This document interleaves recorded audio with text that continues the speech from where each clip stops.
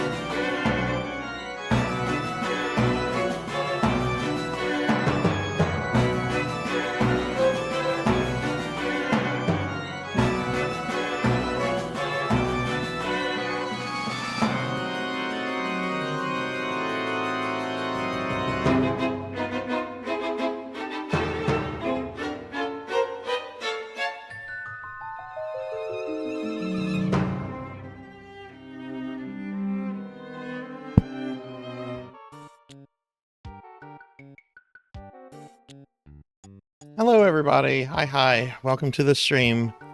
Oh, welcome to the stream. I've been running around like a chicken with my head cut off this morning. But hi, everybody. Welcome. I hope everyone's doing well. Happy Thursday. Welcome to day 4 of the, oh my goodness, of the 3-year Streamiversary subathon. Day 4 of 6. So hi everybody, let's see what's going on in chat. Let me take a seat first. Ow, ow, ow, ow, ow, ow, ow, ow, ow, ow, ow, Thunder Drummer, ow, ow, ow, Thunder Drummer, ow, ow, no, ow, ow, Thunder Drummer, ow, ow, ow, ow, Thunder Drummer. Ow! Oh my God! Ow! The abuse has already started. Ow! Ow! Ow! Oh my god, ow! Ow! Ow! Thunder Drummer's trying to murder me! Thunder Drummer's trying to kill me! Help! Ow! Ow! Ow! Why, Thunder? Why? Why? Ow! Oof. Oof. Thank you, Thunder Drummer. Thank you for the biddies. Oh my goodness. Gonna start off with that already. Alright. Ow. Who did that? Who threw that last bit at me? Who did that? Dragons throwing hot dogs at me. Dragons throwing hi everybody. Let me see. I'm making adjustments. I just added the points of those bits to the little total, which we'll talk about in a moment. But hi everybody, welcome to the stream. I hope everyone's doing well. Puppy, thank you for getting shout outs to everybody. I really appreciate that. Let's see, we've got Kyra lurking, Thunder Drummer, Tuffy, Jack, Dragons, Phoenix, thank you for the lurk. Let's just scroll up a little bit. I see we have Liv here. Hi Liv. Finley's here. Hello Finley. Hello, hello. Fuzzball's here. What's up, Fuzzball? How are you? And I see Melchior snagged first. So hi everybody. Oh, welcome to the stream. Okay, so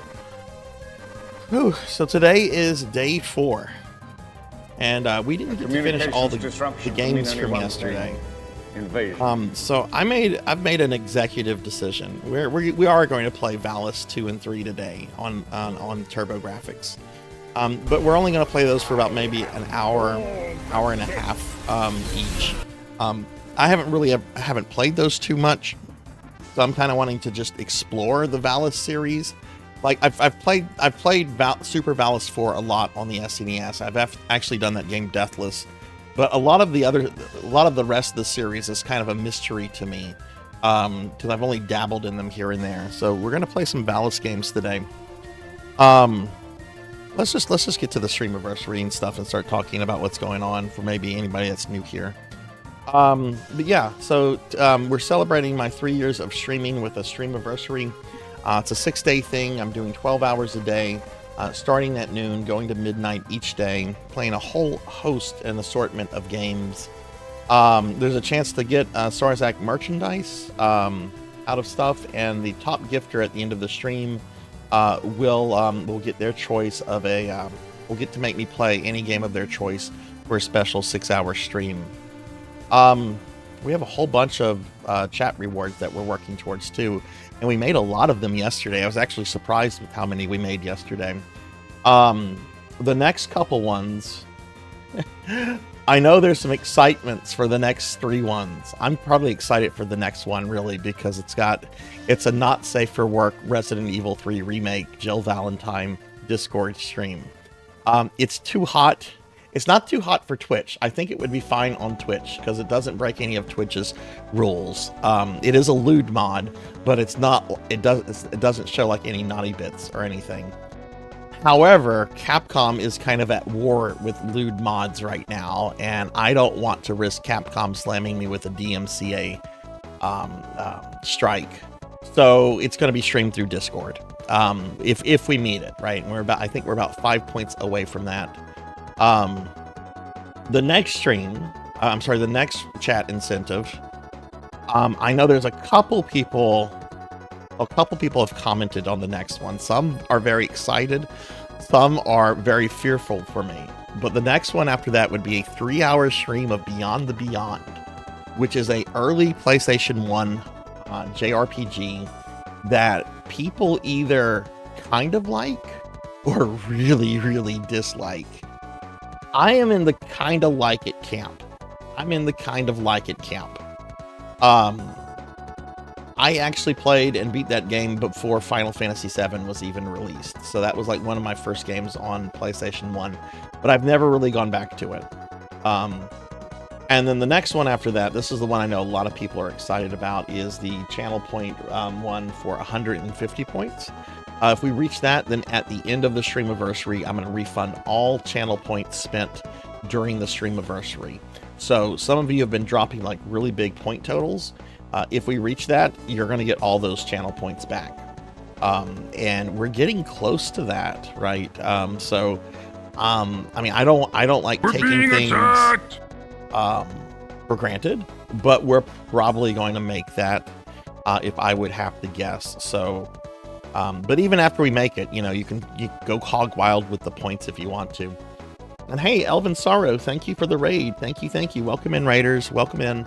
I'm Sarzac, and we're talking about my 3-year Streamiversary right now. We just kind of started the stream not too long ago. And hey, Rocker. Hey, Suki. Rocker, thank you very much for the 65 stream streak. I appreciate that a lot. But welcome in, everybody. I hope everyone's doing well. Elvin, how was Blartro? Is that how you say it? Blartro. This is what we're doing today. Okay. We're gonna, after I do my dailies in Castlevania and PSO2, I'm gonna play Valis 2 and 3 for the PC Engine for a little bit. We're then going to move on to some really archaic MMOs.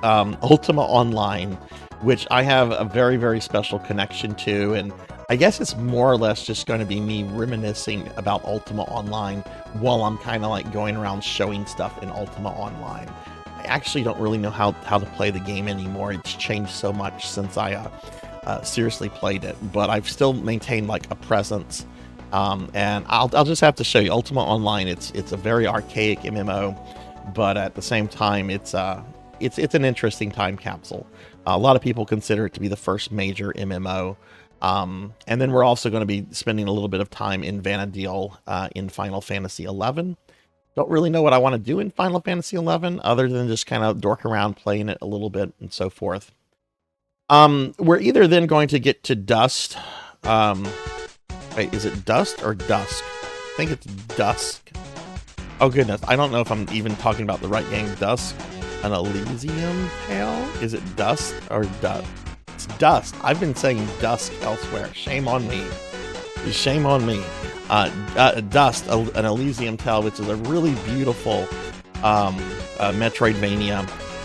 And then Unicorn Overlord will be a little bit later in today.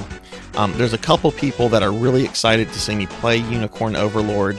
A lot of them get off work later in the evening, so that'll happen a little bit later because I want to make sure they're around for that. But I'll be checking out that for like the very first time. But yeah, that's kind of what's going on with the stream today. Let me get caught back up on chat real quickly. Hockey Tone, hello. And we got Bonga Gonga 85. There's more Valis games. There's a lot of Valis games. There's so many different versions of the 4 main Valis games. It's kind of crazy.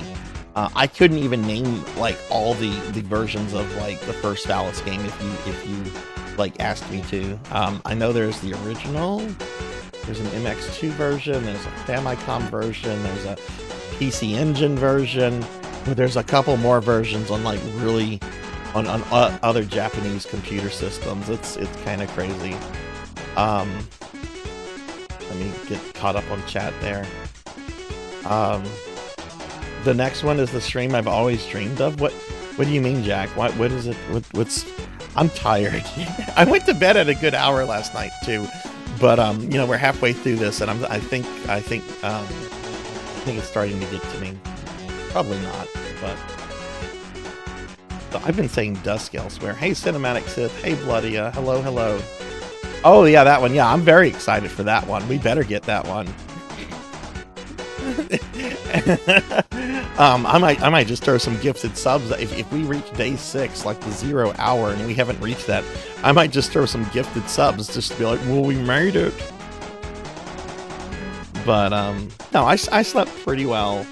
I did mean to try to like wake up and go to the post office today because I have some stuff for 2 streamer friends that I've been meaning to mail out, and I just have not been waking up early enough in time. Like the stuff is already like labeled and packed up. I just have to get my butt to the post office, but I'm gonna try to do that tomorrow. Yeah, Super Valis 4. I actually recently did that game Deathless for my YouTube channel. It was pretty good. It's not perfect. It definitely has some flaws to it, but The two Valis games I'm playing today, 2 and 3 on the PC Engine, are generally considered to be like the best in the series. So I'm pretty excited to check them out today. But yeah, how's everyone doing today? How's everyone's day so far?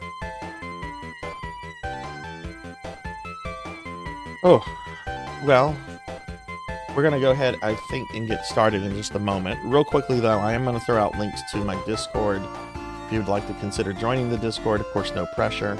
And here's a link to my social medias if you want to follow me on Twitter, or co-host, I almost said Skype, Blue Sky, and what's the Zuckerberg one? Facebook.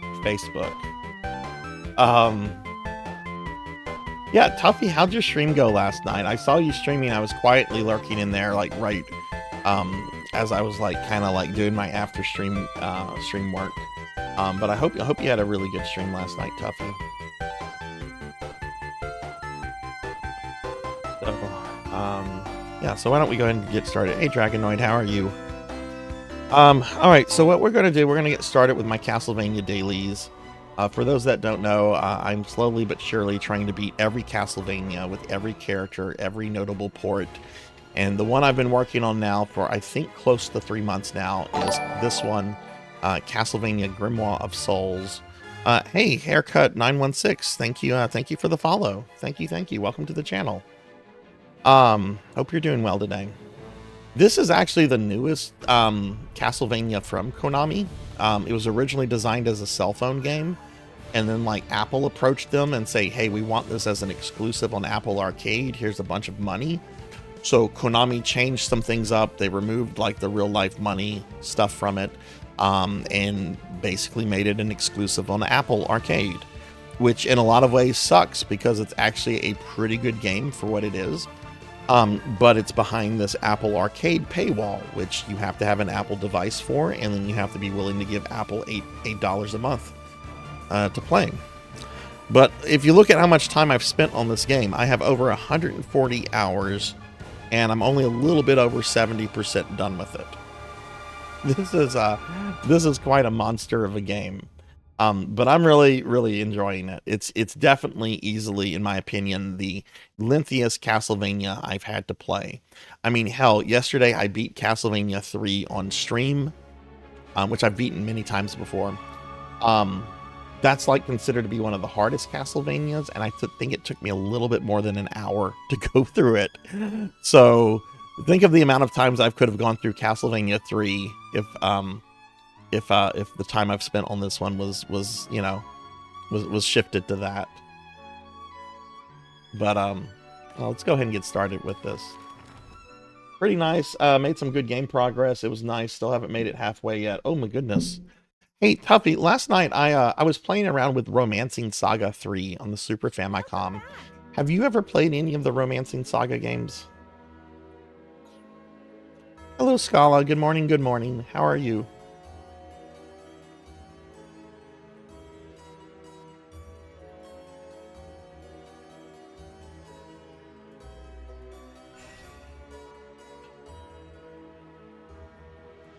All right, so for those that don't know, the way that this game is like structured, there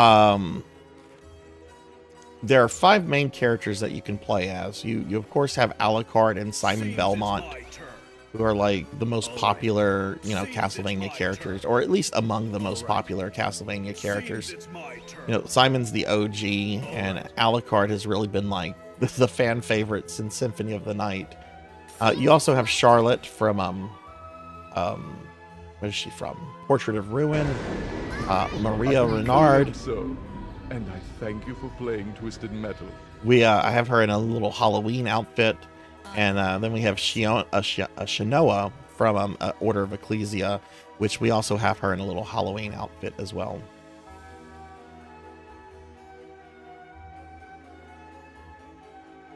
Yeah, I played about an hour or two last night, Tuffy, of Romancing Saga 3.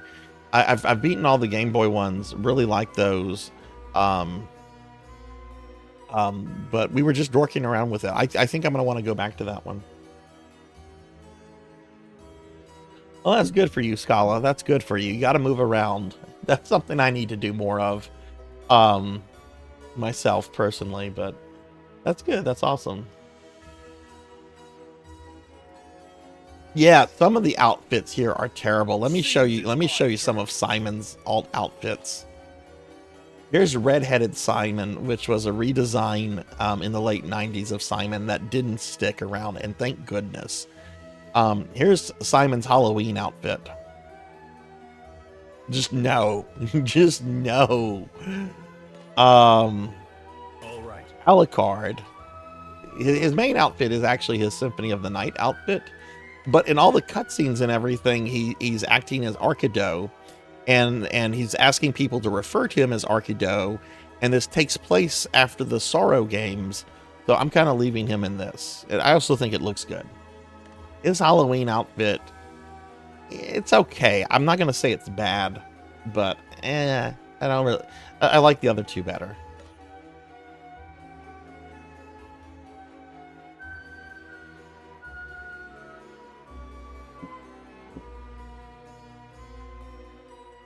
No.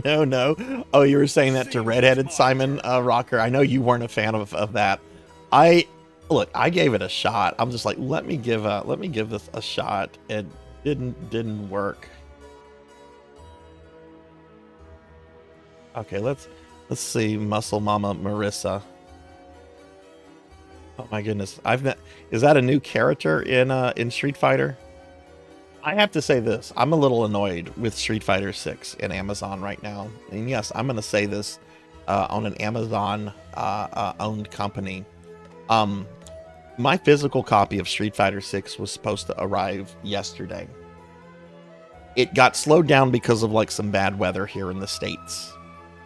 It's now in a little town, which actually made the news the other day because of some craziness. It's located in a little town now about 20 miles south of where I live. And yet Amazon is telling me it's not going to be delivered until the 19th. And I don't believe that. Like, they're probably going to move up the delivery. But I'm going to be really agitated if Street Fighter 6 is not here for Saturday.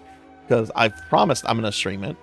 And I'm going to be really agitated if I have to get like a digital copy to make up for this. If I do that, I'm going to send this back to Amazon and be like, refund now.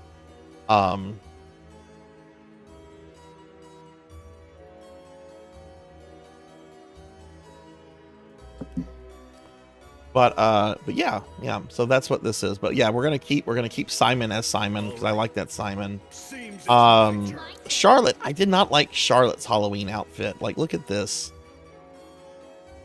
It looks okay here, but like in gameplay, it just does not look good.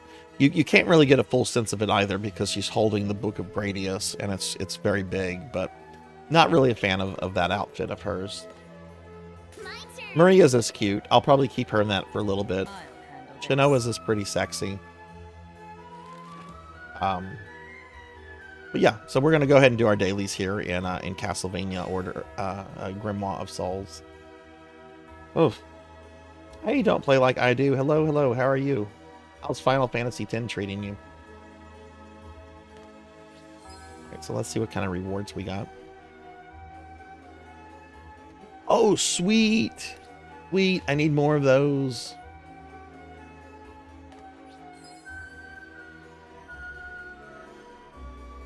Goodness, okay, the first one was 3. That one was 5. This one was what? I think that one was 5 as well. Okay. So 3, 5, and okay.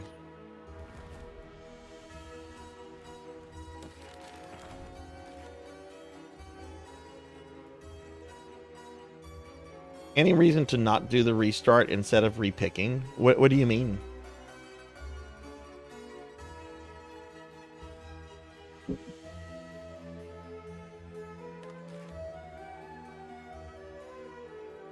I still need this one.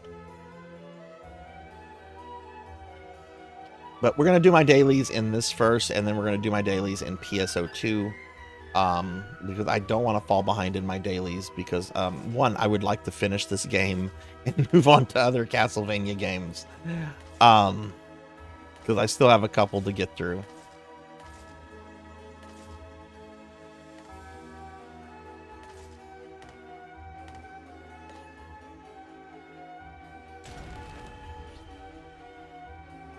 Oh, yeah, you could if you're not happy with the loot, you could just resend them back, but then it would take you'd have to wait another 6 hours. So you might as well just take what they give you. Even if you get stuff that you don't want, you can still kind of like recycle that towards things that you do want. So it kind of works itself out pretty decently in my opinion.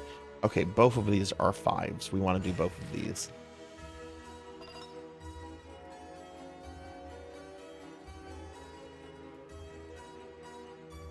No. If I got stuff I didn't like, I would collect it, and then I could recycle it through different ways to work towards what I would want if I didn't get it. Like I'll show you in just a second, like what I mean. Let me just send these characters out. We'll do that. Gets us that. Okay, that actually looks good.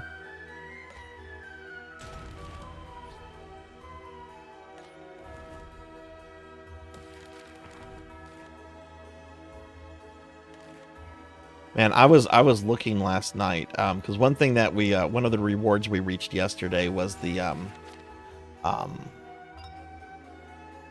what was it? The permanent Discord movie nights, which I'll probably ask the community to like vote on certain days that might be preferable to everybody and kind of make a decision based off of that.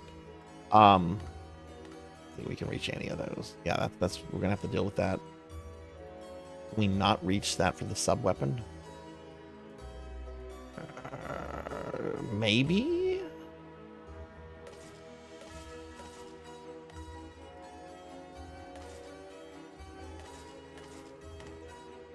No, we're not gonna be able to reach the sub weapon.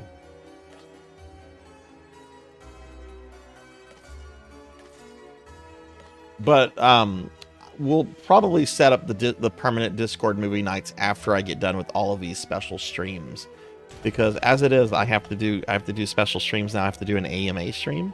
I have to do a Lethal Company community stream, a Symphony of the Night crowd control stream, redeem streams for Thunder Drummer, Melchior, and I think there's another one in there that I maybe not be remembering. But once I get through all of those, we're going to set up the permanent Discord movie nights. All right, so let me show you. All right, so Tuffy, let me show you how this one of the things you can do. Let's say you get a bunch of stuff from a mission that you don't like, okay? Let's say that you are working towards the parchments here. Let's say that you're working towards this whip, Flying Spider, okay? That's a weapon for Simon, and every time you get 100 of these parchments for this item, you're allowed to limit break the item, okay? Which allows you to increase its limit, or its level limit, okay? If you get a whole bunch of parchments that you don't want, what you can do is you can buy these from the store, but they cost 100 parchments from other items, okay? Now they're only 5-star, okay? So that's kind of the problem, is you can't use like lower ones to buy it. But like if you're not using this whip, which I am using that whip, then I could tally this up, get 64, and then get take this, get 100, and then I would get 20 of this one. So it does allow you to kind of alternative ways to kind of get the stuff that you want.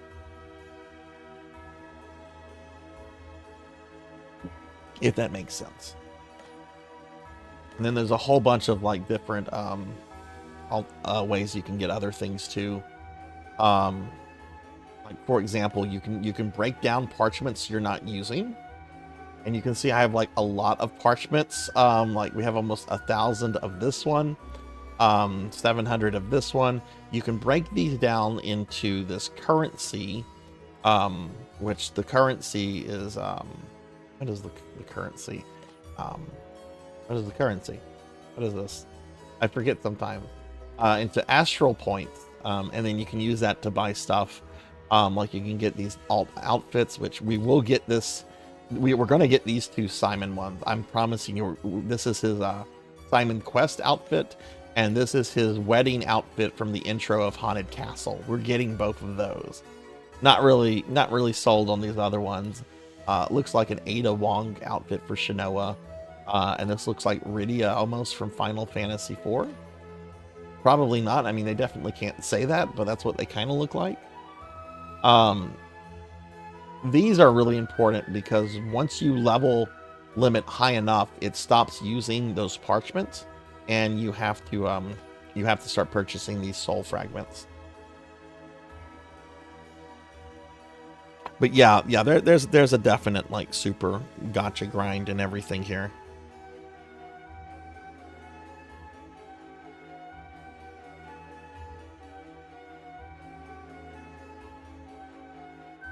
Yeah, if they bring this to other platforms down the road, I really hope they reduce a lot of this to make it less grinding, because it's still very grindy, and that's probably my biggest complaint about the game so far. Is the first like 4 or 5 stages are very reasonable. After around stage 4 or 5, though, the grind hits you in the face like a fucking wall. But that's fine. I only have 2 stages left, so we're getting close to the end.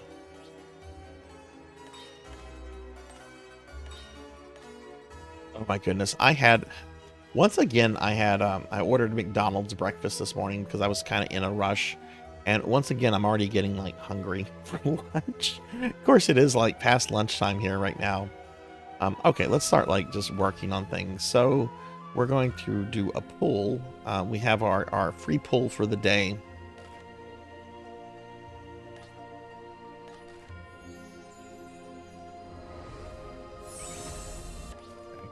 The way this works, the way your pulls work, is it's associated with each stage, okay? Either the stage that you're currently in or previous stages that you've cleared. Each stage has a really specific set of items. So like these are the 5 stars. You can only get these 5 stars from things associated with this stage, right? So if I want, say, Thunderbird, I'm going to do pulls from stage 3. I'm not going to do it from stage 4 because that has a different pool of items that it's going to choose from. So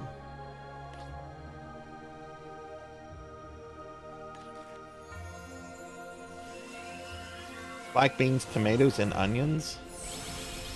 Well, I hope it was scrumptious. See, I didn't really need that one. Actually, we're not going to watch all that. But that's actually nice. I got 100 of these. So I could trade that in for like 20 parchments of one that I want. So that actually kind of works out nice. Yeah, I'd imagine that was pretty salty. I'm trying to like cut down on my sodium. I've been eating a lot more fruits and stuff. Been doing a lot of yogurt. Yogurt's so good. I've also heard that yogurt helps like with hair health. So I'm very, very conscious about my hair. All right, so we did that. What we're gonna do, we're kind of working or focusing on Maria this week. Now, if you look at Maria's weapons that I have Maria with, let's go here. What is a man? A miserable little pile of secrets. Tuffy, Finley, thank you guys for the lurk. But if you notice these items, they're all maxed out at level 55. To limit break them, I need these soul fragments, which you can only get through the shop. So I'm not really like focused on that. But in addition to like the item level, they also have an enchant level, which requires you to get souls from monsters that drop them randomly. So there's like two leveling sets associated with all the items, which this is where the grind really occurs. So we're gonna try to today. Oh goodness, good. We have the Thunderbird. Okay, this will be a quick one. We're gonna I just have to get 4 souls of this guy. This will actually be super easy. So why don't we go ahead and start on that? I don't know what I'm gonna have for lunch today. I might just like yesterday I had a sandwich from Jersey Mike's. I might just eat something at the house tonight, or today. Let's do this. Because the other day, chat ordered me a pizza, and the the pizza lasted, I think, 2 days.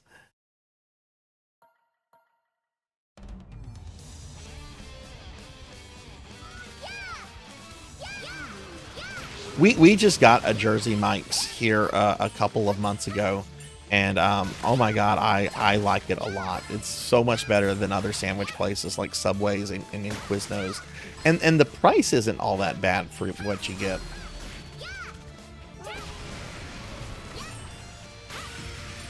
So Scala, I know you're taking a break from like VTubing and everything. How long had you been streaming for?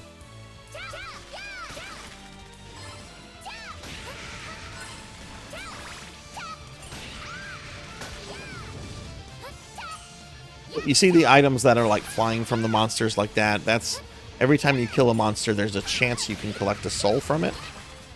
It's not guaranteed, and I actually have like a difficulty handicap turned on that increases the drop rate of souls, but it's still not 100%. So the one guy I'm looking for is at the very end of this stage.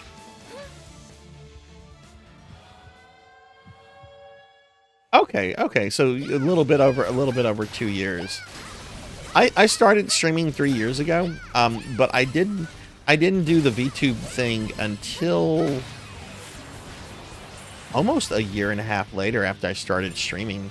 Like when I started streaming, it was just oh, I want to play this game, and it'd be fun if my friends could watch me play. And then that slowly like just ballooned into me. Oh, I'm enjoying streaming. This is fun.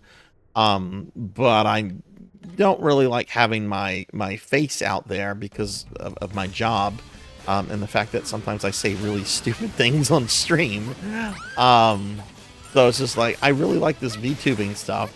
I've always wanted to be like a cartoon character, I guess, if that makes sense.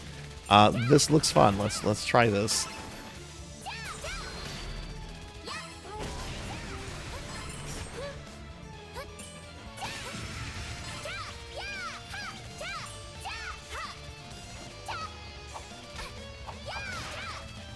Also, let me give you a shout out. I don't remember if the mods gave you a shout out or not. They probably, they normally give shout outs to streamer friends that they recognize. And since you just found us last night, I'll just give you another shout out real quickly.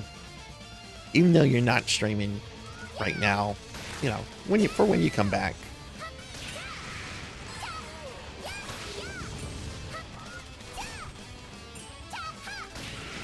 So you found Coco G last. Did you find Coco G last night, or have you been watching Coco G for a bit? Coco G is actually a close personal friend of mine. I've known Coco G for almost 20 years now. When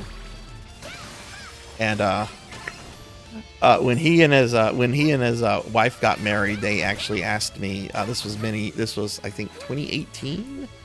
They actually asked me to officiate the wedding. Which I'm like, okay, I'll have to get like certified to do this, but sure. Because I'm not like a minister or like some government official that has like that authority, so I had to like go through the process, which was super easy, and it was a super cool experience, and I was very honored by them that they asked me to do that.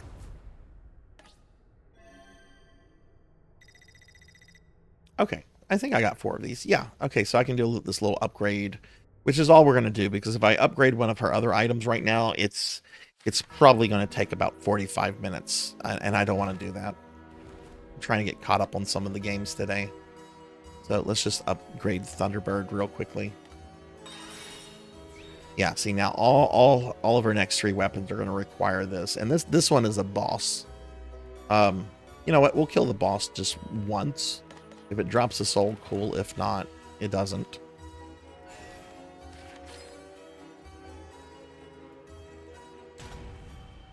I'll show you what I'm capable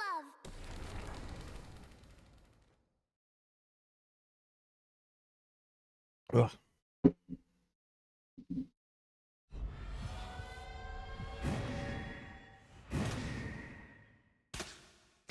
me ask you this, Scala. Since you're big into Chrono Trigger, what would you say your favorite version of Chrono Trigger is? Is it like the Super Nintendo version? Is it the DS version? Like, I know Chrono Trigger doesn't. Well, there is the PS1 port, which I think is horrendous, and I don't think anyone should ever play the PS1 version. Thankfully, it's not really easily available anymore, because I think Square took it off of the PS3 store. You need to hydrate.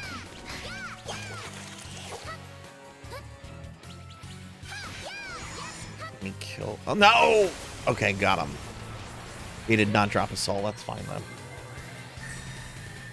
Kyra, thank you very much for the hydrate. How are you today? Toss up between the SNES and the DS. See, I still have my SNES cart from back in the day, and that's generally what I play. I've been wanting to play that DS version for years now, though, because I know it has like stuff in it that connects the game like better to Chrono Cross. Which is a game I started a long time ago, and I just kind of stopped playing, but I really want to go back to it, especially with like this remaster that came out. I'm doing pretty good, Kyra. I woke up today a little bit. I slept a little bit later than I should have, so I was kind of rushing this morning to get a bunch of stuff done because I had to do some audio testing for some of the games that we're playing today. But I'm doing pretty good. I hope work calms down for you. Right, so now we're gonna work on our orders.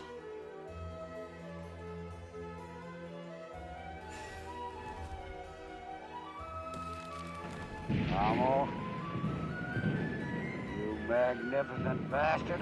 You have an interesting story about you playing Chrono Trigger. What is that?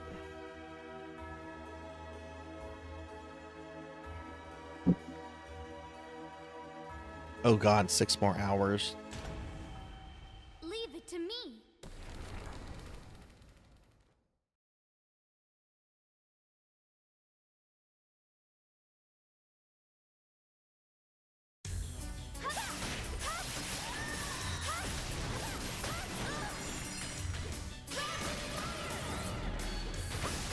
Oh, I hate these guys. Their shields are very difficult to break through.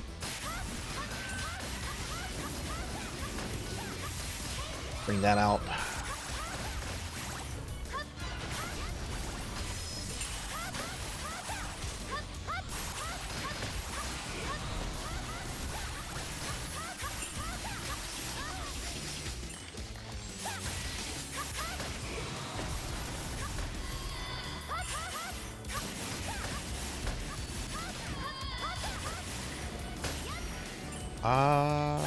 Let's heal real quickly. Shouldn't be a hard mission to do. Until the cave trolls appear. Hey, got a cave troll.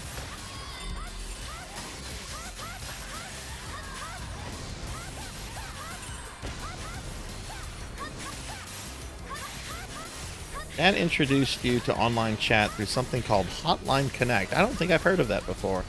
First online friend I met was a fellow named Magus. Oh, interesting. Interesting. You know, I had something kind of similar like that. I'm judging by what you just said, I'm a little bit older than you are. When we first got the internet in very late 1995, like we got it for like Christmas. We had AOL, and that was around the time that I discovered JRPGs. Well, I had played JRPGs earlier, like Dragon Warrior and Final Fantasy, but that was around the time that I like quote like discovered them, when I became like super passionate and everything about them. And I very quickly like found my space like in an online space through AOL. With a bunch of other people like my age that were really into JRPGs, and one of them went by the name of Chrono 1995, and he was a really cool guy. I've lost contact with all of those people from back in the day. But you know, that that's almost that's all almost 30 years ago.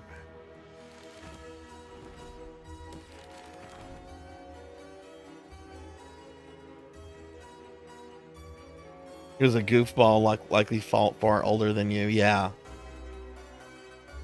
Oh, we're redoing this one? Oh, right, because I failed this one yesterday. Okay. All right, so I've got to prepare, which this is kind of annoying. It makes you re-equip them. Kyra, did you have AOL back in the day? All right. Seems it's my turn. We ended up getting like a second phone line because my dad is a social butterfly, and he would get phone calls all the time, and it would drive me and my sister nuts. Your phone call broke the connection. Seems it's my turn. Seems it's my turn. Shall we?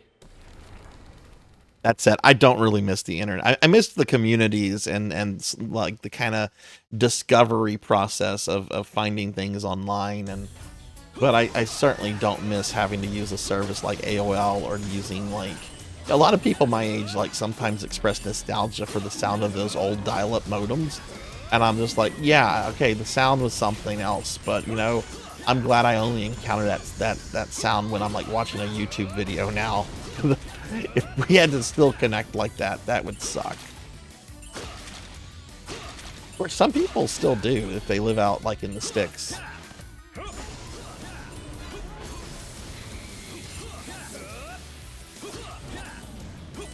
Which I wonder what you can do with like a 56K connection these days. Could you log on and watch somebody on Twitch, or is that just too weak? It's probably too weak of a connection, I would imagine.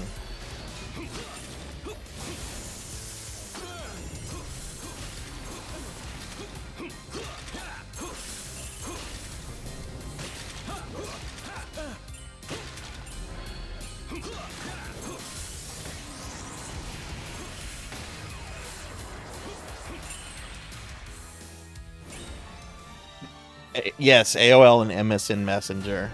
Yes, and Yahoo Messenger. I had all of those. You keep in contact with friends, and oh my goodness. I remember there's one girl I dated for a while. She used Yahoo Messenger a lot, and that's generally like how we communicated when we were like, you know, not hanging out or anything. But we used to also call each other a lot. But I don't have this. I don't really like calling people anymore these days. It's like, okay, call me if it's important. I don't want to be on the phone for like 30 or 45 minutes with somebody that just wants to chit chat. Leave it to me.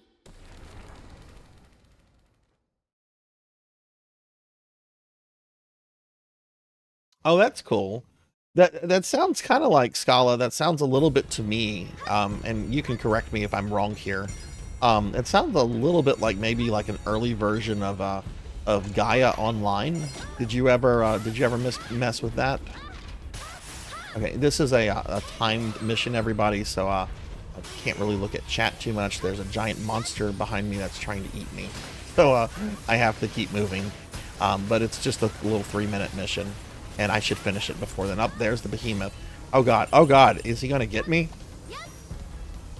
He has actually never gotten me before. I'm not in the mood to start. Is the status effect going to wear off anytime soon, please?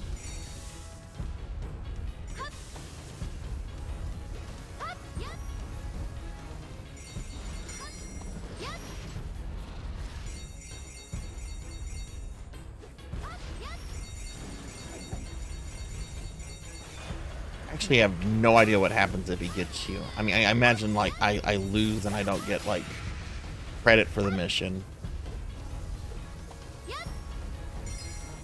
But I don't know if it's like a one-hit thing, or if you're able to like get hit by him and like recover, or I don't want to find out.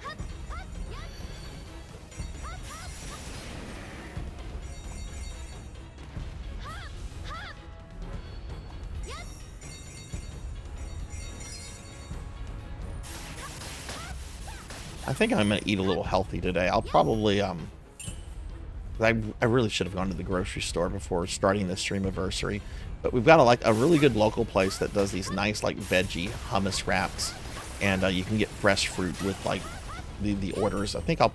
Oh shit! I meant to float there, and the ghost scared me, and I pressed the wrong button. Whoops. I'll probably order that. It's really good. Really filling.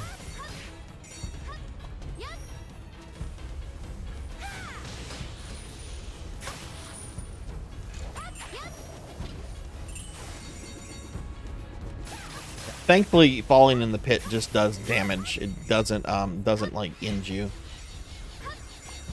If only that was the case in other Castlevanias. No, then that would make like your Classicvanias very trivial, I think. And I do like games that are challenges. I mean, sometimes it's fun to play a game that you can just like face palm yourself through. But I don't know. Like whenever I play Doom, if I'm playing Doom with God mode and infinite weapons. That's fun for about maybe 20 minutes, and then it's just like, okay, this is boring. There's no real challenge.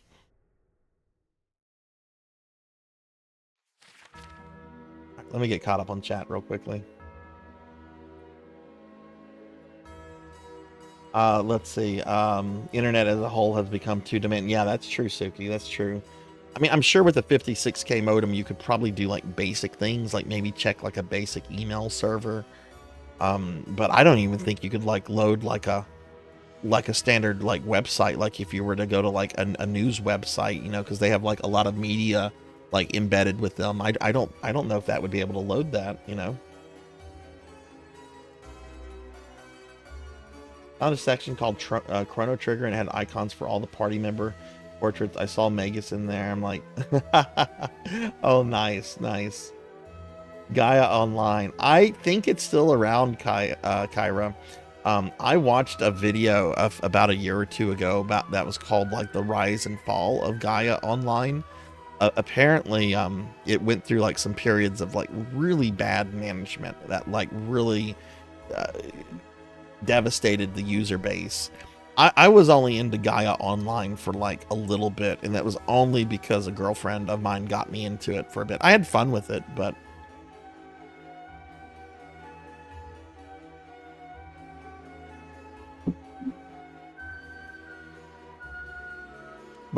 if you've played Gaia Online, I would really encourage you to like seek out this YouTube video about its rise and fall.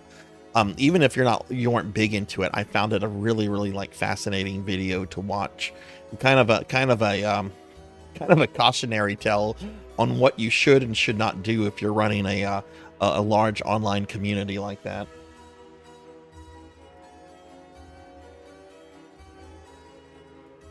Oh, that's funny, Scala. That is very funny. Oh my god, I love whenever there are moments like that happen where you're like, oh my god, it's that thing. It's that thing that I've seen elsewhere before. I found the thing. That's so awesome that you did that with Chrono Trigger. That is so cool. Hey, Infinite Metal. Hello. How are you? How was your stream last night, Infinite? I was really happy to get to raid you last night, Infinite. You know, I keep a raid log of Why didn't my shout out work? Do I not have my... Hang on. Why didn't that work? Can I do a shout out for me? Okay, why didn't it work for Infinite Metal? Did I not type the name correctly? That could happen. There we go. Okay, sorry about that. But yeah, I saw I hadn't raided you in a while, and you were on. I'm like, yeah, we're raiding Infinite Metal. This is not a question. We're going over there. I haven't raided this friend in a while, and very great streamer. So I was really happy to raid you last night. I had you on until I went to bed. I was listening to the stream. So, and hey, Bahamut, hello. How are you?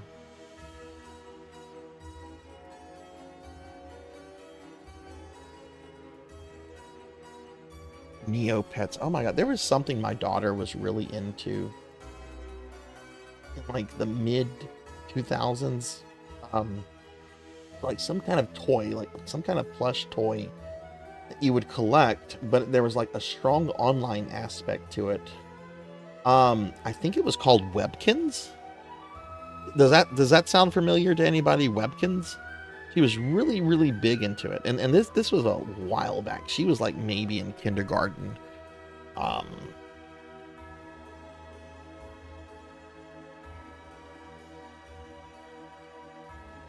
And hey, we got Bahamut here. What's up, Bahamut? How are you?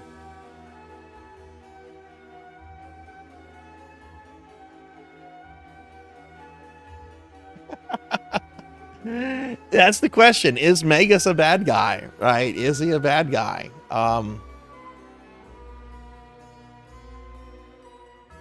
Yeah, it's interesting. A lot of people compare him to Vegeta from Dragon Ball, and I don't like Vegeta. I don't even like reformed Vegeta. If a reformed Vegeta has still committed genocide on a multi-planetary level, like, oh, he became nice because he married Bulma and had kids. He still has murdered millions of people throughout the galaxy. At least Magus doesn't have that under his belt, you know? Yeah, and Magus is responsible for the death of some innocent people, but he's really trying to like save the overall planet. He's just kind of a jerk. So I don't know. I've never agreed with the comparisons between Vegeta and Magus.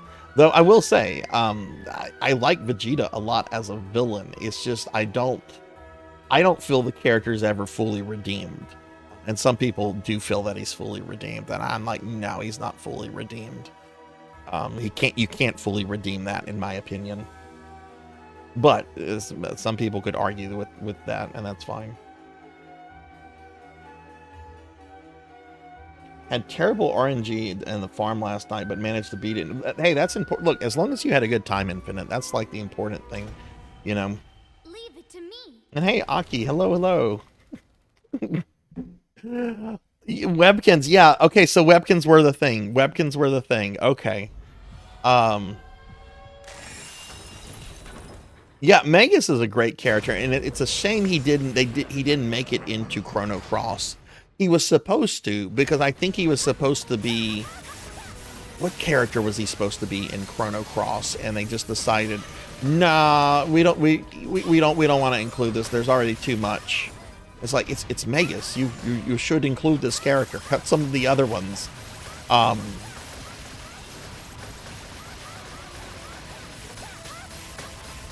People probably would have Chrono Cross probably would have been received better, I think, because you know a lot of reasons people didn't like Chrono Cross when it came out is because it wasn't Chrono Trigger 2. It wasn't a retell. It wasn't a, you know, the Adventures of Chrono and Friends Part 2. It was, you know, just a separate story set in that world with, you know, characters like Scala, and, you know, and Lavos featuring in different ways. But I think if you had Magus in there, especially since Scala is very important to Chrono Cross, I think that probably would have satisfied a lot of those people, a lot of those critics. Right, he's the base Giles. That's the character. Right. Oh, you should totally replay Chrono Trigger, Kyra. It's a great game.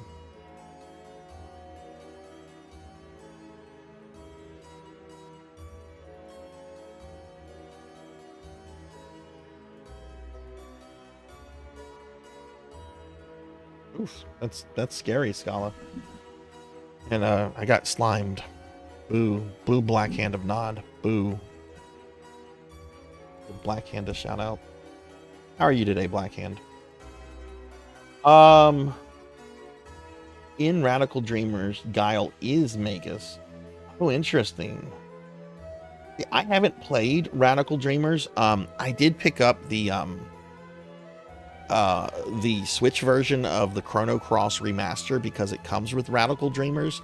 So I do want to play that at some point.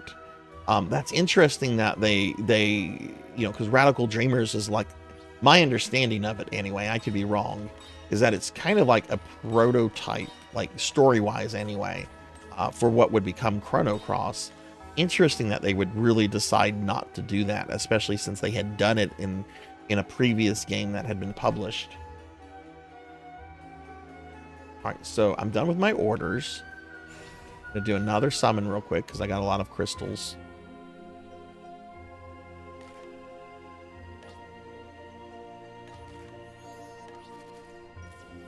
Didn't get anything of value. Okay, so we're done with that. We're now going to work on trials, which we're going to switch to Simon. Seems it's my turn. All right. Seems it's my turn. We're going to switch to Simon real quick, and then I'm going to switch to Alucard, and then we're going to be done with this, and then I'm going to switch to PSO too.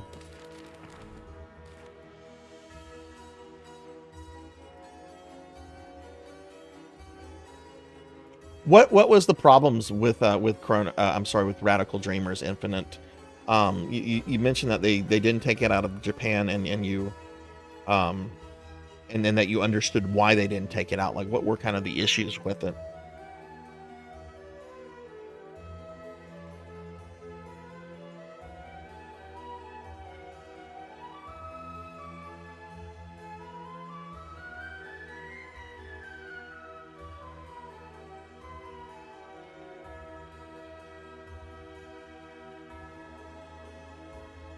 Right. You know, and other games had, other RPG series had done that. Like Phantasy Star, for example. Phantasy Star 2 received kind of like these prequels called the Text Adventures, and they were available through Sega's modem service. I forget what it was called. You had to like actually dial in and download these through this particular service, like what you would have to do with Radical Dreamers. And they had some graphics, but they were really just JPEGs, and they were basically just like text adventures that were, you know, choose your own adventure kind of thing. I actually have streamed those before. They're actually kind of fun for what they are. And hey, Chamber Suit, thank you for the raid.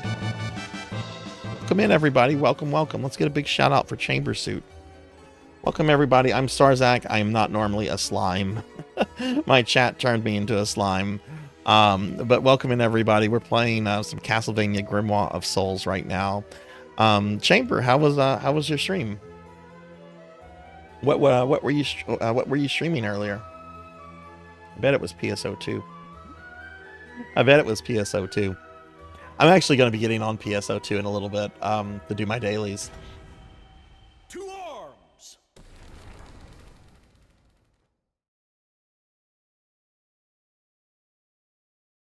Ira, thanks for the work lurk.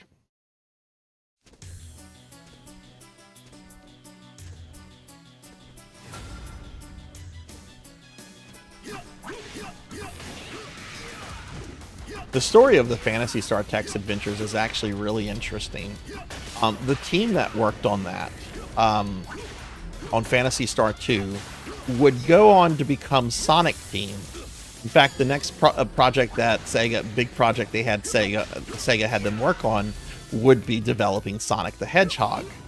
Well, the team, especially Yuji Naka, were really angry with how Sega executives interfered with the development of Phantasy Star 2, because they rushed its development by about 6 months.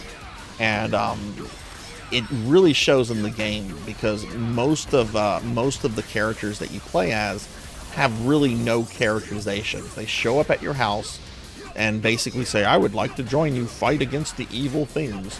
And that's all you really get out of like most of the characters. The only characters that have any kind of like personality in Phantasy Star 2 are Rolf and Ney. And Ney's not around for the last half of the game. So to kind of appease them, because they wanted Sonic to be something very special, because they wanted something to compete with, you know, with Nintendo and Mario, they allowed them to create these text adventure games, and each one explores the personality of the various characters from Phantasy Star 2 in really detailed ways.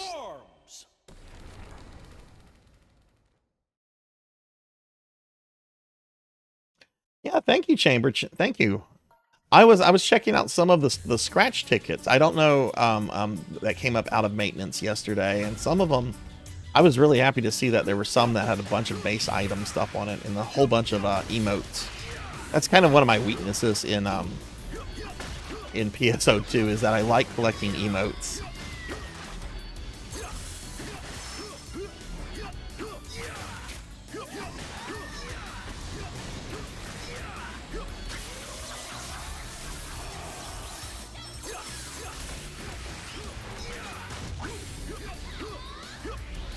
But yeah, I want to play Radical Dreamers at some point. I've always been really curious about it.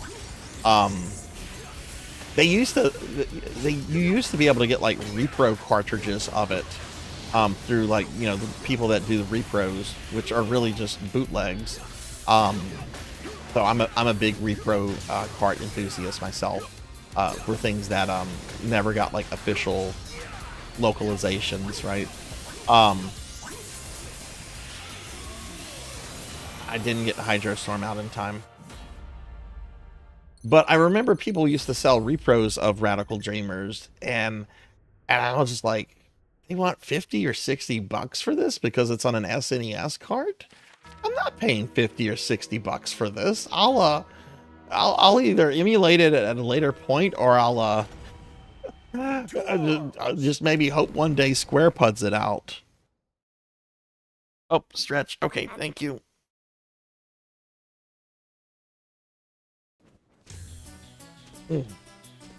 Oh, thank you, Scala. I needed that. Yeah, the Phantasy Star JRPGs, Infinite, like, definitely try to finish the first game. I totally get why some people skip the second and third games. The second game is brutally difficult, and you can tell that it was rushed in development. Because, like, the dungeons, for example, the dungeons were in Phantasy Star 2 were meant to be 3D dungeons, and they were designed that way. But because the development was rushed, they didn't have time to actually implement the 3D dungeons like what they had in Phantasy Star 1. So they made them 2D dungeons, which is where sort of the complexity comes from, because they are very, very lengthy 2D dungeons. Phantasy Star 3, which I'm probably going to be playing again in a couple months. Really solid game. Well, not maybe solid's not the right word. It's a good game. It's a decent game. It's the weakest of the 4 games, though, and it's a complete side story to the main game. But 4 is the one I think anyone, like, if you have any interest in the classic Phantasy Star games, that's the one you should play, is Phantasy Star 4.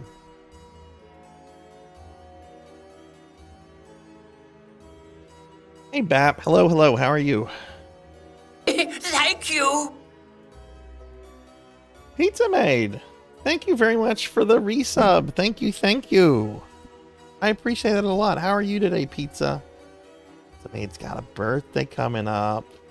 Let me give a shout out to Bap, and let me do a big shout out for Pizza Maid. Thank you for that resub. Pizza, how are you? Oh, well, I'm tiny right now. Let me change real quickly. The Mix It Up doesn't always load it back correctly. I'm doing good today. We're just getting through my Castlevania dailies. Almost done with these. Then we're going to do some PSO2 dailies. And then we're gonna play some Valis games for a little bit.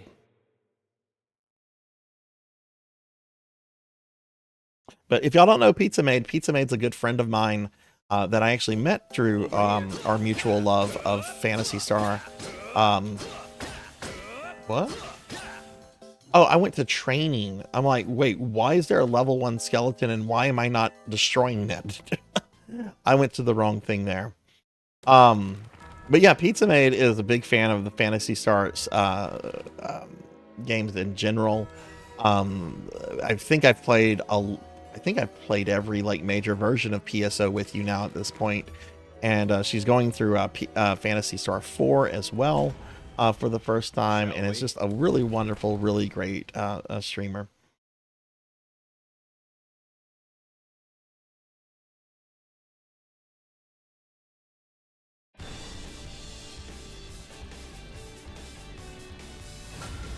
Waiting for your room to cool down before you sleep. Oh, I hope it's not too hot to have. I can't sleep if it's too hot in my room either. Like, that's something that will keep me up even if I'm like dead tired. What? Why did you backdash, Alucard? I mean, okay, whatever.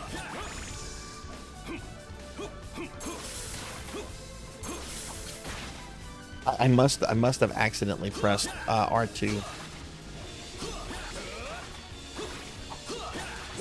Using a PS4 controller, which is a fine controller. I do like the earlier.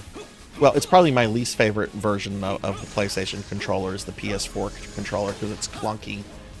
I like the PS1s through 3 controllers. They're basically the same controller. And the PS5 controller I actually really like.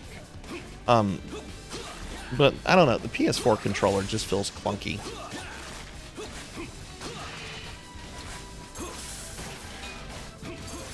The battery life on these things suck too. But I will say, at least they last longer than PS3 controllers. I've had several PS3 controllers that just get really, really wonky later. Like I think the term is drift. I don't know if that's appropriate, but like you have to like repair them and recalibrate them, and it's kind of a pain, especially since you can't like go into a store and buy a brand new PS3 controller anymore. And let me give a shout out to Jenya. How are you doing, Jenya?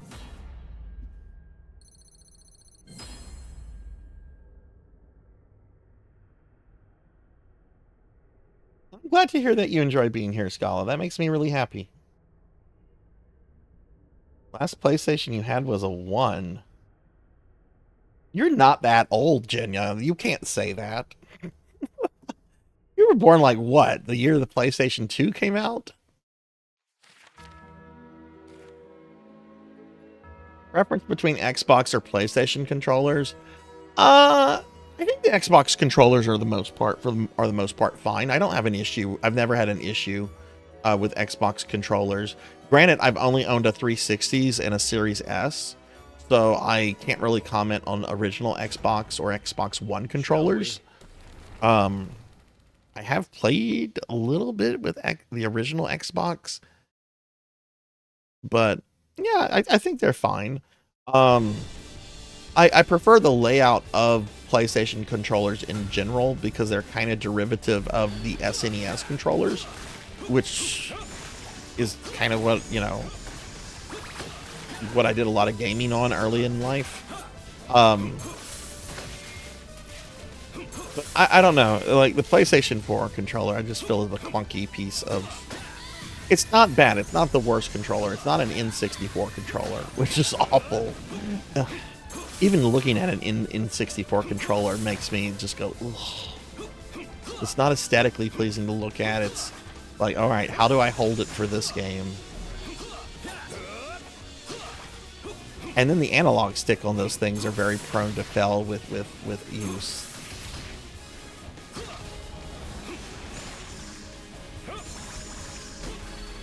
So I know there's a lot of third-party controllers that have been made over the years that fix the analog issue that the official N64 controllers have.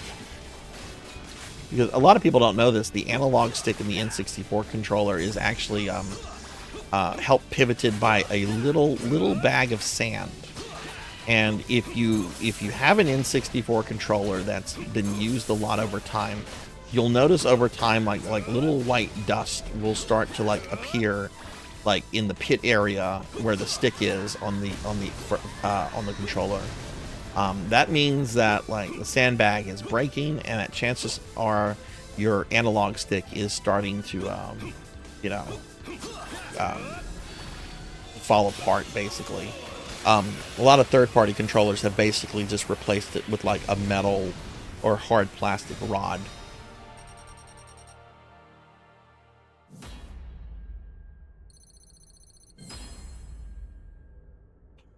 Oh, that sucks. PS5 controllers are not cheap. You got a hamster? Oh my god. I bet. Oh my god. What color, Jenya? Oh God, Bahamut. Yeah, there's nothing worse than those controllers. Those will give you carpal tunnel in about 10 to 15 minutes. And you know, I like in television games, there's a lot of really good in television games that I want to play that I just won't because of those controllers. Even emulating them, right? Like you still have to deal with like the overlay setup on the controller, and it's just like, this is a mess. This is an absolute mess. Who thought this was a good idea? Shall we?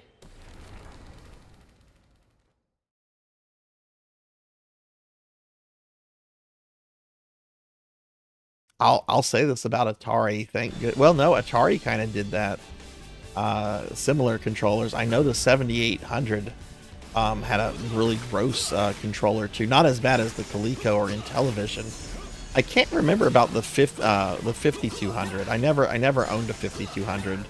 And for some strange reason that system has always not been given backwards compatibility support from Atari. Like it's really weird. Like the Atari 7800 had full backwards compatibility with the 2600, not the 5200. The Atari Plus that they came out with a few months ago, which is like basically an HD Atari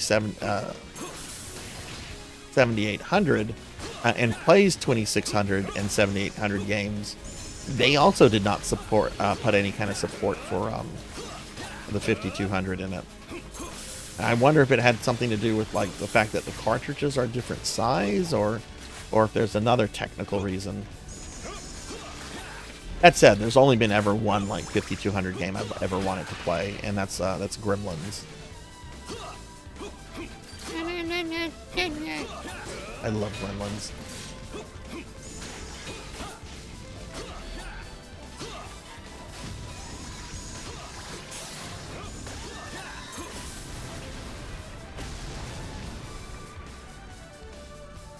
Aww. How are the cats acting towards the hamster, Jinya? If you're still there. If you're not, that's fine, because I understand you're at work.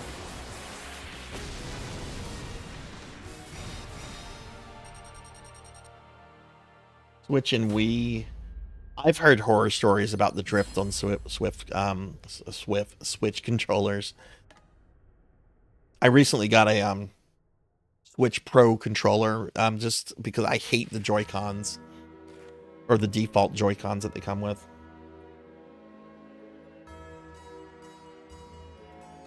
What do you mean a newer solution for your Intellivision 2, Bahamut?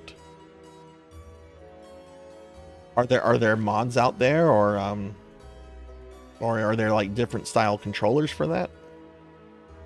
Because if I remember correctly, the original Intellivision, and I should know this because I have one, but it's been in like a box for years. The original Intellivision has the actual controllers like hardwired to the console. You can't like unplug them. The Intellivision 2, which I think is a smaller version, the controllers are actually, you can unplug them and everything. If I'm right. If I'm not, please correct me.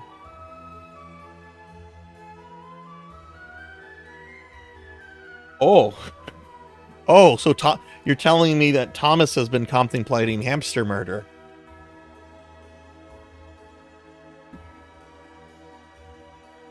I believe the 5200 was a repackaged 8-bit computer. I can see that. Knowing where Atari was with its focus on computers, I can totally see that.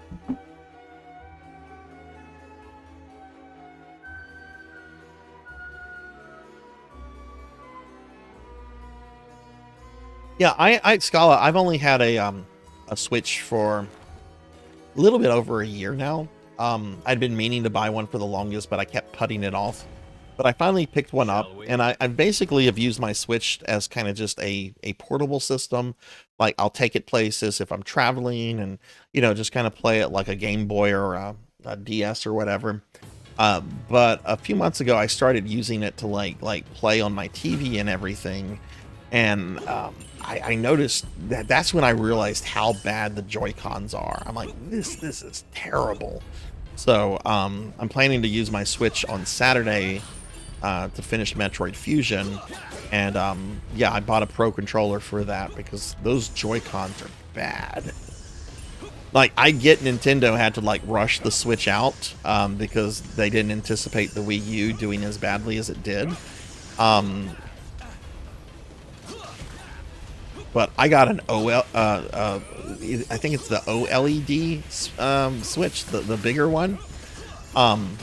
You would think that would have like better quality Joy-Cons. I wonder how much of it might have been Nintendo intentionally designing them that way, so you know people would have to buy like the better options. That is a thing companies do. Like take Microsoft for example, not about their gaming stuff, but have you ever noticed how sometimes, you know, Microsoft seems to put out like a really terrible version of Windows only for a better, improved version to come out a couple years later? You know, at the Vista, ME, Windows 8. I also kind of think Hasbro did the same thing with D&D when they put out 4th edition. You know, 4th edition wasn't around that long. And I have to wonder if they intentionally put out a bad edition so they could make the quick money off of that edition and then be like, oh, well, we're going to fix it. We're going to listen to the fans and we're going to put out a good, nice edition. Which, well, I have my problems with the 5th edition D&D. It is better than 4th edition. And it certainly has made them a lot of money.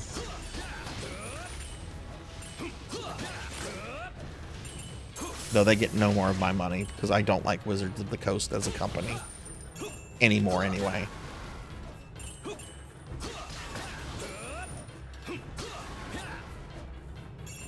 Hey, we accidentally shipped this stuff to these people. Send the Pinkertons after them. What?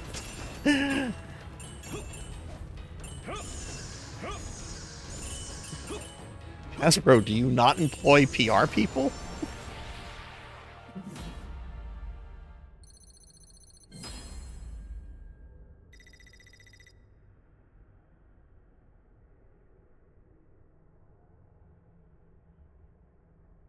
Oh, let me scroll up real quick. Thomas is just a pain in the ass. I don't deal with them past. Really? This is the first I'm hearing about this Thomas dislike, Jinya. I told you what the Garfield cat would do. He's a Garfield cat. You can't trust Garfield cats. You keep spoiling him, he's gonna be demanding lasagna. Nobody's taking that bait, Elvin. Nobody.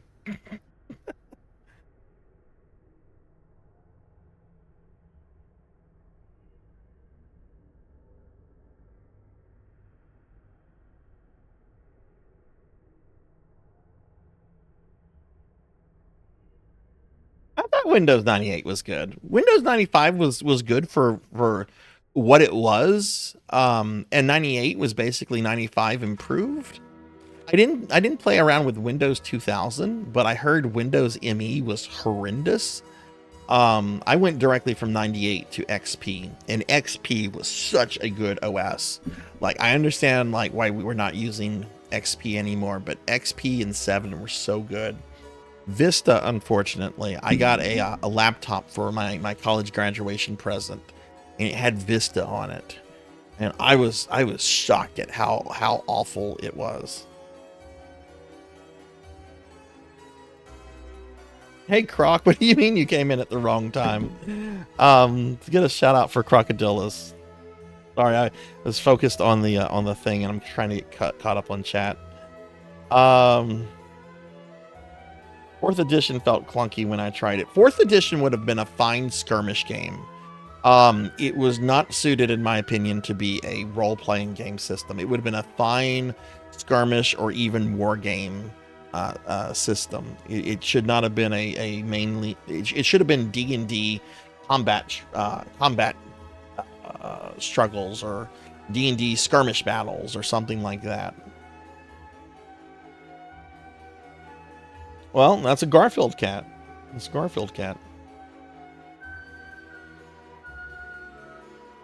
So much bait. 2000 was good. I've heard 2000s was good. ME wasn't as bad as people made it out to be. I heard bad things about ME, but I never used it myself. My desktop that I use for work at my house is still running Windows 7, but that's mainly because I just don't want to buy another desktop. They're so expensive right now, but I need to, and I'm gonna have to do that in a few months. Like, there's no way that thing is gonna last a couple more years. You have 2000 installed on a virtual machine. Oh, how cool.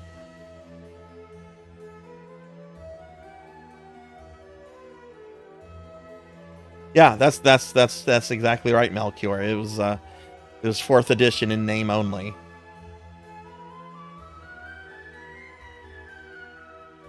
Vista's bad. I still have that laptop, and it is if it boots up, imagine waiting half an hour for Windows to fully load. I mean, I probably should like reformat it anyway. I mean, I probably could. The hardware, I think, on that laptop is actually pretty good. It's got like a CD burner and everything. Maybe I should do something with that laptop at some point. Hell, it's vintage at this point. Just have to like reformat it. I think I've taken all those files anyway and like moved them elsewhere. Oh, darn it. That was a pro move, Sarzac.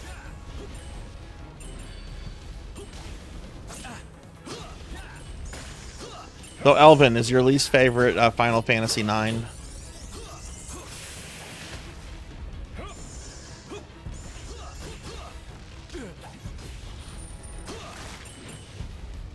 I'll take your bait, Elvin. Is it your least favorite Final Fantasy? But, I mean, I don't care if somebody is just like, I don't like the game. Everybody has different opinions. You like what you like. You don't like what you don't like. My thing is just whenever like somebody is, you know, like trying to like absolutely shit on something, and if, you know,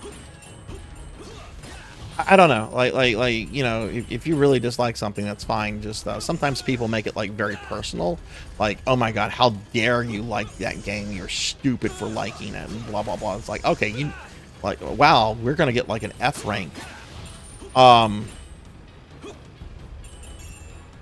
When people do that, that's taking things way too far.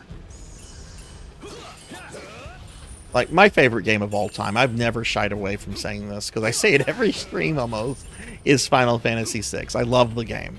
I also understand why some people might not care for it, or don't like it, or maybe don't think it's as good as some other people say. That's fine. That's fine. You know, you like what you like, you dislike what you dislike. And sometimes it might not make logical sense, and that's fine too, because we're human beings, and sometimes we develop sentimental and emotional attachments to things, and that is perfectly a-okay when it comes to things that you like and you dislike.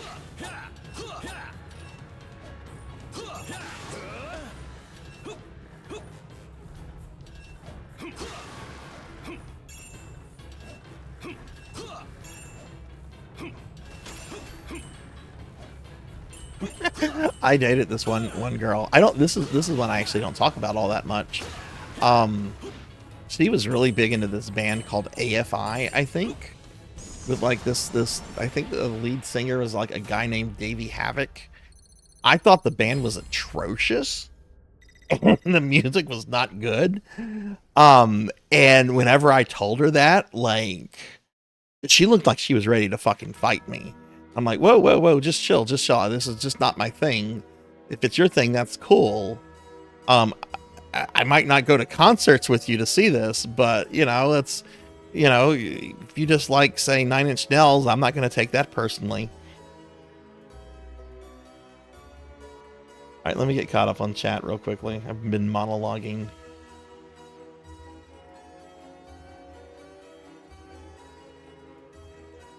Hey, Tall Grant. Nope, that would require me to hook up my PS2. No, Mark. No, Mark. Some people have criticized FF6. I've come across some people that don't like it, and that's fine. You know, it's fine. It's just you know, you like what you like, you don't like what you don't like. Boy, Aki, when the Battle Network collection came out, I've only played Battle Network 1, and I think I beat it back in the day. When that Battle Network collection came out, there were so many people going around, start with 2, fuck the first one. The first one's awful, it's terrible. And I'm like, okay, I haven't played any of the other ones. I'm not a Battle Network expert in any way. I've only played the first one, but I remember liking it. Let people play and see if they like it or dislike it. You know, that's fine.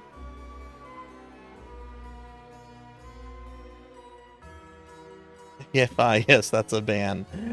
Hey, Seahorse, hello, how are you?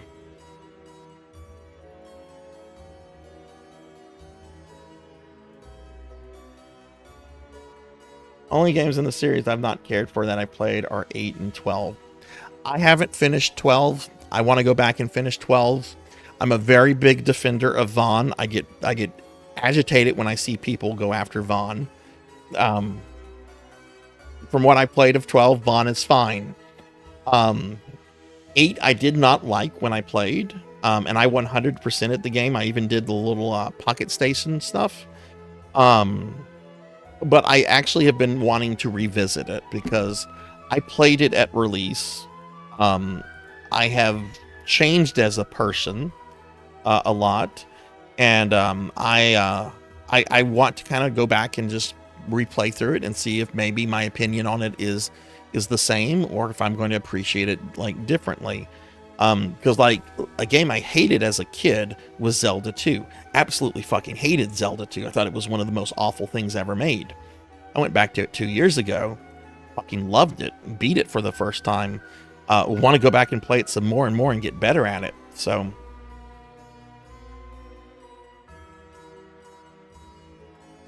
but FF8 has always had like a very strong fan base. Get shit for liking Mega Man X6. I think X6 is fine. It's not the best of the X games, but I think it's a fine X game. Those people are wrong. First game has a guy drink a purple Kool-Aid. Yeah, it's fine to be critical. It's fine to give your reasons. But whenever people are just like absolutely shitting on something, it's like, oh, I'm going to go elsewhere. This is not where I want to be. Y'all check out my buddy Last Seahorse here. Seahorse is a really cool VTuber friend of mine that I've known for a few months now. I love chilling in Seahorse's stream. Seahorse, how are you doing? The only X game I think is just outright bad is X7. But X7 can redeem itself if you for the Flame Heinard fight, because that is that's something that should not exist, and it is wonderful that it does. Oh, your husband doesn't like something, and you don't like his but you get along music wise. It's, you know, that's fine. Still waking up, Seahorse. Oh goodness, I'm on my second cup of coffee. All right, we have one more challenge to do here in this, and then we're moving on to another game.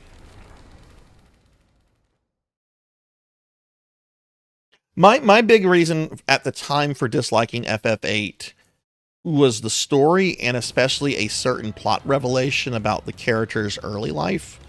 I felt it was Deus Ex Machina crap. But that said, I'm not really interested in stories, in characters, in narratives in video games anymore. I'm more interested in how a game plays and the overall experience I get from it. If I want a good story, if I want great characters, I'm gonna go read a book. Which is somebody who went to grad school for literary studies. I've read lots of books, so maybe that's why I don't care about stories all that much, because I've read so much shit.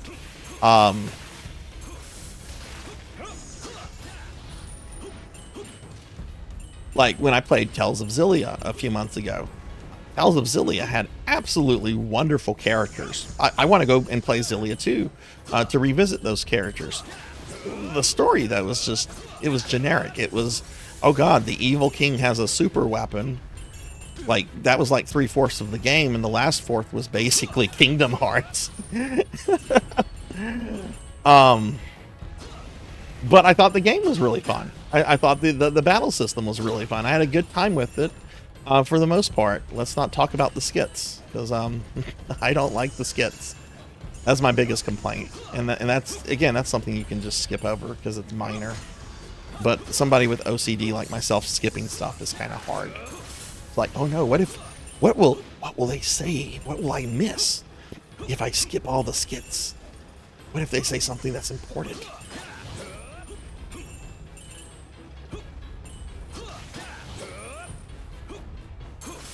Seahorse, are you streaming tonight?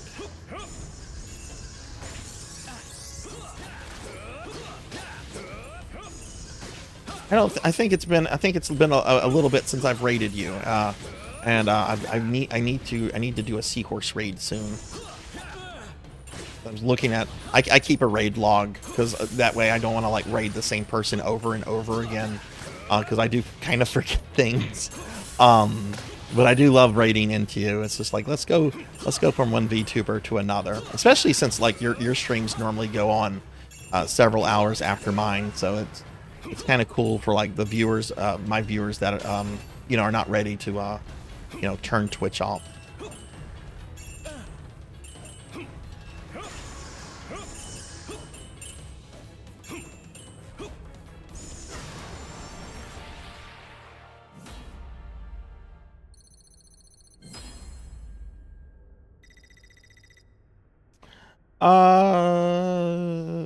I'm a big nerd, confirmed. Well, yeah.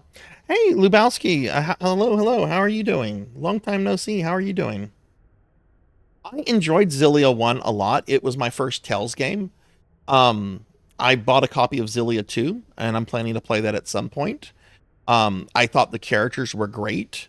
What was the one character? He was almost Han Solo like, in that you're not really sure if you can trust him here or there. And he's a bit of a scoundrel, but in the end he shines through. Alvin was like the best character. I loved that character. He was such an engaging character. Yeah. Cookie! Oh no, who's trying to fatten me up?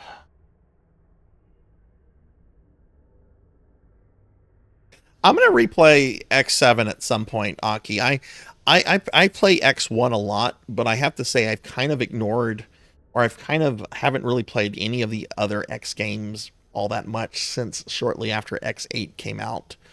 So I'm planning, like, once I finish doing like all the stuff I'm trying to do with the classic games, I'm gonna go back to the X stuff and try to relearn some of those, and maybe hopefully finally beat X3, because it's the only one I've never beaten.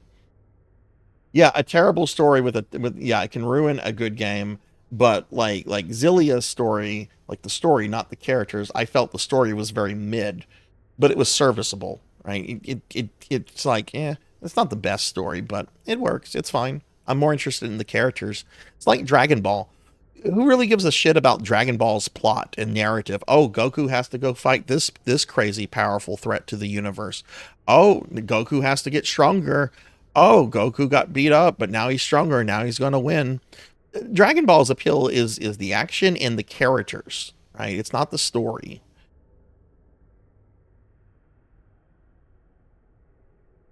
Where do I stand with cutscenes? All right, I'll put it this way. I love the Xenosaga trilogy. I will probably never stream it, though, because of the incredible, lengthy, unskippable cutscenes. Love Xenosaga. I love the characters, love the story, love the battle system. Everything about Xenosaga is great. The cutscenes are so lengthy in that game that it's not anything I would ever stream. If I go back to those games, I will play them off stream. And then I'll probably be like getting coffee or taking my dogs out during certain cutscenes.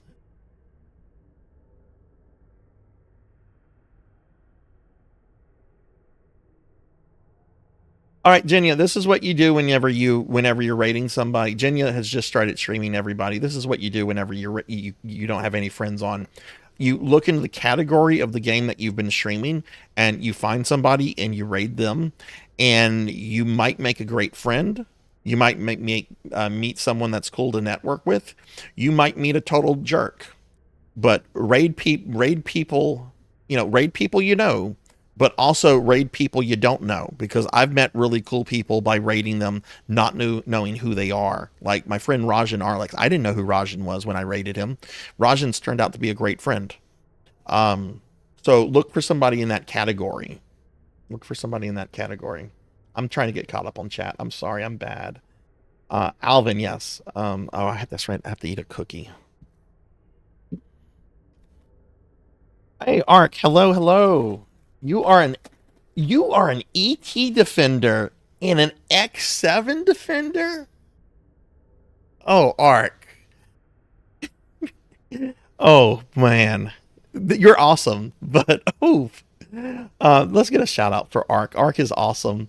What do you like about X7? I want to hear this. Like, legitimately hear this.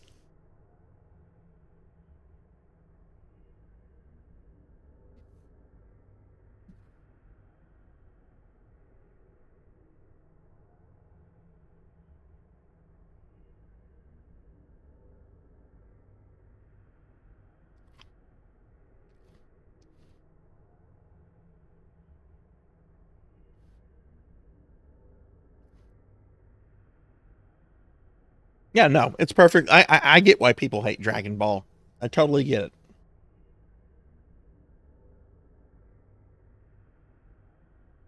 But yeah, y'all check out Ark the Piking. Ark's birthday is coming up on, I think, Saturday. All right, so I ate the cookie. I think I got caught up on chat. I'm sorry about that. The problem with this Castlevania is that a lot of these missions are like timed. So I can't really be keeping a good eye on chat whenever I'm doing them. But I think we're done with Castlevania today.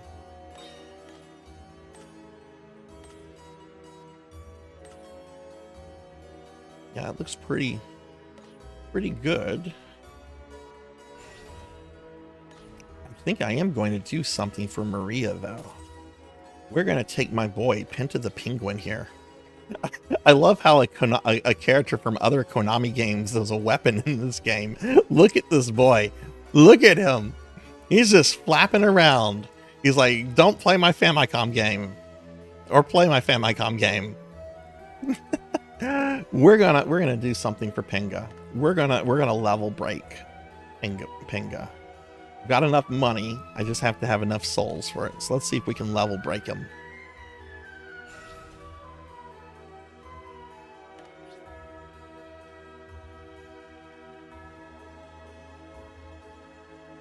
I actually love old Dragon Ball a lot. The comedy is so great.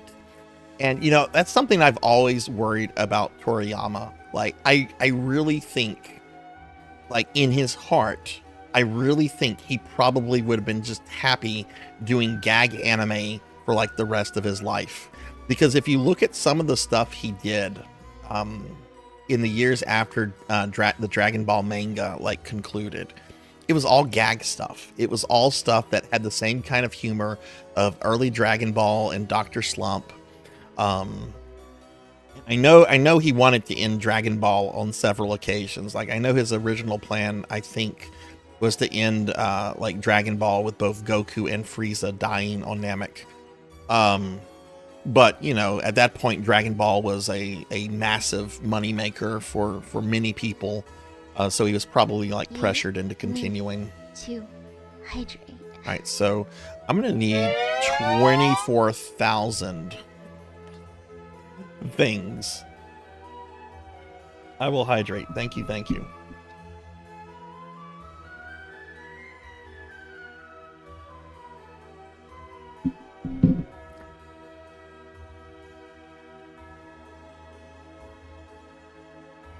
But Ark, what do you like about X7? Like serious, a serious question.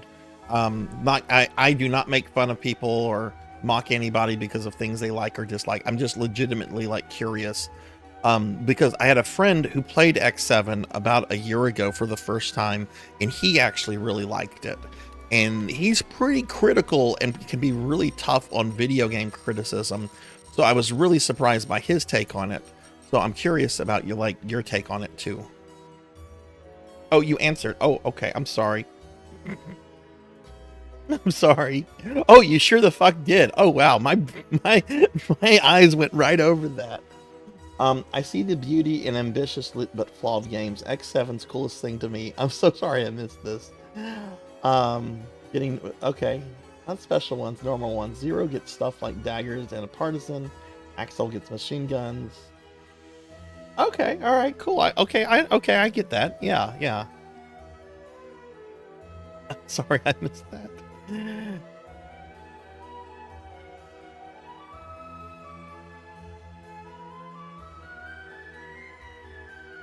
Hey Ramses, how are you?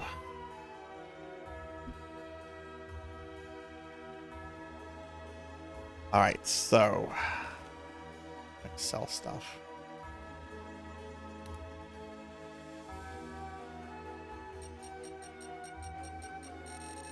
All right, so can I get 24,000 points? Well, I just squeezed almost 5,000 out of one thing. So yeah, I think we're definitely going to be leveling up the penguin.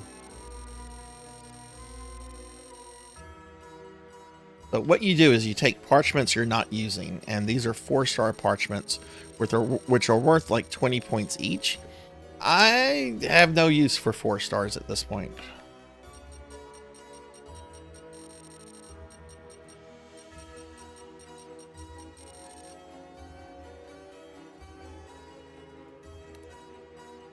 I'm still kind of using that one. We're not going to get rid of him. Ooh, this can go. This can go. Better than yesterday. That's good, Ramses.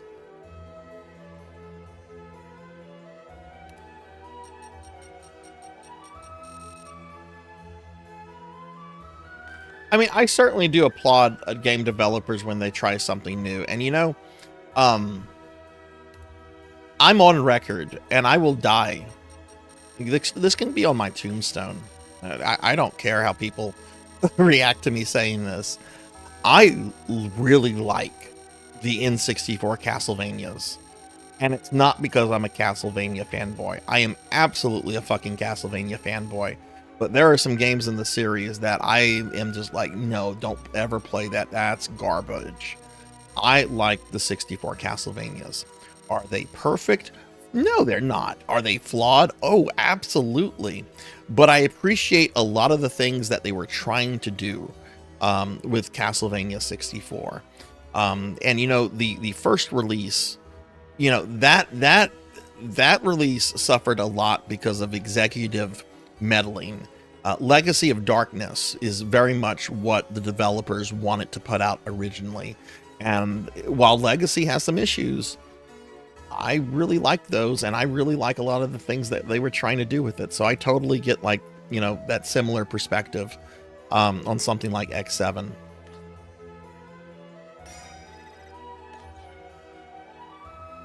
Yeah, and I love Zelda 2 and Castlevania 2. Love those.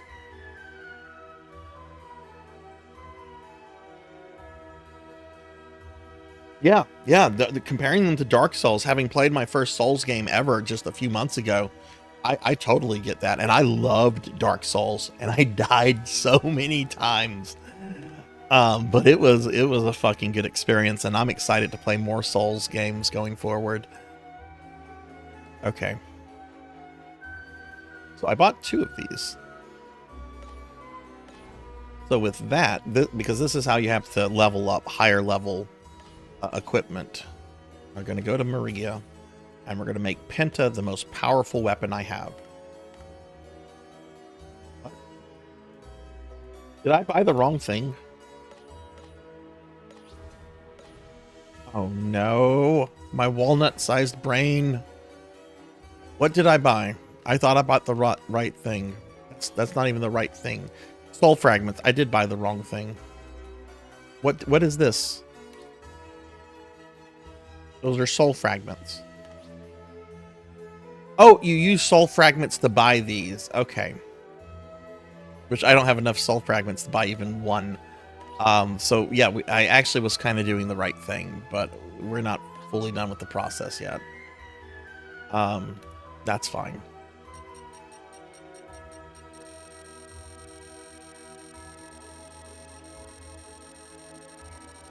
Hey, Cowbell. Hello, hello. How are you?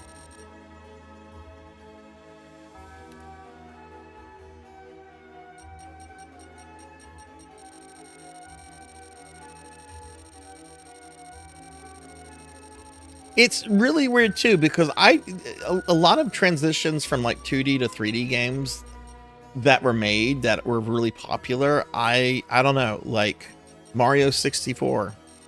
Yeah. I'd rather play Mario 3 or Mario World. Ocarina of Time.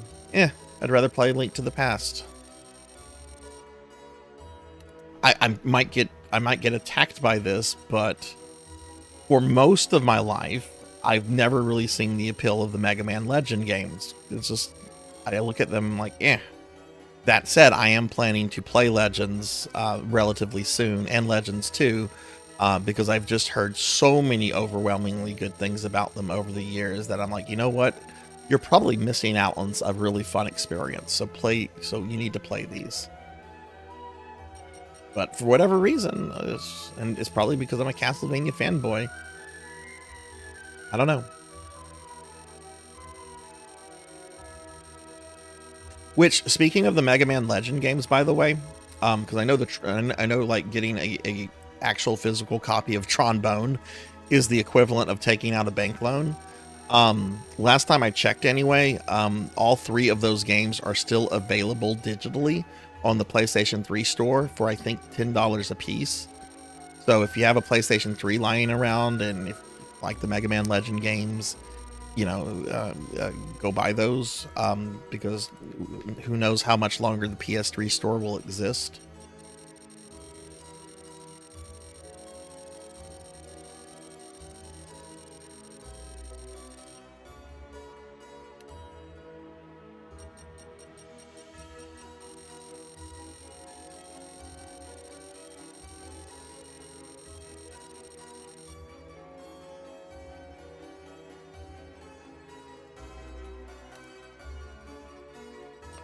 Okay, I'm gonna save up to 30,000 and see what that gets us.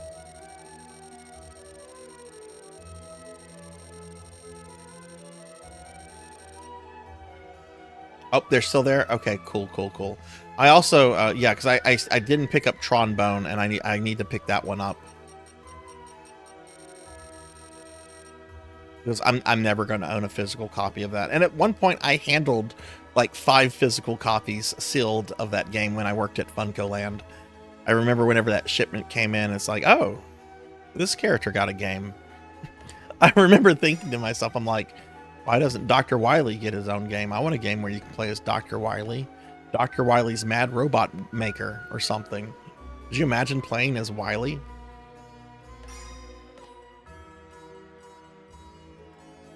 Let's get one more.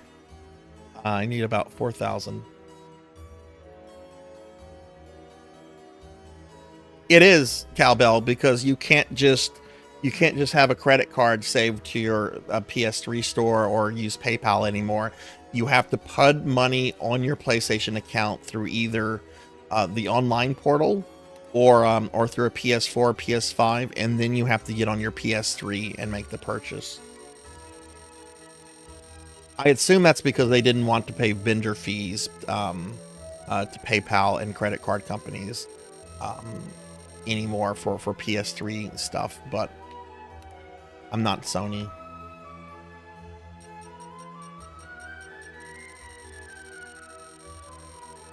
Oh god, I'm only getting 1 point for these. No, we need something else. Wily Wars is just a remake of Mega Man's 1 through 3 through the Genesis. I have a release of that, and I'm going to play it at some point because classic Mega Man is my bread and butter.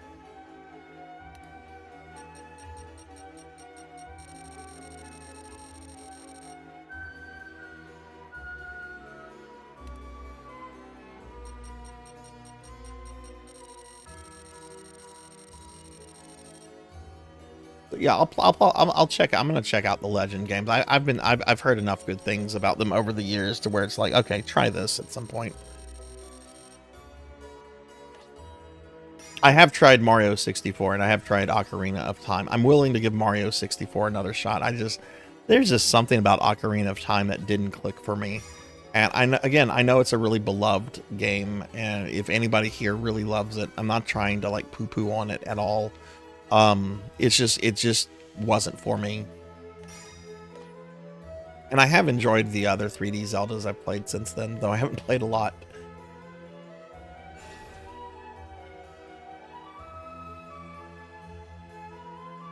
Yeah, it's on the Switch thing. I actually got the official cartridge when they released that Genya a few years ago.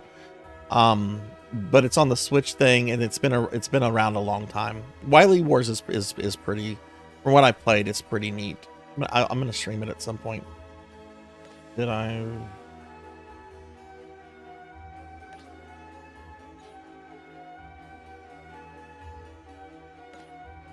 Am I really not doing something right? What are you doing? Those are soul fragments.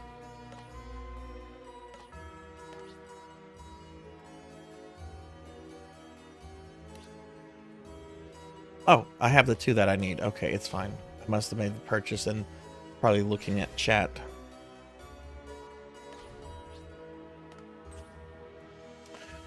So I'm a little nervous about Street Fighter 6 for Saturday. It has nothing to do with the game. My copy was supposed to be delivered. Why can I not upgrade this? It should give me the... Okay, whatever. I can upgrade it. All right, upgraded. My copy, because I bought a physical copy, was supposed to arrive yesterday. It did not. It was delayed by the weather. And now it's telling me it's not going to come in until the 19th. But Amazon is telling me that it's located in a small town about 20 miles south of me. It's not going to take 3 days to bring me that package, or it shouldn't. So I'm just going to have to see what happens with that. Play Tekken and see if anyone notices. Yeah, exactly, Scala. We like what we like. We don't like what we don't like.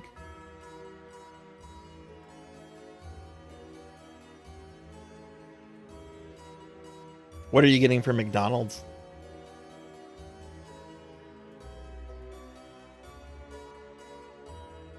Don't tell me that, Kron. Don't make me think, knowing that, yeah, it's not going directly from this town to my mailbox because it has to go to the distribution center and then they process and then put on a thing to bring it to my house. Don't tell me those logistics. I don't want to hear those logistics. I don't want to hear them. At the very worst, I will just buy it digitally and then tell Amazon they have to refund it because it was delayed. Because they are actually giving me the option to have it refunded. I don't want to hear the truth about logistics. Let me live in ignorance. Ignorance is sometimes good. Let me live in ignorance, please. All right, we're done with Castlevania, I think.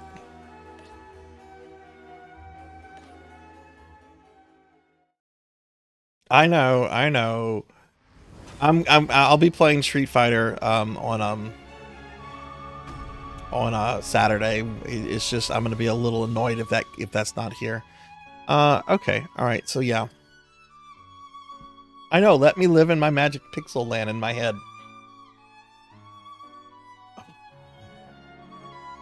Fighter eventually.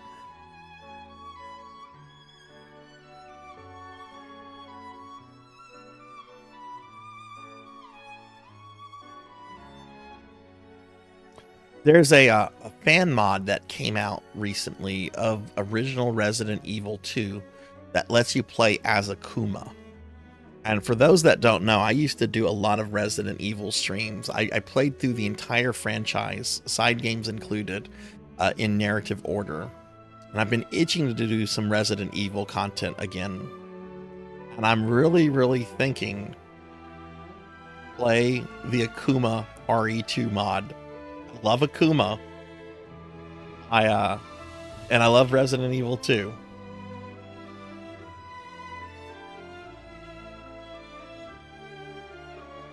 Hey TLBG.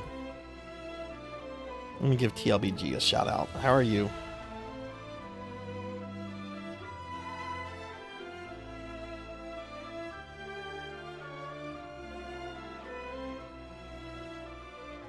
Oh, I will be doing it, Cowbell. It's just the question of when.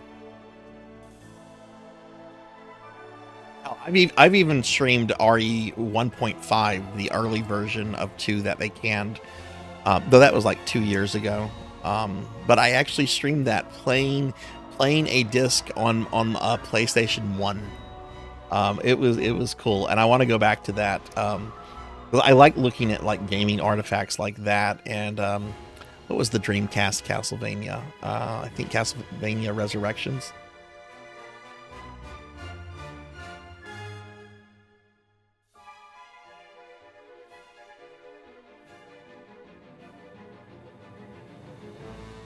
Oh, you got your McDonald's. Enjoy your McDonald's. I'm going to probably order me some food in a little bit. But okay, so I'm going to switch over to Phantasy Star 2. Phantasy Star Online 2. I have to do my dailies on that. I need just a brief moment to switch some hardware around. So if you guys could just hang tight for about 2 or 3 minutes, we'll continue with the stream in just a little bit. But give me just a moment, please. Be right back.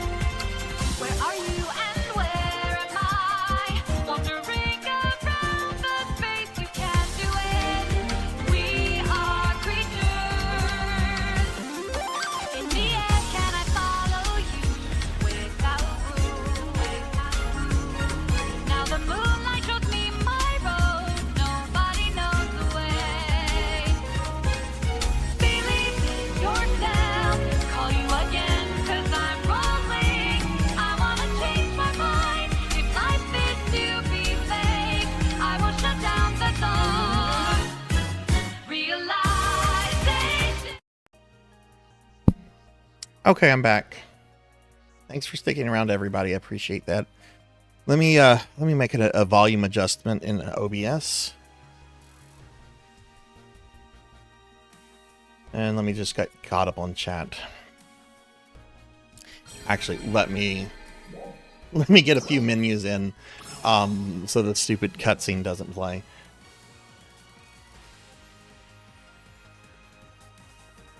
It's fun, Cowbell, and I have to say the people that have gone through all the effort to like reconstruct 1.5 to a somewhat playable state, like those people are awesome.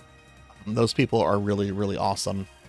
But yeah, I should maybe do another stream with RE 1.5 and Castlevania Resurrections at some point. Like I said earlier, I like looking at like gaming artifacts. Yeah, same here, Infinite. Same here. I would die and go to heaven if some of the early versions, early builds of Resident Evil 4 ever leaked out. That would be amazing to check those out. And I'm not like the biggest fan of original RE4. I really do like the remake a lot, but I would love to see those.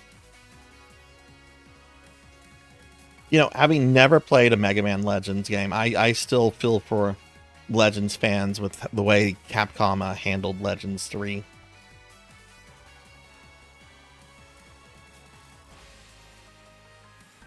Hey, welcome back. Don't Play Like I Do. And hey, Pokehill the Storyteller. Hello, hello. Thank you for the 30 stream streak. Thank you, thank you. You're an awesome friend. Let me give you a shout out. Everybody, please check out Pokehill the Storyteller here. She is a great streamer friend that I've met in the last couple months. Very incredible knowledge of a lot of RPGs and DOS games, and very kind, just very fun to hang out with. She's doing the doing the whole affiliate grind right now, which I know a lot of us have been through before. So if y'all could drop a follow, it'd be appreciated. Hang on, I have to fuss at the corgis.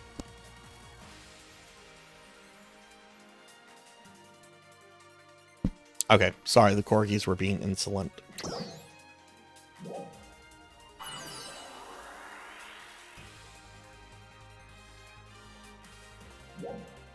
Anyway, Pokehill, how was your stream last night? Alright, so we're gonna do base PSO2 first, and then we're gonna switch over to NGS. And I'm just doing dailies, just FYI, I'm not doing any urgent quest or anything like that. I'm just getting on, doing my dailies, and then getting off. Alright, and I'm actually, because I'm getting very anxious about some of my stuff not selling. I'm going to check my shop real quickly, but I have to put up a, I have to enter a password. So I'm going to put up a scene real quickly, to kind of like protect my stupid, unnecessary PSO2 shop password. I've never seen anything like this in another MMO. Nothing.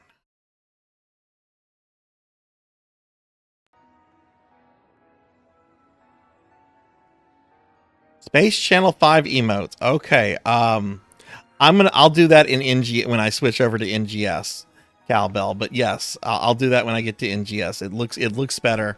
It looks a little bit more fluid in NGS than in base. And the challenge you're doing in FF6 is to basically not level up, or to only level up as much as necessary. Daily Necromancer lore. A major difference between a Necromancer and a Vampire is that one is a Necromancer, the other a Necromancer. That is bad, I know it. Improved my Sonic Unleashed all day. Oh, nice. Congrats, TLBG.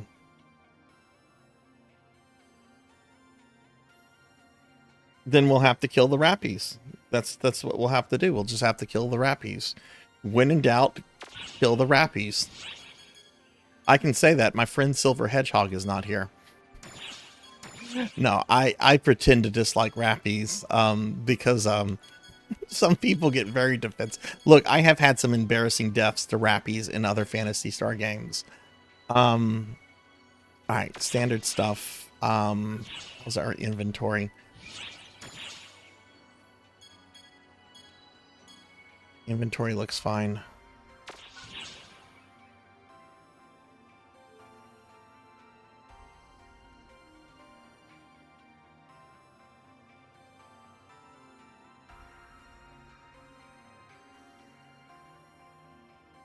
What has been the hardest part in the game for you so far then, with that? I remember I was watching you have some issues with the first Ultros battle because Ultros was really being a prick, kept targeting Bannon. And for those that don't know, that's a battle where if a specific character dies or falls in battle, it's game over. It's not a party wipe. If Mr. Bannon goes down, then it's game over. The octopus wins.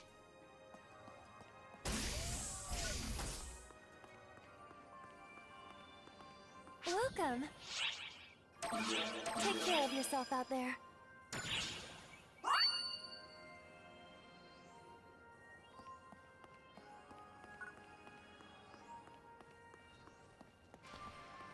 Okay. I've been expecting Please don't be you. Vegas. Please don't be. Yay, not Vegas. I will not do the Vegas expedition. I did it. I've done it like twice, and in both times it was awful. And that probably comes from me not knowing how to do the controls in it. Which, okay, that's on me. But Drop by anytime. if the game's going to make me play a different mode, then the game needs to explain things better. All right, I see Allah's here, so Melchior is going to join us. We're going to the Tundra.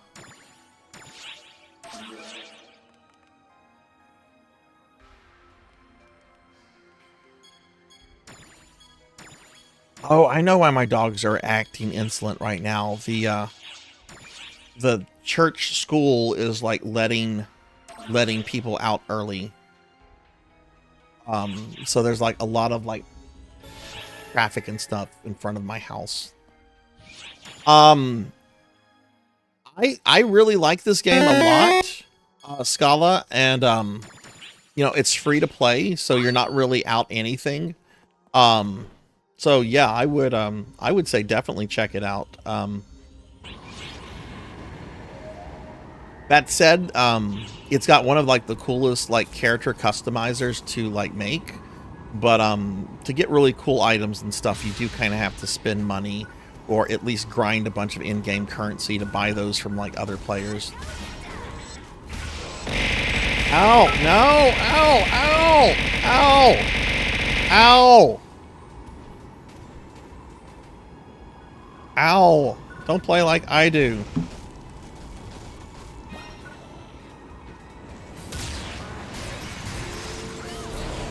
Don't play like I do is shouting.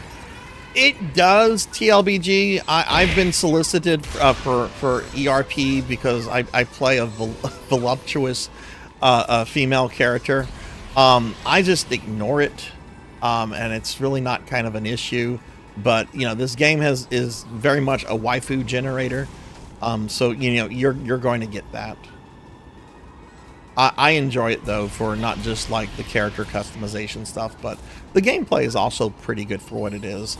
And honestly, I'm not looking for a serious MMO to get into, like Final Fantasy XIV. So it's nice that there's something like this that I see as a bit more of a casual MMO. I spent over a decade in World of Warcraft, and I don't want to go back to something like that. Because I have a super addicting personality to games like that. So something like this works perfectly well for me.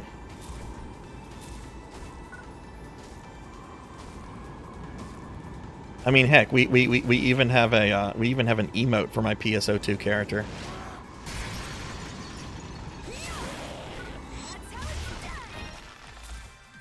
Hey, Dark Max, hello, hello, how are you?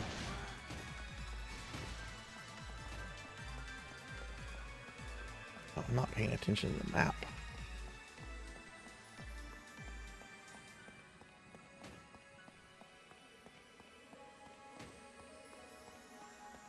Also, I'm not going to judge anybody that's into ERP either.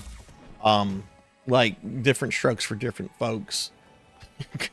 God knows, I've got some things that some people would probably be like, what? As long as it's consensual. There have been a couple times where people have tried to force it on me. But that's what the block button is for.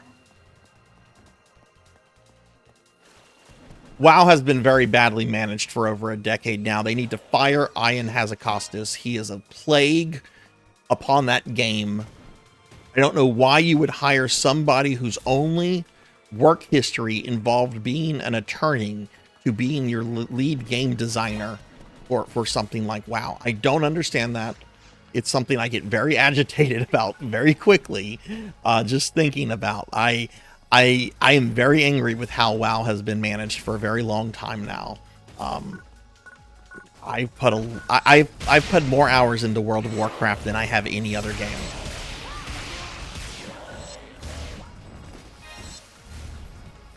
But yeah, Dark Max, hello, how are you?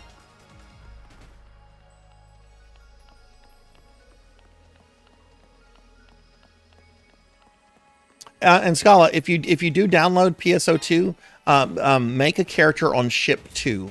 That ship has the most players. I'm on it. A bunch of friends like Melchior and Pizza Maid here are also on it. And a lot. It's a very tight-knit community of people that like to help each other. So definitely, if you make a character, make it on ship 2. I know I would be happy to run you through stuff.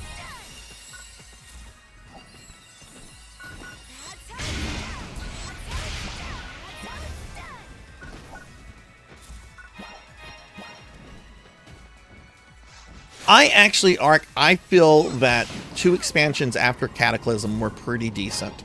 I actually enjoyed Mist of Pandaria. I came back to WoW. I set out through all of Cataclysm, and like the first half of Pandaria, and then when I saw the trailer for the Siege of Orgrimmar raid, I'm like, wait, what? This looks cool. Like Orgrimmar is now a raid? What is going on with the lore? And oh my god, we get to fight the war chief? This is cool. So I went back and I played through all the Pandaria content, and I really, really liked it. Like, I thought it was just going to be panda bears in my face. And it is kind of panda bears in your face. But they did a really well job in developing Pandaria. And I thought it was a very, very good expansion. The one after that, Warlords of Draenor, was absolute shit. It was the worst product at that point that I think Blizzard had ever put out. Warlords of Draenor, there was nothing redeeming about that expansion other than some of the raids.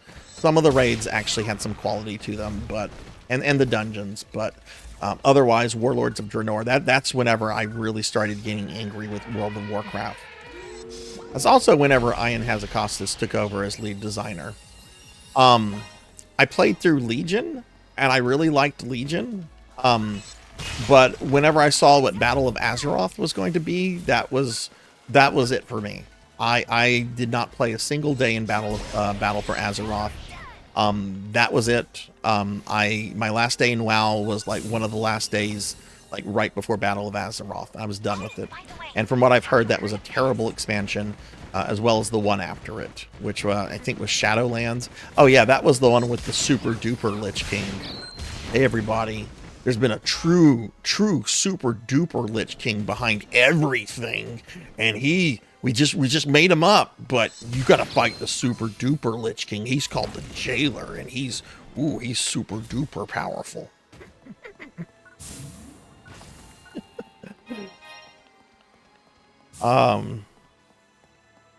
But I did enjoy Pandaria and Legion. But WoW's definite best days were Classic through Wrath.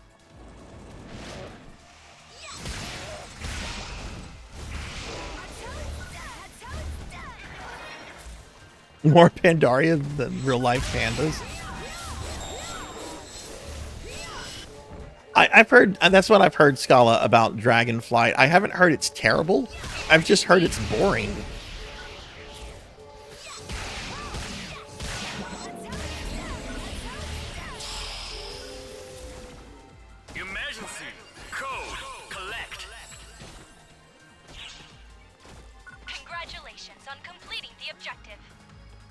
Enjoyed Legion, and I don't know how much of it was me just enjoying the story, because I felt the story was good. It's like, okay, we are finally ending the Burning Legion. We are taking down Kil'jaeden. We are taking down Gul'dan. We are taking down these villainous figures that have been in WoW's lore since almost the beginning, or hell, not even WoW, Warcraft's general lore.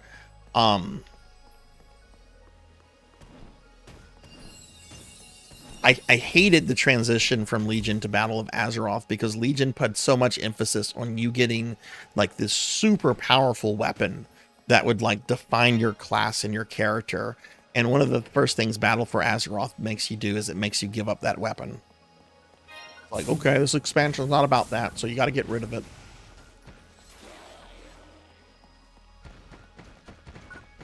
Let me get caught up on chat real quickly. I'm kind of just, where am I with my client orders here?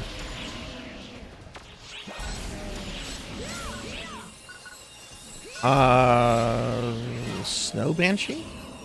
Oh no, King Yidris. Okay, he's not going to spawn in the first one, so let's head to the second one.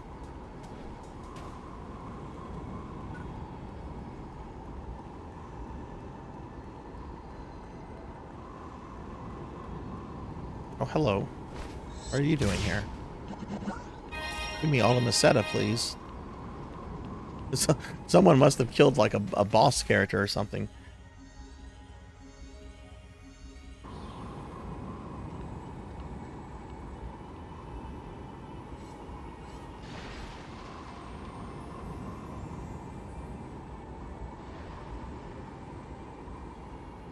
I'm getting caught up on chat.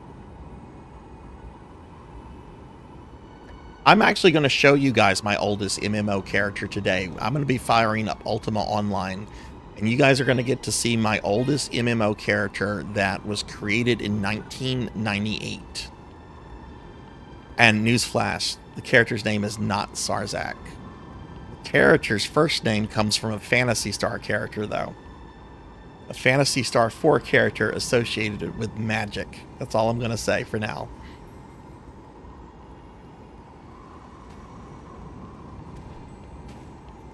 No, I think, Ark, I agree with you 100% on that. I do think MMO stories should be optional. That's one thing I love about Ultima Online is the story is completely optional. You don't have to do anything with the story. You can go out and just do whatever you want. It is a complete sandbox. There is a story for people that care about that, but it is not there. The problem is it's Ultima Online and it's SNES level graphics. Ever had such a bad experience with a game publisher? I wish they would all lose their jobs. Oh, wow. That's a hard question to ask. Hang on, I'm getting through chat real quickly. I'm reading everything everyone says.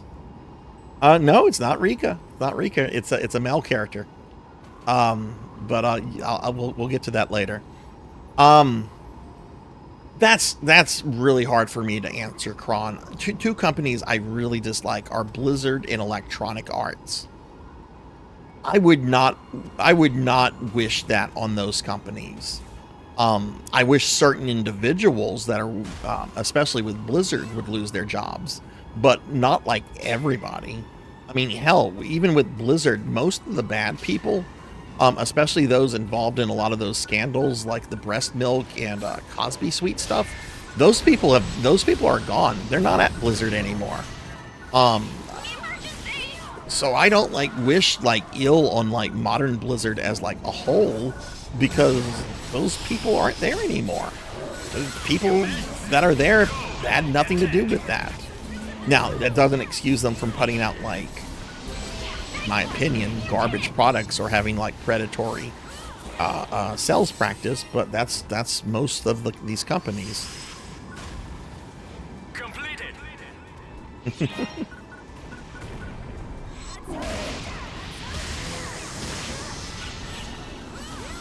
I did not play Neverwinter. I played a little Neverwinter Nights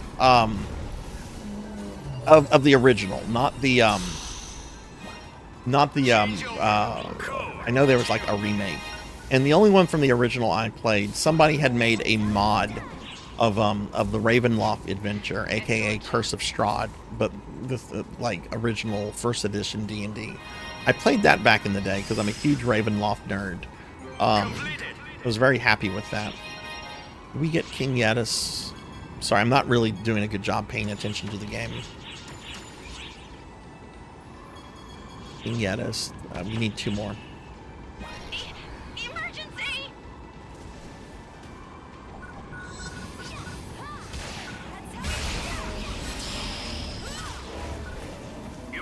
Yes, I do. If there's gambling practices in a game, it shouldn't. They definitely should, at the very least, not be marked E for everybody.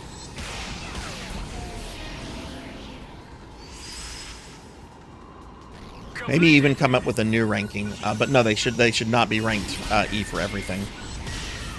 Everyone. Ultima Online has had private servers since the game's heyday.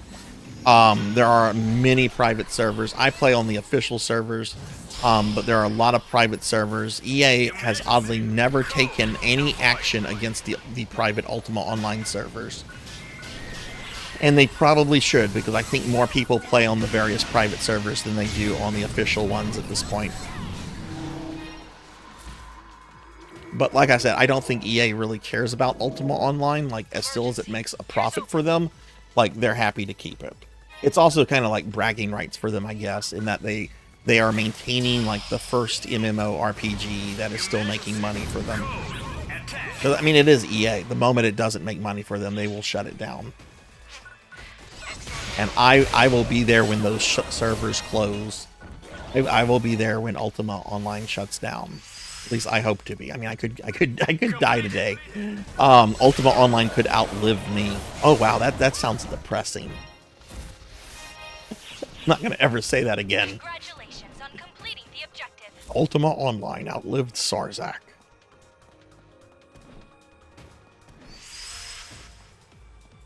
Completed.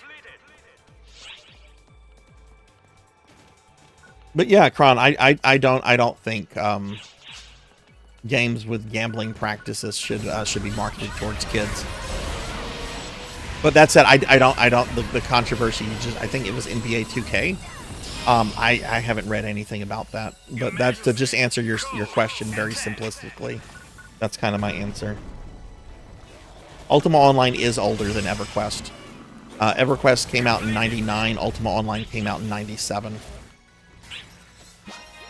One of the designers, the main designers for EverQuest, I think he went by the handle Designer Dragons.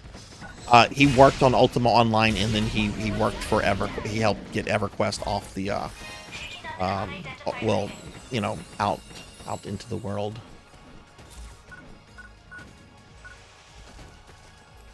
Okay, again, I'm not doing a good job paying attention because I'm trying to focus on chat. But I'm also doing a bad attempt. Okay, we've killed King Yedis, so I guess we can go kill the boss. Then I have a bunch of like little single questy things to do. Oh, Ragnarok Online. Yeah, I played that for a little bit, Scala. That was a really good game. I enjoyed it a lot. I think Pizza Made here played it too. Yeah, I think it was Pizza. We were talking about that the other day, and I think I asked Pizza if she remembered the load screen with like Steve Irwin and a giant slime, like a giant pink slime, like right behind Steve Irwin. Does anybody remember that played Ragnarok Online? The loading screen with Steve Irwin. I mean, I'm gonna have to do a dying thing at some point, Jenya. We all are. Rappy, die.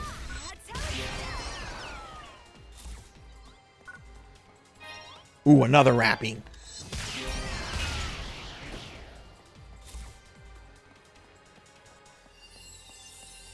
I gotta be able to do this while Silver Hedgehog's not here. And that's a viewer. That's not the actual character Silver Hedgehog, for anybody that might be confused.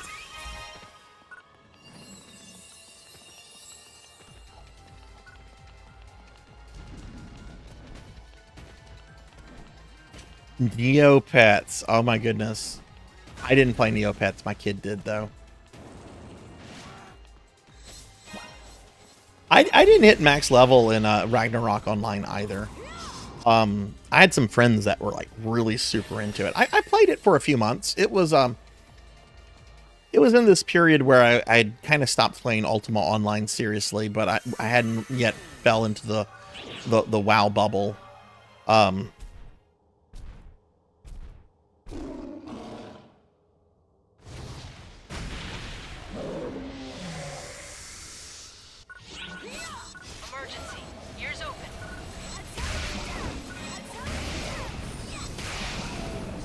Oh, I'm Hunter. I'm gonna need, before I claim all these rewards, I need to change over to Force.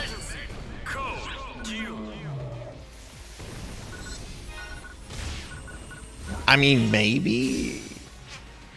Excellent job. I know a lot of Flash stuff has been scrubbed from the internet. Completed. Come on back.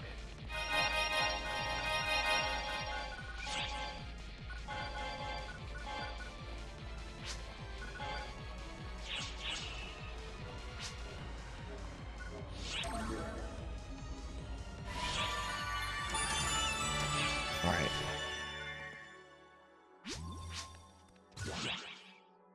Photon boosters, yay!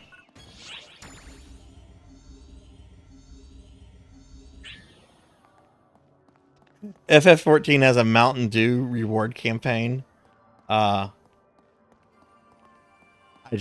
don't drink a lot of soda, but if I do, it's probably Mountain Dew or Pepsi. What would you like to do?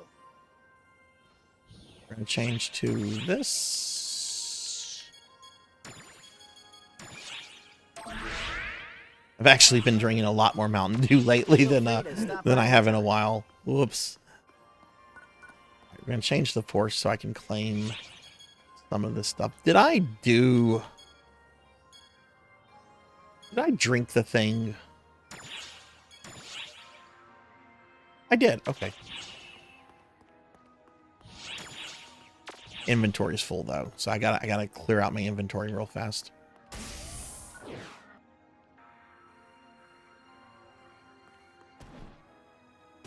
How the hell did you get banned from Gaia Online? Leave it to me.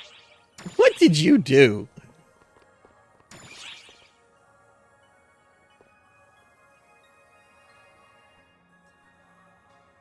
Oh, that's cool, Infinite. That's really cool.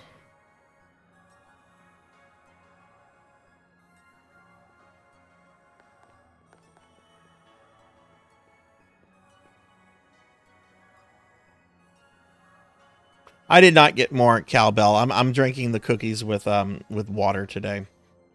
I was a little annoyed when I ordered my McDonald's breakfast this morning. I wanted unsweet tea, and they sent me a Coca-Cola. I was just like, I wanted my unsweet tea. I wanted hydration, but with caffeine. How much Coca-Cola would you say you drink each day? Oh, this is a great find. What do you Take care require?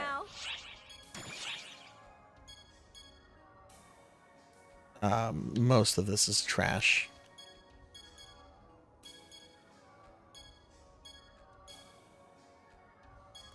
Actually, most of that is going to get swapped, but most of this is trash that we're just going to sell.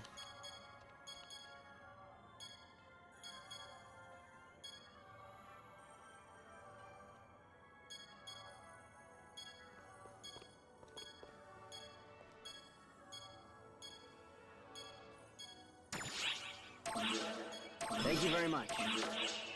I look forward to your next visit.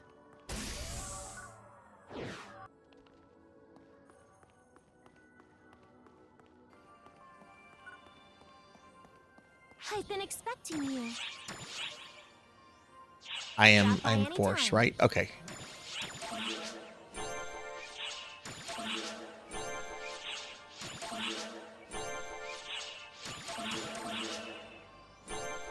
Three to 4 cans. Yeah, but you work out like regularly, don't you, Ark?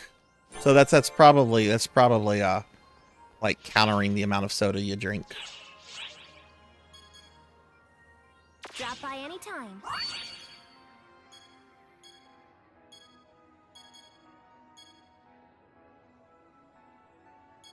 I just had a brain fart. What am I doing?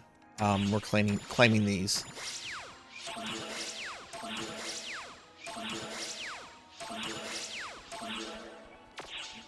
I've been slacking for about 8 years.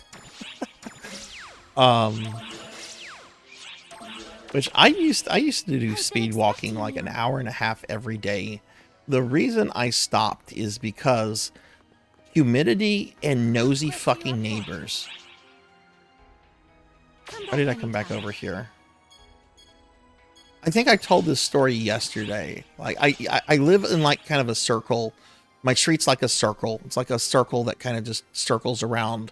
And to go around the whole circle, if you're walking that, speed walking, takes about half an hour, a little bit, maybe more like 35 minutes. But I used to do like 3 laps of that a day. The weather here in South Louisiana, especially in the summer, is just humid and awful and unpleasant. But I also have a bunch of nosy neighbors that would invite themselves to walk with me, and would strike up very awkward conversations, like Mrs. Voorhees. This was a long time ago, but Mrs. Voorhees lived in like one of the really nice houses in the neighborhood, and she I didn't know who she was. She was like an older woman, like mid 50s, probably late 50s to like mid 60s. And she starts walking with me. She sees me. She's like, I've seen you walking out many times. Who are you? Where do you live? Do you own or rent? That was one of her questions. Do you own or rent? I was like, what the fuck? I'm trying to be nice because I'm not, I just want to do my thing and like move on. What am I doing? And I don't even know her name yet. And she asked my names. I tell her my name. I only give her my first name though. I didn't give her my second name. And she goes, "Oh, my name is," and I don't remember her first name. Let's just say her first name is Janice, like Janice Soprano. My name is Janice Voorhees. Well, my first fucking thought when I hear the last name Voorhees is a certain dude with a hockey mask, right? But I'm too polite to say something like that, right? But she goes, you know, Voorhees, like the murderer. And I'm like, I know who Jason Voorhees is. I'm a big horror fan. Didn't want to say anything, but the way she said that just made me laugh. You know, like the murderer. Imagine if you met somebody with the last name Bundy, right? And they go out of their way to say, you know, like the serial killer. At least Jason was, you know, not real. All right, daily missions are done. Weekly missions will get done. I have both a Tokyo key and a Rappy bonus key. Ooh, okay. Let me go sell these. And then I have to do these real quick. Louisiana is, at least South Louisiana is disgustingly humid. It is gross. And it is one reason why Don't forget to prepare I just, yeah, I stay in my house. I have air conditioning. It's nice.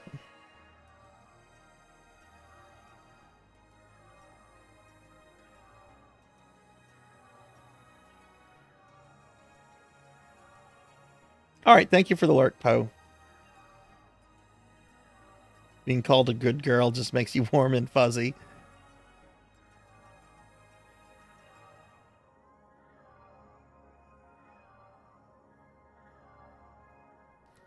Let me get caught up on chat real quickly.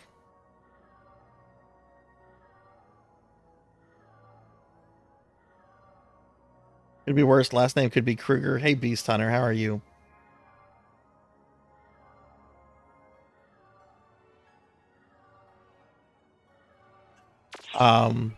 Take care of yourself out there. Do I have enough inventory slots now? Yeah, this is fine. Okay. I think we're gonna start off with some good old Rappy genocide. Which quest are you up for? All right, I have to drop parties with Melchior because these are solo quests.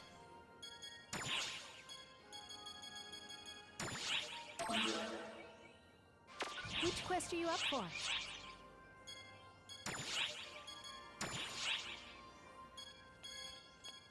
All right, time to go after the Rappies. Yeah, I don't get that either, Infinite. This woman was like super nosy. She doesn't live in the neighborhood anymore. She and her husband like moved away, but they had like lived in this neighborhood according to her since like the 70s. Asked me if I was renting or owning. That's none of your fucking business.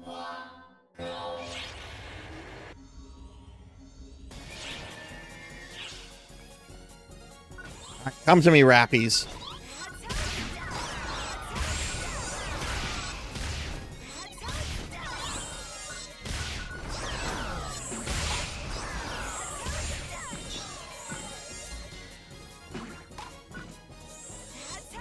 I'm gonna go down, Your Majesty. No, he rolled on me!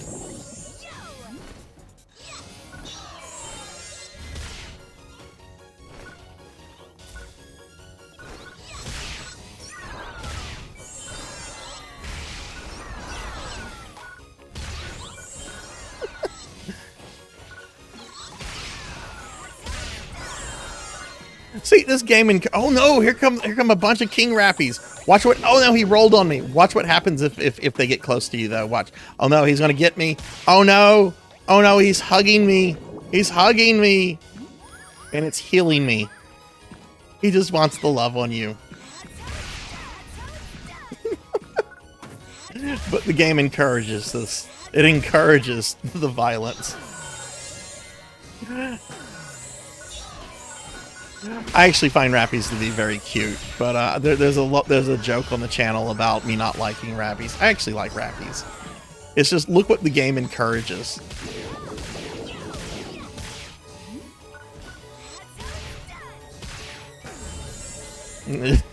We're committing chonk on chonk violence right now.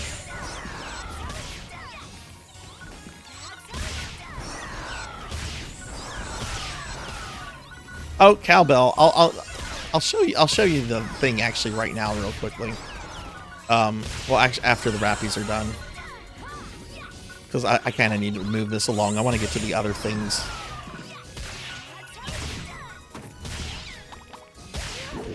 Ah. Oh shit! Oh shit!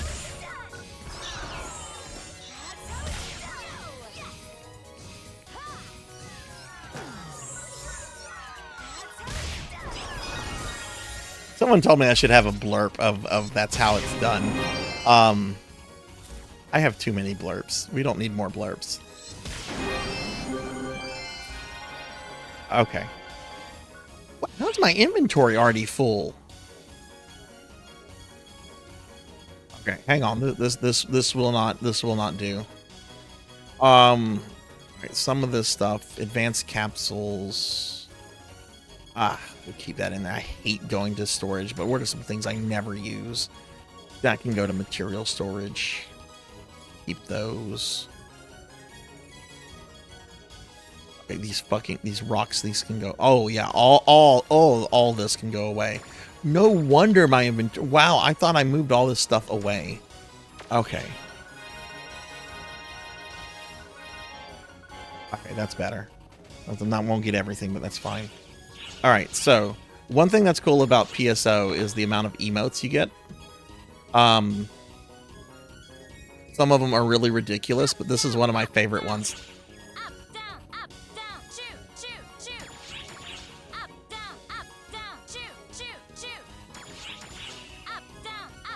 I know, I don't like to put everything in storage because whenever I want to use something, I want it to be there. I don't like going in and out of the storage.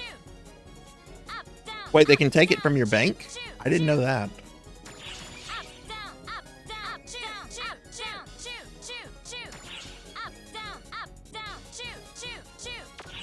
Okay, we got other ones.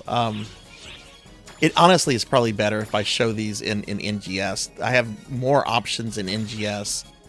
Because some of the emotes you can't use in base.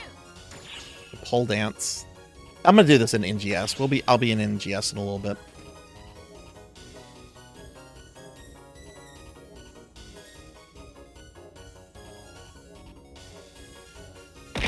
Ow.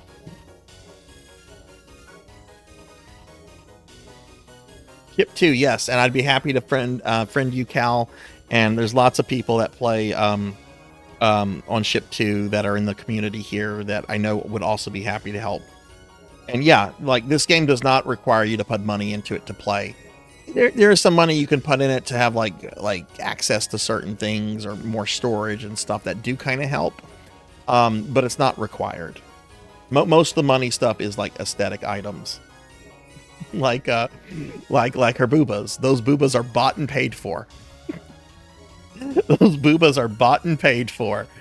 Hey, Professor Hammerrad. Hello. How are you?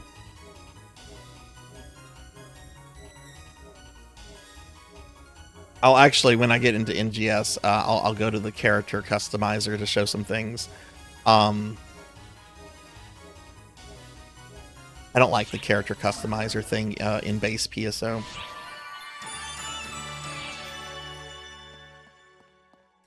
Look at that. My poor mag has been hungry. Let's feed my mag real quick. I'll feed you some Mononate.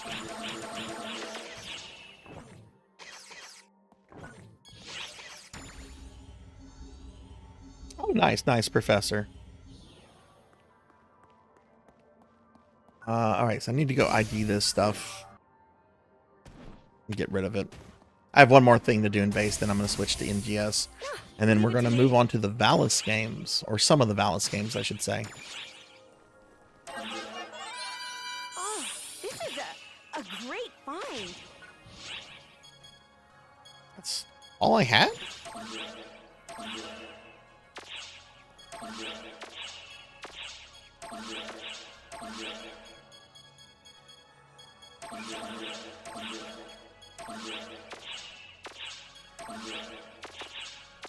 What do you require? Okay. Get rid of this Meseta crystal. Thank you very much.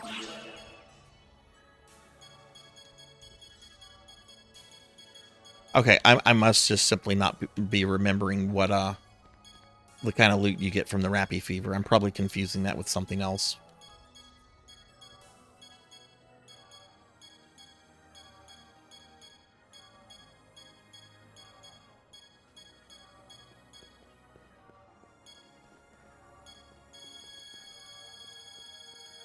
But yeah, y'all should check out Professor Hammerad here if you haven't. Thank you very much. Professor does a bunch of like retro stuff.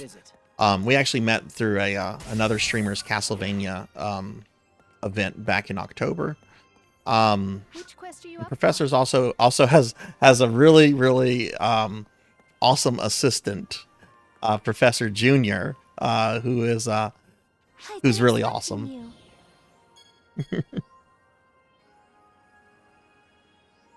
Drop by any Okay, time. okay, all right. I thought Rappy Fever. I was probably confusing that with Which quest are you up for? what's the opposite of silver? Gold. Gold, which we're gonna do the silver real quick. Good luck.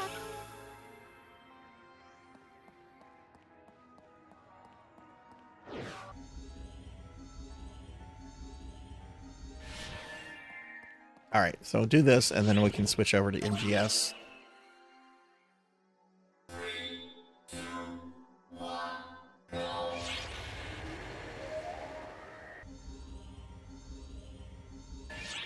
Thank you. Thunder Drummer! Thunder Drummer gifting subs to Poe Collector and TopKek7. Thank you, Thunder. Thank you, thank you. Thank you. I'm gonna do a big shout out for Thunder in just a actually I'll do it right now. Fuck it. I'm not gonna run out of time here.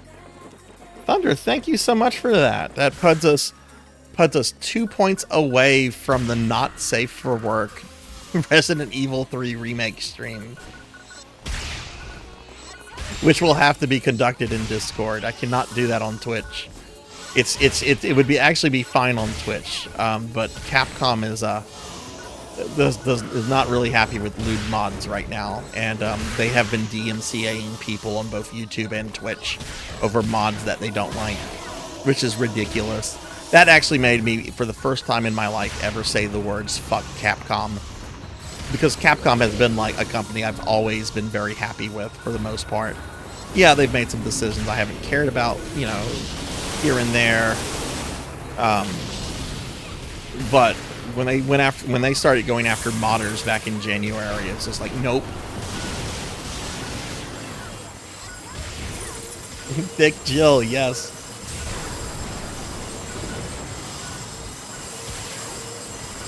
It'll probably be multiple streams. I'm gonna want to complete that game again.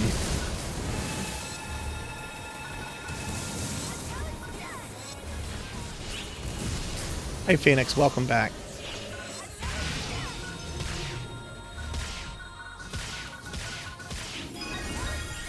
I think it's just I really think what it is Dark Mechs is just like newer generations of executives that don't see game development in the way that their predecessors necessarily saw it. I mean, they always, of course, have seen it as like a commercial product that they're making, right? But I think there's like probably some like nuanced differences. Like I think your older executives probably understood better. You know, quality, you know, really matters in the long term, and you know, letting players do certain things and all that. You know, not pissing off your fan base. Is really important. I think it's really just like a cultural and generational thing with executives and probably developers too. Stream's going well, very well, Phoenix. We did I not get a level up from that? We're almost done with our PSO2 dailies, and then I'm going to be switching to the Valis games, or at least Valis 2 and 3. Yeah, and short term is never beneficial. Like, I mean, it is beneficial in the now, in the moment, but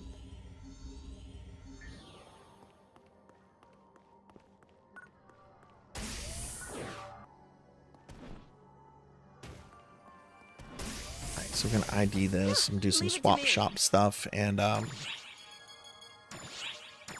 I want to actually show something really cool. Rajan did this for our guild headquarters here in base.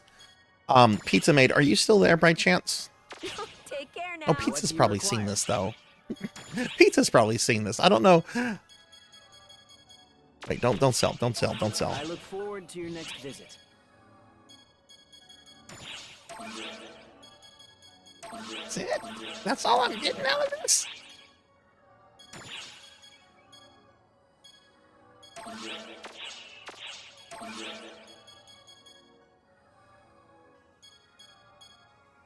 I don't have enough.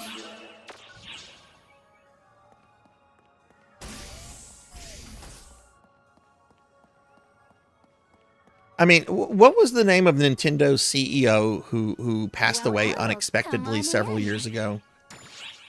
I forget his name. He was very young when he passed away. Please come again. But you know, that was a very different style of executive versus what you have now. Yeah. That was you don't have executives like him all that much anymore. Like I know one of the issues with like Konami, Konami, most people don't know this. Konami is a family-owned business. It is a publicly traded company, but it is dominated by a particular family. And basically the leadership of Konami during its video game history has basically just been a father and then a son. And the big changes started occurring with Konami whenever it went from father to son.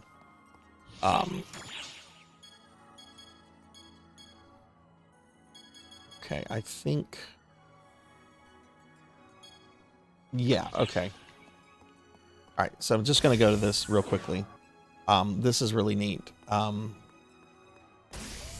here, we're going to go into my Alliance headquarters here in PSO2. Rajan set this up the other day, since Rajan is my Alliance boss. But if you go here... Oh! Doesn't this look familiar? This place looks familiar, doesn't it? Oh my goodness, it's the lobby from Phantasy Star Online 1. Inside Phantasy Star Online 2. Hey, speak of Rajan and he appears. Okay, is that me or is that an Atari logo on that one building directly in front of her? That is totally an Atari logo, isn't it? Give Rajan a shout out. Rajan, how are you doing?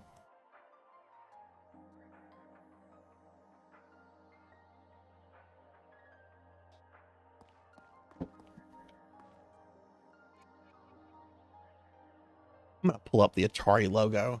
I mean, if it's slightly different, it's probably for legal reasons.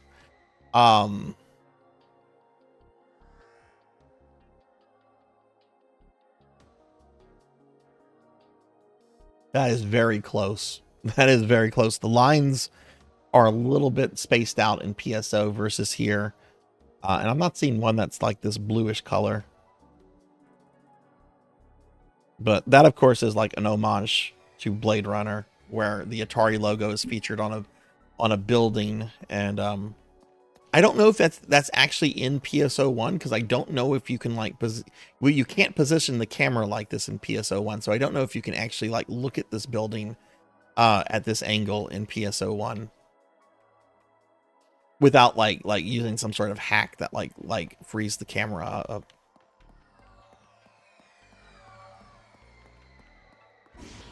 And go in here. There's no NPCs, unfortunately.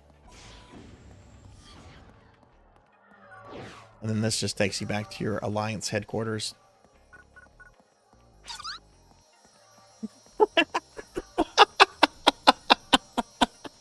Rajan, this is fucking funny. I hadn't seen this before. This is fucking hilarious.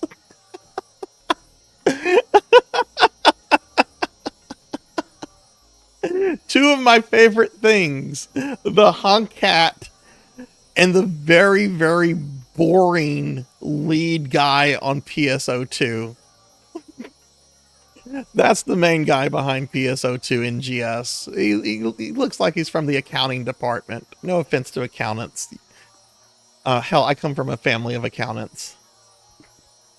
He's not exciting to watch at all. They need... I love it, Rajan. I love it. Huh? Huh? One day there will be a Sarzac emote. Alright, I'm going to NGS.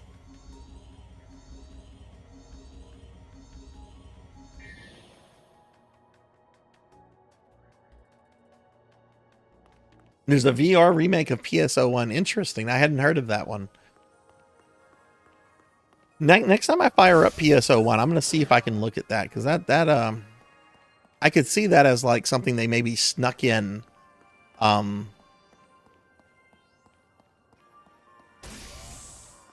Anyway, let's go to NGS. Rajan, are you playing NGS right now, or? Oh, I didn't do a big shout out for Thunder. Wait, no, I did. I think I did. Did I shout out Thunder? I did. Thunder, thank you again for those gift subs to Poe Collector and who was the other? Topkeck 7.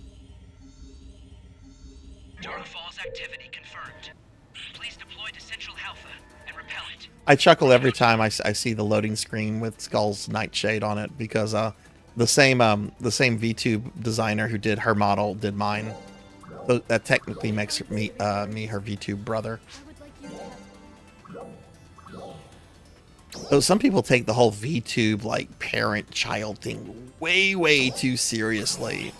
Like, there's something about like VTube culture that is like really off-putting and a little unsettling. Some people really get parasocial about things like that.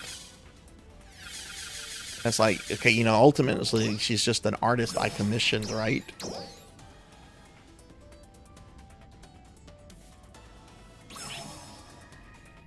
Okay.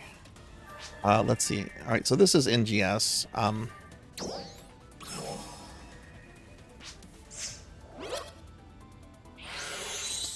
It really is Scala. Like, I'm a VTuber, but I don't really consider myself part of like VTube culture. Like, I have a lot of friends that are VTubers, and there's a lot of VTubers that I watch, but there's like this part of like VTube culture that I like want nothing to do with. Like, if I ever decide to like quit, if I ever decide to quit streaming, which is the furthest thing from my mind right now, I'm going to tell people I'm quitting. I'm not going to use terms like graduating or whatever people say. Just, yeah, I just don't get that. That's very true, Jack.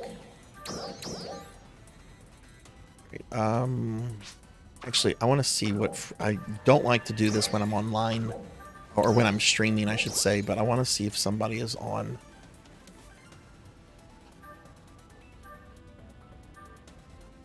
Okay, Loon is not on. Okay, then I will go visit Loon's creative space towards the end, because I love showing that creative space off. Okay, dailies. They got rid of the zone-specific ones. So, oh, but they did not get rid of the resource-specific ones. So I have to kill animals today. Okay.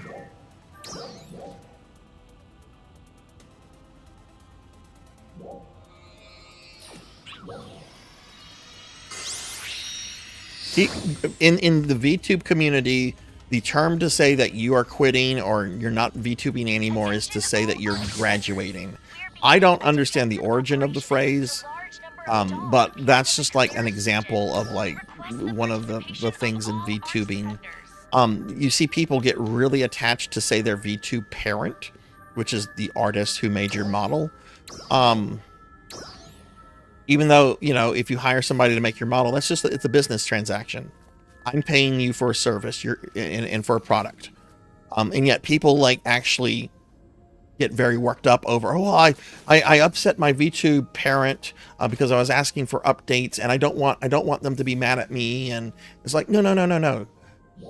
If you're getting fucked around for a service you paid for, you don't need to look at this person as like family. They're not family. It's really weird. What am I doing? I fed Senri. not that she needs to eat more. But I fed Senri, and now I need to go feed the mag. Yeah, and I'll sometimes refer to my VTube lady as my VTube mother. But I don't have like, but I realize that my relationship with her is a purely business one.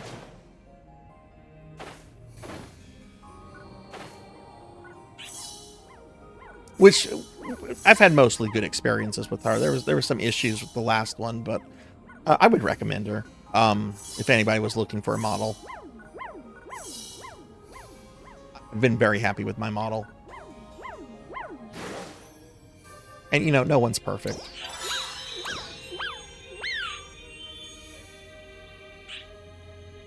Yeah, and Scala, going with that, Sarzac's turned into a real boy. Goodbye, everybody. Do I see myself quitting at any point in the future? No, I don't. I enjoy this tremendously. I don't see myself doing that.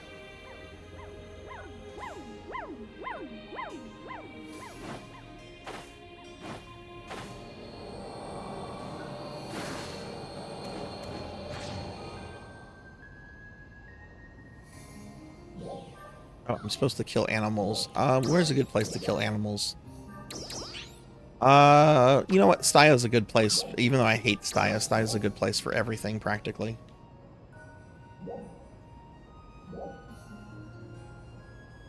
Yeah, a lot of VTubers are actually like college-age high school students. That's true, Infinite. That's true. There is a lot of that overlapping that comes from the Japanese side of things, especially since VTubing started as a Japanese thing, I think. All right, Pizza, thank you for the lurk.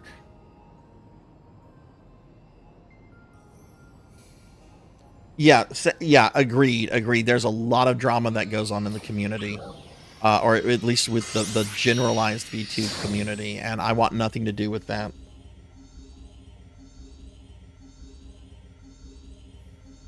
Attention all launch defenders. We are beginning a large-scale operation in the Stia region. There's animals over here. This is something I don't like about this game. It's just like, you need meat. You need to collect meat for the day, so go kill the cute animals we put around the world.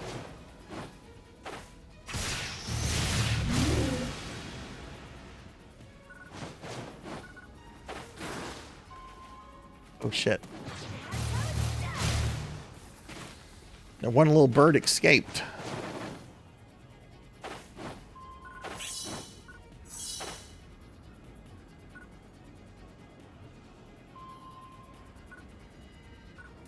I'm not going to get to my 90s, Jack. That's not happening. I don't want to live into my 90s. Most people in their 90s look absolute fucking miserable. I don't want to live to be that old.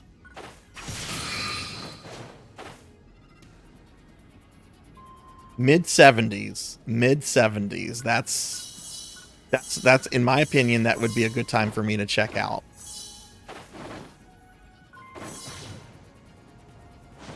The 3 grandparents that I knew throughout my life all passed away in nursing homes, and that is the last thing I want to experience in my old age.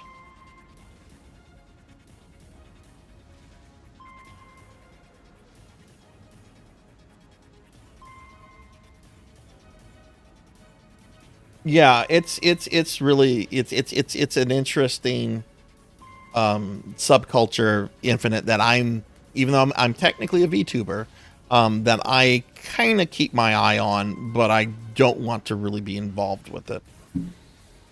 And like I said, I have a lot of friends that are VTubers. There's a lot of bigger streamers that I watch that are VTubers, but there's also a lot of people that I don't watch. That I do watch, that are like just normal streamers.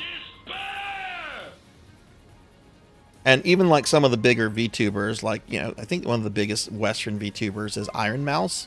I've watched her streams a couple of times just because I'm curious about like what is the appeal and how do these like super big VTubers like interact with their audience. Like a lot of that will murder me.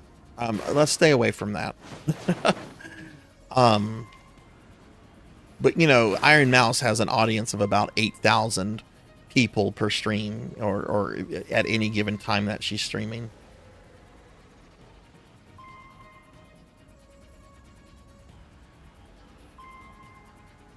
Yeah, and part of the reason I also do VTubing is because I'm very protective about what I do professionally. My kind of job is the kind of job that if I were to lose it, I can't just go down the street and get another one. I have to consider other issues that would be very disruptive to my life in general. So.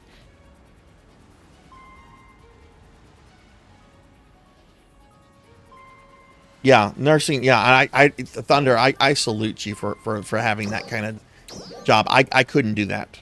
I could not do what you do. And, that's the fact that you do that is, I think, pretty incredible, because I know I'm not a strong enough person to be able to do that. Combat sector.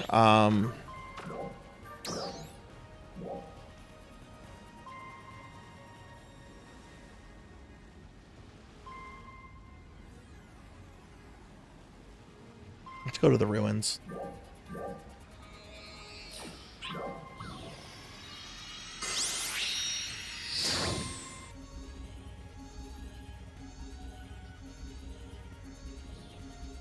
Attention all Arcs defenders.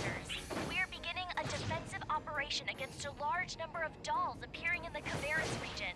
We request the participation of all Arcs defenders. Yeah, like the whole non-interaction thing with chat. That's like, I feel bad like whenever like I miss comments. Like earlier I asked Arc a question about X7, and I missed their response, and I felt really terrible about that, because I try to keep as much of an eye on chat as possible. Because I want to interact with people, I want to talk, I want to have conversations. I don't know how you do that when you have 8,000 people in your chat. I don't even know how you can like pretend to do that. You can't do that, right? So I don't know. I mean, but if you have 8,000 people in your chat, chances are you're not doing VTubing just because it's something that you find fun or entertaining. You're doing it because you're making like big money from it. So therefore, it's a job. It's a serious job at that point.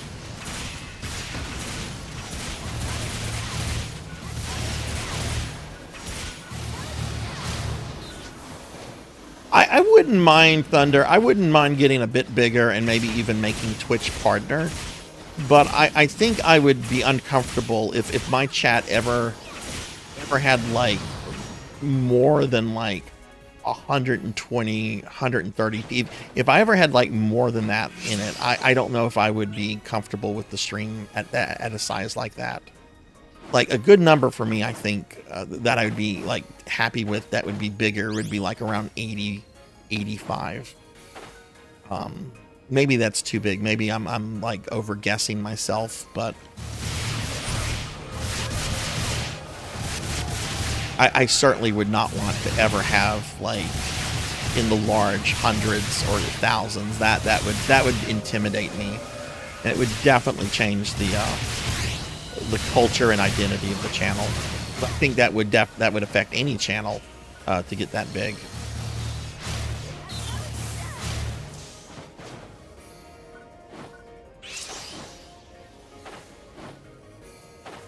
Yeah, and Scala, that's important, right? Like because this is a social thing, right? It's very easy for people's, for one's mental health to like be affected by this stuff, and if someone ever finds their mental health being affected by it negatively, the almost always the right thing to do is to just step away for a little bit. That goes with almost anything, right? You don't want, if something's voluntary that you're doing, and if it's having a negative impact, you just want to, take a break from it, stop it, whatever.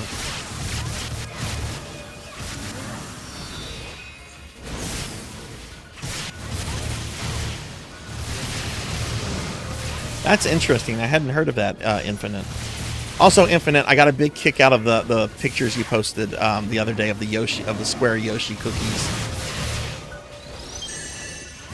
Got to play Yoshi Cookie yesterday. Yoshi's Cookie. Yeah, same here, Professor Hammerrat. Same here. The sizes, like what Dot and Kitty Rose, like the size of their chats, I feel are like perfect, because you can still interact with them and you can still talk to them. Dot is especially very good at responding to comments and being engaging with her viewers. But when you have like 700-800 people in there, oof.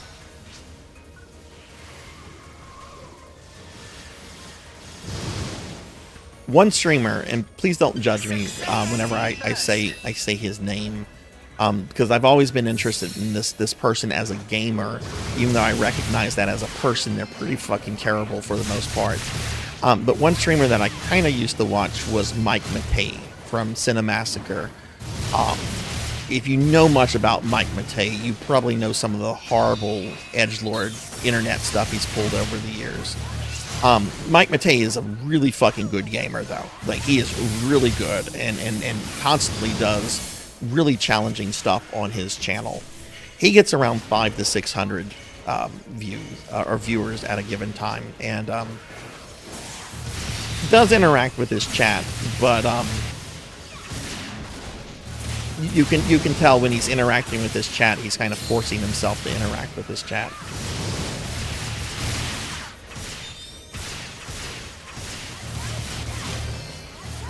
Hi, Professor Junior.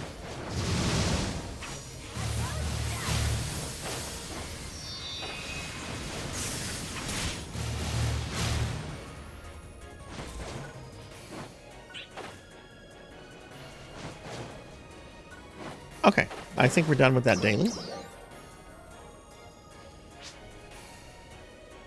Yeah, I'm not doing Lucille, and I'm not doing these other ones.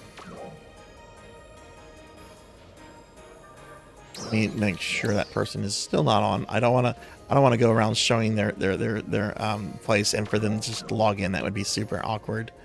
But okay. PSE climax. What? There's a PSE burst? Where did this? Oh my God! Was I unaware that there was a PSE burst? I must have been talking too hard. Okay. I don't like ditching these things.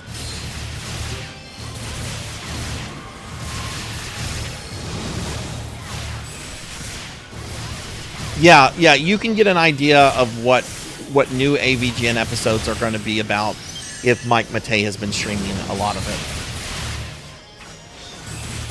Which, look, Cinemassacre is a business, and they're the two majors, they're the two major owners of it. So, it's a collaborative project. It always has been between them two, and that's perfectly. I don't have a problem with that. James Rolfe is a filmmaker and a comedian, before he's an actual gamer, and I'm fine with that. Because when I watch AVGN stuff, I watch it because I want to laugh. I want to see something that's humorous. I don't watch it because, you know, and sometimes he does have content where he's very sentimental or introspective about the stuff he's talking about. But most of the time, it's just comedy, and that's fine.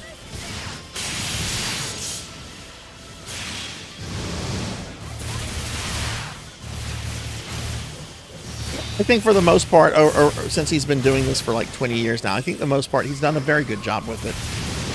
There's a period, especially whenever the Screenwave guys got involved, and I have nothing against those guys personally, but I don't think their humor, their writing, I don't think that meshed well, particularly with his particular style, and I think you can see that in a lot of episodes. From whenever they were working on stuff together, but you know, I get it. You've gotten that big, and you need more help. I totally get that. What? Just fucking shot me. Oh, there's still something there. All right, we're done here.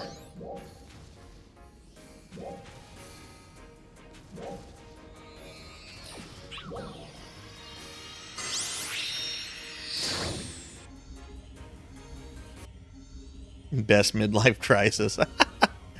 You know, I'm very much middle-aged. My midlife crisis actually came in like my late 20s. Welcome. A lot of it had to do with me like having a kid early on and not getting to have like the normal 20-something-year-old experience. Though I did do a lot of partying and all that stuff, but the kid always came first. Why didn't I come to the Gavaris? Anyway, I said I was going to do some salon stuff, so...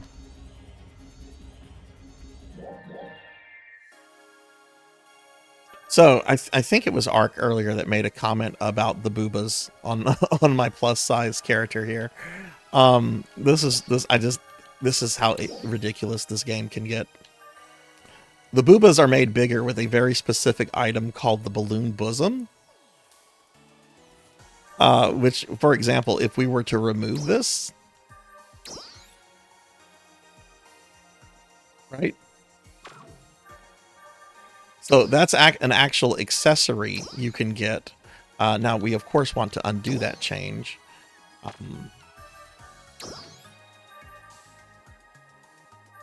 But another thing here is that I have these things called skin spheres, which is to create a bit of the side booba size.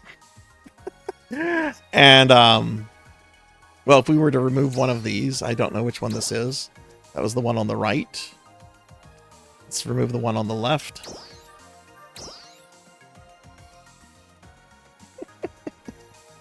Look, this for a lot of people, this is a waifu generator, and I fully embrace being a little bit lewd on the channel. Not incredibly lewd, not pornographic lewd, but a little lewd. Soft lewd. What am I doing?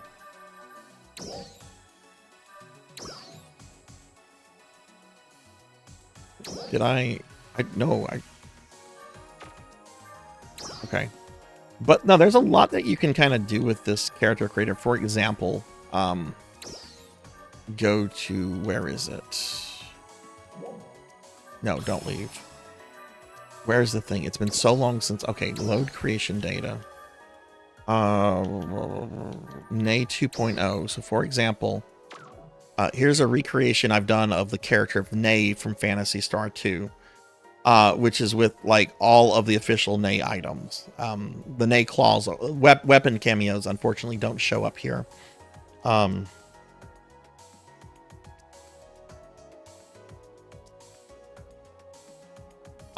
thing that I'm working on, and this is why I owe a friend nearly a billion Meseta in base, is where is Rika? Where's my Rika? That's Fat Rika. Where is Rika? There's Rika. Is that this is supposed to be, we're working towards a, that doesn't have all the Rika stuff.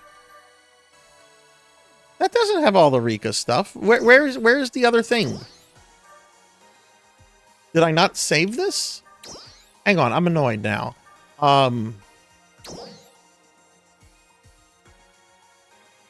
Nay remodel, Rika model, Nay remodel shadow. Oh no, it is. Okay. So this is eventually going to be Rika from Phantasy Star 4. The one thing that I'm missing is this piece right here, the Nay remodel, right? This is a piece that you need to have a perfect Rika cosplay of, but you need the shadow colored variant. You see, I have a shadow colored variant of this one, right? But I don't have the shadow color variant of this. And my understanding is that it was only available in global like once a really, really long time ago. And it's very, very rare to like come across. And my friend Mira picked up one off of the personal shop. I want to say back in November, maybe late October. But it was a billion Masetta, and there was 2 other items that she picked up for me that I've since paid off. But whenever I get this in Shadow, I'll be able to do a perfect Rika from Phantasy Star. I need to play around with the face a little bit. This isn't exactly Rika's face. She has a bit more of a rounder chin than a kind of a sharp chin that Nay has. But this is kind of like one of the big goals that I'm like working towards in this game, is to have the perfect Rika cosplay, because Rika with like Jill Valentine was like one of my first video game crushes. Yeah, there's so much you can do with the character customizer in this game. It's really, really a lot. Just to show some stuff. Well, no, I don't want to go to that. Let's go to. Yeah, this works. Micro tall. You can micro small. Well, she's already kind of small.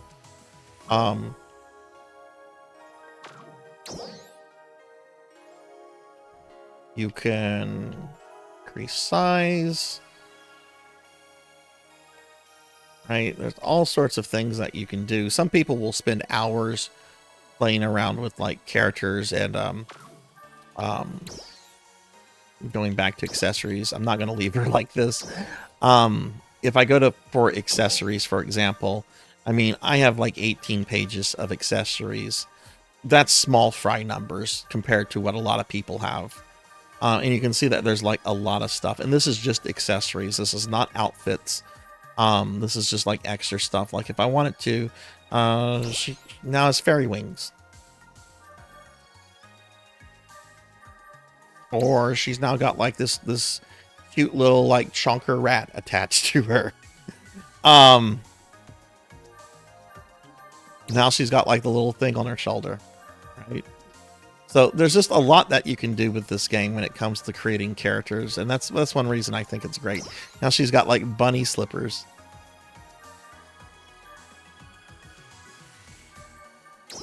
Pumpkinhead.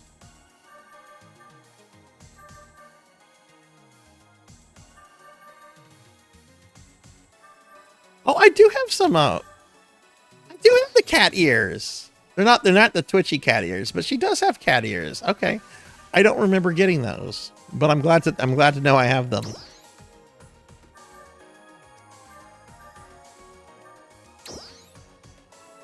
What is that? Variety mask? That's yeah. I have the balloon bosom, the science fiction balloon bosom white. Science fiction balloon bosom black. Japanese balloon bosom white. Japanese balloon bosom black. Balloon bosom B. I guess I don't have balloon bosom A. Oh wait, no, this one would be A, this one would be B then.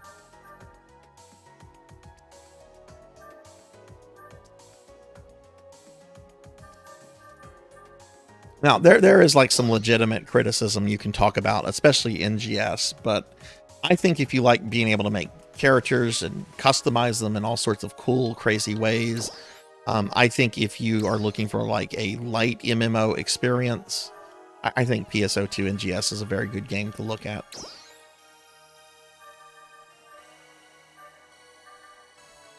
Oh yeah, this one's super cute. Well, you can't see it because she has a cape on.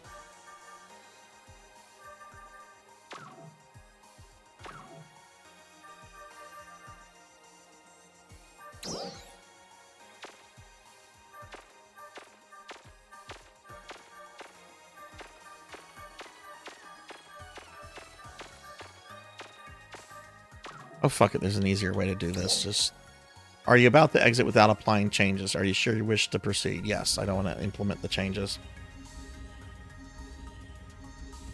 Another really cool thing I'm going to just show off real quickly, because I've shown this off a couple. I need to be in my corgi outfit. It's sort of like the creative space stuff. And the one I'm going to show off is one that I helped like with 8% of this. This is the 99.9%. This is somebody else. So I do not want anyone to think that I had a major role with it. I contributed a little bit because they did not have access to some of the character items. That's all I did. But this this creative space, this is like player housing. It's also kind of a testament to the amount of like character customization you have in this. This person here, who I only came across this person when I came to visit their creative space, because they had posted it to Reddit and I really wanted to see it. They've recreated the starting city in Phantasy Star 2 in PSO2 NGS, down to the point that you can go into this building and here are the main two characters of Phantasy Star 2, Rolf and Nay, which is what I helped with, because I had all the cosmetic items to recreate these two characters, because they have very specific items to help recreate them. And if you talk to them, you even get wait, they're not doing it.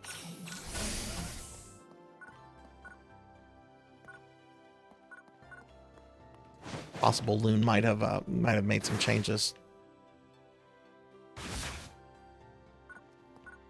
Why are they not talking?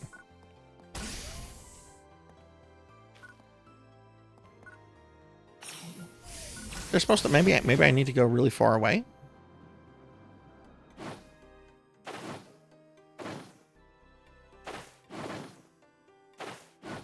Oh yeah, Cal, I need to show more emotes. I almost forgot. And then you said something and it's like, oh right, Cowbell, Space Channel. They're not talking.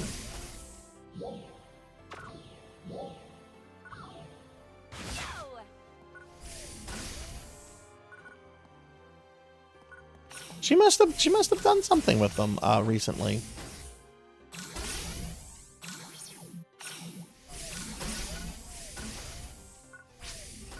Oh, there we go. Okay, maybe it's like on a timer. Nay, I have to leave for a while. I'm going on a dangerous journey. Too dangerous for you. Please, Eustace, take me with you. I'll do anything for you. She wanted to use Rolf's Japanese name, which is fine. It's her creative space. But yeah, that's like the dialogue that you think the other items are too close. Okay, probably, yeah, probably that.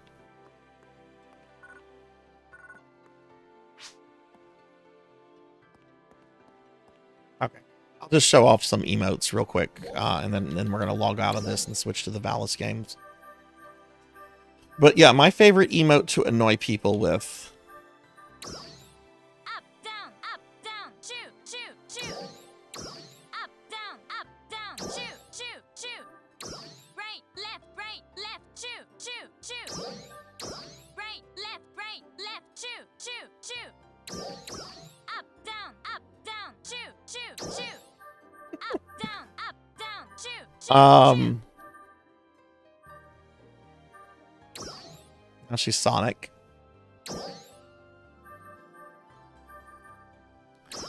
Now she's sitting on a Tachikoma from Ghost in the Shell. Lucky Tachikoma. Oh, now she's found a cute little piggy. She's found a cute little piggy. Her name is Sinri, so she's gonna spell an S. These are this is a throwback to Phantasy Star Online 1 with the photon chairs.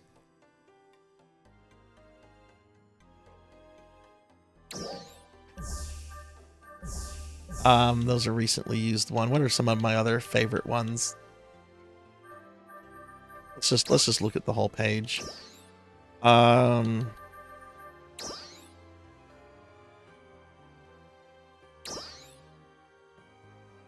Oh, spooky. I'm gonna imitate like a zombie. I read impersonate as impregnate. That would definitely be my favorite emote.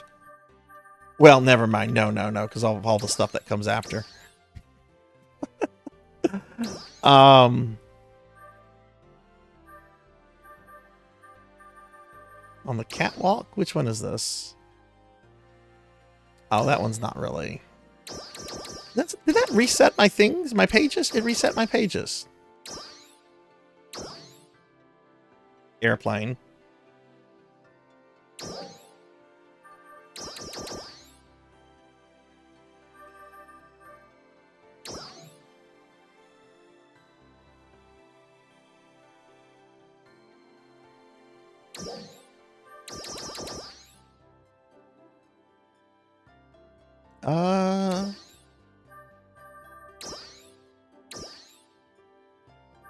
Merry-go-round. I haven't bought emotes in a while. Mainly because my focus on this has been trying to pay off a very large debt I incurred. Oh, here's one I was looking for, the UFO catcher. All right, so she's a ditz. She's an absolute ditz. She doesn't realize what's about to happen. Oh no, she's been caught by the claw machine.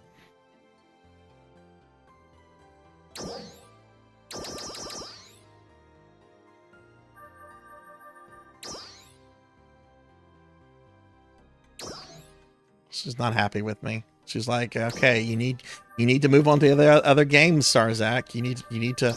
I've done my daily shit for the day. You need to let me chill. Hang on, we're almost done. Oh, graffiti. Let's go ahead and like put some graffiti in this creative space. Also, I think it was TLBG earlier that pointed out that this game has an ERP problem. The game kind of invites itself in having an ERP problem, in my opinion, because of certain emotes. For example, the pole dance.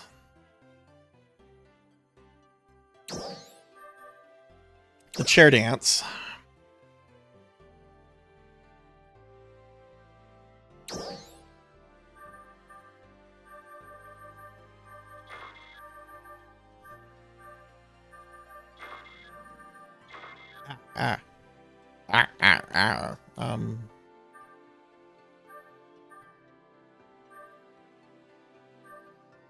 I think that's a good amount. I mean, there's a whole bunch of these. Some of them are really cool. Some are lame. There's like a magic book thing. I guess if you're doing like the Harry Potter thing.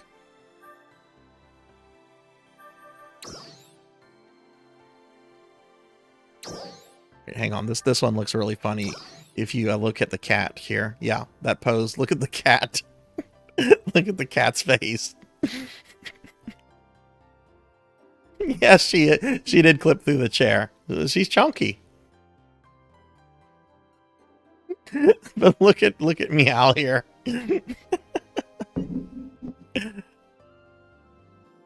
Have I seen? I did not know there were slimes. Which scratch is this? I think we're done here. Eat roll cake. Wait, when did I get this one? Oh, that's why I don't remember it. It's kind of a boring one.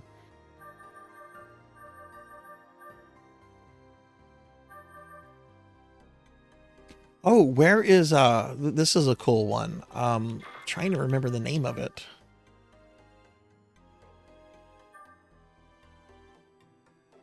Let's see if I can find it. This will be the last one, and then I'm going to look at this slime thing, and then we're going to move on to another game.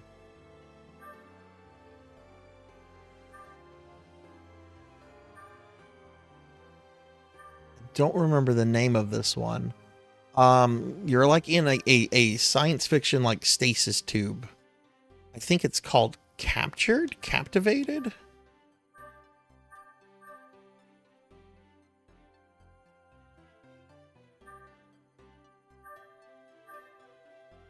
That's the problem. There's so many of these things, and I have a small amount compared to some people.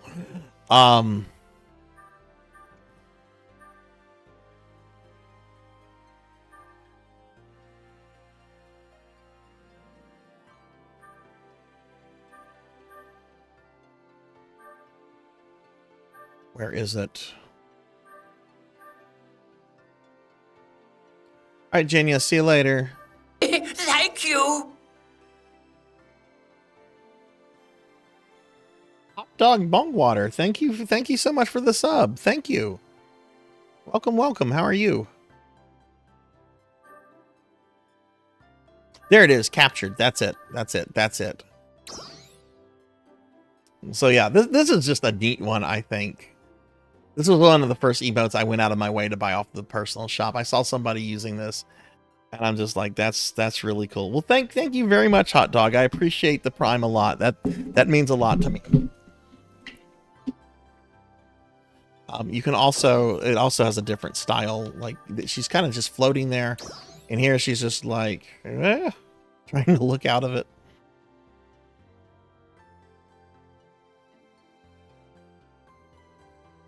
That puts us 1 point away, Cowbell. 1 point away.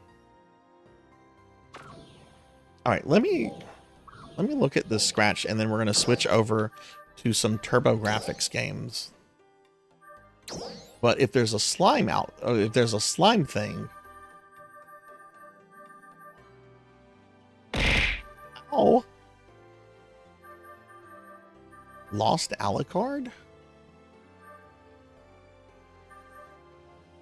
This is a series from Sega, right? Whoa, that's cute. I mean, I'm not going to replace my Meow with it, so I'm not going to, if I can get it for cheap, maybe. I saw a slime.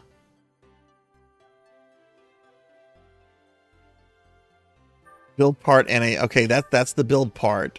Or no, wait, is that the personal hologram? That's the hologram, okay.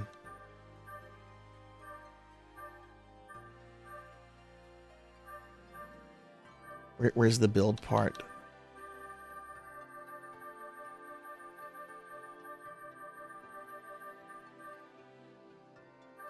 Bow's tie.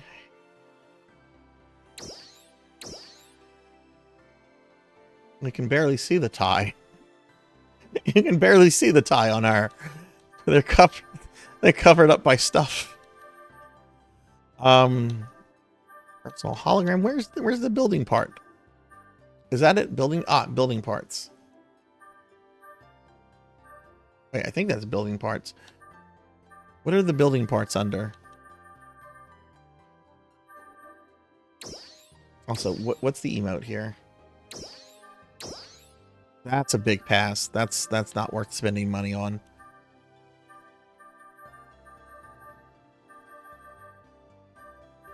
Anyway, I'll have to go through this later. I'll have to go through that later.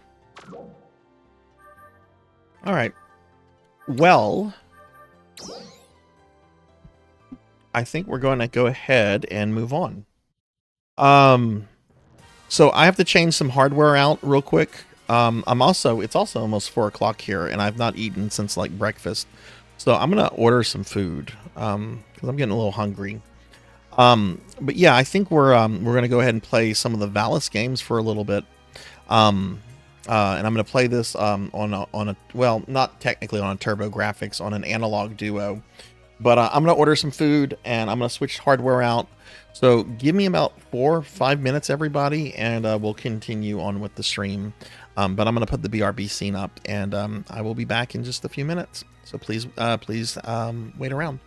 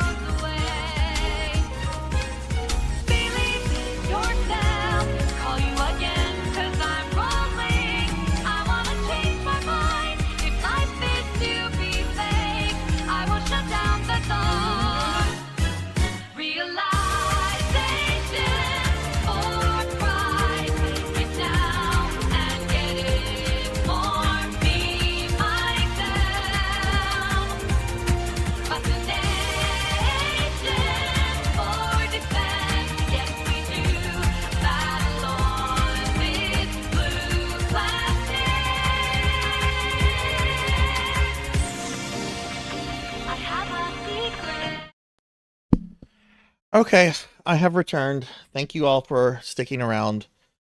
Um, so we're gonna. I meant to play these yesterday. I'm not gonna play these a lot, but I did want to play these a little bit on stream. I have been really, really, really wanting to get into the Valis series of platformers. Um, I did a no death Super Valis 4 run for my YouTube channel like a month, 2 months ago. Which that game was okay. Um, but I've been really getting into like the Turbo Graphics / PC Engine library for like over the last year. And the Valis games are games I definitely wanted to like pick up for that console system. I'm actually playing these on. Oh no! Ow! Ow! Oh no! Beast Hunter! Beast Hunter! Beast Hunter! No! Ow! Ow! Beast Hunter! Ow! That's a lot of bits! Ow! Ow! Oh no! Ow! Pain! Pain! Oh my god, Beast! Ow! Beast, thank you for the 500 bits. You did it, Beast. You did it. You moved us to 125 points. The not safe for work RE3 remake stream, Discord stream will happen. You got us there. You got us from 124 to 125. Thank you, Beast. When does what is the next thing? Oh, this one. Okay. So in 10 more points, I will play Beyond the Beyond for 3 hours.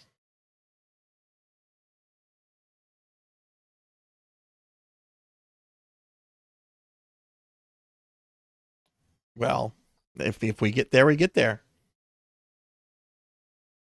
I agree, Cowbell. And what I'm playing this on, like I have this menu up here for a reason. This is an Analog Duo. Analog is a company that kind of like makes HD versions of like older retro consoles. It's what I play my SNES games on when I'm streaming those. It's what I play my Genesis games because I have the Genesis and SNES equivalent of that, and I also have their Turbo Duo, which came out a few months ago. And it can read cue cards, it can read the CDs, Japanese, domestic ones. It's a really, really nice console, and it has HD compatibility, all sorts of settings in it, and it's about what you would pay for an actual Turbo Duo. So I think it's actually like better than like the actual console from like 30 years ago. But there's debates on that. But I want to play some Valis. I've been excited about this. Probably going to play each game for maybe, I don't know, an hour, just to kind of check them out. I've never really played these before. These are CD-based games, and they have anime cutscenes. And these are anime cutscenes from the early 90s. So the dubbing is going to be atrocious. But why don't we go ahead and play some Valis 2 for a little bit, and then I'll switch over to Valis 3. I've heard Valis 3 on a PC Engine or Turbo Duo, whatever you want to call it. I've heard that's like the best in the entire series. So we're gonna play that one after this one.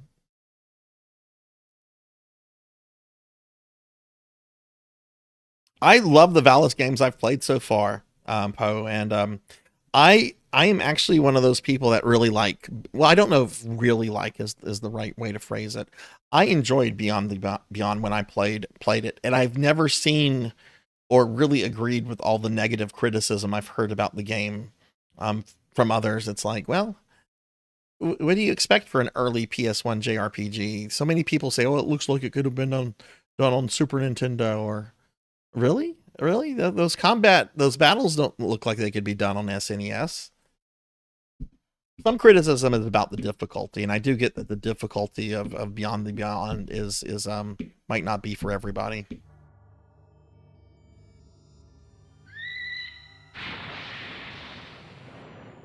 All right, we have anime cutscene. Let me know how the volume is on this. I didn't have a lot of time to volume test this.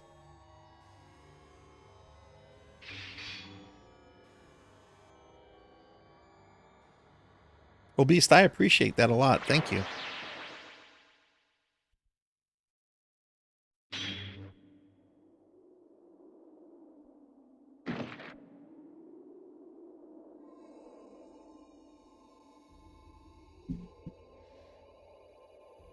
You are my first and my only friend. Thank you. Reiko!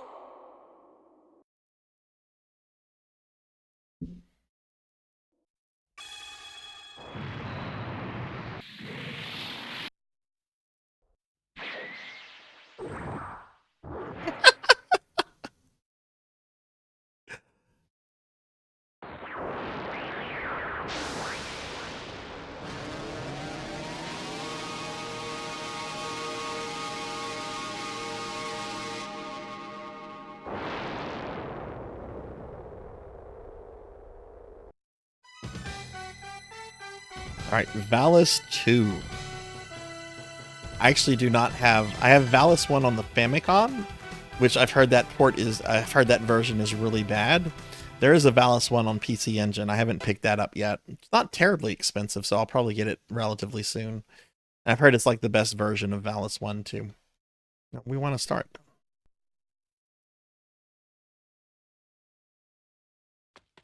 But yeah, I am playing this on a legit disc with a legit controller. Yuko, you must see Varna.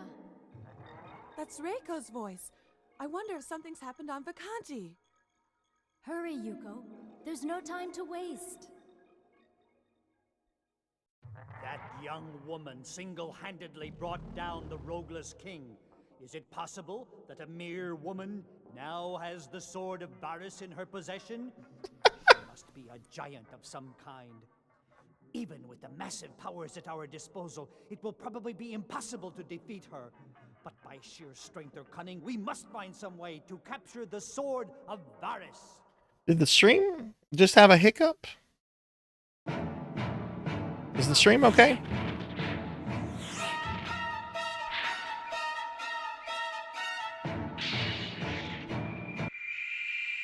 Okay, I got the welcome to chat room message, which sometimes I get whenever like the stream has a hiccup. But okay, cool. Thank you.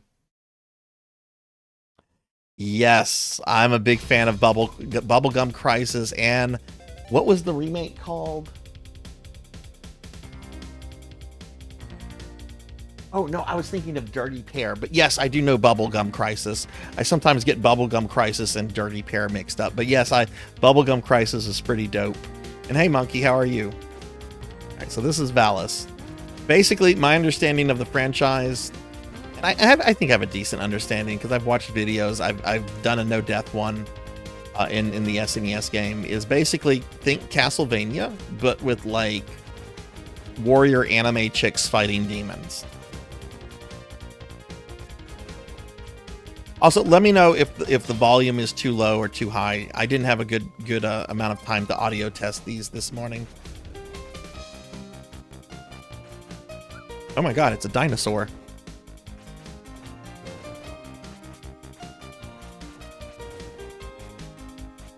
They really are. I didn't have anything TurboGrafx as a kid, but I did have Sega CD. And that I had a decent amount of anime-based Sega CD games, so I got to think, I'm like, wow, I really like this art style, and I really like the game, but these voices are bad. But there's something charming about them in like hindsight, I guess. Moody, thank you for the lurk. Thank you. Monkey, how's your day going?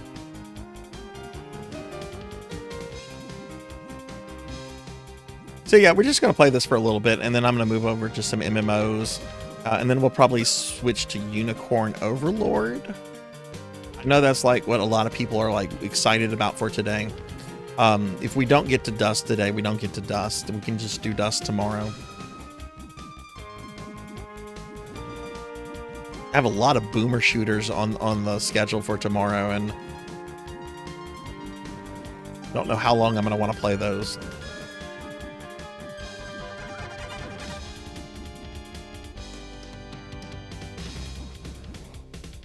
Now, my understanding is that there are 3 different versions of Valis 2. There's one for the Genesis called Sid of Valis, which uses like SD anime characters and has like a supposedly a super silly vibe to it. I've also heard that the game is really terrible. And then there's another version of Valis II that I think was on some specific Japanese computer, and I think it's pretty different from this one.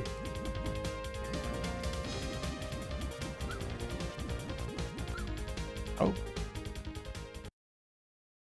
okay. Don't try to tank and spank those guys. We just met, Monkey. We just met. Beast Hunter put us there. We just met the goal for the Not Safe for Work RE3 remake stream. That's going to be in Discord, not on Twitch. Again, just so everybody's clear, it would actually be okay according to Twitch's rules. It's the fact that it's a lewd mod and Capcom is DMCAing people. Oh, whoa, how'd I do that? Oh, you know what? This is a TurboGrafx game. Sometimes the start or select buttons do gameplay stuff.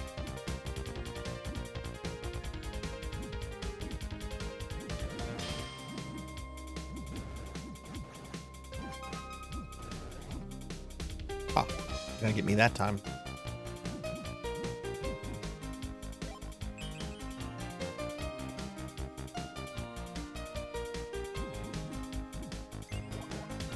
But yeah, Cowbell, I've been exploring the TG16 PCE, whatever you want to call it, library for a while now, and it's, oh my god, there's so many good games on it. Infinite Metal was actually streaming. They released a mini version of both the PC Engine and TurboGrafx 16. I want to say around the time COVID came out, and Infinite had been streaming a bunch of games from that mini console for a bit, which was really cool to see a lot of those.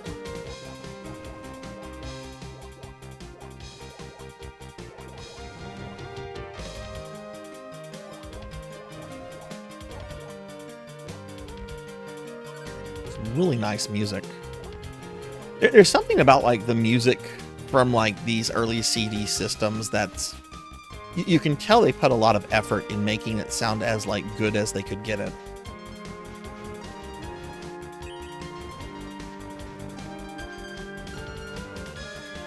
I'm not an audio guy. I'm not going to pretend to be an audio guy. I don't know much about audio other than what I want, what sounds good to me. Whoa. What is this guy? Oh, he's dead. It doesn't matter.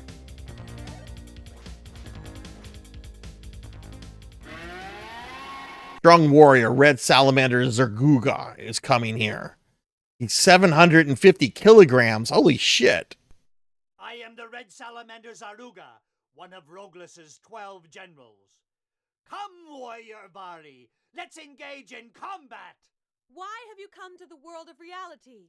I must have your sword.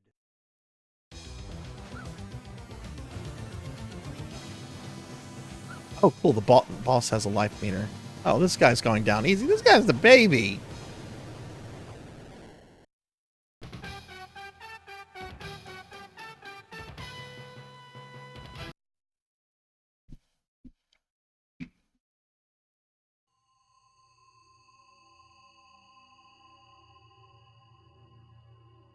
It's you, Reiko.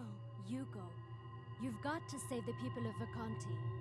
You're the only person in the universe who can do it. What do you mean? Where are you? I'm at your side, as always. My understanding is that the character she's talking to is a character she had to kill in the previous game. So this is like her Force Ghost, I guess. Into an inferno, and the people are suffering terribly. Battlefield? After you killed the Rogueless King, the people of Vacanti split into two armies. The army of the Rogueless King, and the army that opposes them. That is how the war started. Why does the Rogueless army want my Sword of Varus so badly? The army opposing Rogueless has managed to bring back Emperor Magus through an opening in the dimensional field. Magus has taken over the anti-Rogueless forces and turned them into his own Magus army. In the wake of the invincible power of the Magus army, the Rogueless army has been losing the war. As a last resort, the Rogueless army is trying to get its hands on your Sword of Varus. Who is this Magus? Magus is the rightful heir and successor to the throne of Vacanti.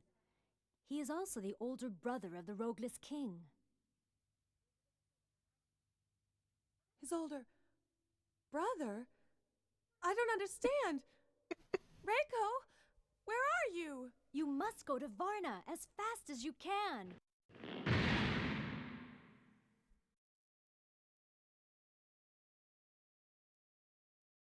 God, the voice acting is like 70s Godzilla tier. Of course, I'm sure the voice actors were probably paid like maybe like, here's $50 and a gift card to Walmart.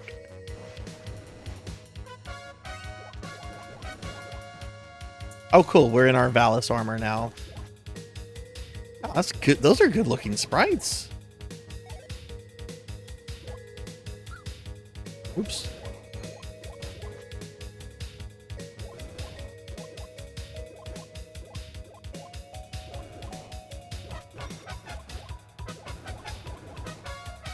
Oh, yeah, they were probably just told, you know, read this. Just read it. You got it on the first take. Really? I think I could do a better job. No, we got it. We got it. First take's good.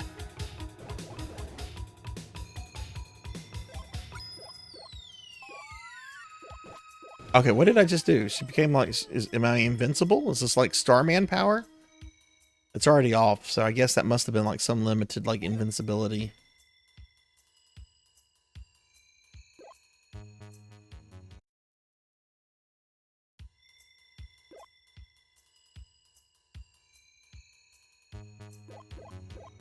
I've also heard that the series does get very hard. And I will say the game I did a Deathless of, Super Valis 4. The difficulty, I kind of think, at least in that game, came from like some cheapness. Thank you. Whoa! Neon Axolotl! You crazy, crazy streamer friend. Thank you. Thank you. Look at this. Neon Axolotl coming in with 5 gifted subs to V Animal, Crossy 90, Stabby Baby. I like that name. Thank you. Fancy Melody. And hey, Hearts got one too. Hearts is great. Neon, thank you so much for the gift subs. Everyone, please check Neon out. Neon has been a friend of ours for almost a year now. She's really awesome. Recently got affiliate within the last month or so, and thank you so much. I really appreciate your generosity. Thank Neon. you. I hope you're doing well today. How are you?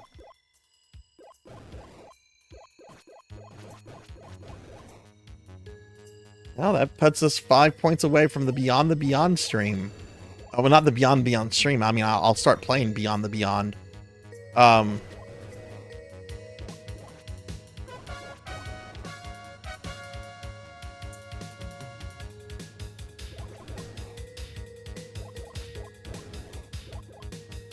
Hey, Fancy. I don't know when this came out, but the lifespan of the system was 87 through 94. I can tell you when this came out. I have the key.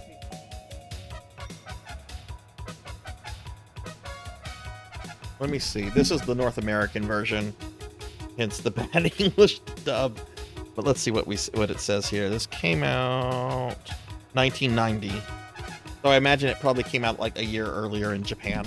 Because that was generally the, you know, something would come out in Japan and then like a year later it would come out in North America back then.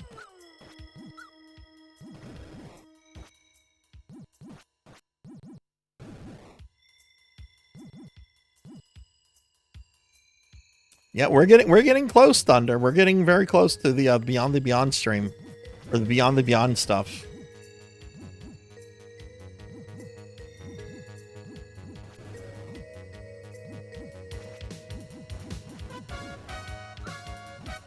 Which I am going to be doing some Unicorn Overlord stuff today, no matter what, because there's a couple people that are tuning in just for that. So if I have to push the MMOs or Dust back till tomorrow, we can do that, because most of tomorrow is just boomer shooters.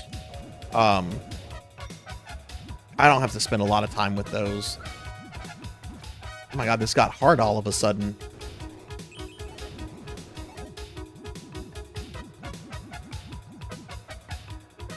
Yeah, I'm a very big fan of this system, and it's something I'm wanting to, like, once I'm done with all the Castlevania games, there's going to be a lot of PC Engine TurboGrafx content on the channel, at least for Monday nights, because those are going to be retro game nights. Oh, that Snake Man graphic was cool.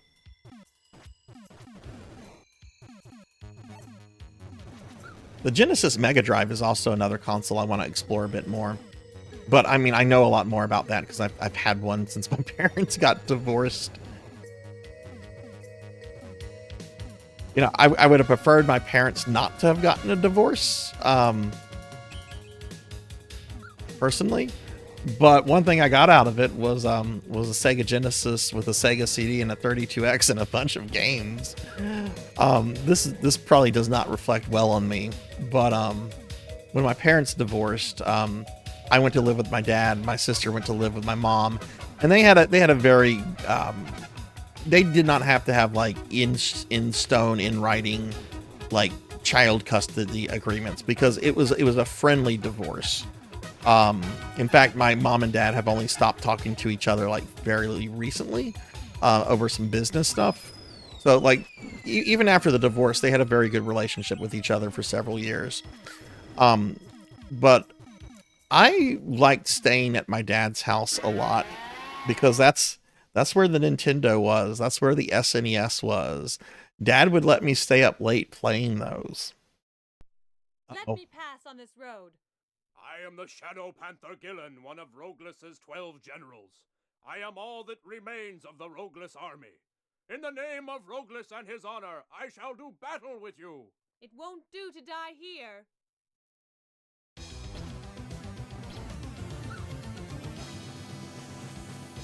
Oh wow, if you die on the boss, you continue right on the boss.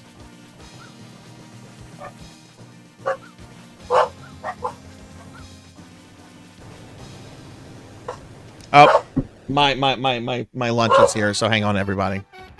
I'm gonna mute myself for a moment. Why are you fighting for Magus, and what kind of person is he? That is none of your concern. Give up your sword and return to reality. It's Magus! Magus! Gillen, you are the last general of the Roguelus army. You mean the Roguelus army has been destroyed, and I am the last warrior? I am giving you a chance to make your own choice. Fight or join my army. You wish to die?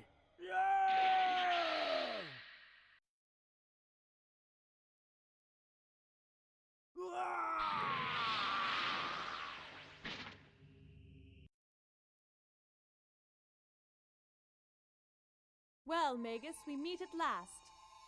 You are the one who killed my younger brother, Roguelus. Have no fear. We shall meet again. Judah!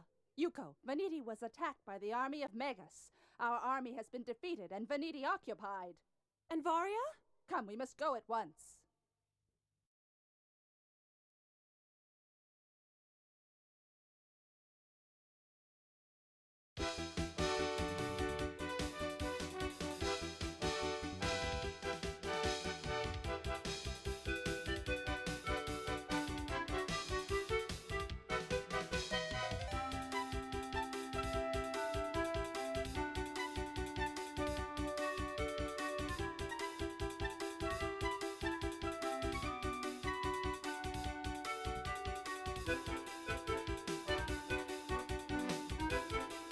Good news, everyone! Not only has my lunch arrived, but my copy of Street Fighter 6 has also arrived. So, Kron, your fear-mongering was for naught.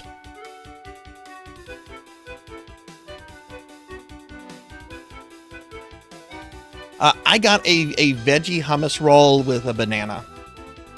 I've been eating like crap the last couple days, so I wanted something a little bit on the healthy side of things.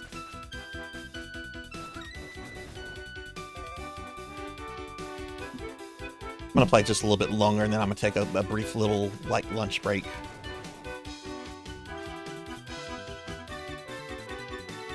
And that voice acting, I couldn't really hear what was being said, because the dogs weren't happy.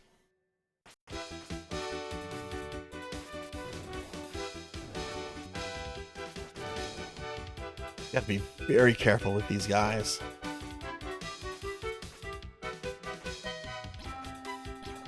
Unless there's like a way, do I have a power up or anything? Probably should have read like the instruction manual. I've seen some retro streamers like read instruction manuals for games they're playing for the first time with their chats. I've thought about maybe doing that down the road. I don't know if people on the channel here would enjoy that or not, though.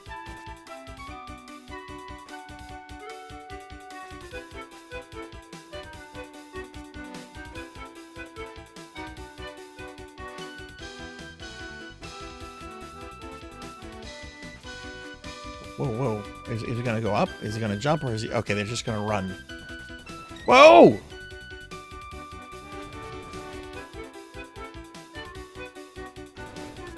So far, this is pretty... the game looks good for its age. The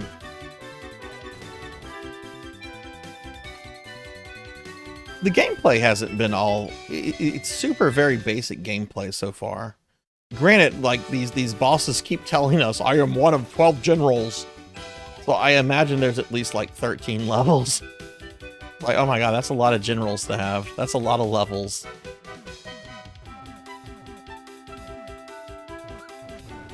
Yeah, no, it's definitely Classicvania, which is my preferred form of Castlevania, is the Classicvanias. Don't get me wrong, I love the Metroidvanias, but Classicvania is my bread and butter. There's a really interesting Classicvania-esque game. It came out only on a Japanese computer, and it really looks like Castlevania, but you play as like a female character. Is immeasurable. I was too slow there. And my day is ruined. I think it's called Rust. Have any of you ever played that before, if I have the name right?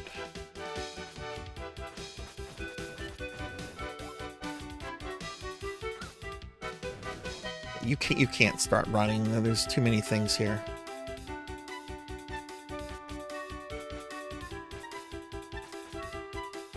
All right, this guy just killed me.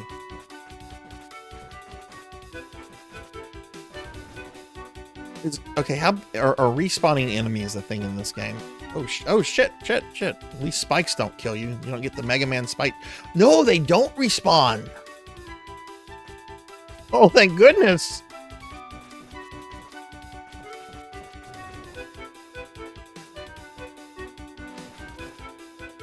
Like with Ninja Gaiden, you go like a simple millimeter back and the enemies respawn. It's like, oh my god.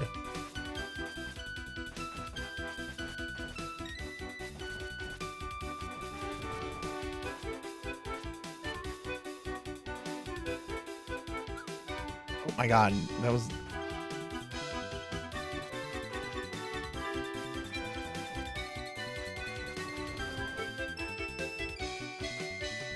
Yeah, and you can get it stronger if you get power-ups. It's just I'm not getting any power-ups.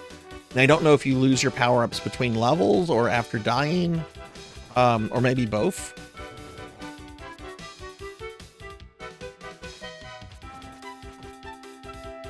Yeah, this is the kind of game I can definitely like get into. The gameplay honestly isn't all that different from the SNES when I played. The music is much better. Oh, what is this guy? He's like some angry like mummy. Oh no!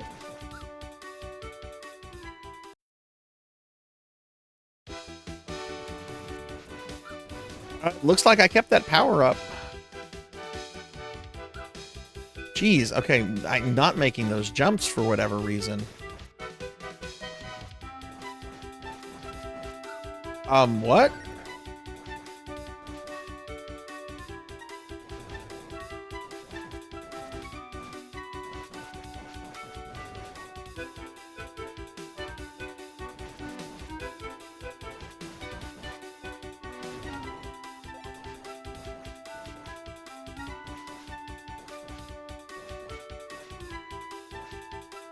Okay, let's not fail here.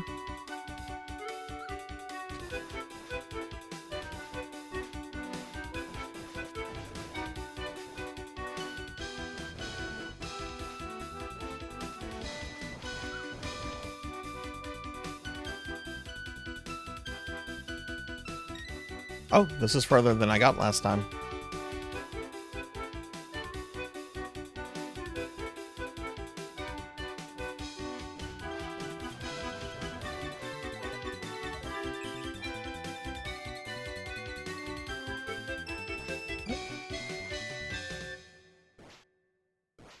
What?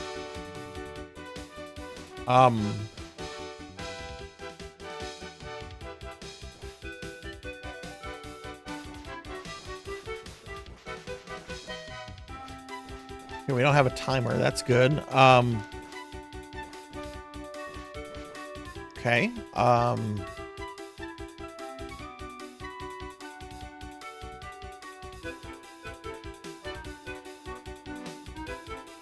on, Yoko.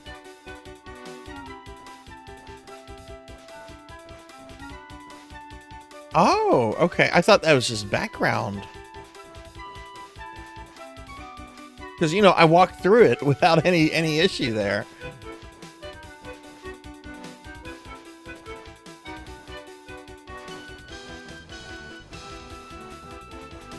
Guess you can't destroy those.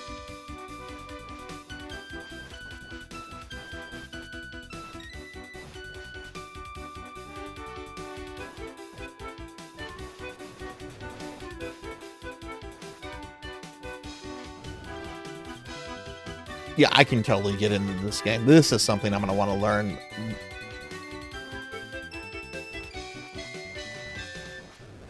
This is what I call a Sarzac game.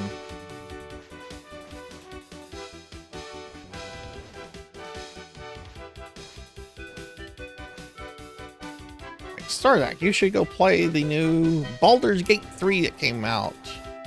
I'd rather my 2D platformer with anime warrior princesses, please. It is pretty fun so far. I'm enjoying it. It's not super complex, pretty primitive, but it's fun so far.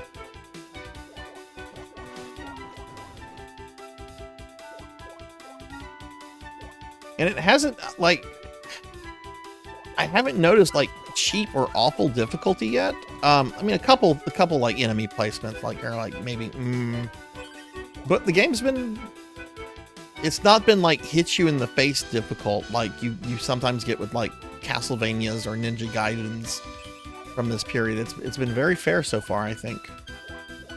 Go this way, or do I need to like do a leap of faith? Because if I have to do a leap of faith, I'm gonna retract everything I just said. It looks like I'm gonna have to do a leap of faith. I'm not happy about that.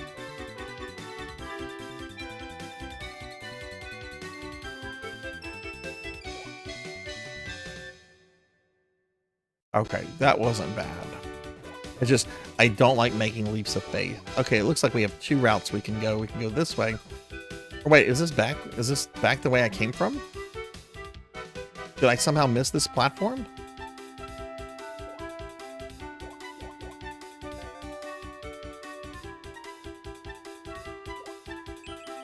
I don't know, Kendo Rage. What is it, Ramses? Tell me more. Oh God. That's not a place to fight. Ramses, I also think a while back you said something about Cid of Valis. This would have been several streams ago. But I don't remember it being like a positive comment. I've looked at Cid of Valis, and just graphically it does not look appealing to me. But like, do you know, how would you describe it as a game? Like, is it bad? Because I know some of the games in this series have like very bad reputations.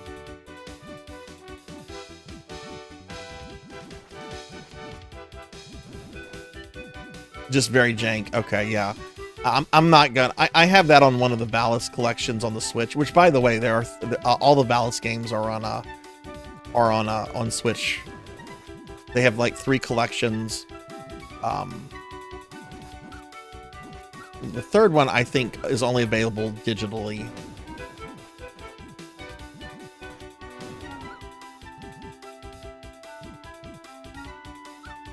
Oh my god, this suddenly got difficult. It's a lot of things to kill. Just go, Yoko. Yoko! Oh no!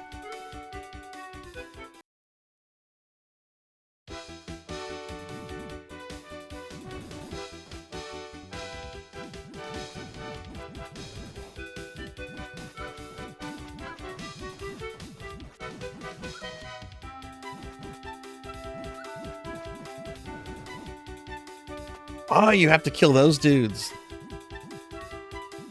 Did I say go Yoko Ono? Not that Yoko. Not that Yoko. This Yoko.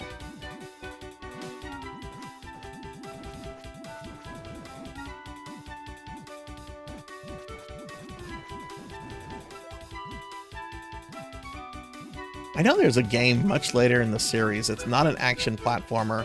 I don't even know what to describe it, but I think it's like a very pornographic take on Valis that like fans of the series apparently really despise.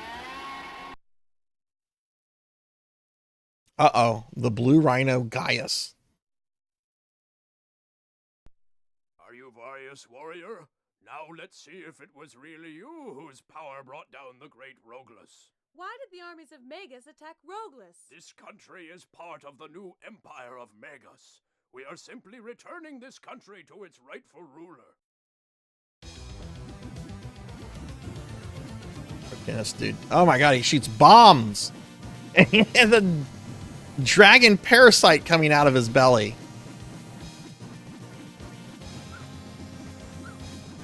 Oh, you gotta deal with it if that gets... Oh my god.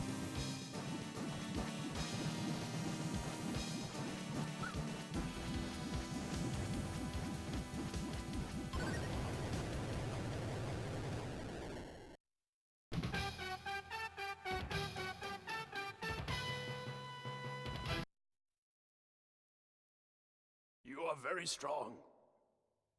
But the enemies of Magus will soon be completely destroyed.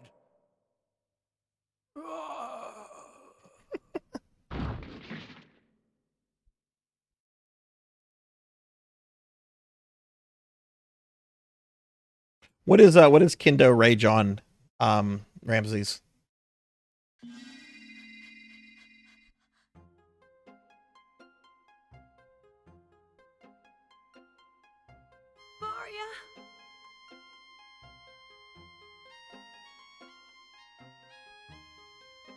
This all happened because my powers were not strong enough. Yuko, I will now tell you what Vario told us on her deathbed. Yes? Varna has a twin sister. Because it was thought that the existence of 2 heirs to the throne might cause a civil war, the older of the 2 girls was sent to the world of reality. Yuko, you are the sister who was sent to the world of reality. You are Varna's twin sister.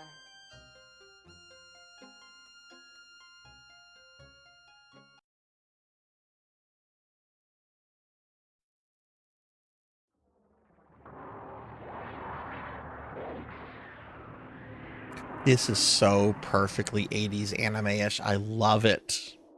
Everything about this screams 80s anime, and it makes me so happy.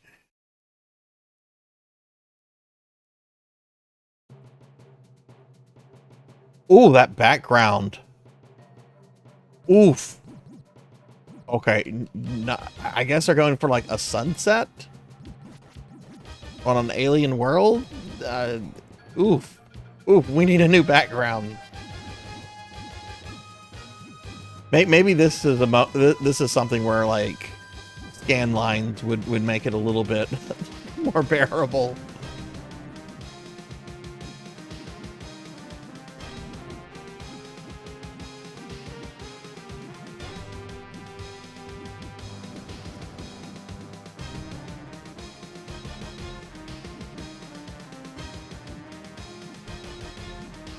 Oh, hey, her armor is now a different color. I guess she's like...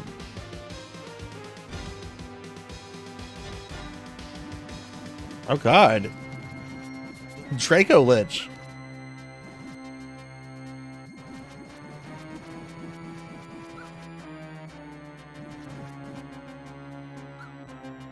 How do you avoid that?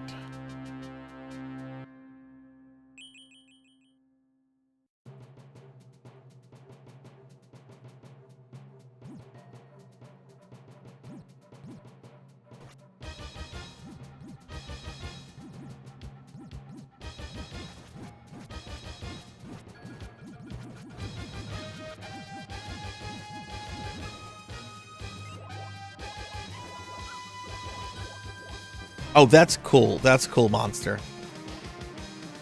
Can't say I like these slimes, though. They take a lot of damage, apparently.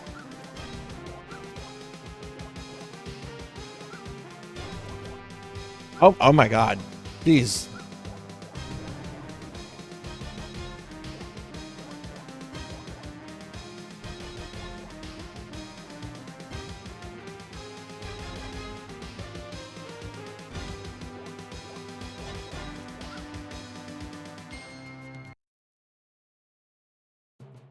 Oh, down to my last life. We're going to see if we have infinite continues or not. Oh, I'm going backwards.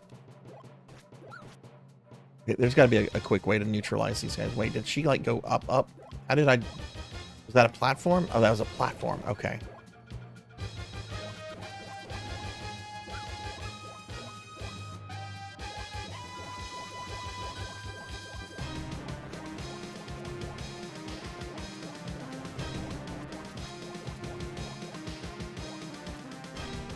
OST is definitely a banger.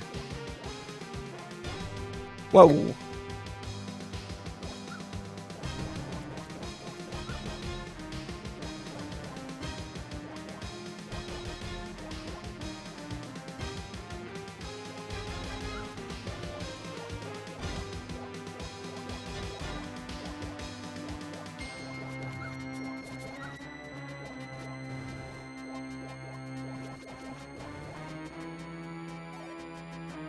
Do items disappear? Or are they on the screen for good? Like Contra. No? Okay, that's cool.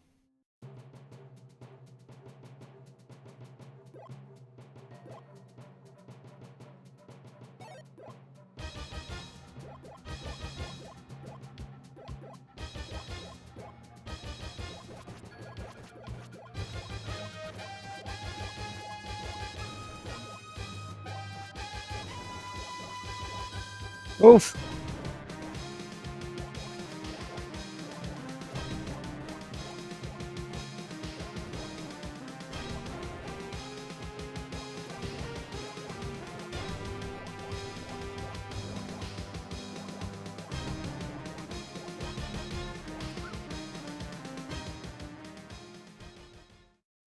Okay, continue yes or no. I don't see like a number or anything. So where is this going to put me? Oof, okay, so you restart the level. Which, I mean, I've been comparing this to like Castlevania a lot. That's very classic Vania. You gotta continue, you gotta go back to the beginning of the level. Okay. I'm gonna eat. I wanna eat now, guys. So I'm gonna have my veggie wrap and everything. So I'm gonna put up the eating BRB scene. I'll still be here at the computer and everything. I'll be typing and stuff. But I want to eat because I haven't eaten since this morning.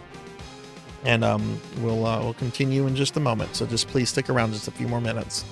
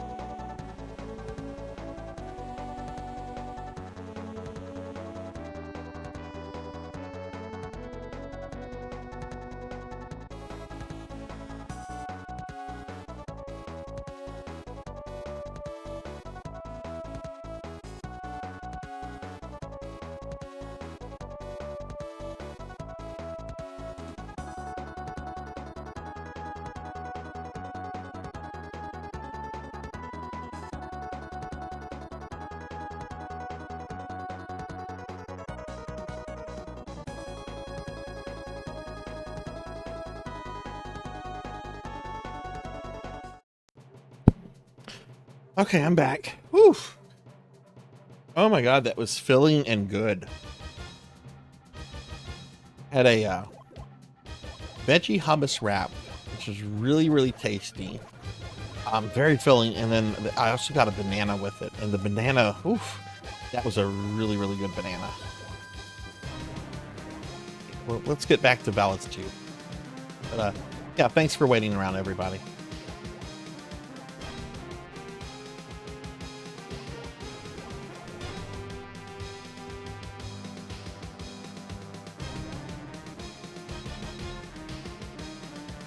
Okay, so we're back in this level.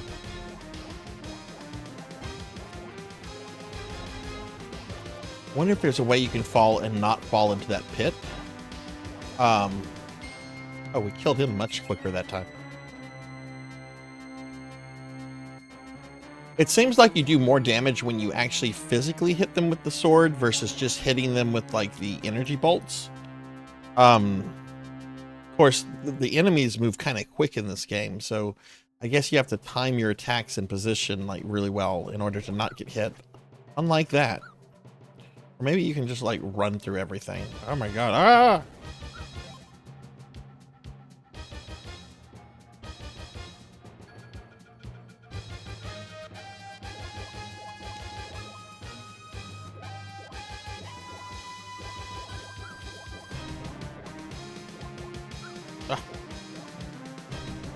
I'm starting to question whether it's a good thing to fight those guys or not.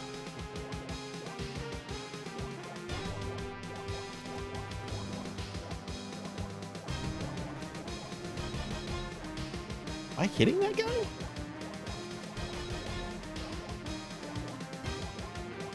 Oh, I think you can only hit him whenever he's, like, mutated and stuff. Yeah. You can't hit him unless he's, like, inflated.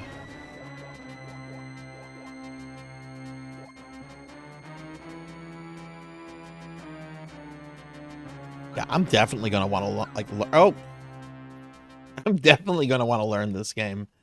Wonder if there's anything. Oh, there's that.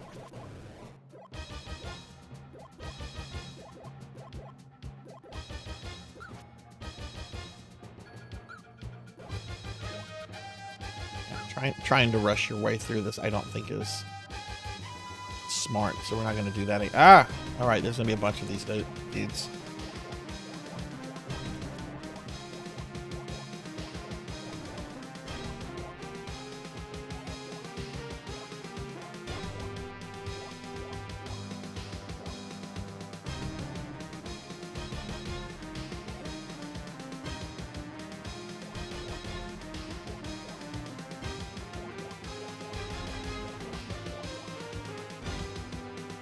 Save not supported. I'm pressing buttons. Oh, right. The analog has a built-in save state system, but it's only for hue cards. It's not for CDs. Which is fine, because unless I'm practicing something, I really never use save states. I'm certainly not going to use save states whenever I'm just, like, exploring a game like this.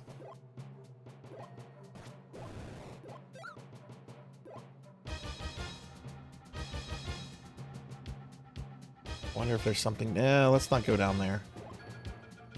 Ooh.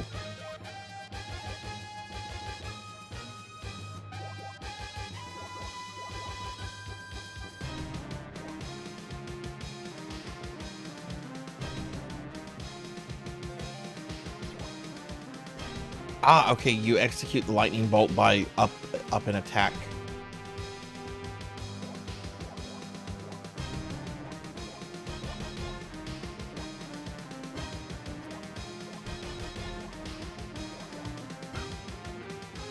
Got killed by the little guy. All right, last life. This might be the level I get roadblocked on. Wait, am I going the wrong way or the right way? No, that's the wrong way. Go up this way, I think. No. That was the right way. That's the pit. Right, that's the guy that just killed me. Oh, cool. Hey, Lucille. Hello. How are you? That's cool. Are you like, oh god, no.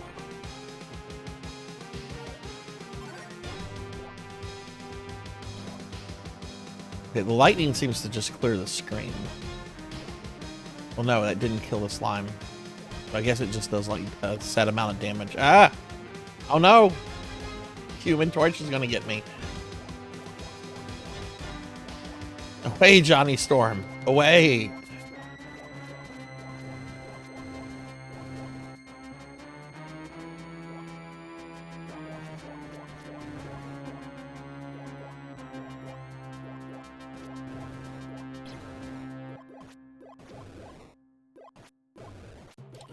To say the fact that you have these guys that you kill like instantly, but they leave like remains behind that can damage you. I don't think I've seen that in many games. Oh shit! Oh god!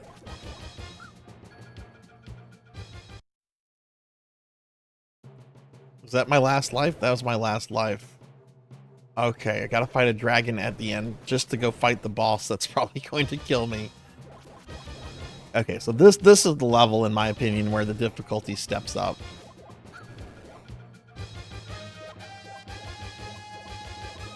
No, I've not seen any health drop from any of these guys. I don't know if there's like a small chance that they can drop health or...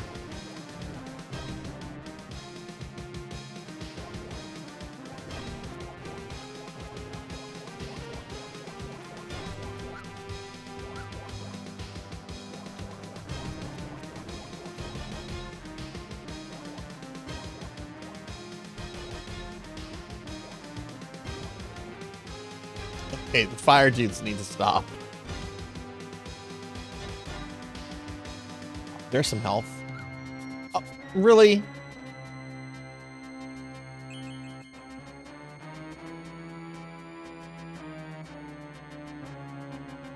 That's nice they give you some health right after that.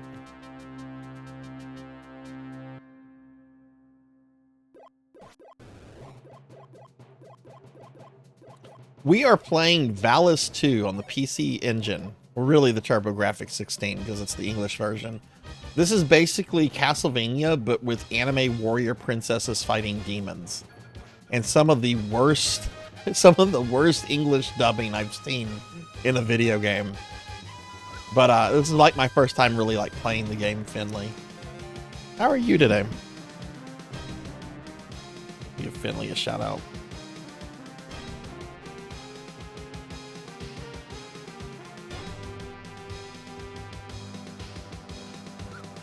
Oof. Oof. Oh, I've come too far to die.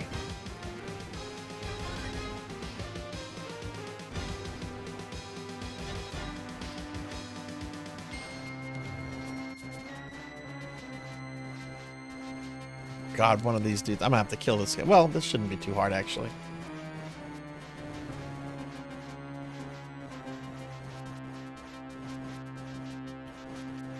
I just finished eating, I had a veggie roll, a hummus veggie roll, and a banana, and my belly is full right now. Like, I had not eaten anything since breakfast, and now the tummy is full, and I feel very good and very energetic.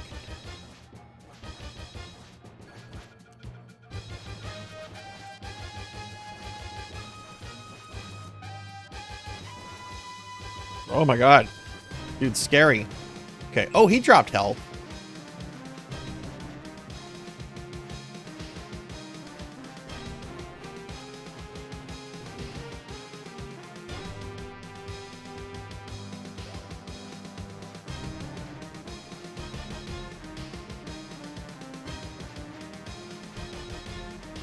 I did. I could have slept a little bit more, but after the stream last night, I did do some prep for today because I had all the games I'm playing today. I had not done audio testing for, and I wanted to do at least the ones that I'm playing on the PS5 last night.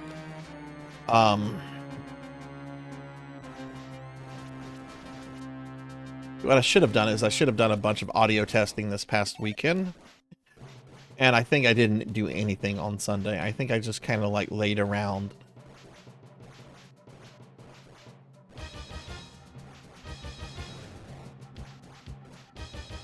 Oh, come on.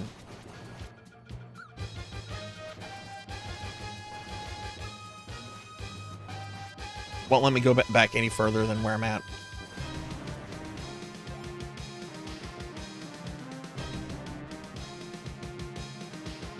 This level is quite longer than previous levels.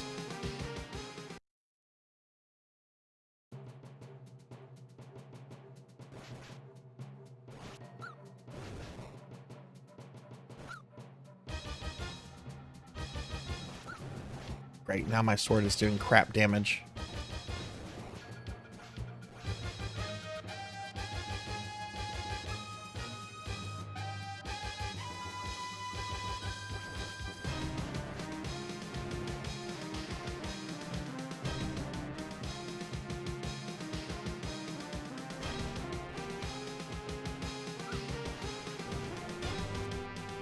Ow.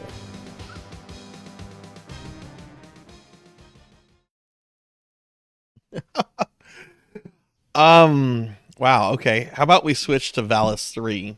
That was interesting. I enjoyed that. The difficulty of that current level versus the previous levels, that was a huge step up in my opinion. But that's fine. That's cool. That's cool. I'm excited to like play more of this down the road. So let me grab Valis III.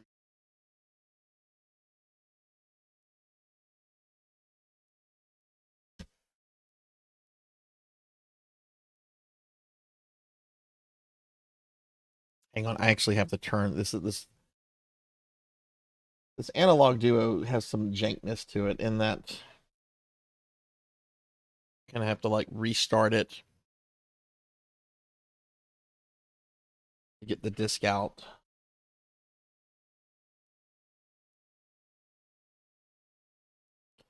All right, so let's go to settings, duo, eject CD, because there's no eject CD button on the console, which is weird.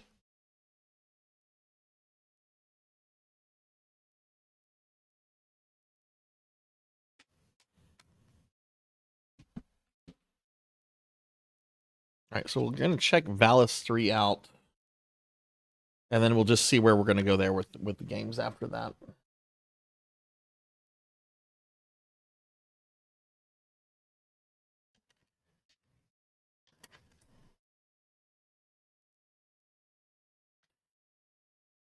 Yeah, it's a cool system. I'm very glad I got it, but there's a little bit of jankiness and like questionable design on it. But you know, this is something for like a niche audience, you know. Only a certain amount of people are like interested in TG16 PC engine, and only a certain amount of those people are going to be interested in buying a physical modernized console version of that, you know. So I'm sure they had to like cut certain corners. Oops. Okay, there we go. Play Valis 3. The volume difference between this one and Valis 2 was pretty big. So let me make adjustments in OBS real quickly.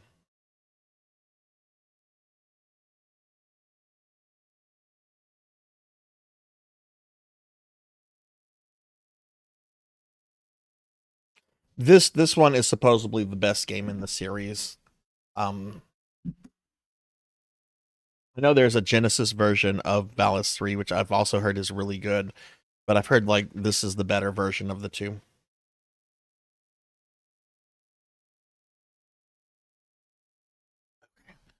Okay, sorry, I'm like rolling around in my gamer chair.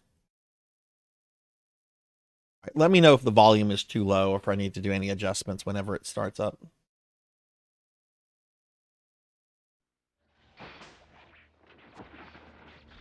Long ago, when the spirit world, Earth, and the dream world were at war, the gods sent a giant to each of the worlds.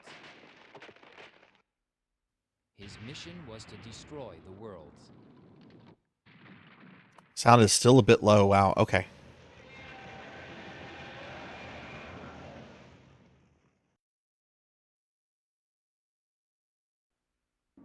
Okay, let me know how it is now. Stopped fighting, cooperated, and chose 2 warriors to stop the giant.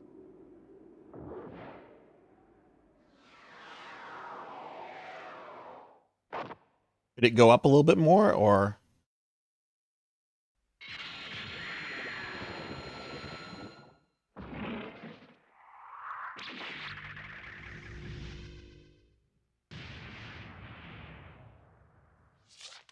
Okay, cool. Warriors killed the giant and peace returned to the three worlds. One of the swords the warriors used was the sword of Valis.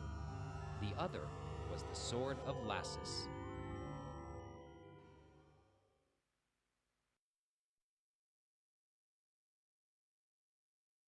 Lucia, how long until the world of spirits is destroyed? About 6 months. Then we'll all be sucked into the black hole. Our only choice is to move our people to Earth or the Dream World. Do we have any other options, Radha? If all of us in the world of spirits move to Earth or the Dream World, it'll be war all over again. The evolution of life has always been the survival of the strong over the weak. So maybe it's the will of the gods that we invade the other worlds, eh, Radha? All living things eventually die. The same is true in the spirit world. I've had enough of your gloomy talk. I control the destiny of the spirit. Gloomy talk.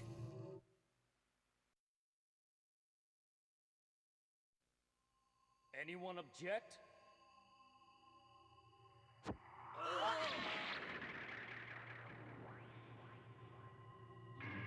Seems no one objects. Oh, what a jerk! Yes, Ramses. The only one we have to worry about on Earth or the Dream World is the female warrior who killed Roglus and Magus. Yuko. She holds the sword of Valis. I want to know more about her. Bring back Roglus from the world of the dead. He might be useful. And I think my sword of Lassus wants to know more about the sword of Valis. I'm gonna have to try that, Purring. I'm gonna have to try that one day at work. Yeah, no. What's going on, Purring? How are you? Oh my goodness.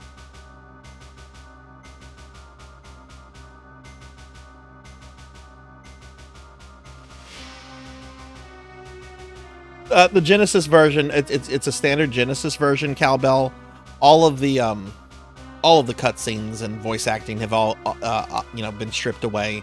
But it's still like Valis 3. But I know there's like some limitations, like this game has like a Castlevania 3 like system where you can like switch between different characters as you're playing. And I think the Genesis version like eliminates like most of the characters that you can play as. There's like only like 2, I think. We're playing some Valis right now, Purring. This is a series I've been like wanting to get into for a while because it's kind of like Castlevania. Basically just think like anime warrior princesses fighting demons in a Castlevania like game. So we're just kind of checking this out. A little bit later I'm going to do some Unicorn Overlord and some Dust and Elysium Tell, which is a beautiful Metroidvania I've been wanting to play for a long time. Our battle is a just cause. We are fighting to save our spirit world and preserve. Yeah, the PC Engine versions of Valis 1 through 4 are considered like the definitive versions of all the games. Yes, sir. So, she is the warrior of Valis?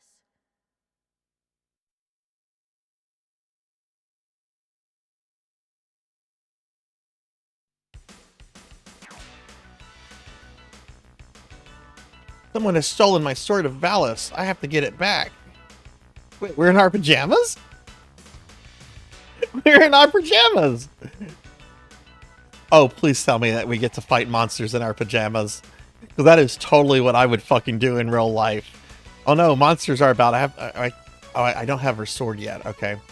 I would totally go fight monsters in my PJs if I was wearing them and monsters showed up.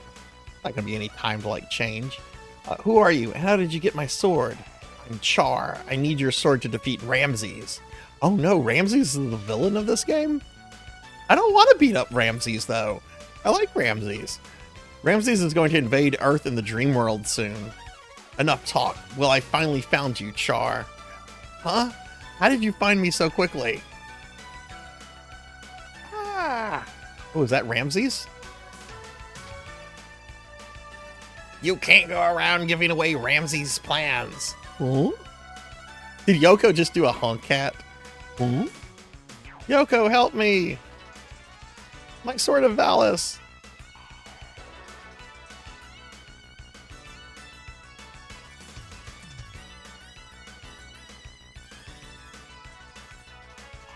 Ah, she's gonna transform.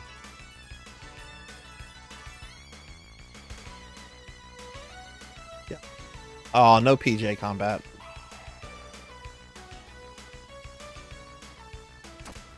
So this is Valis III. We've got an MP bar instead of a boss bar now.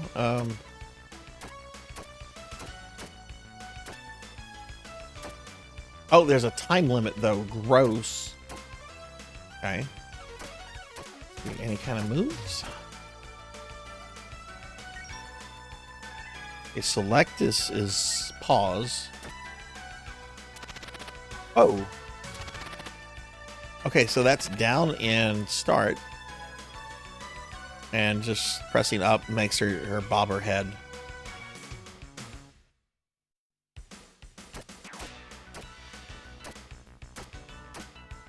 Okay. Alright, simple enough.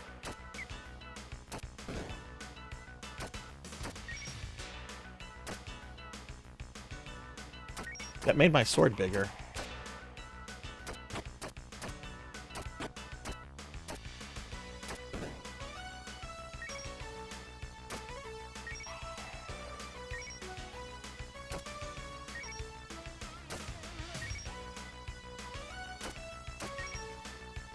Oh.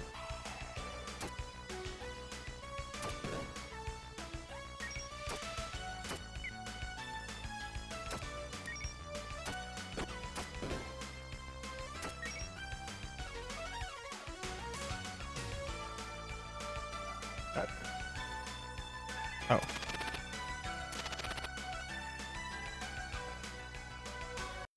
Is the NEC logo really like in my face? That wow. Oh wait, this Why dude. do you do something like that? Hey, ask your sword, Yuko. What? Okay, I guess first boss. Oh, you clearly want to slide under him when he charges.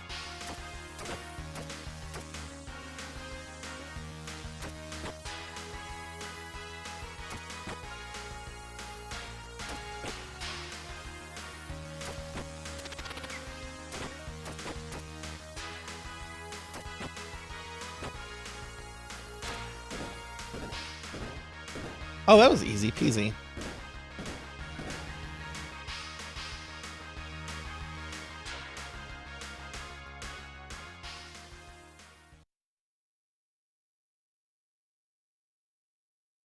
You all will be sucked into the black hole?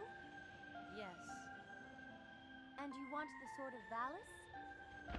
We really need the powers of your Has the volume been okay since I actually started playing the game? According to a legend in the spirit world, And not just the cutscenes? warriors. One owned the Sword of Valis, which you now hold. The other owned the Sword of Lassus. Oh wow, it's He-Man and She-Ra. Now possesses the Sword of Lassus.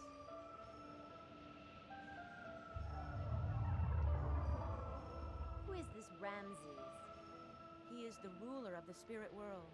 He intends to move all the people in the spirit world to Earth and the dream world. Then what will happen to all the people on Earth and the dream world? He intends to kill them all. He is killing everyone in the dream world as we speak now. Oh my God.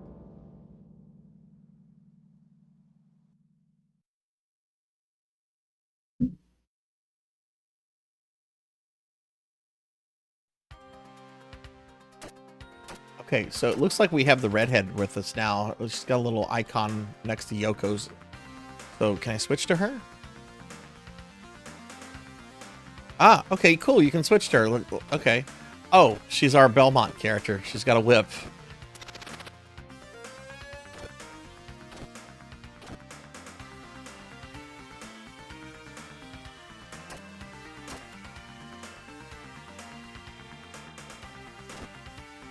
I think she's playable in the Genesis version, but there's 2 other characters you can get. Oh. Ramses and his army are conquering the dream world. Vanity Castle has been occupied. But worst of all, Princess Valna has been captured. What's going to happen to the dream world? Hey, mommy dragons. Hello, hello, how are you? I'm playing Unicorn Overlord today.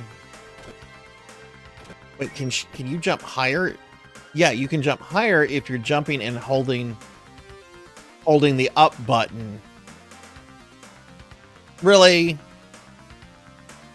Is that just a her thing, or does Yoko do that too? Yeah, Yoko does it too. God. We're being attacked! The up button should never be associated with jumping in a platformer. Hey, we're getting raided by Elven Sorrow. Elven Sorrow and Raiders. Welcome in everybody. Let's get a big shout out for Elven again. That's a good reason why the jump button should not be up. Why can't it be one of the fucking buttons? Having the fucking up button jump is fucking fucked up. Welcome in everybody. I'm Sarzac. We're playing some Valis 3 on the TurboGrafx. What is up, Elven? How was your stream? Thank you so much for the raid. Oh, is more bad weather coming through, mommy dragons?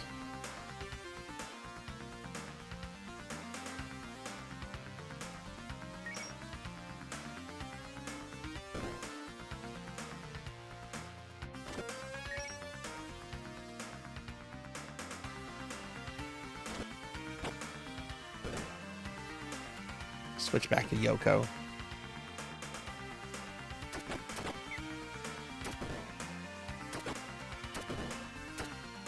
Actually, I can't tell who has the better range. Yoko's got like...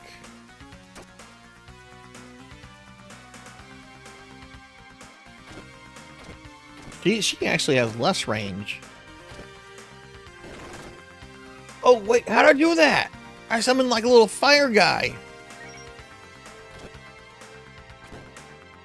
Oh, sub-weapons.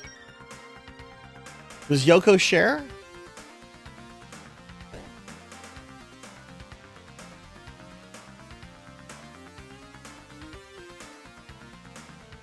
Oh, God, I'm so tired of this shit weather.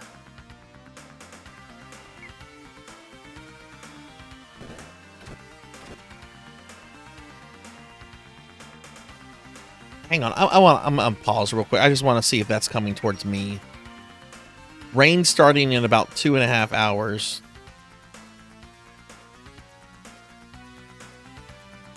Okay.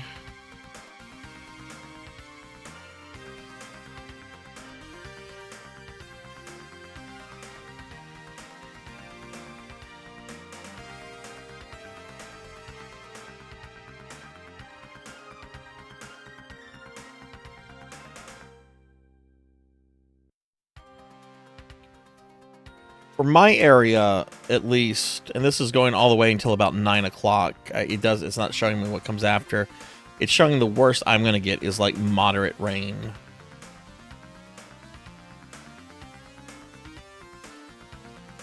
Okay. Yeah, I know. I had some of that bad weather too the other day, Mother Dragons. It was only really bad here at my place for about 20 minutes. And then it started getting better, but like my dad lives in the same city that Mommy Dragons lives in. He was without power until like the next day. So, it's not going to interrupt my stream. Hey, Sheep. Hello. How are you? Give Sheep a shout out real quickly. Oh, well, I'll fail to give Sheep a shout out. Let's try that again. Sheep, how are you doing?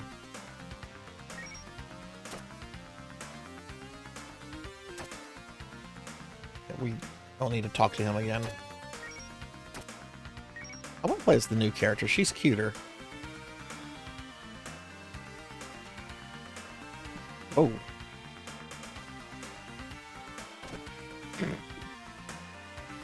It's cuter when she plummets to the ground.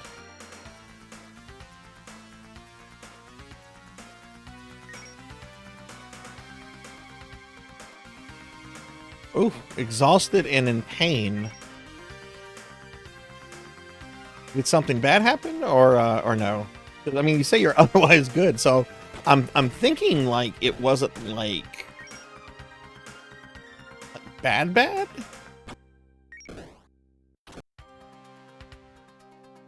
Oh, okay. Oh, that sucks. I'm sorry, sheep.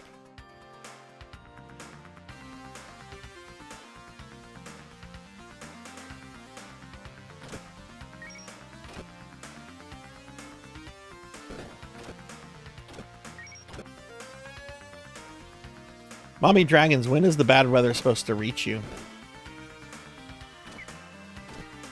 I'm digging this game so far. I love the fact that you have multiple characters you can change between. The song is pretty, the music's pretty good.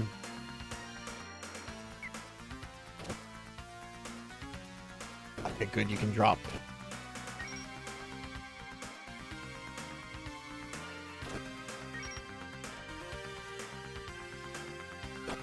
Whoa.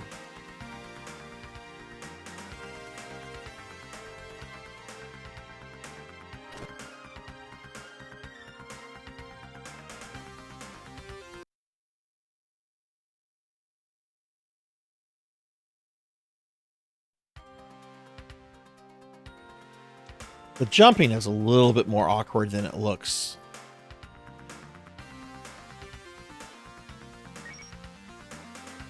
Controls are a little stiff, but...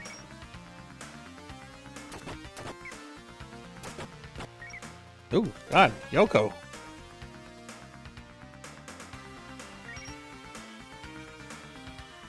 We have not played it, Rocker. We're actually still on the... We're on the last game that was supposed to be played yesterday. Oh, I got a 1-up. I'm probably going to switch to Unicorn Overlord... maybe next? I don't know. We'll just see what people want to do. It'll either be that, Dust, or one of the, like, boomer MMOs that I want to play around with for a little bit.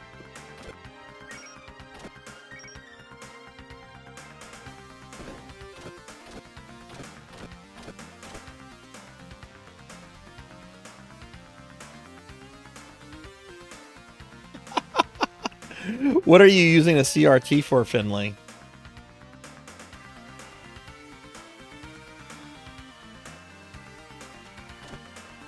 No, I decided to do Unicorn Overlord a little bit later in the day, because I know there were several people that wanted to see that, but they were like working and stuff. Mommy Dragons was one of them, but Mommy Dragons is about to have like really bad weather where she's at.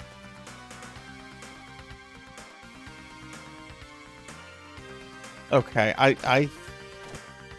am I just getting a little... Okay.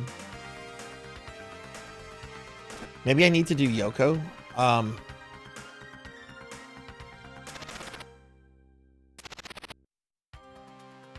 don't fall, don't fall.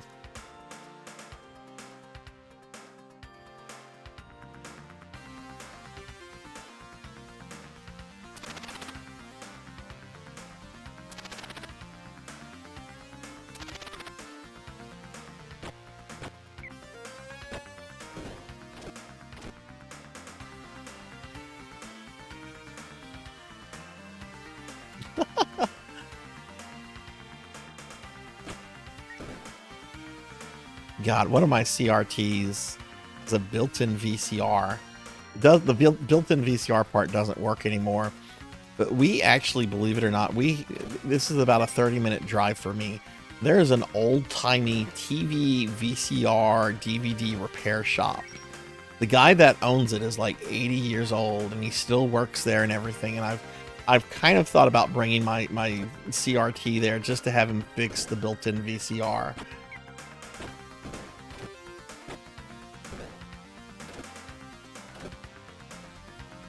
What would you try here, Sheep?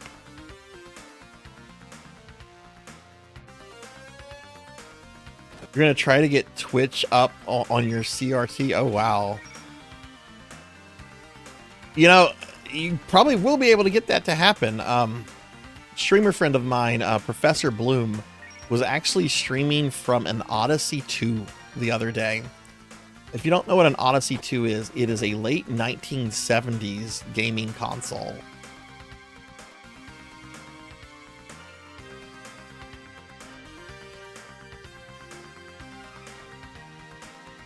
Yeah, that's the thing. You'd have to move a CRT. That's...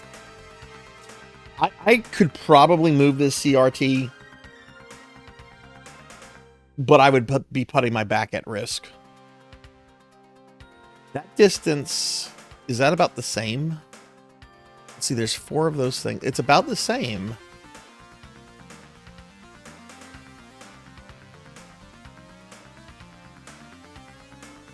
Sprinting, maybe.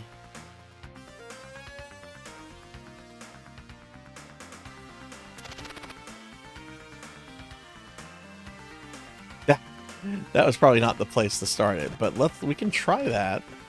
Because yeah. Oh no, let's see if stop talking to this guy.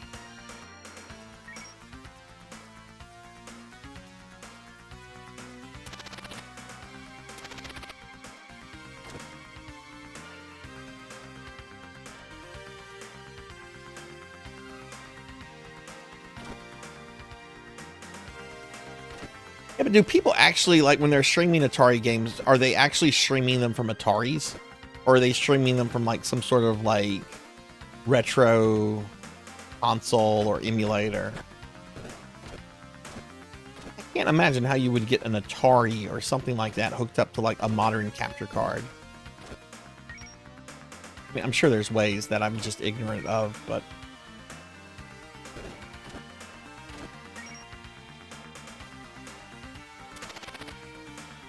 Nope.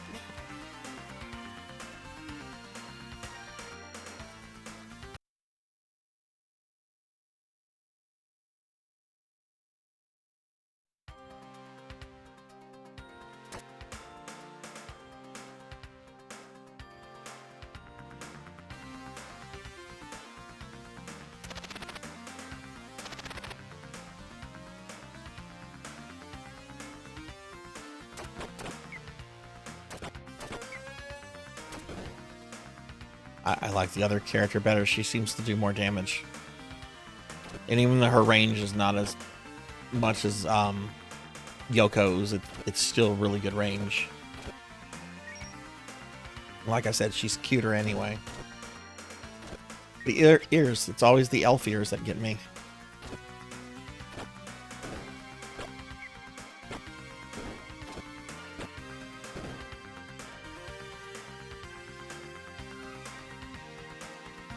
Yeah, sheep. Same here. Same here. I know, like, HD modded DSs are a thing. But I've heard, like, they're either a pain to deal with or they're just very expensive to get. I want to say there was a company years ago that would, like, mod DSs for you for, like, HD stuff, but I don't think they're in business anymore.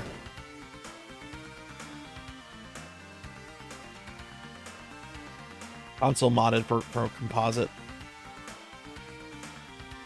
Which is better, elf or cat ears?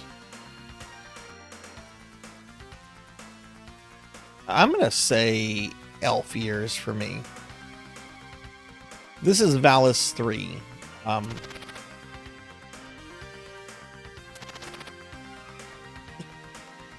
Okay, this is falling like a rock. This is my first time playing this, everybody. I've never played this game really before. But the Valis series is a series I'm really wanting to get into. Not getting very far in this one, though. And this is, like, considered to be the best one of the series.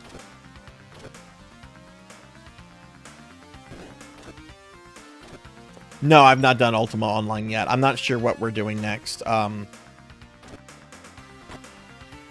I probably am not going to spend, like, a super amount of time, like, in Ultima and FF11. Like, probably maybe, like, an hour and a half each. So, I don't know. I might just get those out of the way. We'll see. Yeah, the Switch has 3 collections that have all the Valis games on them, like all the different versions. Because there's only 4 Valis games, but each game has at least like 2 or 3 different versions. Yeah, I think the first game has like 7 or 8 different versions itself. All right, this jump I know I can make just by doing a super jump. Maybe we just maybe just running and not sliding.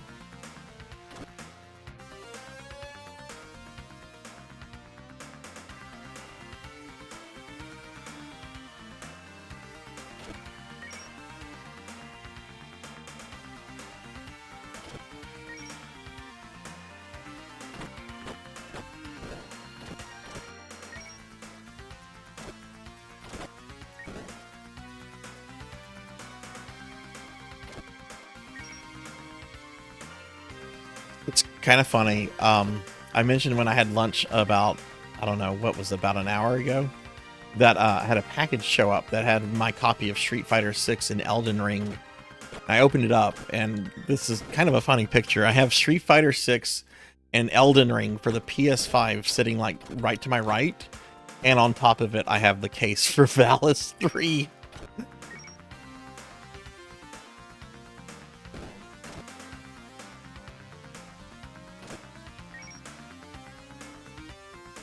I keep trying as her. I'm gonna kill this monster and I'm gonna try as Yoko. Maybe Yoko jumps just far enough. Ooh, what is this? Oh, it's the little dragon. Well, what does Yoko do for this?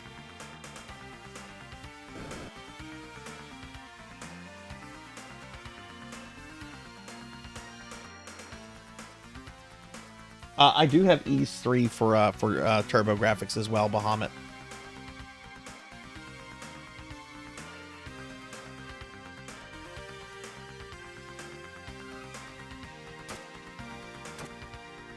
Oh, what MMO I was going to plan? Final Fantasy 11 and Ultima Online. Sorry, I missed that earlier comment.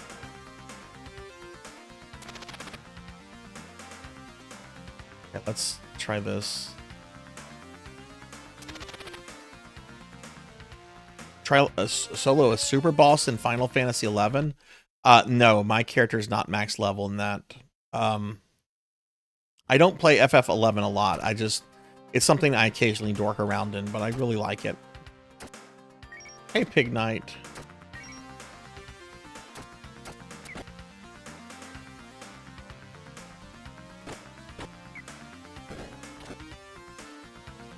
I'm going to look at a video to see how to do this. This is getting a little stupid.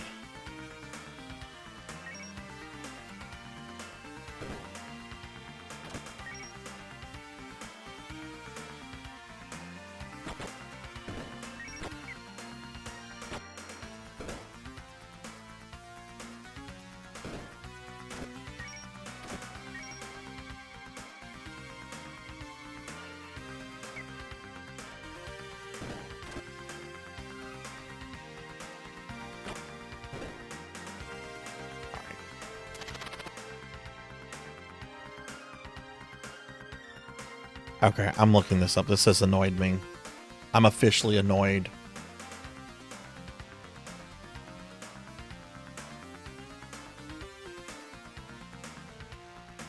Valis III gameplay.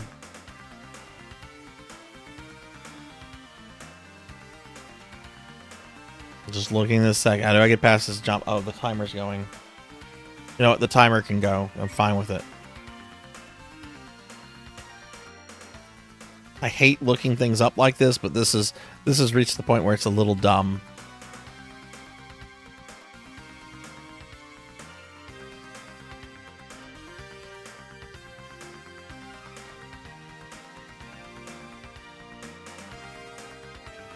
Okay, here we go. All right, so the video I'm watching, players playing as Yoko.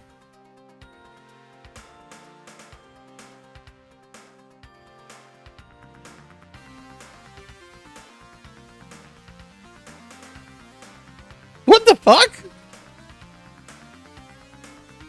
No, that can't be real.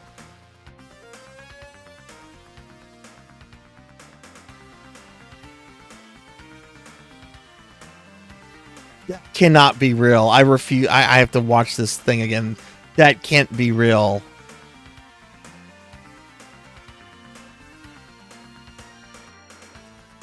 Okay.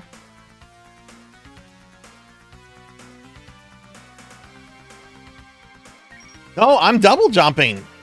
Well, it's not double jumping. It's high jumping. Got low jump and high jump.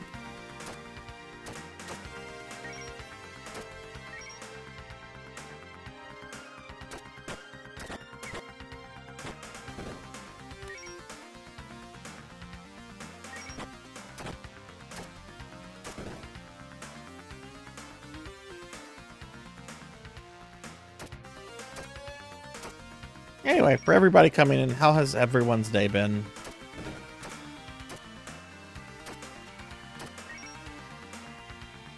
Whee!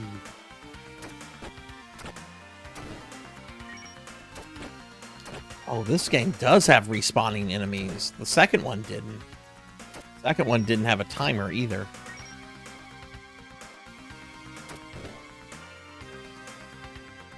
Okay, we're gonna try this tomfuckery that I just watched.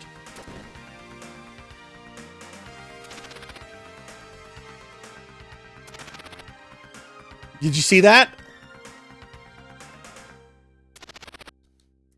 Wow. Slide off the cliff. The princess is being held captive in the Gaul Tower. You can see it just over the water. Yeah, didn't that look jank? I tried to save her, but I was driven back by a winged beast. I was lucky to get back here alive. Well, you suck. Didn't mean to do that. That was very jank. Yeah. Well, I didn't think to do that. That's why I went to YouTube. Very curmudgeonly went to... I don't like looking things up, but that was getting really frustrating. It's like, okay... I get sometimes there are difficult jumps to make in platformers, but this seems a little...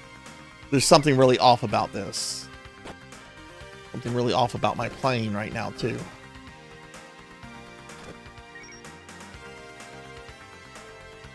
Oh, now we're in Contra level 3. Oof. Oof.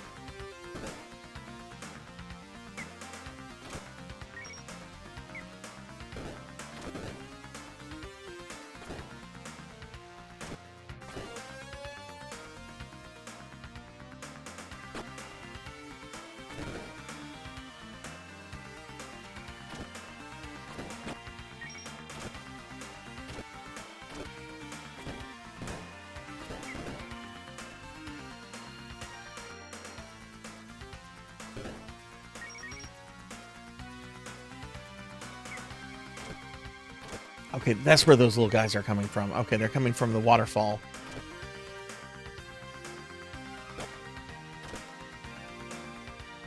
Oh, Lord, I don't have the thing. How do I...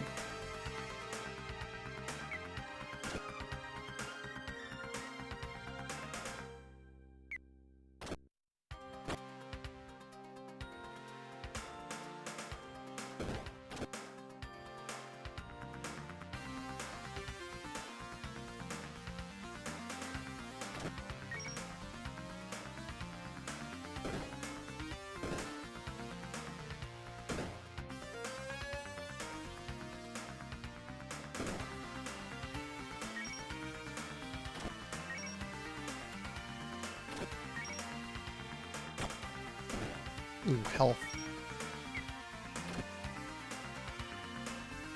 Is all that going to respawn?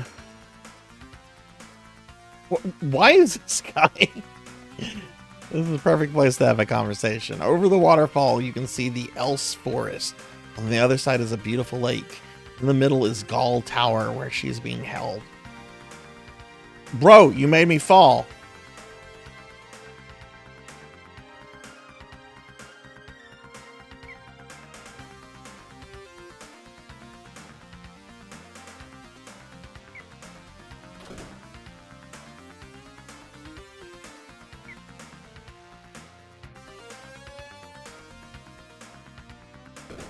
this game is not fucking around. This is only level 2. The second game, which I was playing earlier, I got to like the 5th or 6th level before it started getting rough. This game is like, fuck you.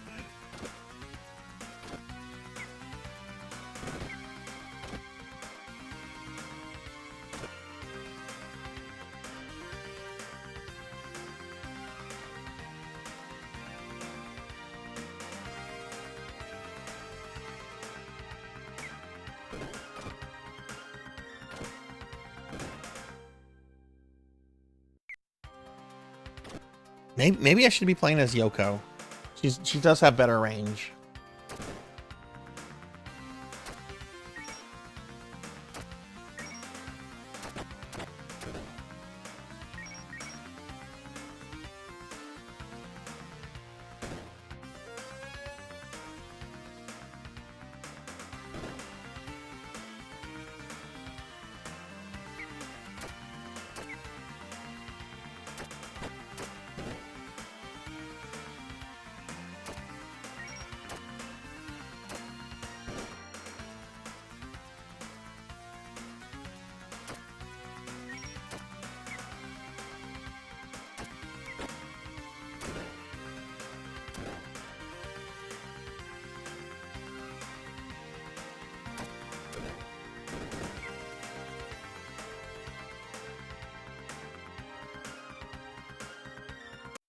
Where is it going to make me start?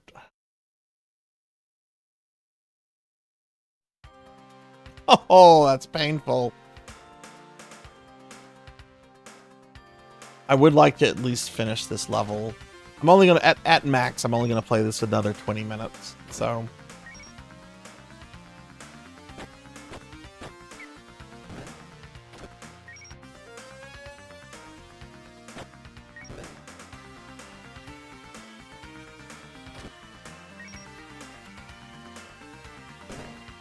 This is a lot more brutal than Super Valis 4. That's the only one of this franchise that I've really played before this, which I've been able to do deathless. This is very difficult.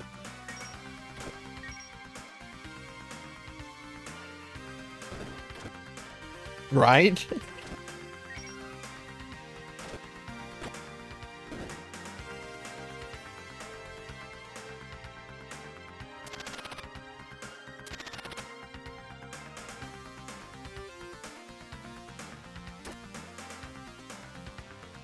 Was I too close to the edge when I started that?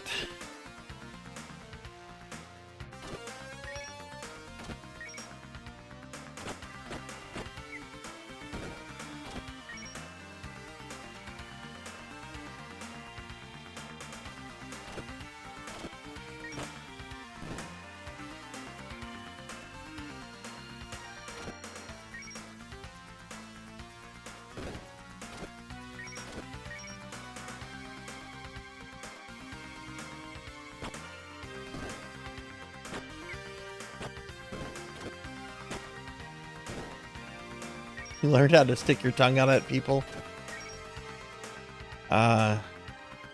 Shorter slide, you think? Okay.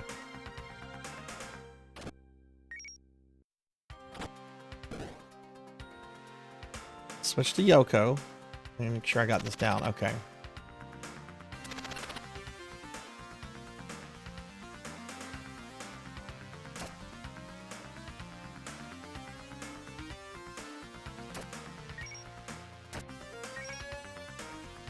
Practice here. That's probably not a good place to practice.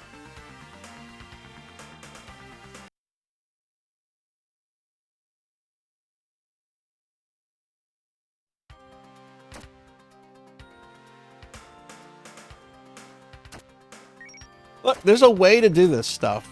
It's just a matter of figuring it out and getting the timing right. That's really what action platformers come down to. Knowing what to do and just making sure you're timing things right.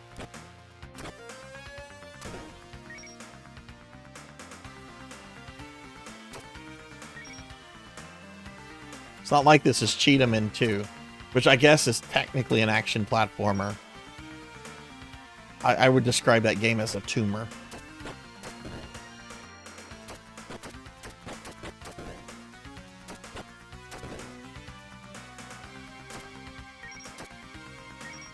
A tumor.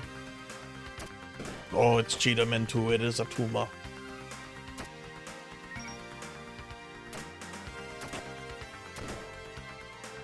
All right.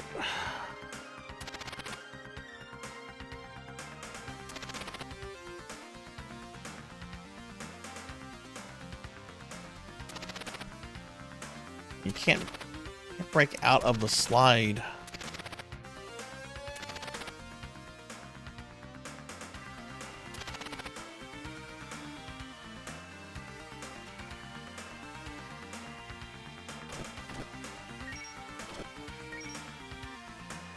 Yeah, you could, yeah, E.T.'s the first open world game. It's even got an underworld that you'll constantly be falling into.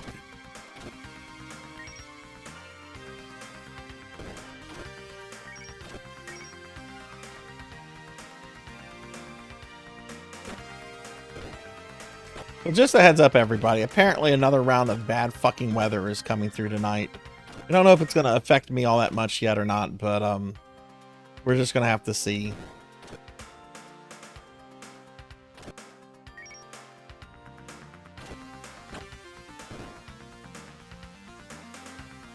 I'll be fine. It's more or less a matter of like should I maybe stop streaming during it and that kind of stuff. We'll just have to see as we get closer. If I let's see, if I line up with this position, this pole right here, that takes me to that pole. 1, 2, 3, 4, 5. Is that correct? No, that brought me to the 6th one. Okay. So if I line up here, 1, 2, 3, 4, 5. Okay, that's how you do it. You line up with the I'm calling them poles. You can call them whatever the fuck you want to. That's what you do. That's how you do it. You line yourself up with the background. Okay.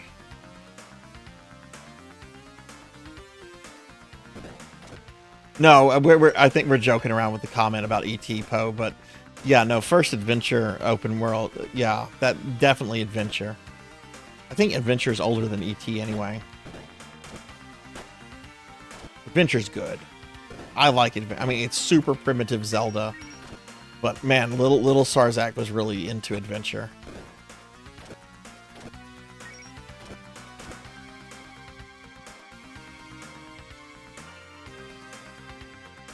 I think Yoko's better for this. Yeah, with Yoko, I have like this enemy clear ability.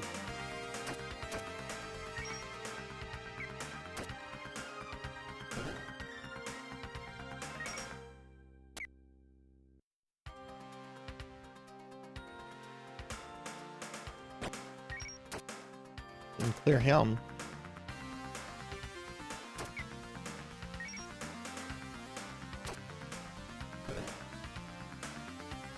I don't know what this is.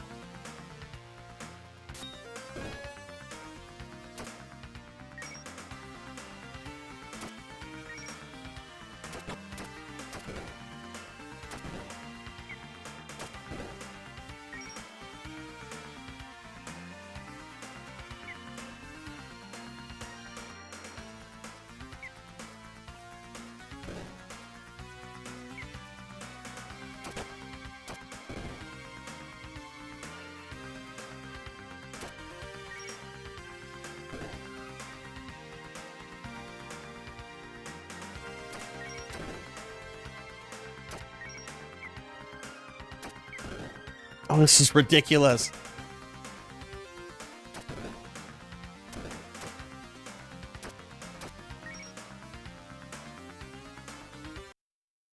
Are you a soldier of Valis?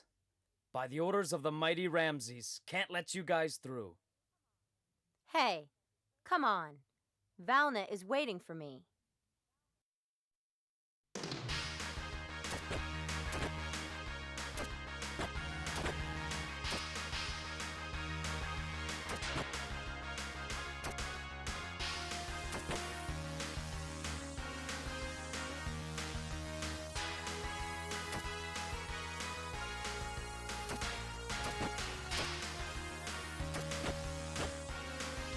Oh.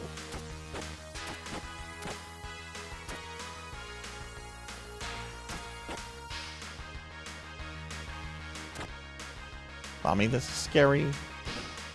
I killed him, no damage. I killed him, no damage. This is Valis III arc. And arc, my copy of Street Fighter 6 came in.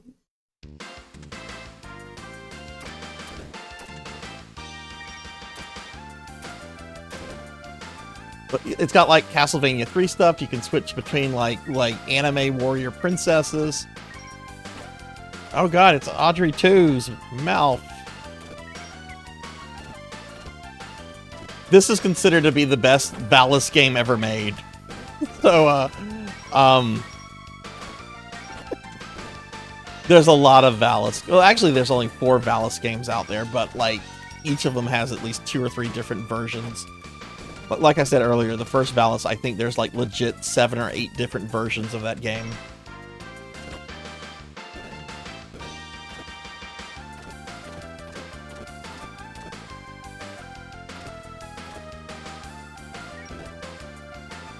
Yeah, this is actually on the TurboGrafx CD, or the PC Engine CD, whichever you want to call it. I mean, it's technically TurboGrafx because this is the official English release. How do you get that shit?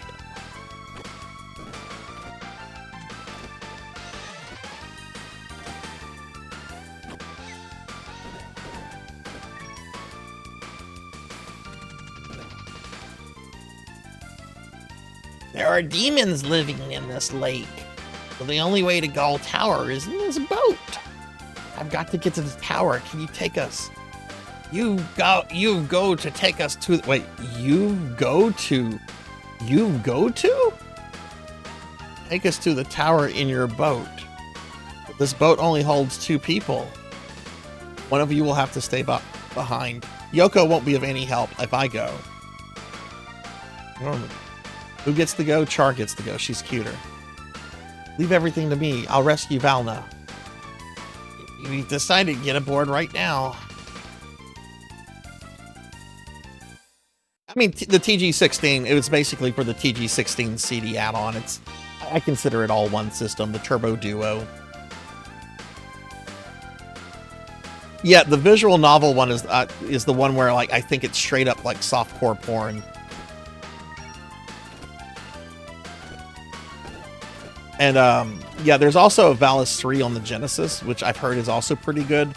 The Valis 2 on the Genesis, the Cid of Valis, I think it's called, that looks atrocious. I'm not interested in playing that one. All right, this is pretty oh.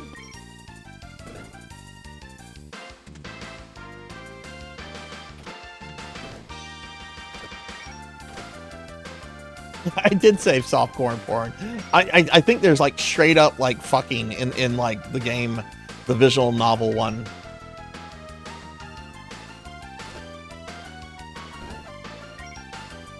I wonder if it's on Twitch's do not play this game or else list.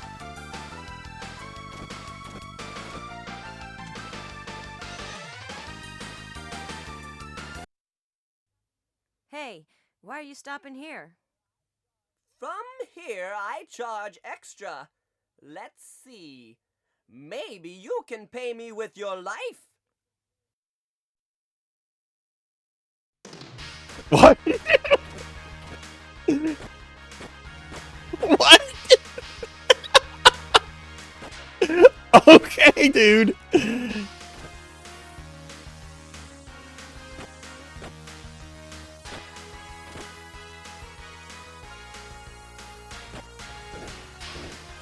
Let's get a 20-year-old to do like an old man voice. That's actually what that was. Let's get a random 20-year-old to do an old man voice. Hey, you look 20. Give us your best old man voice. That's good. We'll go with it. One take.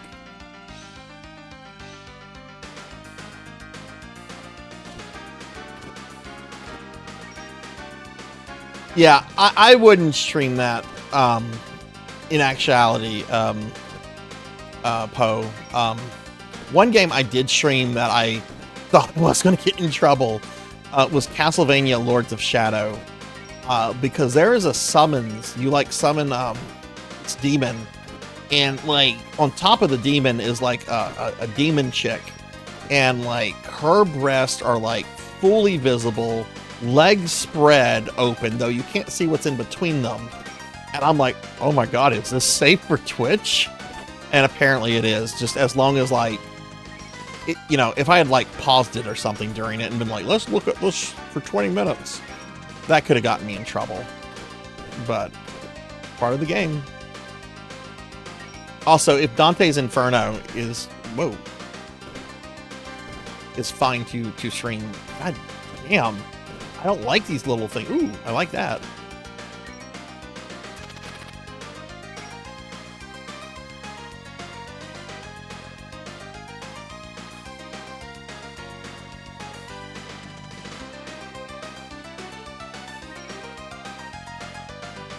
Bringing up the analog menu.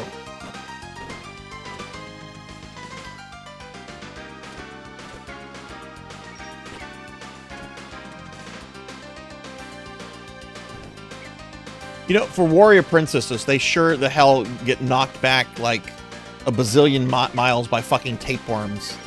Ooh, I got a one up.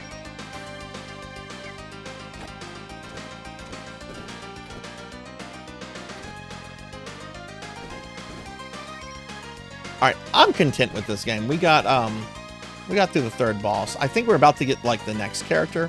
Like there's a total of like 4 characters you can play as. And we died. Yeah, Dante's Inferno is not on the list. You can stream Dante's Inferno. Which I know Dante's Inferno is kind of old at this point. But let's just face it, if Twitch would go after like really specific commercialized games, that would probably be on the list. We're being attacked! Hey, we're getting raided by Samus and Adam the Rat King. We're being attacked! Double raid. Welcome in, everybody. Welcome in. Let's get shout-outs for these streamer friends. We get one for Samus real quick. Get a big shout-out for Samus. Do a shout-out for Adam, and since that's on cooldown, I'll do another big shout-out for Adam in just a moment. But yeah, welcome in, Raiders. Welcome, everybody.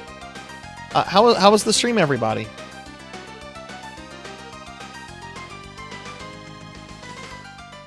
Also, is the game volume too loud, or is this fine?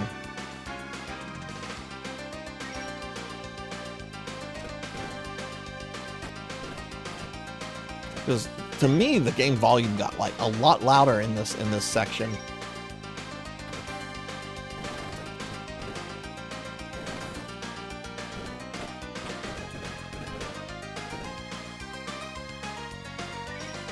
Yeah, how was the stream? What were y'all streaming?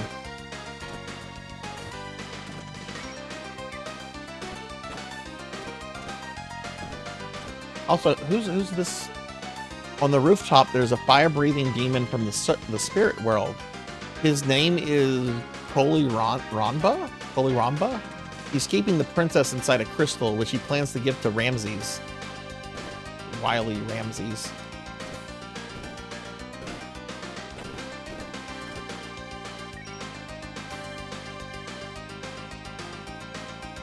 Oh, nice, nice. How was that? I've heard Infernax is really, really good.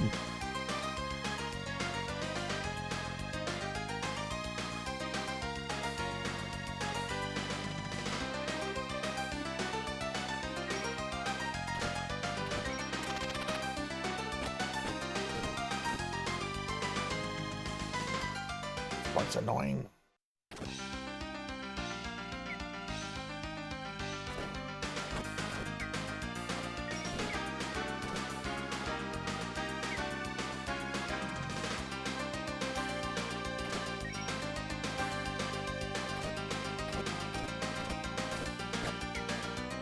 Can you not damage them when they're ducking? What makes them invincible?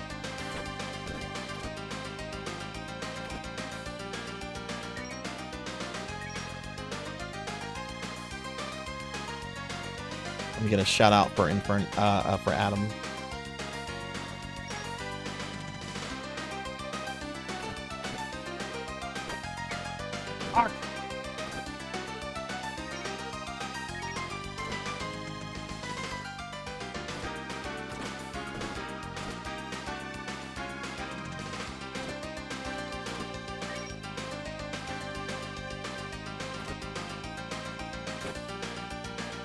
Oh no.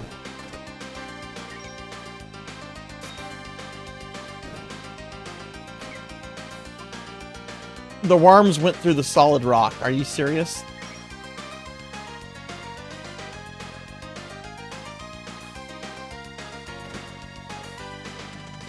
Just give me good vibes and good luck. I match with 2 different tattooed bad bitches on Bumble. Nice, nice. Did Oh, Adam, thank you for the follow. Thank you. Art, did you go anywhere with the like, did you end up going out with the one you were telling me about like last week or no? Or did that just like stay like on Bumble?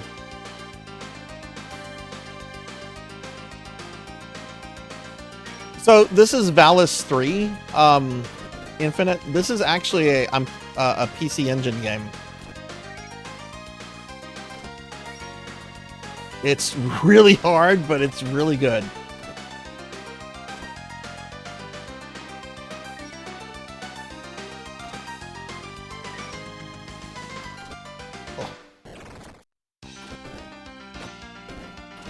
It's got some of the best voice acting you will ever hear.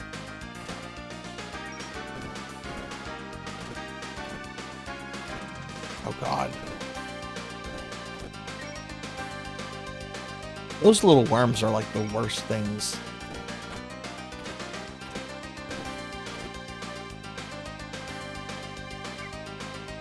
I feel like G did. Friends of the AMS. I am Goldman. Whoa. Dude, that blowback sucks. Oh, Barry! That was too close. You were almost a jibble sandwich. You're right. Resident Evil 1, and I'm not being silly.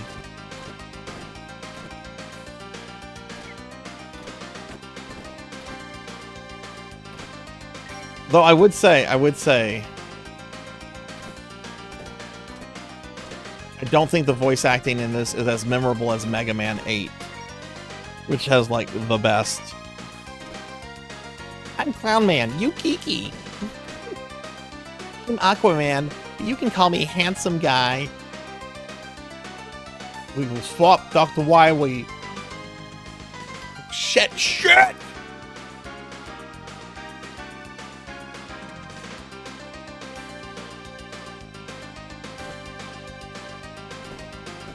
You can't use your sub weapons when you're in the air. This is where I got murdered.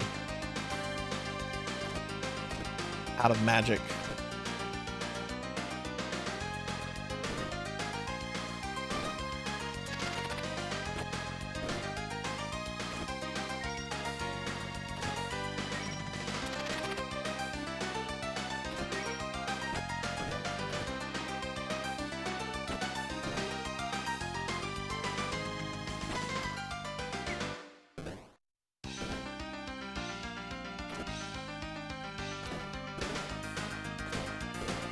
Oh shit, that's health.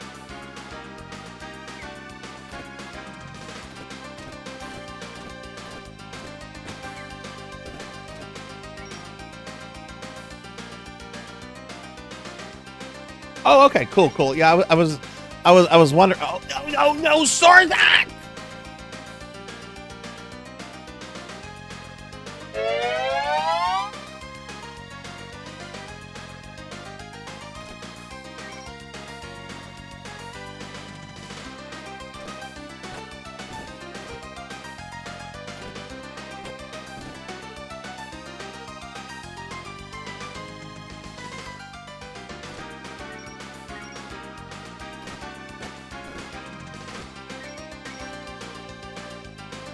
Oh, is that the princess?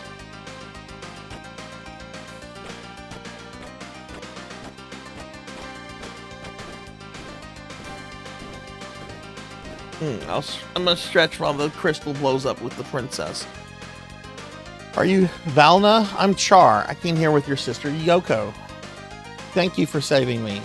It's only a matter of time before Ramses completely controls the dream world. Valna, Where's Coloramba? On top of the tower, I think. All of this must be the will of the gods. As ruler of this land, I have to get back at those who did this.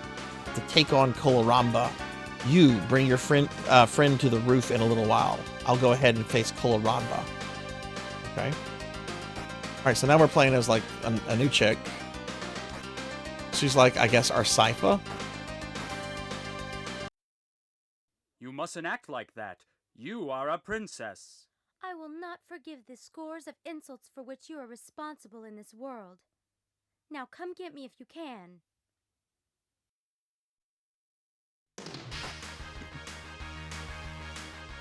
Oh, she apparently kept the health from the previous character. This is the battle's still going on. This is Valis III on the Turbo Duo.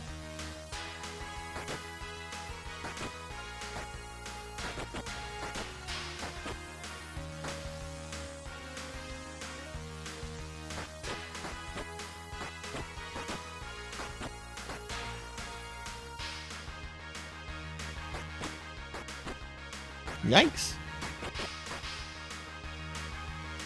Sunny, how are you doing? If one of my mods are here, can we get a shout out for Sunny? If not, I'll get it in a moment. Fighting this. No.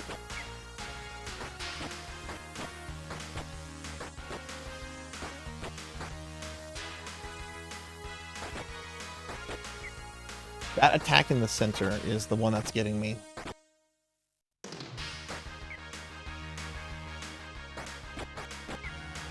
Dude.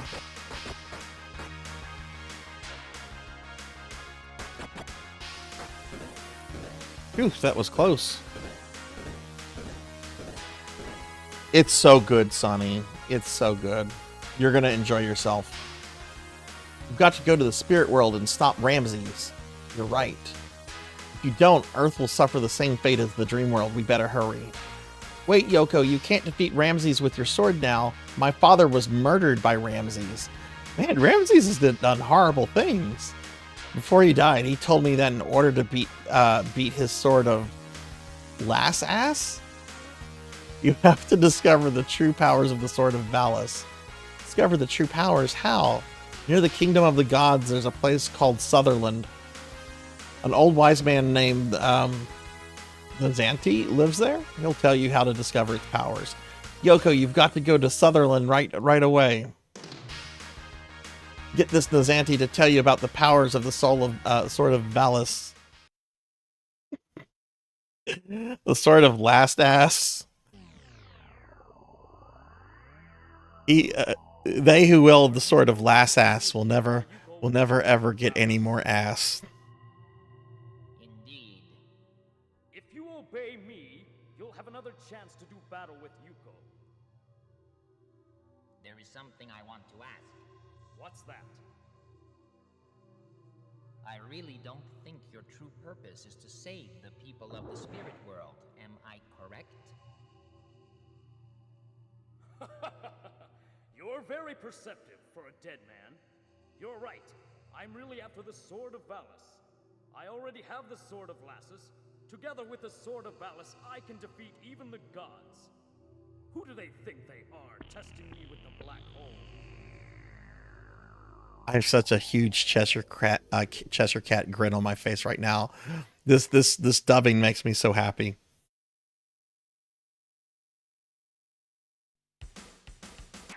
So, I would compare this to a Castlevania game. You have various different characters you can like change in and out of. Like this is our main character, Yoko. There's actually a Belmont character, like this little elf chick right here. You get sub weapons that you can use. But there's like sliding and basically think Castlevania with like anime warrior chicks fighting demons. That's how I would describe Valis.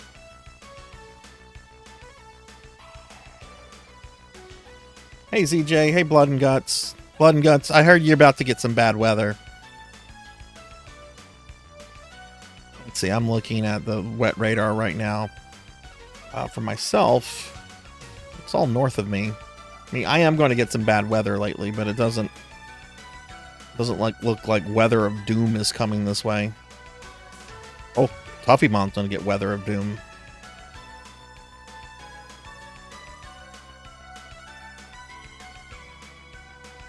Nothing, no dub is better than Mega Man 8.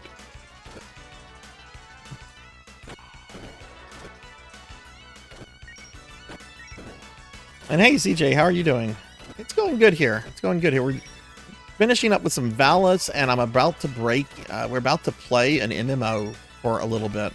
About to play Ultima Online. Blood and Guts, I know you used to play Ultima Online with me. You ready to... Is your account ready to go? I think Blood and Guts played Ultima Online for like 2 months back in the late 90s with me. I do remember helping you like work your sword skill though.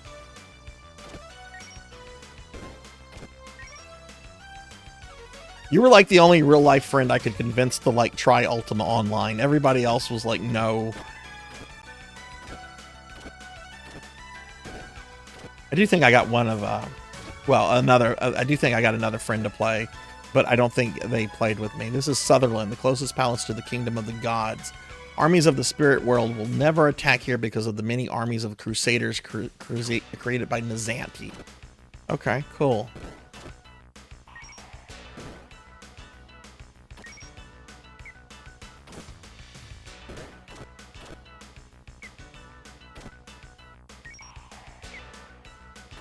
What? But yeah, Valis series is a series I've been wanting to really get into. The only one, there's 4 games, but each game has like multiple versions. Like this game has 2 versions. Valis 4 has 2 versions. Valis 2 I think has 3 versions, and like Valis 1 has like 7 or 8 different versions.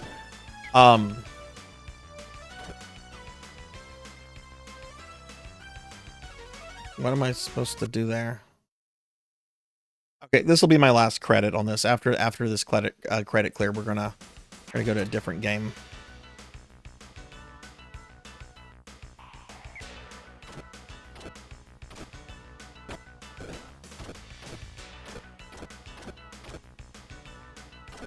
Ooh, streaming at 4 a.m. That does not sound. That doesn't sound good.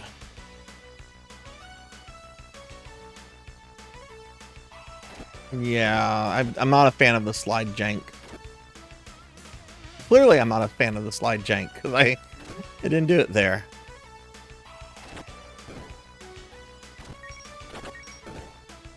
Which I think this character has a slightly different slide, so I should probably switch to Yoko.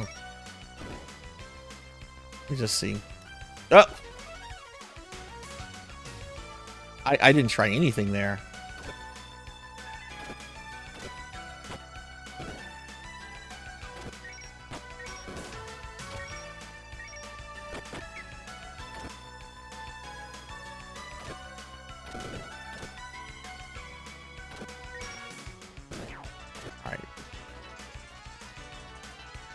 Okay, yeah, you don't have to do the slide there.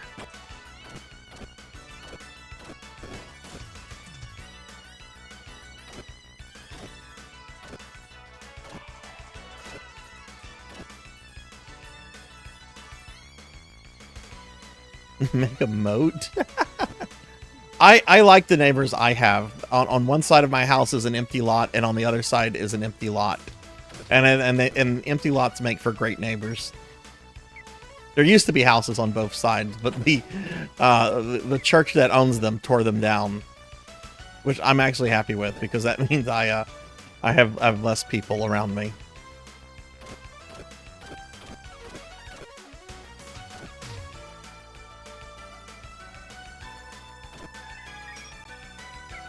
Fuck.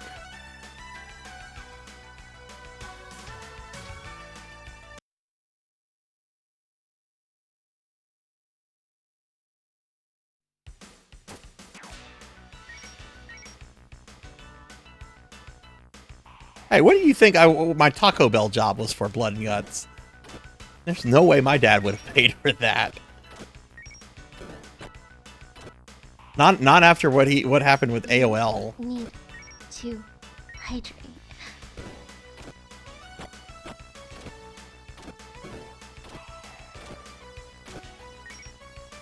ZJ, let me hydrate real quick. I want to see if I can get past this part.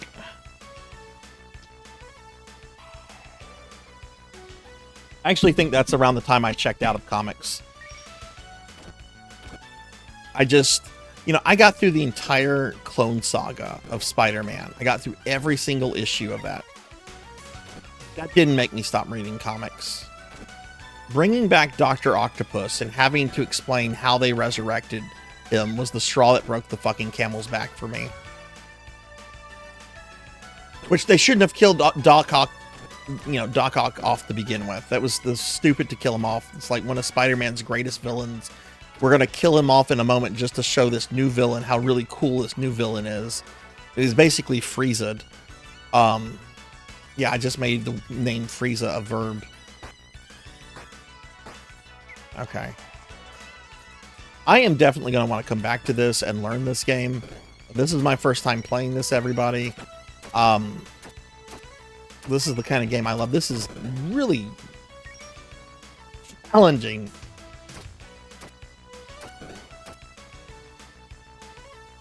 See, that has to be almost a pixel perfect jump. But what was it?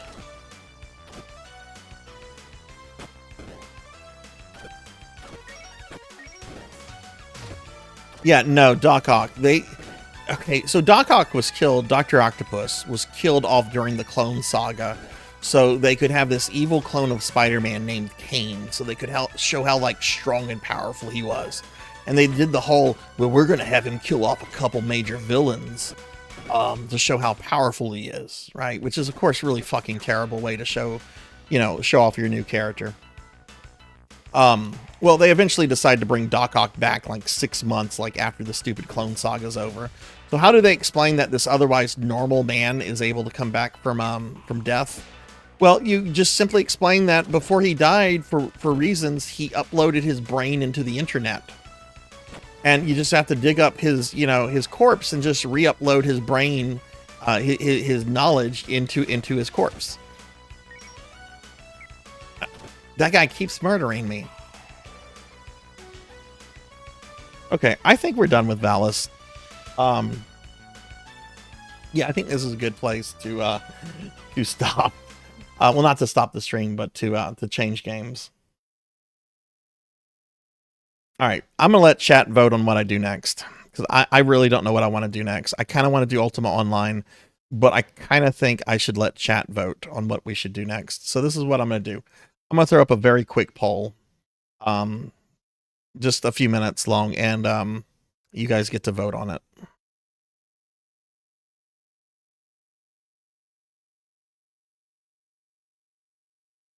Let me see. Let me put this up. All right, new poll. What to play next? Ultima Online, Final Fantasy 11, Unicorn Overlord. I don't think anyone has expressed big interest in me playing Dust, so I'll leave that one off. I'm going to give you guys 5 minutes to vote in this.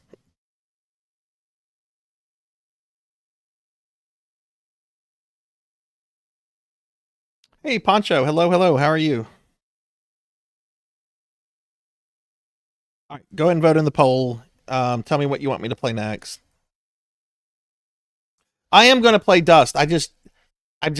Should I put Dust in the thing? Well, I already started the poll. I'm playing Dust. It's just nobody had said anything about Dust. People have been saying stuff about the other three, but damn it, I wish I just started the poll. I'm gonna just redo it. Fuck it. I'm redoing the poll. Ignore the poll. Here comes a new poll. What to play? Yeah, because I'm not spastic. Final Fantasy 11, Ultima Online, Unicorn Overlord, Dust. All right. There we go. Okay, real poll is up. Not one of those fake ass polls. No, it isn't Blood and Guts. It's a Metroidvania. Give Poncho a shout out. And hey, Poison Bats, hello, hello. How are you? How are you two today?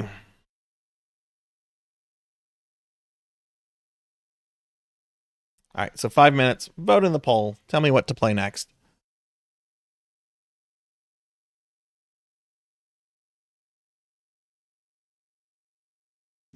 Oh man, I'm doing good. We've been having a fun stream. Just finished playing some of the Valis games on my analog duo, and we're just kind of letting chat decide what to play next, because I know a couple people are like really hoping for certain things, and we're probably not going to get to all 4 of them today. So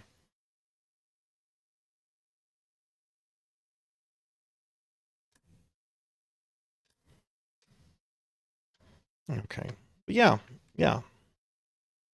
All right, got that done. Okay, I'm just gonna wait on the thing to come up then.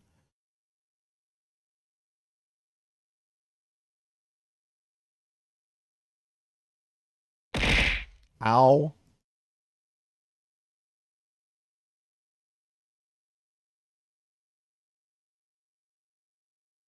You want me to play Rust? I don't have Rust.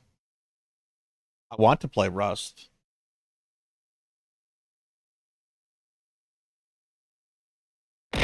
Ow. No, be nice to me. Don't abuse me. Yeah, we have a poll next. I'm gonna let people vote from the game stuff as to what I should play next.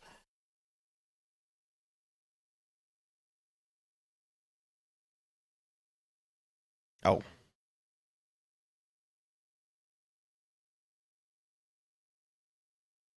I'm also going to look at the weather forecast. Apparently, more bad weather. It says it's starting in 2 hours. I could swear that's what it said an hour ago.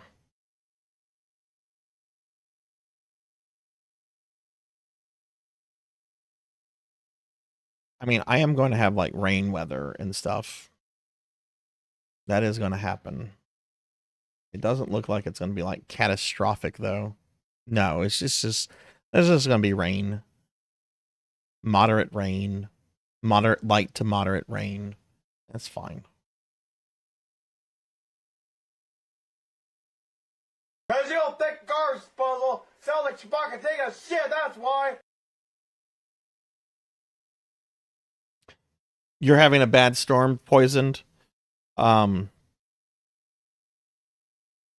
we there seems to be some bad weather going on here too. In fact, one of my friends was in here earlier, mentioning that she got off work early because of that.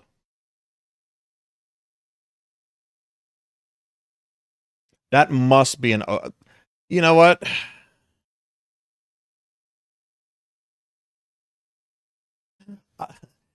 Yeah, I'm hoping that's an oversight, Cowbell.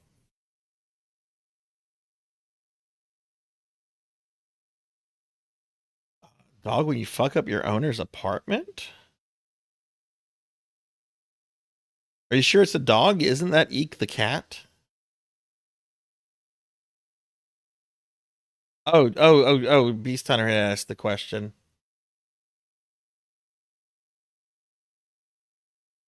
Or it said something. Anyway, not asked the question, but said something. All right. There's a poll going on. It's only going on for like another minute. Please vote in it if you care. I misread something. I'm sorry. I'm dumb. Please, how far I can bend my head. If it's a tie, I have to play both. If it's a tie, I'm going to go with whatever is the easiest to set up.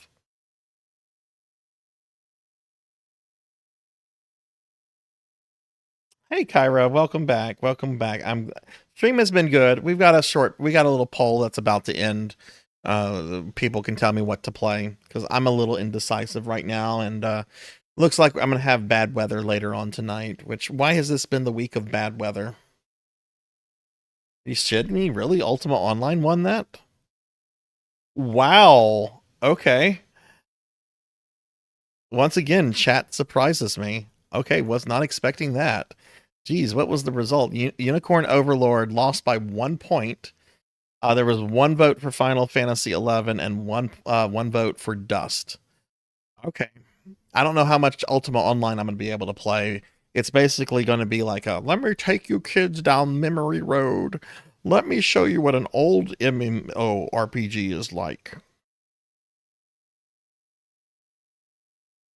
Okay. All right. Well, okay.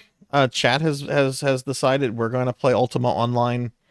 Not terribly long, like maybe an hour, 15 minutes, something like that. Infinite? The answer to that is soon. Sooner than you think. I was playing that not even a month ago. There are no levels in Ultima Online Blood and Guts. It's all skill-based. Okay, so I have to do some hardware changing around because I'm going to be streaming this from my computer. I'm not streaming this from like a another console or something. So I'm going to need about 3 to 4 minutes AFK time to change some stuff around. We come back and I'm going to take you all to Britannia. But give me just a minute and we'll take you guys to Ultima Online.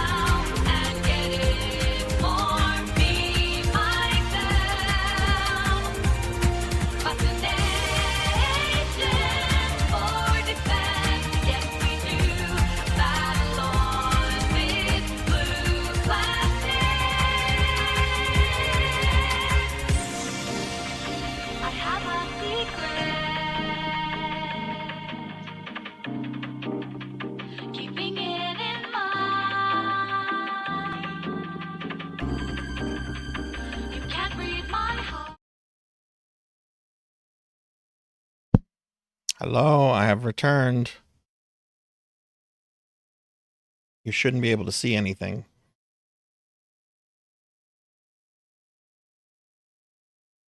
You probably can't hear anything yet.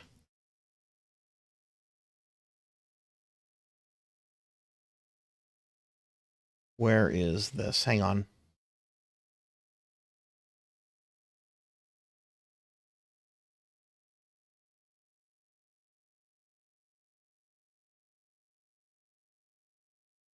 I'm having to do some things in OBS. Where are you?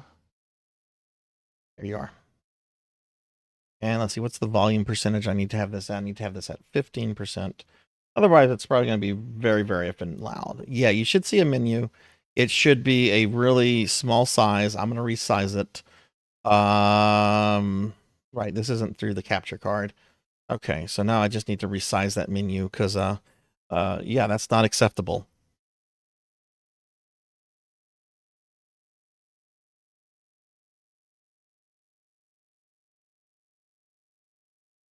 That looks really stretched out. That is very stretched out. I had this fine earlier. Let's move this up here.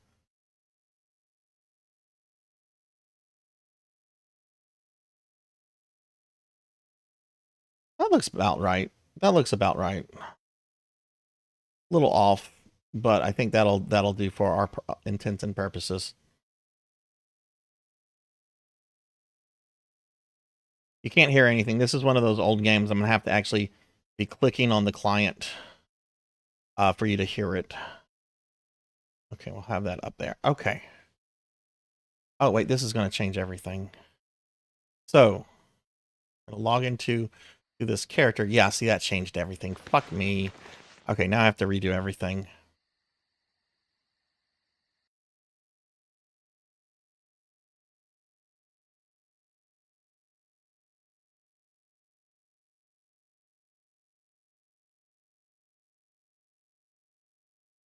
There we go. There we go. So this is Ultima Online. This is Ultima Online, everybody. Oh god damn it. Hang on, god.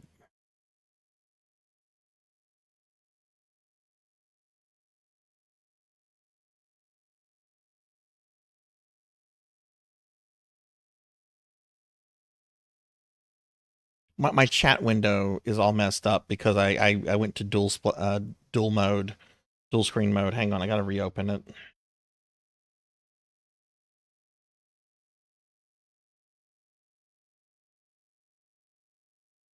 Okay. Okay. All right, that looks good now. Okay. All right. Cool. All right. You guys can see me. You can hear me. Okay.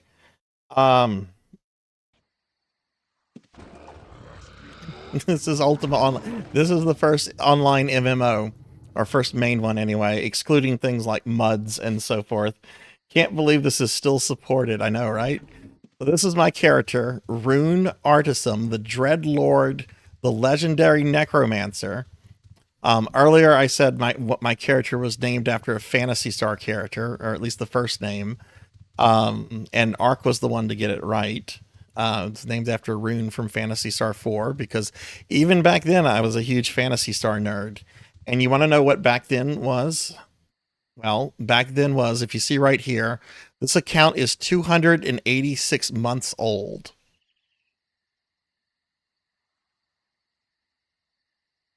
$286 months old. Do the math on that. There was a couple months where I had the account closed and everything. This is the house right here, Melchior. This house is where the one I was they want it. Wait, why can't I go into my house? It says, oh, right, that's on a different account. That's on a different account. I had some billing issues a few months ago. And I haven't fixed what some of the game stuff that caused. I'd have to log on to another account. I should be able to go into this one, right? Yeah, we can go into my inn. This is my abbey. That's my main residence. Anyway, so this is Ultima Online. Where to start with this game? Jeez. All of these houses. This house. Well, actually, let's go into this house. This house is neat. So this is my vault of secrets. Okay, this is the vault of secrets. I'm gonna go in here, and then there's a secret teleporter, which takes you up here to the classroom. And all right, so when I played this in like the early 2000s. Oh, you were right, by the way, Ark. Check out the character's first name. You were totally right. I was super heavily involved in like the RP community on this, and I am one of the only few people left of the like RP community from like 20 years ago that still maintains active accounts. And because of that, I'm something of like I guess you could say like a archivist or like a historian or like someone that has tried to preserve stuff. Because check this out. Here's some books. Right here we have, that's a bad one because that's written by me. To Ascend, that's by me too. Where's the one I'm looking for? Or some of the ones I'm looking for. Those are NPC books.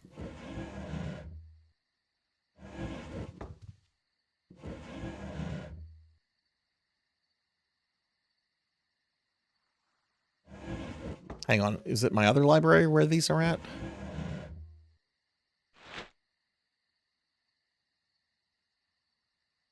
Yeah, so a lot of the books here, some of them are written by me, some of them are written by other people.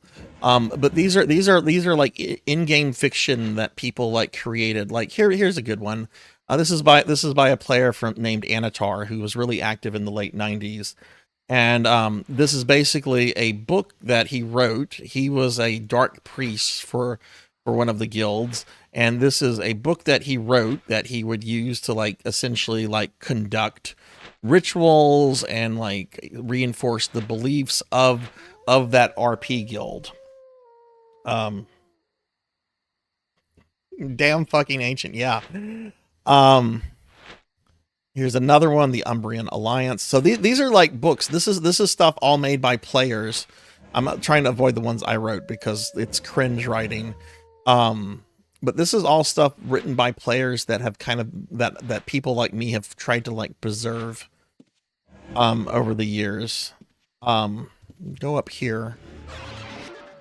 This is my collection of rares. Some of these are worth like several $100s, like real life money. Or at least that's what some rare people, rare collectors would pay for. If I ever am in a huge financial emergency, this is the first bit of stuff that has to go, because at some point this stuff won't exist. But this is all stuff that like I've acquired like over just over my time playing. Let's see, what else do we have here? What else can I show? Well, I know what I can show. I'm gonna play this. We're starting this at 6:30. Okay, we're gonna play this for about an hour. I don't know how much I can get out of this before it just turns into a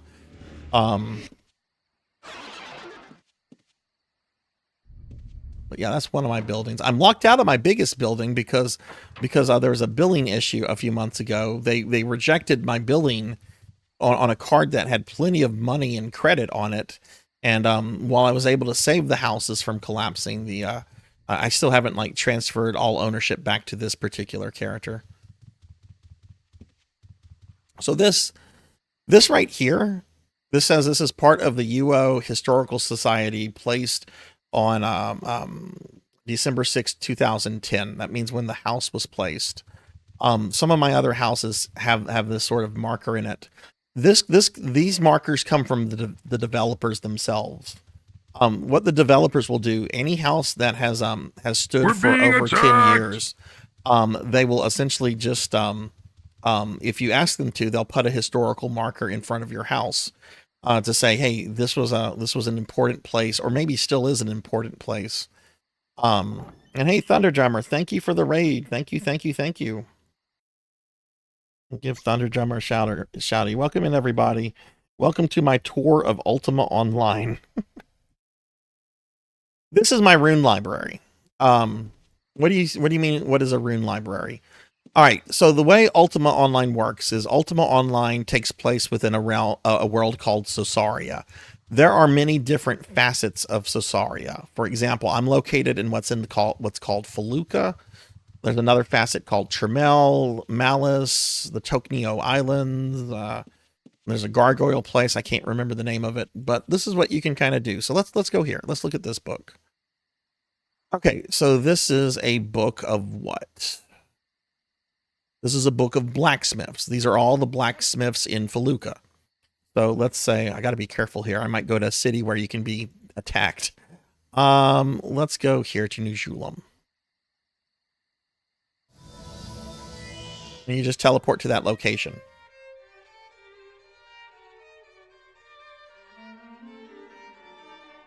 So this is how you would get around. You would use like runes and stuff, and you can carry rune books on you. Like I have a bunch on me personally.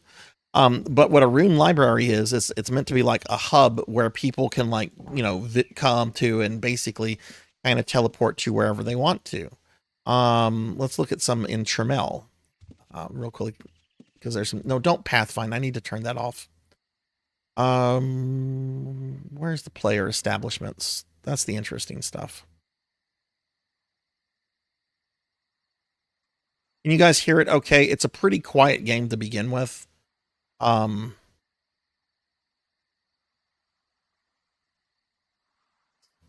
Is it under interesting places?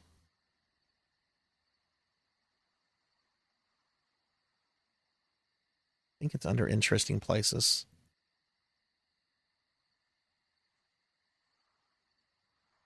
Red and purple, that's where we want to go.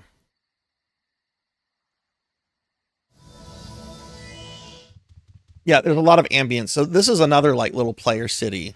And this player, I don't know her personally, but she's maintained this place for like close to 20 years.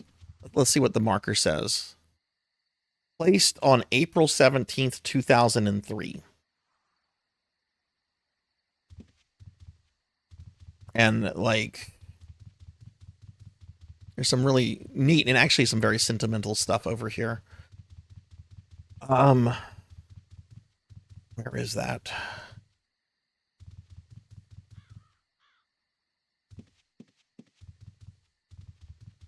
I know it's like on the outskirts of the of her things. Yeah, I think this is it. Like the stuff that you see that's not attached to the house, this is stuff that like the developers like worked with her to like create and to like place here. And I believe somewhere around here she has a couple memorials that the developers helped put in place for guildmates of hers that had passed away. It's really sweet, really sentimental. I'm trying to find it.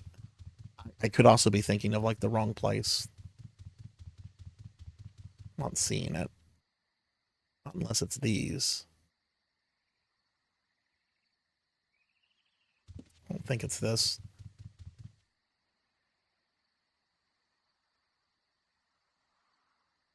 I'm gonna go back to my place. Yeah, this is very much a sandbox MMO. Let me show you something that I think is kind of cool.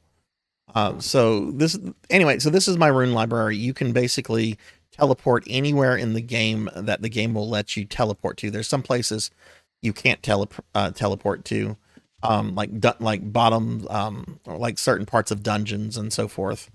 But pretty much you can go anywhere in the entire world from this like location.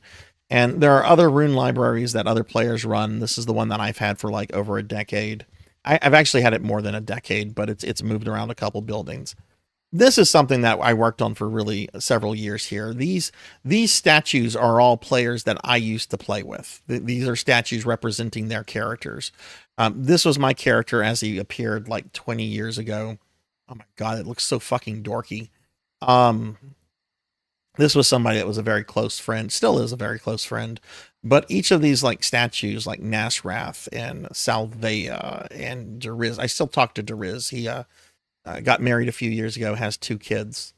Ileana, Dea. These are all statues that I made of these players. Even though most of these players I haven't spoken to in around 20 years or so. So this was something that I thought was very nice to kind of set up.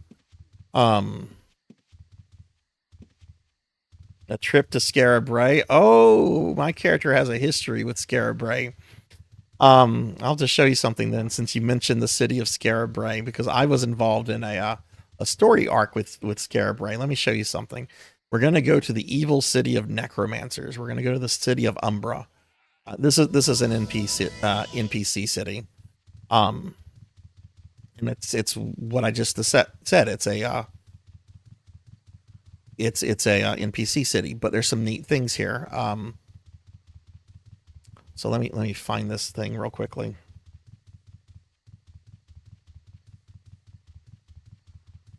Where is this? I'm looking for like a little patio that has a book on it. That's the main shop. We don't want to go. There it is. Here it is. Here it is. Okay, so this little thing right here. You see this book right here?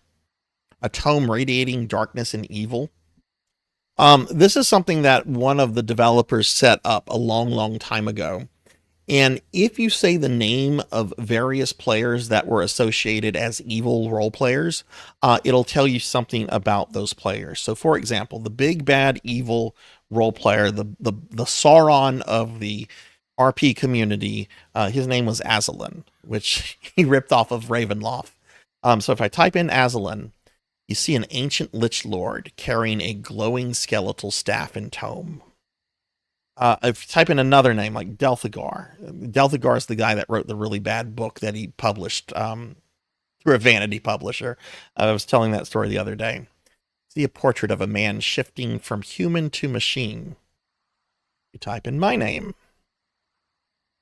Man standing in front of an army of 1,000 skeletons near Scarabray. Because I was the central antagonist in a storyline that saw a bunch of undead invade the city of Scarabray. And that storyline lasted for about 4 or 5 months. Because what the developers would do, the developers would work with the player, the RP community, to carry out story plots and everything. Like it wasn't the devs dictating how a story should be. It's the devs co-working with parts of that community and so forth. Now, of course, there was a lot of people that played the game that weren't involved in the RP community. There's like a very, very big PvP scene. They had particular developers and so forth to kind of work with them to help them with the kind of stuff that they were looking for and everything. So the developers had different teams that kind of worked with different parts of the community to kind of really enhance the whole experience of being part of like this online world, which was really cool. And hey, Lilith Darkheart, thank you for the raid. Thank you for the raid. Welcome in, everybody. Welcome in. Let me get a big shout out for Lilith real quickly. Welcome in, Raiders. I'm Sarzac. And we're in a time capsule right now. We're looking at Ultima Online, which is considered by a lot of people to be the very first online MMORPG. We're just kind of dorking around in this for right now before we move on to some other stuff. But Lilith, how was your stream? And what were you streaming? I have been slimed. I've been slimed by Cowbell. Not in front of the Raiders, Cowbell. No. Let me see. What are some other names I could maybe say? Maybe Tredu? Oh, I'm not going to remember how to spell his name correct. No, that's not right. What about Deriz? An elf surrounded by menacing spirits with Cana as a backdrop. Oh, let's go to Cana. This is also something cool I could show you.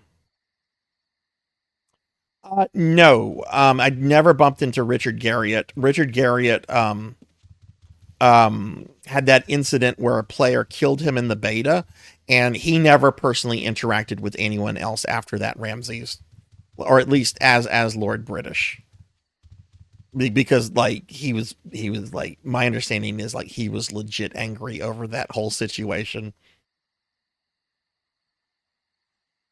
EverQuest came out about 2 years after this. Oh, nice. How was the Hollow Knight randomizer?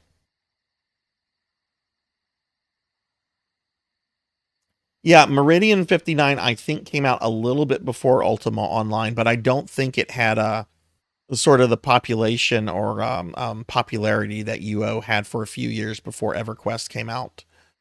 I've heard of Meridian 59. I never played it myself. Now, I'm going to go here to... This is another historical building that I have essentially babysitted, though I did not originally build this building. This building right here, Golgotha, the Tower of Skulls, this was the central building for the main evil role-playing guild, the Order of the Ebon Skull, that existed in the late 90s, early 2000s. The amount of buildings that OES had was mammoth.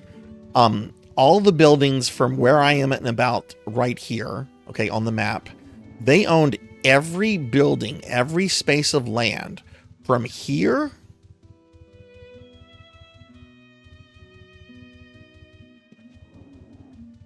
to here to down here. This is about where it would cut off. They had every single building. It's ship 2, yes, Scala. Every single building until the guild leader got a job with another EA company and had to quit this. And he quit it in the most depressing way, in that he just deleted all the houses. Instead of passing it on or selling it to people, he just deleted all the houses. It was a case of Guildmaster being not fair to everybody else in the community. Yeah, that's it. Ship 2. So several years ago, I was able to acquire this house, and I was able to restore it to how it looked like before all that happened. I even put up a statue of the guy, even though I debated on whether I should do that or not. But yeah, this is how this place looked 20 plus years ago. Hey, Lathander. Hello. How are you? And what's cool is that, like, this is open to the public. Anybody can come to this place. Anybody can come check it out. And there's a message board over here that people can post to. So, like, the oldest message here, well, that's the greeting message. Oldest message here is from 2012. And people can just come here and they can just post and leave comments, talking like, hello, this is an awesomely decorated house. God, Christy. Oh God. Oh, she was a friend of mine. I was close to her for a long time. I haven't spoken to her in a few years. Oh my God. Sometimes people just wander in. I was here on February 7th, 2023. Beloved memories of this place. Scorpio, who played from 98 to 2004. An old foe of the darkness was here. Very much enjoyed OES. Sentinel 1984. Oh. Head pets time 2. Okay. That's 1. That's 2.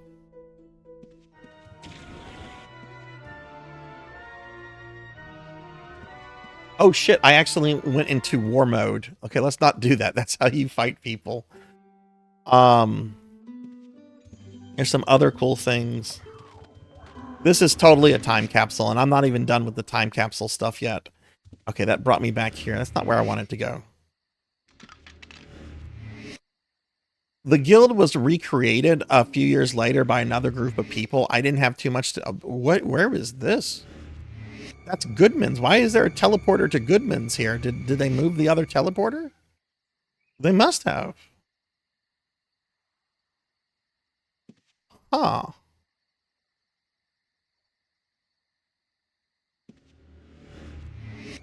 Okay, that's news to me. I don't have access to that house. I can go to it right here. So when the guild, like whenever OES recreated itself, like around 2002, 2005, they settled on a new area, which is this little area right here, which is in a place called Malice. It's near the Necromancer City. Kyra, thank you for the lurk. At one point they had all the buildings here, but over time, and since the guild doesn't exist anymore, a lot of the buildings have collapsed. This was the main building, which has been preserved. This is actually a really cool player creation, because there's like levels to this. All of these are like customized housings that you can like add stuff to. Does she still own that one? She does. Wow.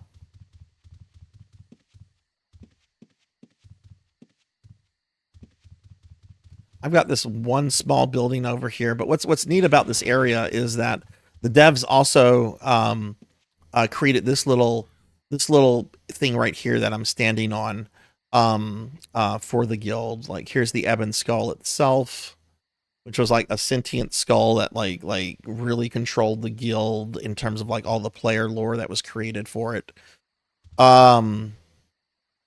The devs are known to delete this kind of stuff if the guild becomes completely deactive with no presence. So somebody, I don't know the person that maintains the main house here, but I maintain this little house right here, which is basically just a tomb. Like you can't enter it. I can't even enter it because it's supposed to be a sealed tomb where the remains of a Lich Lord is kept. And look, there's also a bulletin board I have here where people can like post their comments. That goes back to 2018. And sometimes people post silly stuff. I started UO in 1997. It's 2019 now. A lot has changed. It's not strong like the old days. I miss the PKs of old. I've always wanted to watch Overlord, A Pig Night, but I've not gotten around to it. Oh God, Molly and her 8 husbands. She probably still plays UO, and she was super sweet. But her role-playing stuff always centered around her either getting married or being kidnapped. And what would happen is she would get married, and then she and the player she got married to, they would like not be a thing anymore. So she would just marry somebody else. She had like went through like 8 husbands. She was like the wife of Bath from Chaucer. Except we discussed how she was probably eating her husbands. Oh wait, we're going back.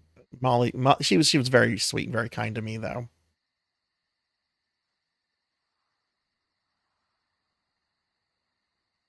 ...2023 and still going strong. Haven't played since early 2000s, but have loved coming back. 2024. Oh, well, that was just 3 days into 2024. Strong smell coming from the house. Could not get inside for a welfare restoration. Will alert Umbra guards. That was posted just in mid-January. Hello from Pacific. Pacific's one of the other servers.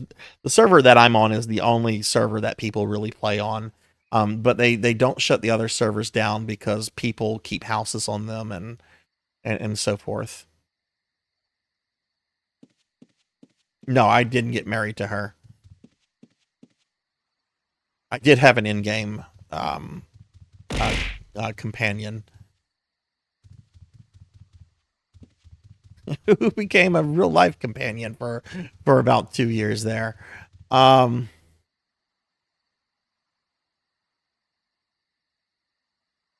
PKs and corpse looting. Yeah, well, the whole PK culture, that's kind of been dead for a long time because of various changes to the game. I haven't redeemed my holiday gift. Green tartan rug, a red and green tartan rug, or a blue. I want blue.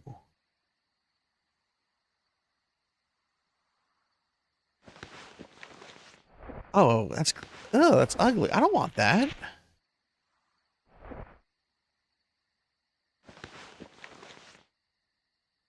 This item right here, this purple lantern, this is an illegally created item that's not supposed to exist. It was created through an exploit.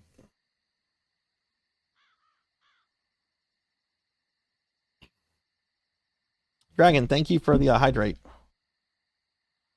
Maybe. I'm not going to comment on that, Blood and Guts.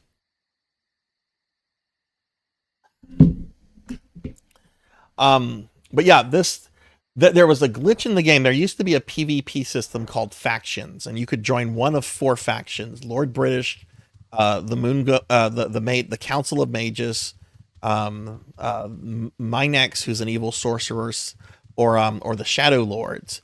And basically, it was a giant like capture the city kind of system. It was really cool. And to capture a city, you had to capture something called a sigil. And a sigil was like a purple item that was like kept in a very specific location in each town. Well, when the person capturing it, the sigil, they would turn purple as a way to tell other players they have the sigil, right? So you either protect this person or you murder him, depending on like what faction you're a part of. Well, there was a glitch for a while that anybody running with a sigil could permanently turn their items purple and get these neat looking purple things. And there are purple spell books. There's also, I have a whole bunch of purple stuff. They fixed that, and they won't ban you if you have this kind of stuff. But they were like, we're changing this because you shouldn't be able to do this. So shame on you.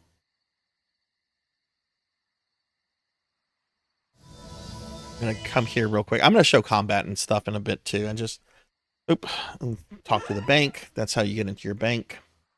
What's that? An old necromancer's robe. The hood is ripped off and the runic embroidering is cut short. When did I get that?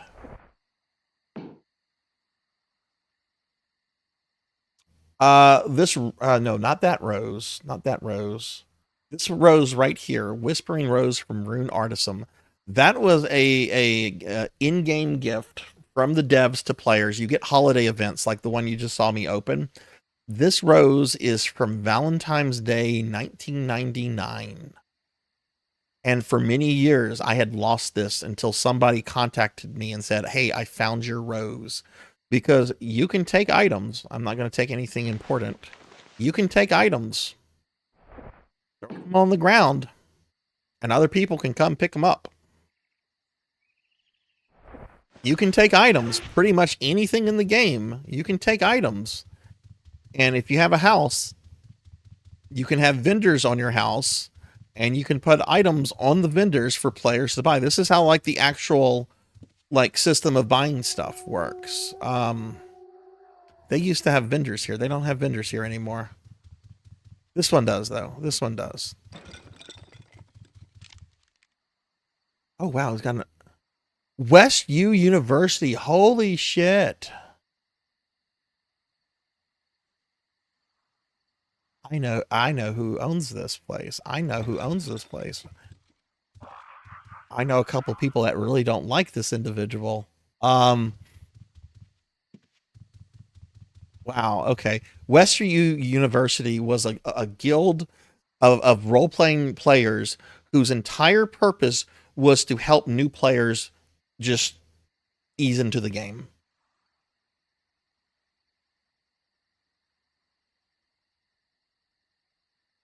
Did the city capturing items drop when you logged out?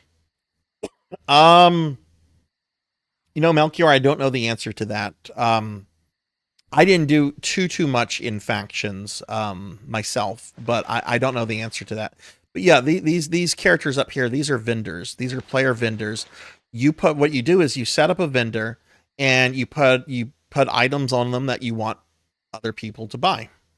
Right now, this is a rare shop, so all this stuff is going to be stupidly expensive. But I want to show how like the purchasing. Let me actually go to Luna. There's going to be shops in Luna. Let me go to Luna. We'll use the Moon Gate. Luna is like one of the places in the game where a lot of players still congregate. Where is the fucking Moon Gate here? I think it's behind. There's the Moon Gate. Okay, so we're going to go to Luna. These are the different facets that I was talking about. You have Tremel, Feluca, which is the original world that existed only in 97, Ilshanar, Malice, Tokyo Islands, and Telmaru and Udon. Telmaru is the place of the gargoyles. Udon is basically like a lost world kind of thing. Tokyo Islands is basically Japan. We're going to go to Luna, the city of the paladins. These are all players right here. Fluffy Bunnies, Smoochy the Frog, the Bard, Princess Mononoke, the Beastmaster. These are all players that are just bank sitting.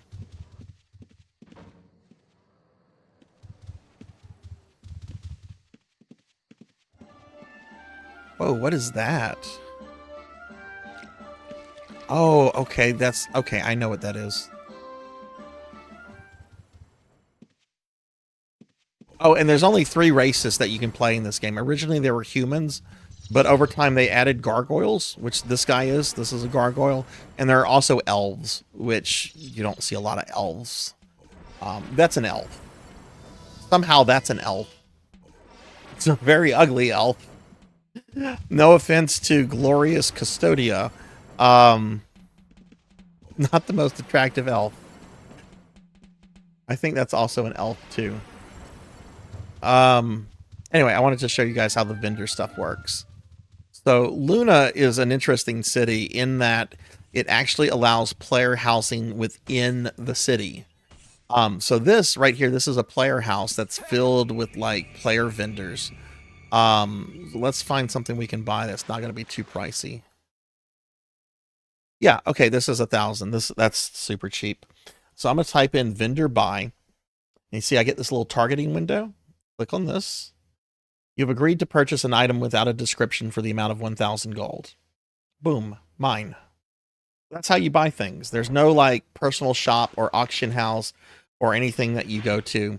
You just if you're looking for stuff, you have to go shopping and you have to go find the vendors, and hopefully you'll come across a vendor that you know you like and that you can go back to. But you know, people are constantly quitting and leaving and coming back and so forth. Wow, really? Have they had this house since? Wow, this house has been owned by the same person since this town was added in the game. That's over 20 years ago. These are new banners. Gift to Katrina from the Sultan of Nujulum.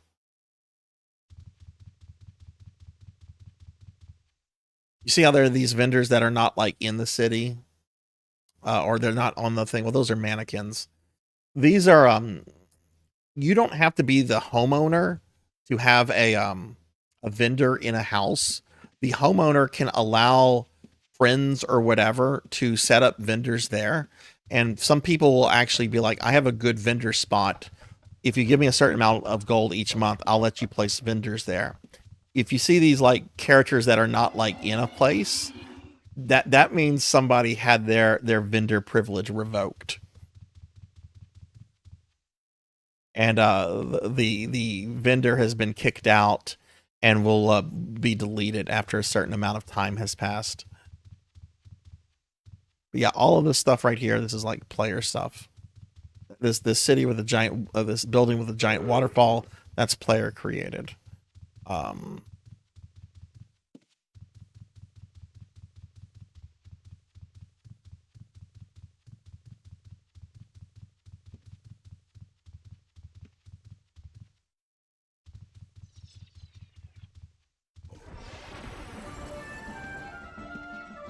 Let's go to another.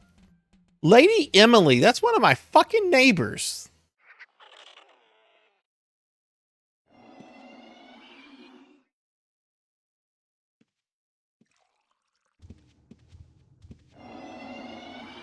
That is one of my fucking neighbors right here. Lady Emily the Tamer. Watch, I'm going to show you where Lady Emily lives.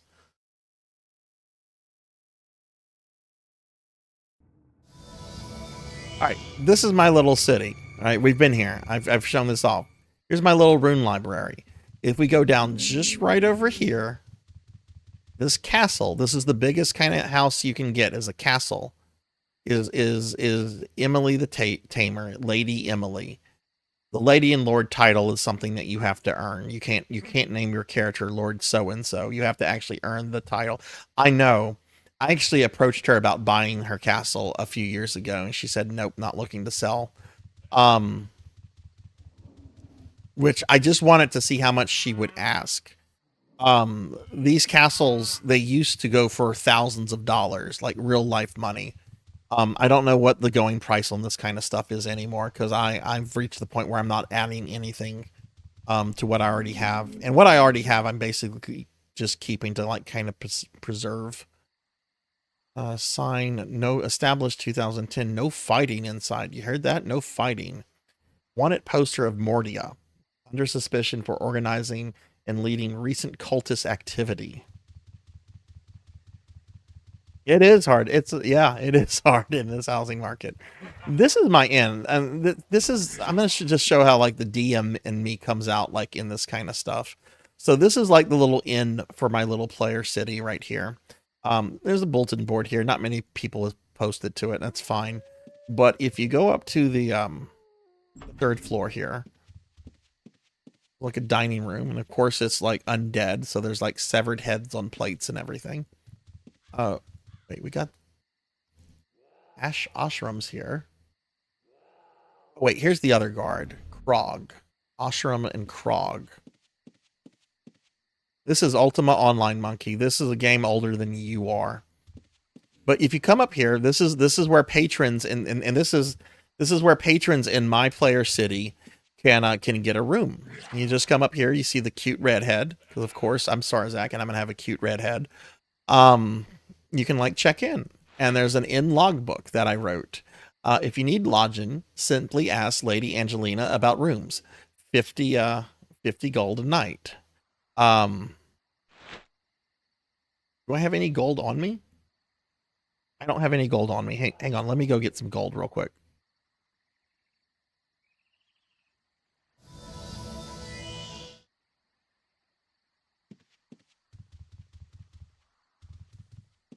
Oh God, Ark, you've got to explain that. Is that original sin? Look, I have always had a thing for cute redheads. Okay, more than half the women I've dated have been redheads. And you know what? Redheads are generally a little crazy, and I like a little crazy. How the fuck do you get gold now? Oh, you withdraw it. You withdraw it. That's right. Withdraw, let's say 500. Okay, so I withdrew. I've got gold. I'm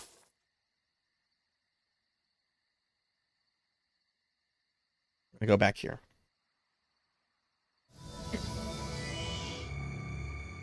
That's a... I shouldn't be chuckling that hard at that, but I am.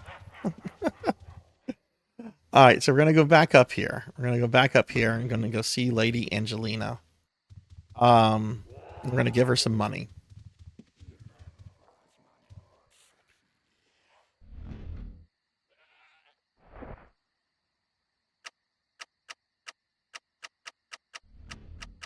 What?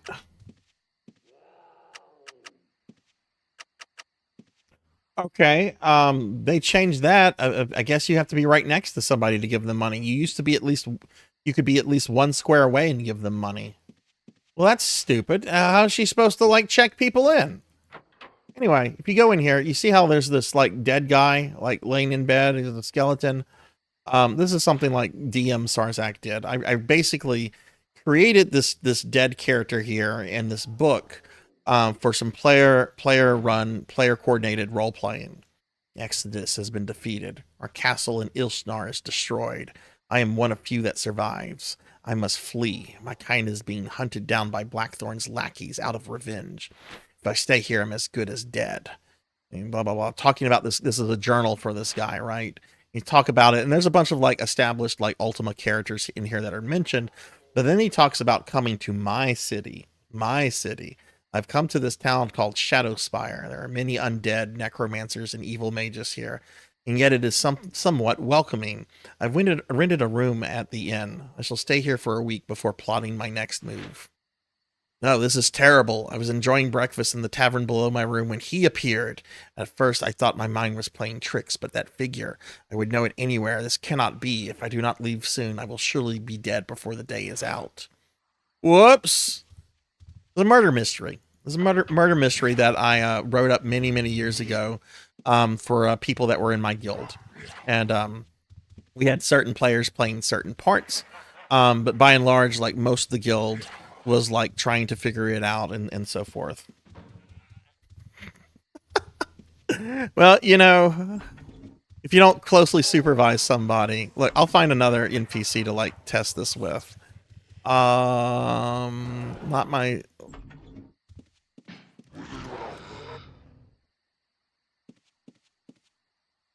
What about this sentry? I don't remember if I have anything on this sentry. Let's give him 23 gold. What business do you have? Be gone before it is too late for you. That's a message I wrote. You can place these NPCs and you can program them to have messages. And to get the message, you just give them a couple bits of gold. Some of them though, oh right, Saul the Prophet. Saul the Prophet. This is an NPC that I created a huge amount of backstory for. So if you give Saul the Prophet a little bit of gold, he's going to say, welcome to Shadowspire, home of the society. Well, notice I have Shadowspire in brackets, right? So if you say Shadowspire, he says something different. The Society of Arcane Shadows has controlled this area for years. His will refuses to let it go. Says his. This lord known as Rune Artisan. Surely you have heard of him. Type in my first name. You have much to learn about these lands. Cackles. To really nerd out. I guess. I'm going to throw a link in the channel.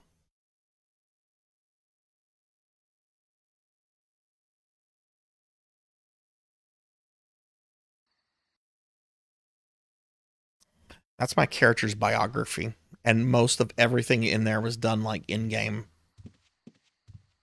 Yes, there's a wiki of players, and someone created a wiki for me years ago. I've edited and added things to it, but I was not the original person to like create it. I really want to go into my keep. I have to get on another account. I'm very frustrated with that.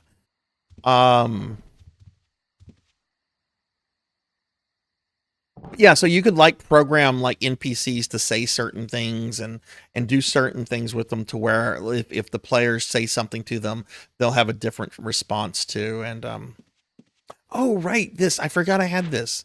So that book that I was in earlier that I was showing you where my name is mentioned and the book says something. This is actually a catalog of all the different player names and things that will trigger unique responses. So like each and every one of these, like all the names, these are individual like players, or player created locations like Cana and Carnal Hill, and so forth. And we're not sure if there's more of them or not because nobody knows the dev that put that there. So nobody's been able to figure out like a master list of names and so forth. All right, how about I show you like some combat? Show you some actual game stuff. Okay, I have to set up my buttons.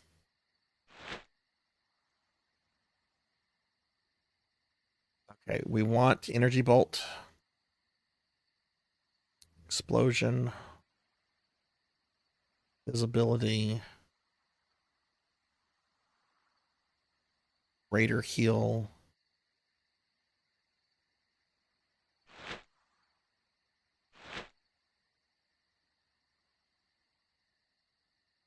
Yeah, most MMOs have become theme park MMOs. This is what you would call a sandbox, and this is as sandbox as you can get. But it's sad too because like of how like directly involved the developers were and were working with players. I don't think Ultima Online ever had a population larger than say 400,000 players, which is like peanut numbers for today. But it is kind of sad that like, ooh, Flame Strike, we definitely need Flame Strike. These are my mage spells. Oh yeah, let me show you how like character stuff works. Right, so there are no levels in this game. No levels. These are my stats. Strength, dexterity, intelligence. Unlike me, my character's smart. The amount of followers I can have, that's like pets or creatures and stuff. Hey, Rocker. Hello. These are all my stats. You have different skills, right? And you work on your different skills to, like, mold your character. So for example, my character is a necromage. Okay.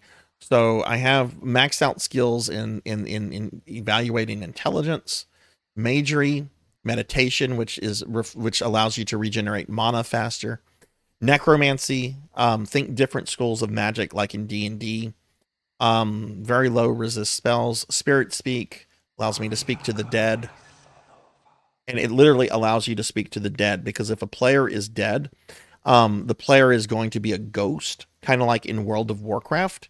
And if a ghost player talks to a living player, all the living player is going to see from the ghost is ooh,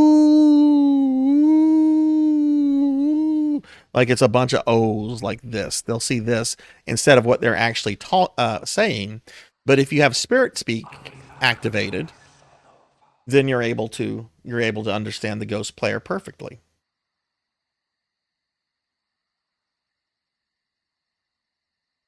Are those all my abilities?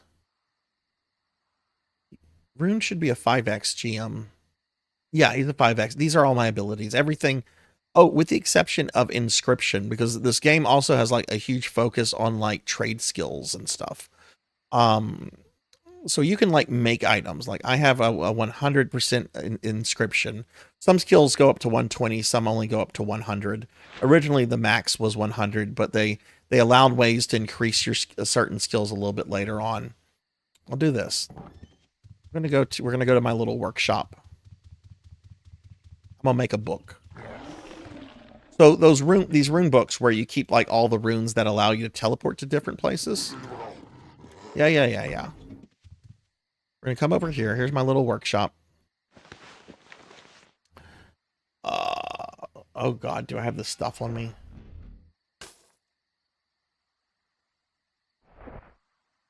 Oh, this book right here is also illegal. That shouldn't exist either.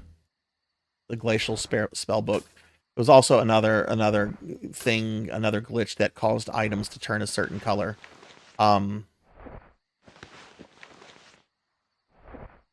Here we go. Okay, so here we go.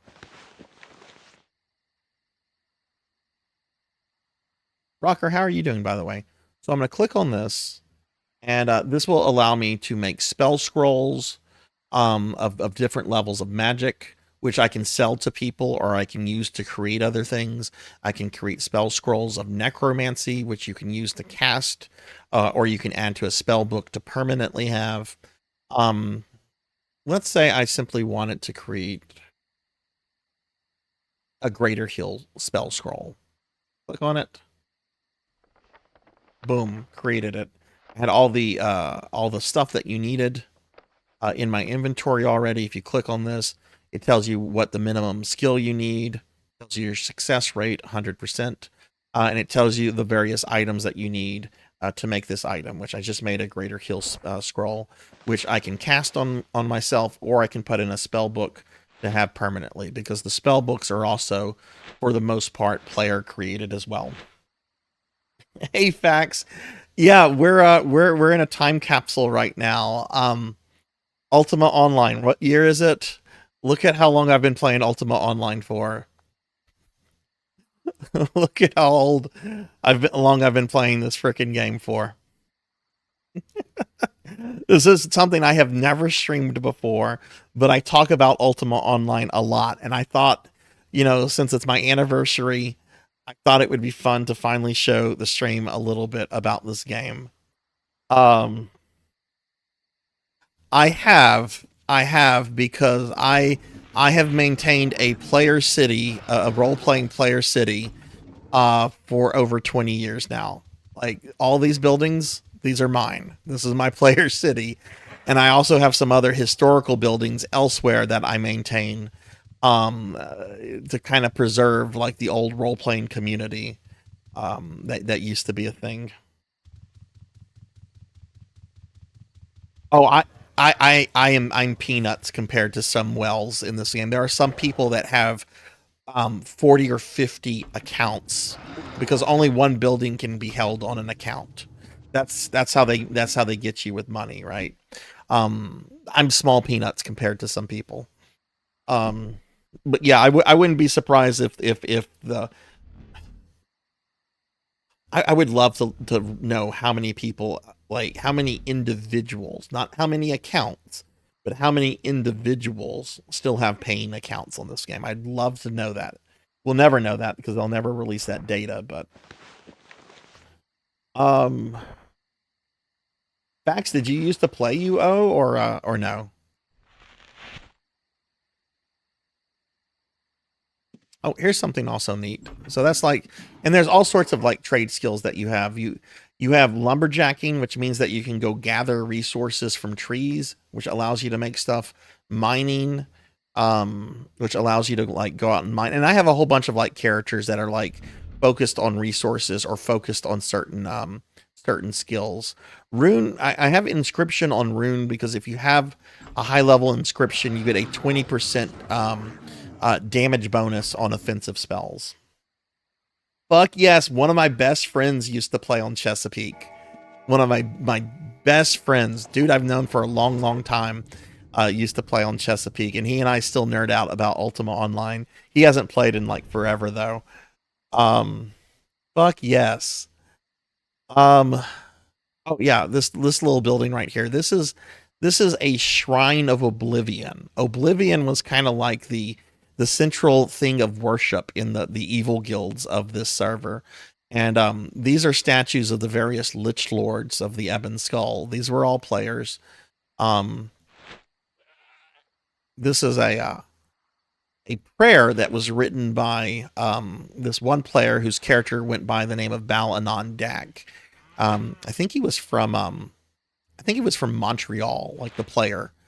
But this is something that was written back in the late 90s that, you know, I've tried to like preserve. Oh, Morg says, say bandage. Okay. What is this? What did I do? Oh, right. You can get, you can program NPCs to give free things out. This guy gives bandages. If anybody is ever here and need bandages, you can get bandages from Morg. You were around for the, okay, let me show you, let me take you back to memory lane then real quickly, Fax, because I have one of those illegal black tie dubs. Let's go here. So dying things is a big deal in this game, and it has been for a long time. And a lot of the dying tubs, notice how it says blessed, second year veteran reward, blessed, first year veteran reward. It's a special dye tub. It's a leather dye tub. You see all the descriptions on that? This is a black dye tub. Black, pure black is not a normal color you could originally get. This just simply says dyeing tub. It doesn't say black dyeing tub veteran reward. I don't know how I can bring up my veteran rewards without logging in and out. Some of the things are a little jank. Yeah, I don't think I can bring up my veteran rewards. Unless that's the party system. Skills. Virtue system. I don't think I can do that. But if this was a legit black dye tub, the black dye tubs started as illegal items that were not supposed to exist. And they were created through glitches. Eventually, black dye became so popular that they created official black dye tubs that would say something like black dye tub blessed first year veteran reward, right? But you can tell that this is an illegal one because it just says dyeing tub. It's not blessed. It's not a veteran reward. This is one that I bought like back in the day, when the only way to get black dyed clothing was from someone that had one of these dye tubs.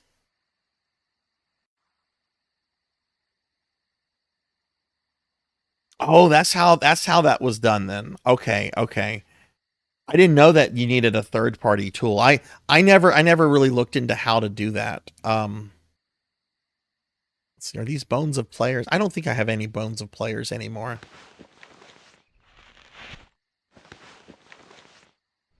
Some stuff in the bank. Dark Life. Oh god, that's a bio of my character. We're not going to read that. That's cringe. A purple dye tub. This is also an illegally created item, just like this this purple lantern and this glacial colored spell book. There's nothing special about these spell books other than the color. This is not a color you could get naturally of these items.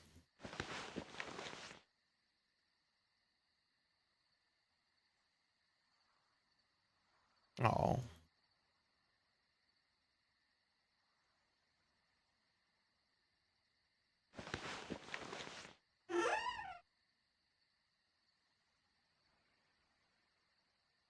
Oh, this was an item they took. They don't let these spawn anymore. This is called Deadwood. It was supposed to be a necromancer reagent. Deadwood. Look at what it looks like. Right to the left of the cursor. Deadwood. There's two of them there. I can separate them.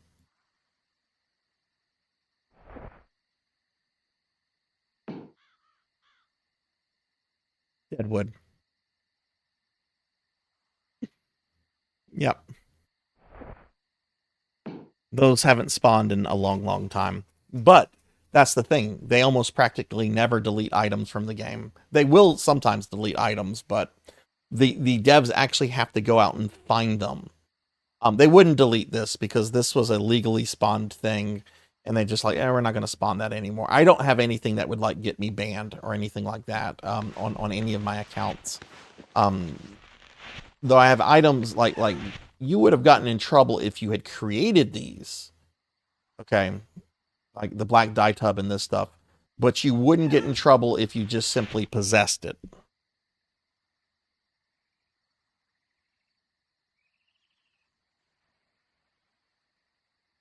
Yeah, global spawns. I think I have a global spawn actually. I didn't get it. Like I wasn't the first owner. It's something I got in a house that collapsed. Which, by the way, the houses can collapse if you stop paying. If you stop giving EA money, the houses will eventually collapse to free up that space of land. And when a house collapses, what will happen is that all the stuff in there, other players can pick up. Other players can claim. So let me go up here. I think this right here is a server is something that spawned when the server went live, which this is one of the oldest servers. This relief right here, there's supposed to be two more, and they make like a central picture, right? I don't know who has the other two. This is something I got from a house that collapsed a very, very, very long time ago. But yeah, there's only like one of these on each server.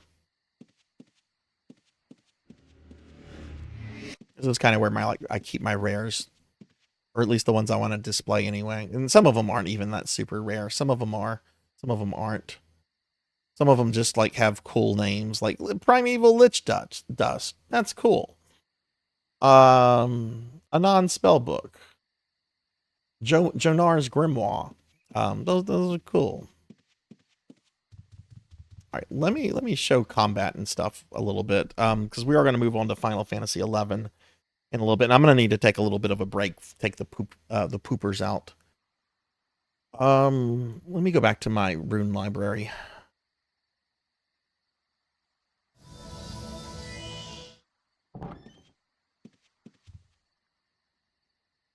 Thank you. Thunder Drummer, thank you for gifting a sub to Bloodia. Thank you. Let's do another big shouty for Thunder Drummer. Bloodia, you've got You've got emotes now. I hope you enjoy them. Thank you, Thunder. I want to go kill ice fiends. I think I can kill ice fiends and not... Oh, I know what I need to kill ice fiends. Oh, you're gifting another one to Tats Boy. Thank you, thank you. Oh, and to Bluebirds on Twitch. Thank you. Thank you, Thunder. That puts us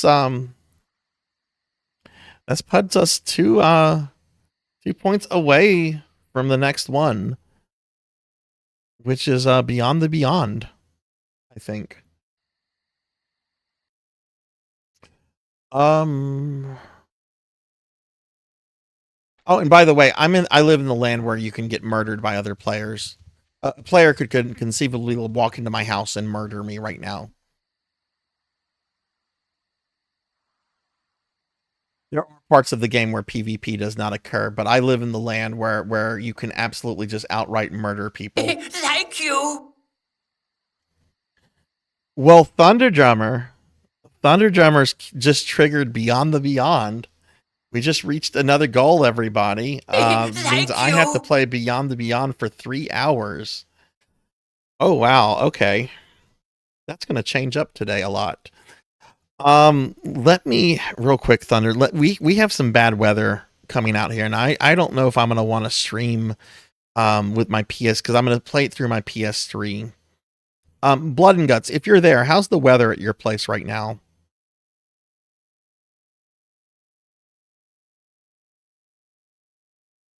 Let me look at the weather real quickly.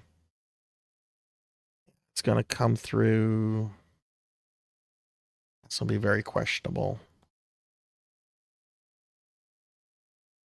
Okay.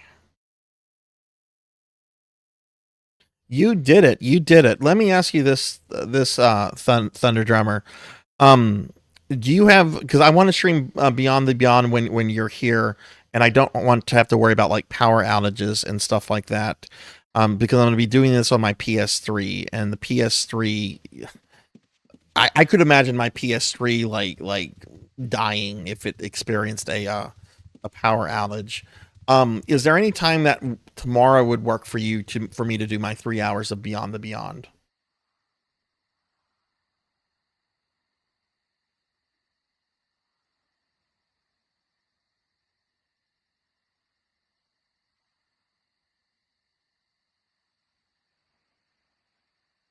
Oh yes, protect the electronics.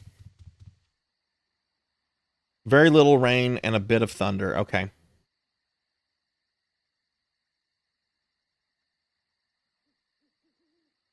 Okay, well, I'll wait to hear back from that. How much? Oh, wow. Okay, I need to go take stuff off. I'm going to show you guys some combat in this game and some of the things you can do. So you're free tomorrow then, Thunder Drummer. So you tell me a time that you want me to stream Beyond the Beyond at tomorrow between noon and midnight, my time. And I will we will schedule Beyond the Beyond for that.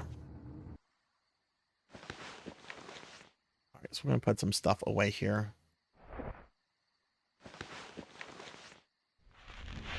I'm gonna try to stream as much as I can tonight. I'm not saying that I'm gonna like end the stream. It's just I would be very wary about streaming something from my PS3 with a bunch of thunder. I'm gonna be doing my PS5 later with Unicorn Overlord. I'm not worried about that. If my PS5 gets electrocuted, there's not really anything on that. Plus, that's plugged into like a really, really good surge protector.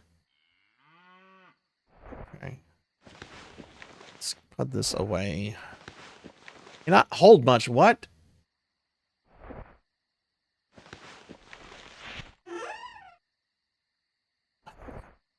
There we go. Let me put some of these things away.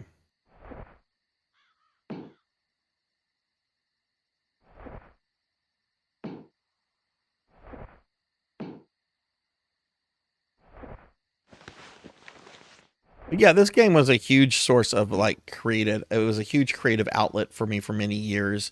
And it was really neat because it was a collaborative thing with so many people, some of whom were trash people, some of whom were really cool people. But it was still a really cool experience. And I don't think, maybe this is me being an old person, I don't think you can get this kind of experience from modern MMOs. I know one issue I had, for example, when WoW started, I knew one thing that was going to like make RP or role playing like this almost impossible in WoW is the fact that the two factions, the Alliance and the Horde, could not speak with each other in the game. Because we would have like good role players and bad role players. Behind the scene, the players are coordinating stuff and so forth. But our characters would often confront each other, and there'd be battles, and there would be raids on each other's cities, and all this kind of stuff. And I knew when WoW said we're not going to let the two factions speak to each other, I knew that was going to be a big hindrance to this style of role playing. I don't want to say just a hindrance to role playing, because there is role playing in WoW, but it's different, I think.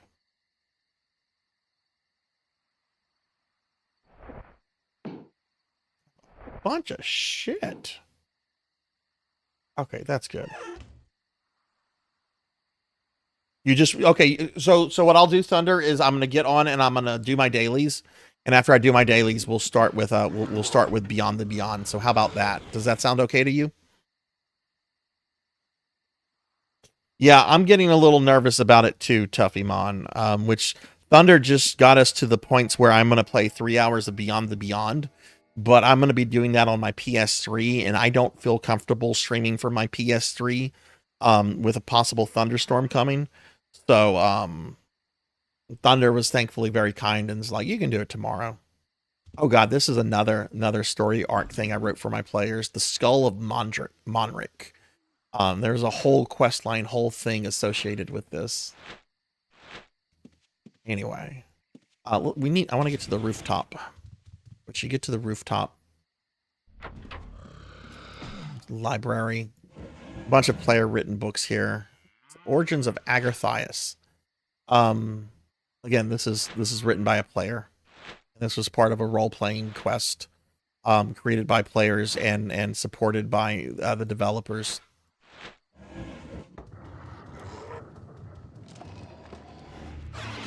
All right, we're on the roof. So, I need a buddy. My buddy, my buddy. My buddy and me. Spell damage 49%.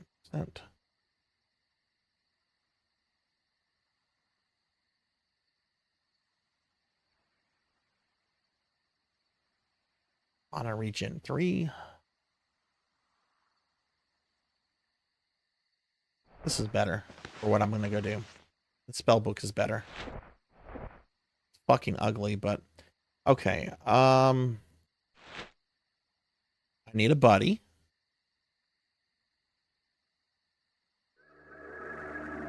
Oh, god damn it.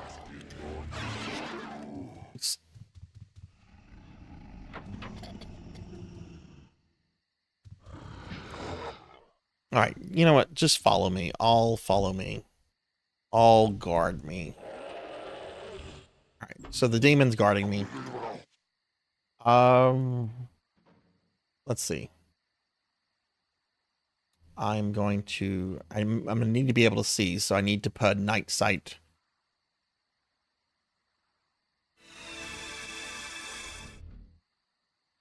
Okay, and now let's see. Void Island, what is that?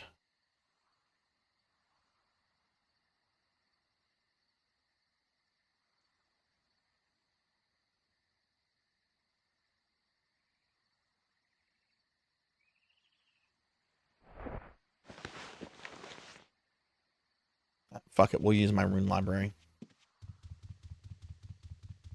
Hey, Plutz. Hello, hello. How are you? Doing very well. Can I get a shout out for Plutz, please?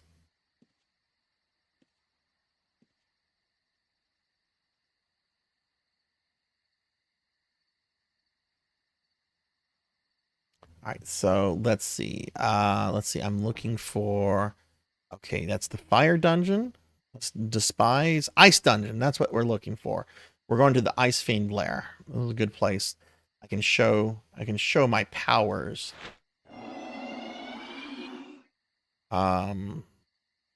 Animate dead. This character is a much better necromancer than I am. So I just opened this portal. Me and my demon are going to go through it. We're going to murder ice fiends. What? I was playing Romancing Saga 3 last night. Oh, somebody's already murdering ice fiends here. There's people here. That's fine. Watch what I can do. I'm going to animate the ice fiend, and I now have a Lich Lord summoning, working for me. I'm going to do it again. I'm going to do it again.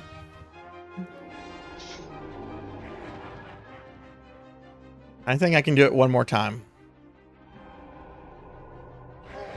Yeah, I can have 3 Lich Lords out. All follow me. All guard me.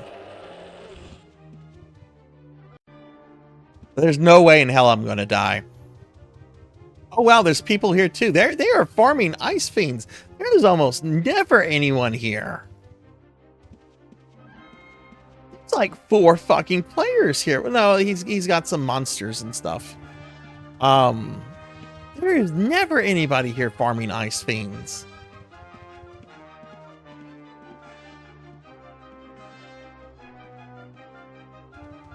Hey, Degenerate. Can I get a shout out for Degenerate? Generally, the ice fiends will spawn in this hall. Well, as you could tell, because of all the dead ones. Oh, they're here. They're here farming fame. Okay, that's what they're here for. This is a good place. Like I have the Lord title. She's trying to get her Lord title back.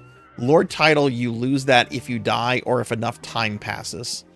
And she decided to leave. Oh, there's an ice fiend.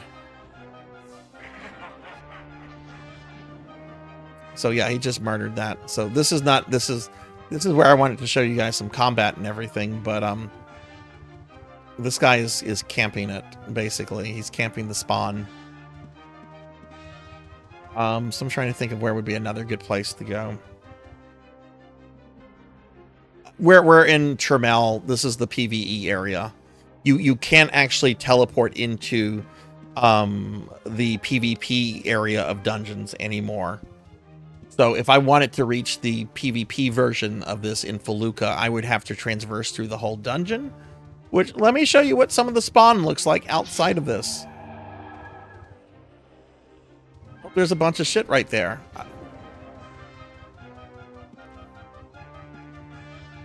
Okay, I'll go somewhere else. That's fine.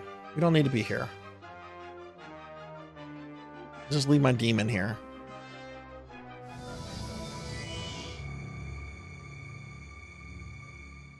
Let's go to Deceit.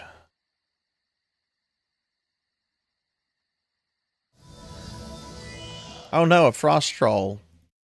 Whatever will I do?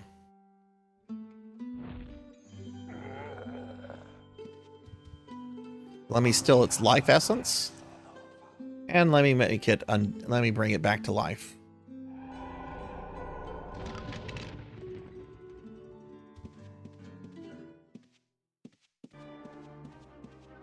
Unfortunately, I won't be able to animate these enemies because they're already dead.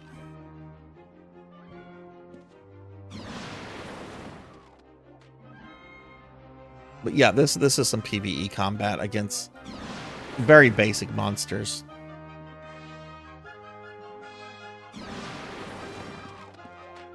Kill those monsters and then you can loot their corpses, take their gold.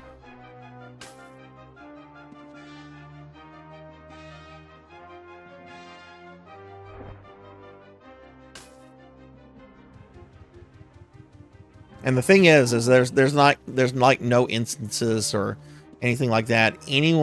This dungeon is a static place, and any player can come here right now, and I would see them.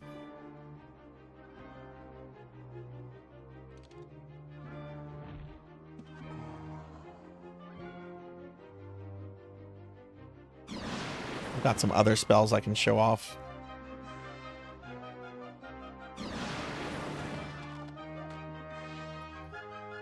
Not going to be able to summon them until that demon disappears. I should have released the demon.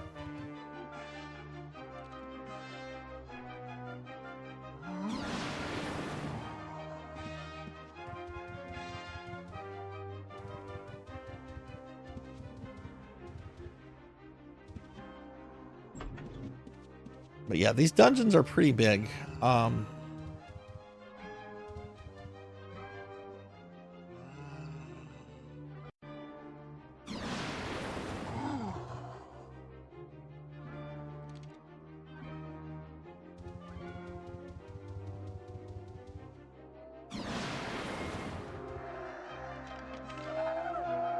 Oh, didn't see that wraith there.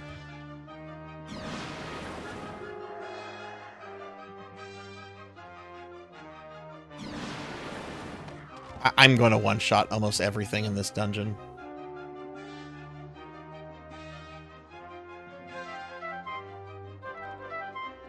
You hear that sound?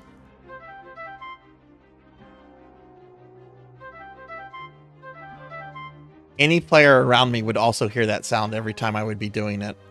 Great way to annoy people.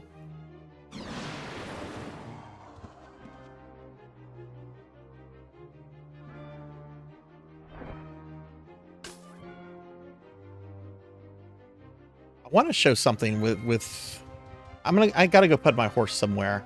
A lot of horses you can take to a stable master and have the stable master like keep them.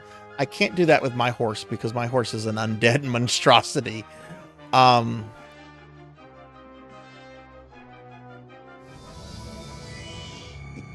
That's, yeah, you're going to have to somehow connect those facts, and that is a pain in the ass.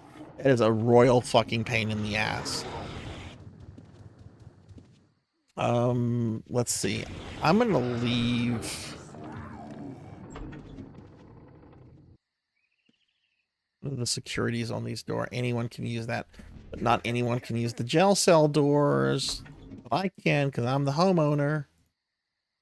I'm not going to tell Dagan to stay.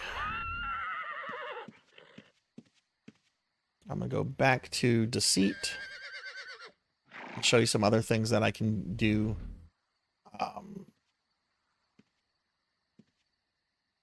So a question that I get often as a something is blocked. I was just there.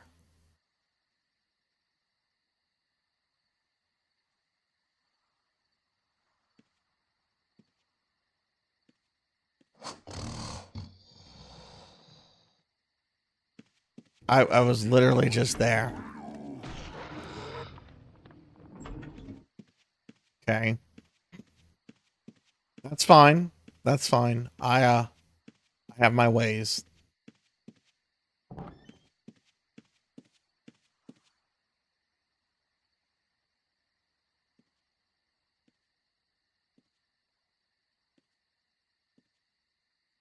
You need to... What the hell is blocking my way? Oh, probably my skeletal knight or the white wolf. Thank you for the hydrate, Kyra. Thank you, thank you. EA ruined so many good companies and so many good developers. This is the only EA game. Well, no, it isn't.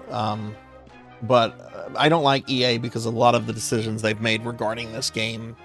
At the same time, it's still up, so I guess I should be thankful for that. All right, so anyway, you guys constantly ask, Sarzac, are you going to be a lich one day? Are you going to be a lich? No, I'm not, but my game character can be a lich. There we go. Now I'm a lich. Still can't fucking see in the dark, apparently.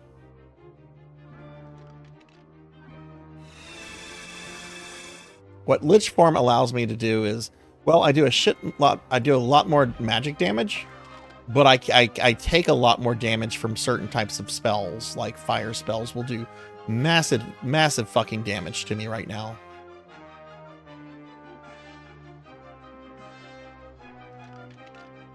Use this, heed this warning well and use this brazier at your own peril.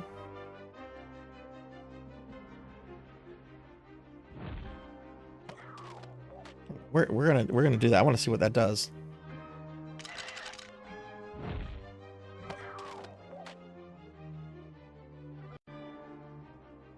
Summon a giant spider. Well, that's not scary.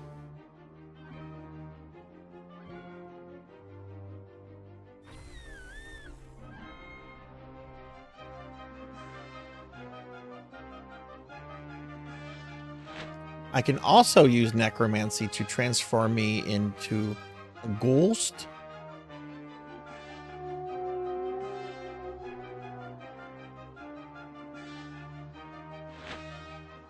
And let's see, I can also transform into a horrific beast. Check it out, I'm Goro from Mortal Kombat.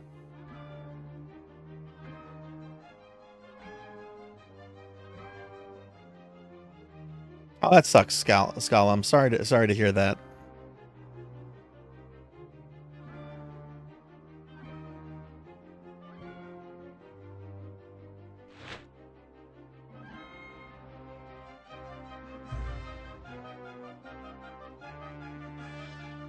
Let's see, what's the other spells I can show? Energy Vortex.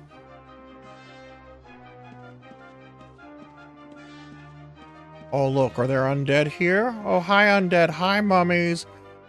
Have fun with my energy vortex.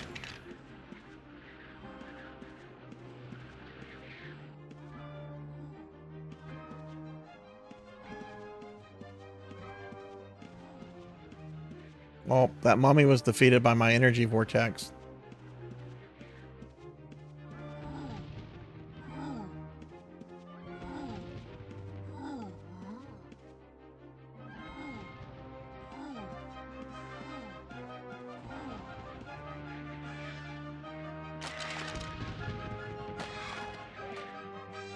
So yeah, there's a whole bunch of things that you can do in this game. I mean, it's super primitive.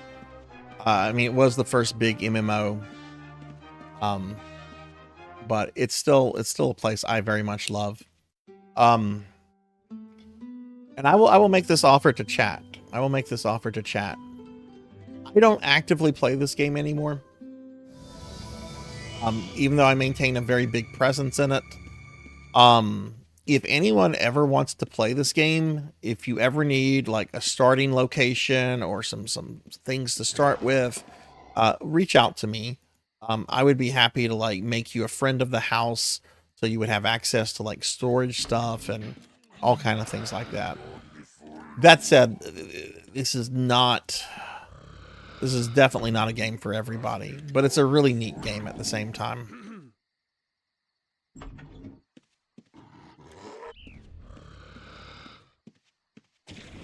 You want to see some Blade Spirit? You got it, Fax. Let's go. Oh, let me get back on my horse real quick. You want to see? We can do Blade Spirit. I think they have since. I think you used to be able to cast as many Blade Spirits as you could. I think they've limited the amount you can cast now. Let's go do some Blade Spirits. Let's find some poor animal. There's a crow. Actually, let's kill the timber wolf.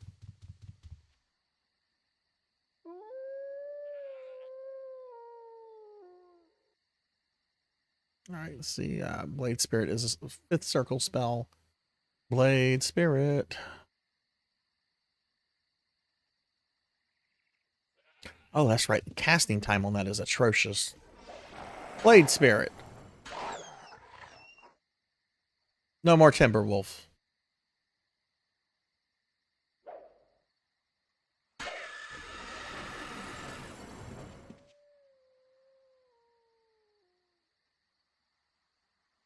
Yeah, I can only have 2 Blade Spirits out at once.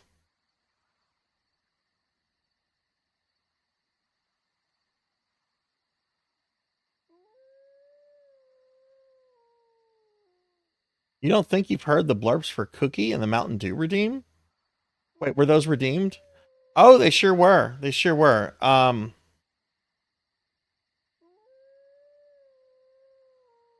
Yeah, no, the sound's not going to go off until if I'm in slime form. But thanks for saying something, Blackhand, because I did not notice that Degenerate gave me a cookie. I'm gonna eat the cookie. I actually don't have Mountain Dew, but I do have some water that I'll drink.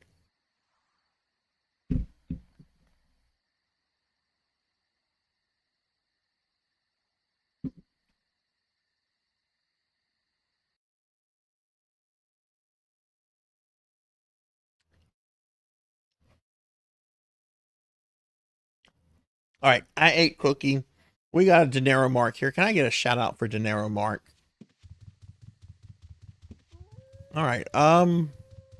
Anything I kind of want to show else I want to show in Ultima Online? I showed some combat. I think I've talked about the game a good bit. Would like to go into this keep, but I have to do some transferring between accounts, and that would show you like my account name and stuff.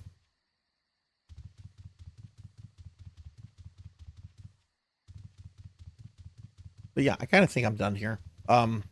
Is there anything anyone wants to see or anything anyone would want me to like show?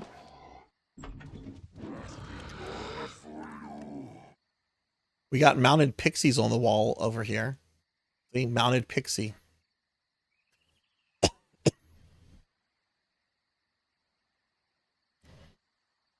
Thanks for the lark, Aki. Thank you. I appreciate that.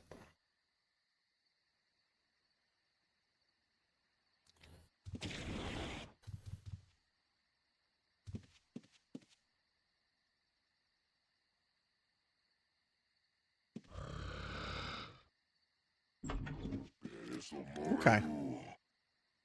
Well, if there's nothing anybody wants to see in this, I guess we can move on to the next game, which is going to be Final Fantasy XI, because that's less hardware changing for me. So I guess we'll play Final Fantasy XI for a little bit, and then I'm going to come back to Unicorn Overlord, and we'll just see what happens with this like weather. So.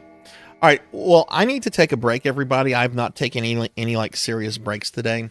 My dogs need to go out, especially before this bad weather gets here. So I'm going to go ahead and do that. So give me about 10 minutes to do what I have to do, and please wait around if you can. And when we come back, we're going to go from Caesarea to Vanadil. But I'll be back in a little bit. Actually, hang on. Let me like wait around until I'm not in slime form anymore. That way, the Slimer gets their full points cost of slime. I'll play around until I'm not a slime. Let's go see if we can find players to kill.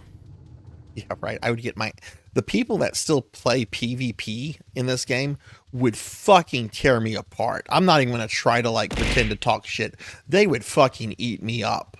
I was a decent PvPer back in the day. But the people that still do PvP have never stopped doing PvP. I would get absolutely murdered. But let's see if we can find someone to murder me. Hey, Wolfie. Hello. How are you? Jiggle, jiggle. Jiggle, jiggle.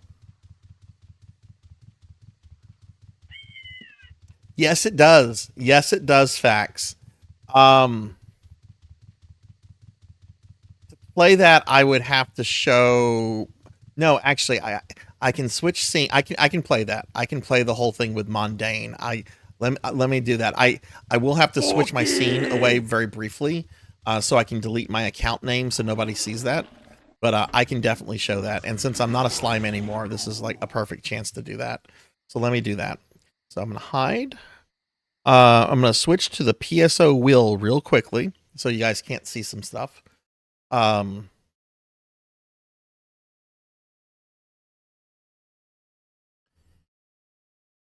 And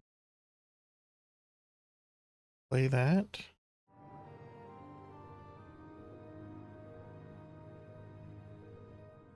During the earliest span of the Let me correct the size.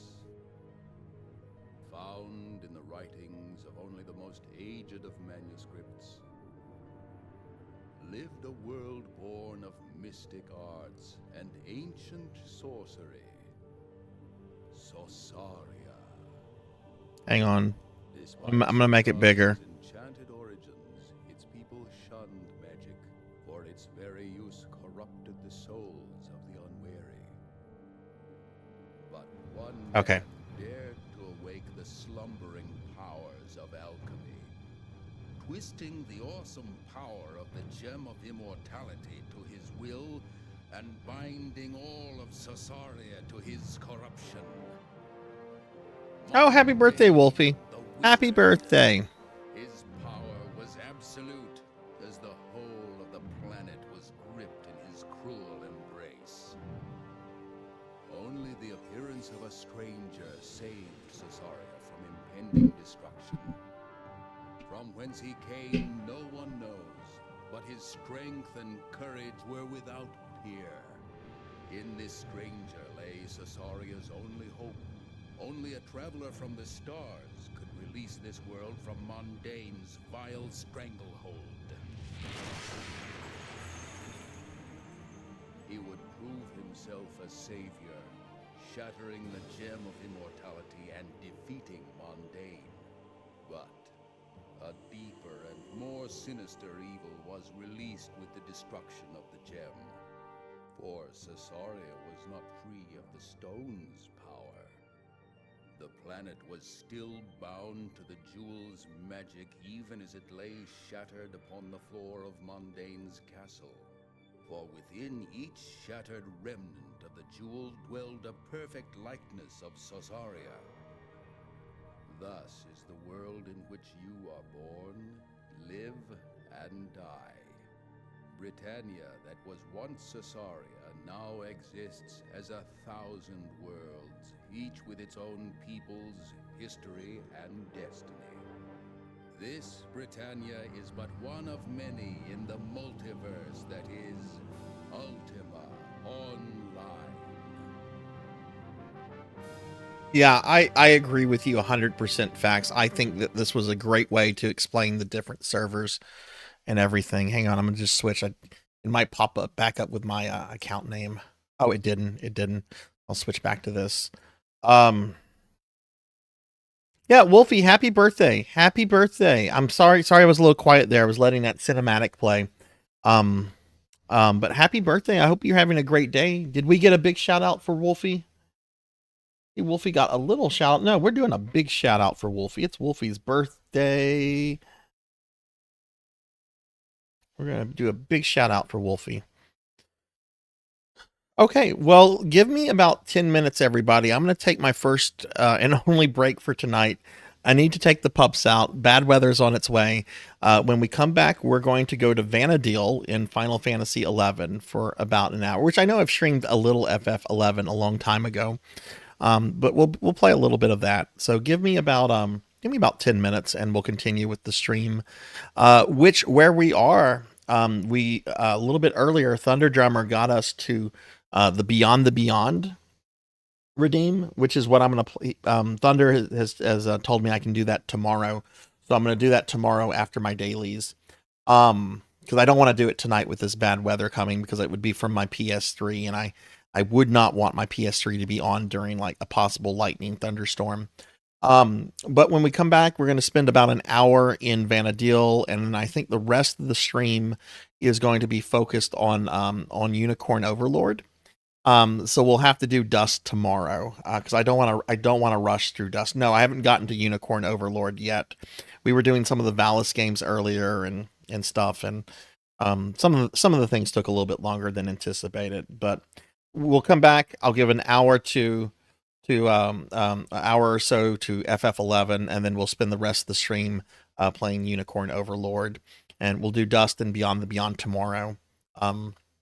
I might cut some of the games out tomorrow. I might cut out like Gradius 5, and maybe like Quake or something. So, but okay, give me about 10 minutes, everyone. I'll be back in just a little bit. Please hang around, and yeah, I'll see you guys in a little bit. Thanks so much. I'll be right back.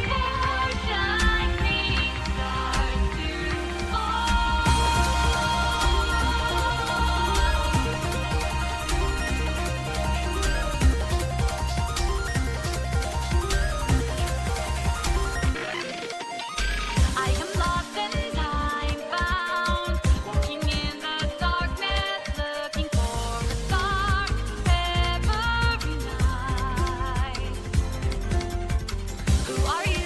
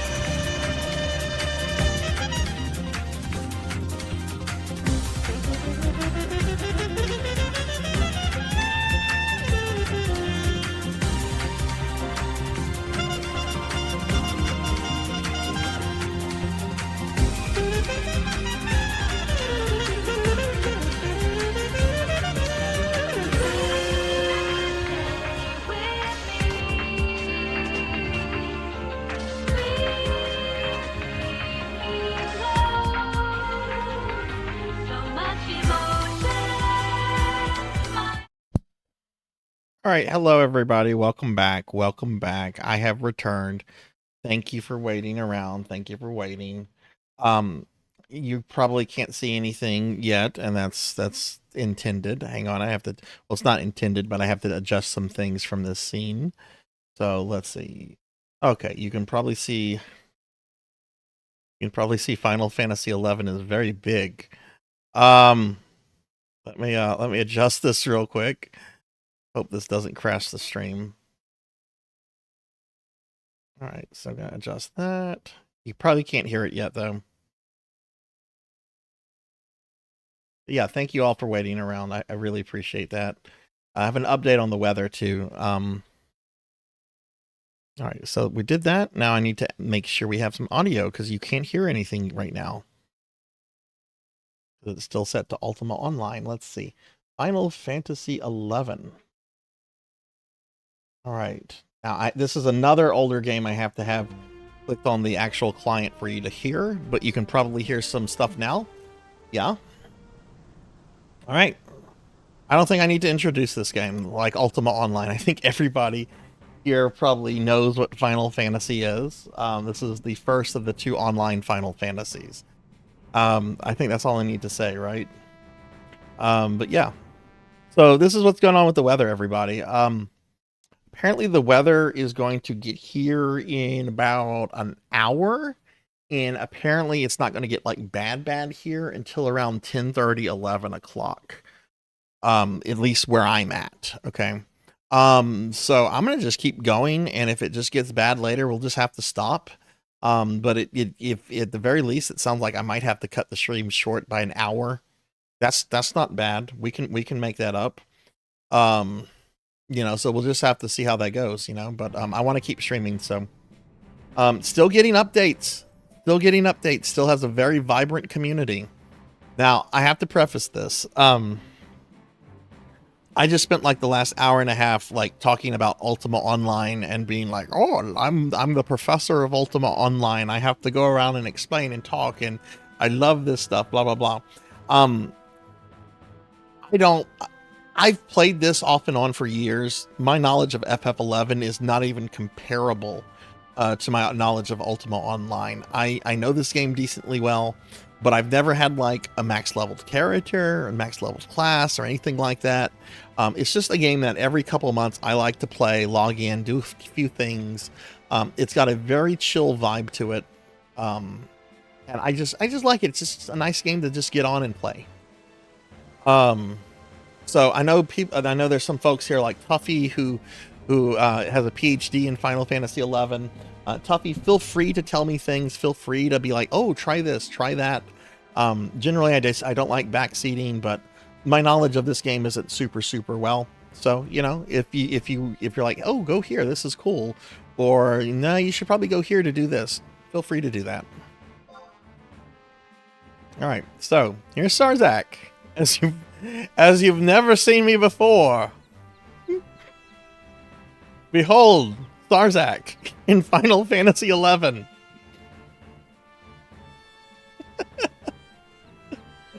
Oh my goodness. They still charge you by the number of characters you have. I can have 2 more characters, and after that I have to pay for additional characters. Need to adjust the aspect ratio? Well, I have it at a windowed aspect ratio. The more I fiddle with that, the higher the chance it's going to crash OBS. Let me actually get into the game client to see how that looks. Oh, what is that? What is that? That's not what that. What is that? Let's just go Sarzac. Hey, Hellstorm. Hello. How are you? Oh yeah, no, because the game like zoomed in on him.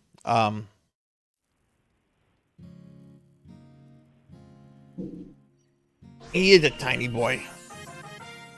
He's like an Ewok. He's like smaller than an Ewok. I'm playing this with a controller. So this is my little hovel. I just showed. Oh, I have an evil undead town in Ultima Online. Here I have a little hovel, little shithole. That's probably cold and uncomfortable. But I have like a little servant Moogle. Everybody has a servant Moogle. Oh, it's a short joke. Okay. Okay, I got it, Fax. I got it. Sorry. Look, I'm dumb. And jokes go over my head because I'm dumb.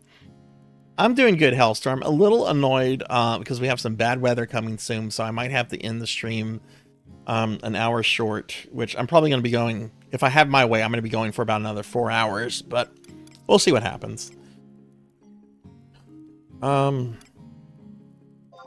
Everything in the delivery system? Oh. Whoa, did I see Gil? The money the buyer paid for the mage ballad you put on action. Oh, yeah, you gave me my Gil? Okay, good, I got my Gil.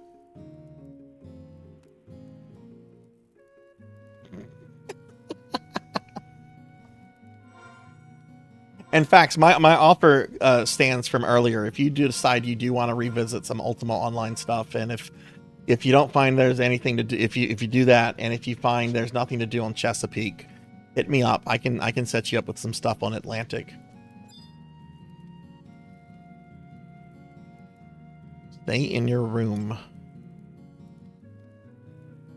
Area I don't remember where I logged out from. Let's see where we logged out from.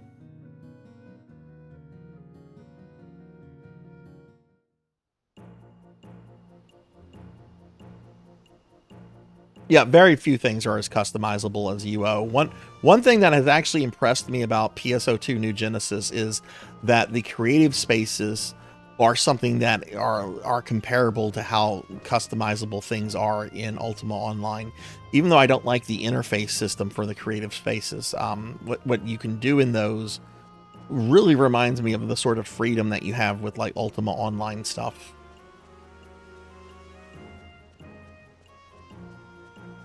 All right, so don't log out. Let's look at Sarzac. What Sarzac is a level 58 black mage and a level 20 white mage. Quite a way from a level up.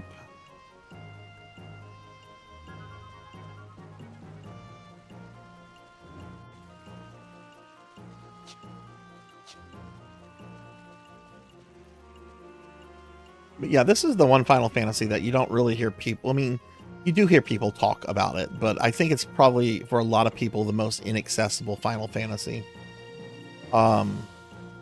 Just because, you know, if you want to play this today, you must play it on PC. And the setup is for this is very, very obtuse. I still can't believe that they're using Play Online. But I wonder if like Play Online is like intertwined with the game's basic coding.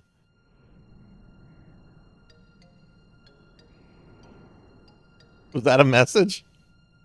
Was that a message, Pig Knight? Alright, so I have to show you guys one of my pride and joy. Not the trust. I think it's under abilities. Mount. No, that's ranged attack. My Chocobo, which it took me like over a month to raise, but can you really play a Final Fantasy game and have a mount that's not a Chocobo?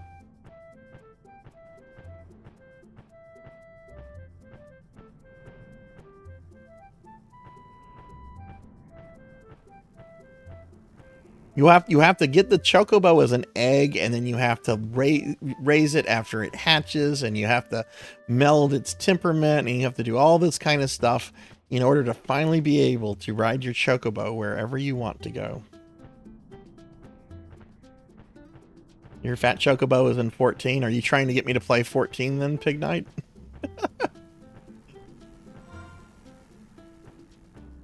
Do I have the warp ring?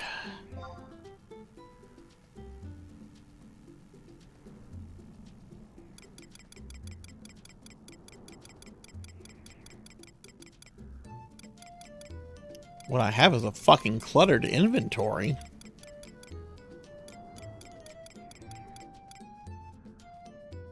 I've got... Why do I have a... Okay, I was probably grinding. And then I probably just didn't do anything with the stuff. Which I need to do stuff with this stuff. This. Oh no! This link pearl is grayed out. Vana Trekkers, they're no more.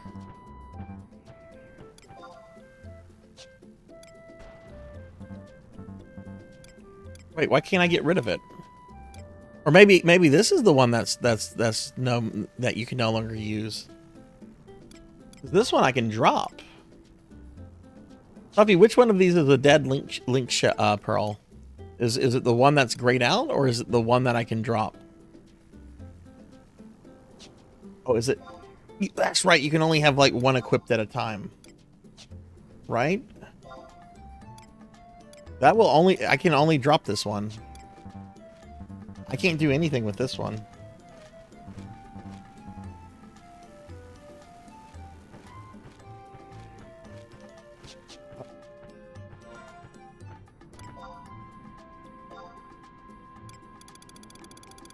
That's right, you have to get off the mount to cast the spell.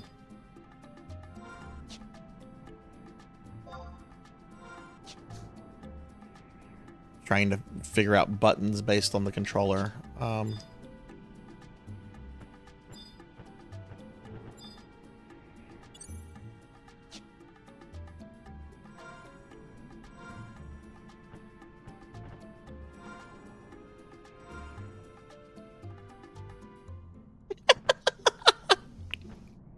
Almost got you in trouble, didn't I?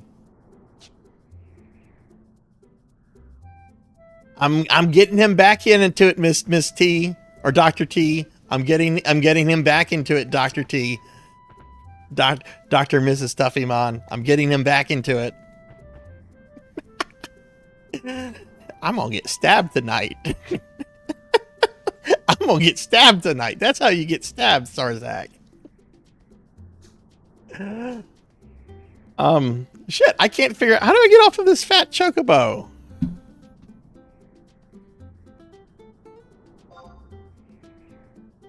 Get off.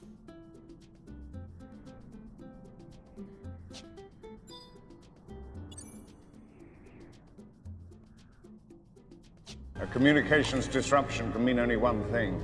Okay, I don't know how to get off the chocobo. I should know how to do this. It's been so long since I've played this.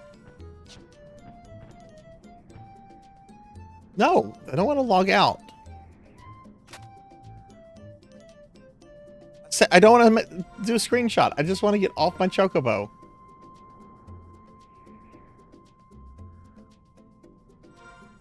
How do I bring up that other menu?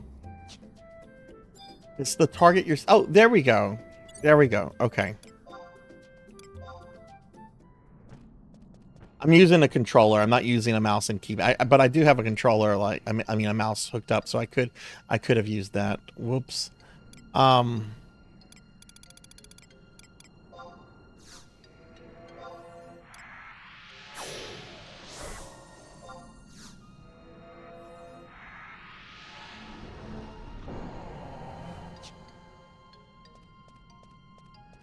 right. Anyway, do I have pathfinding on? Okay, let's go back in here.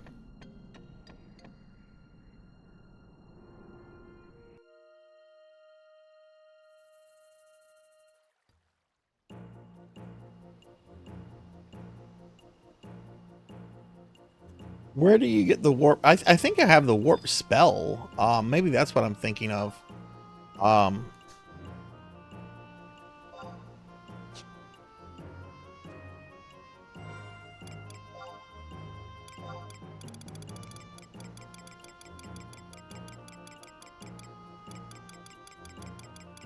Yeah, I have warp and warp 2.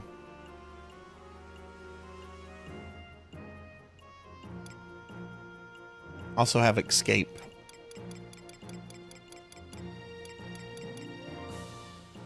How much gil do I have?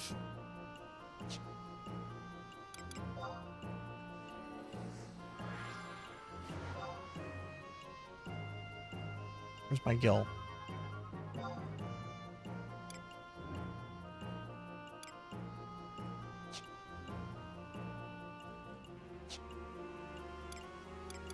Under items.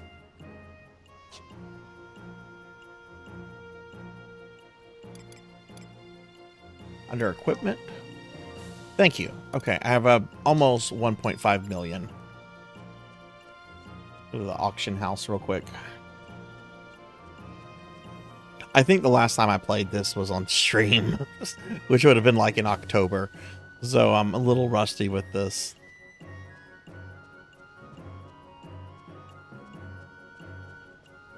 But again, like with Ultima Online, I thought it would be fun to log into like a much older MMO, even though, as you can see, there's lots of players around.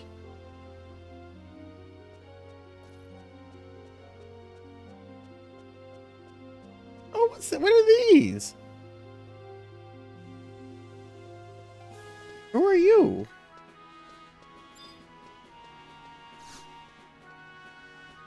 We're being attacked. I see you got letter I gave to Moogle. We're being raided by ENVTuber. Inna, thank you very much for the raid. Welcome everybody. Welcome. I'm Sarzac. We're playing Final Fantasy 11. Just dorking around here, but welcome in everybody. Kratos Wrath, thank you for the follow. Thank you. Welcome to the channel. But yeah, oh, you're playing Bloodstained Ritual of the Night. I was playing that the other day. Is it your first time playing it, or were you checking out like the new content? Bloodstained is so good. They've added so much stuff to it since the original release. But yeah, everybody, please be sure to check out ENVT, and thank you again for bringing your community over here. I really appreciate that.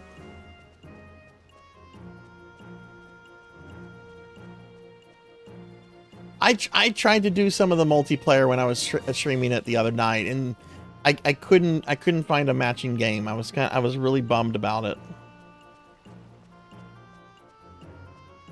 Oh, cool. What is the exact challenge of the run?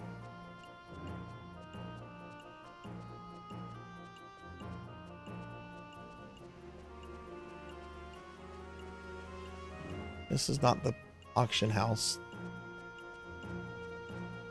I went right by it. We're gonna head to another city in a little bit.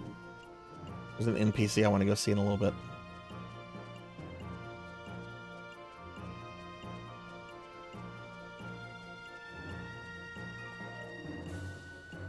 Limit yourself to weapons and shards as much as possible. Okay, cool. Oh, the Japanese. Oh, okay.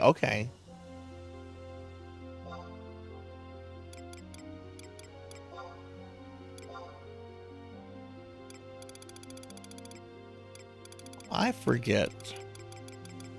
The spells are going to be a certain color if I can use them, and if I don't have them. Checking to see if there's any spells here that I don't have, and we're getting another raid, this time from Rajan Arlix. Rajan, thank you so much for the raid. Welcome in, everybody. Welcome. We just had 2 raids in 2 minutes, which is pretty awesome. But welcome in, everybody. I'm Sarzac. Probably know a lot of people from Rajan's stream. But if you don't know me, I'm Sarzac, and we're playing some Final Fantasy 11 right now for just a little bit. Rajan, how was your stream, and what were you streaming? Well, I know what you were streaming. You were streaming NGS. How'd the stream go? Mostly katanas and a handful of others. Oh, cool. Okay, cool. What difficulty are you doing it on? Out of curiosity. I was playing around with. I haven't really looked at Bloodstain since it came out, like shortly, because I platted the game in like 3 weeks after it came out. But I saw that they had like the classic mode that plays like classic Castlevania, and I kind of want to really like play that and beat it and learn it and do stuff in it.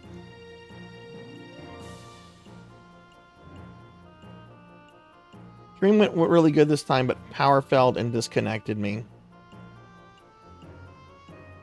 Well, thank you for bringing your community over here, both of you. I really appreciate that. Yeah, we have some bad weather headed my way soon, Rajan. I might have to cut my stream short by about an hour or so tonight, which I'm planning to go to midnight my time. That's like in 3.5 hours. So we're just going to have to see. But yeah. Rajan, have you ever seen Final Fantasy XI? I know we have a mutual that's been playing it a lot. Are these players? No. Wait, no, that's somebody's mule character. Oh, okay. I know what this is.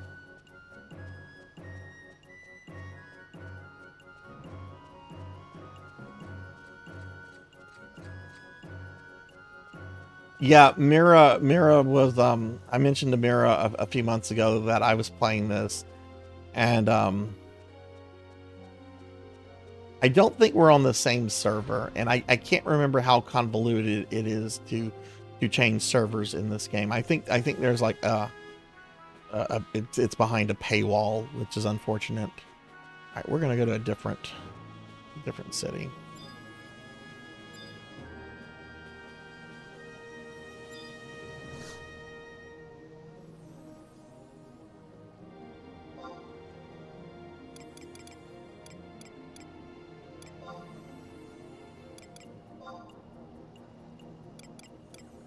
Don't remember which. Oh, right. It'll show me on a map.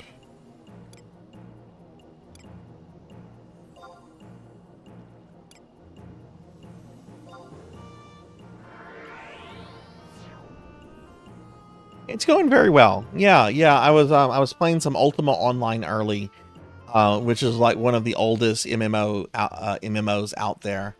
And now we're playing another old MMO that's not quite as old.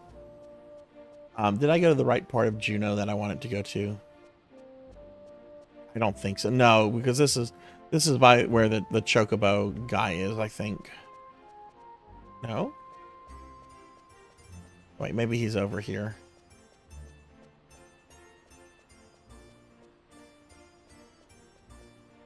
Yeah, the Chocobo farm is down here. Yeah, there's the Chocobo. Okay. Not where I want it to go. Rajan's going to become a VIP. All right, you got it, Rajan. Let me go in and do that for you real quick.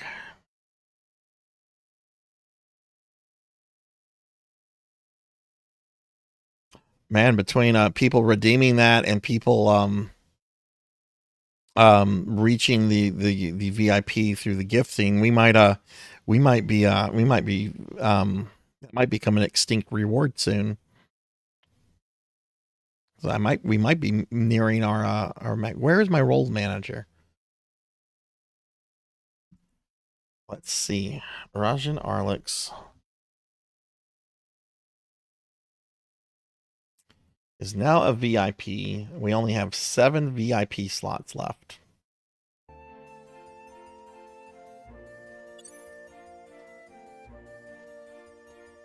Why wouldn't I be playing Final Fantasy XI, Fable? I'm playing Final Fantasy XI to get Tuffymon back into it. Tuffymon used to play this all the time, and I'm trying to draw Tuffymon back into it. No, I'm not trying to do that.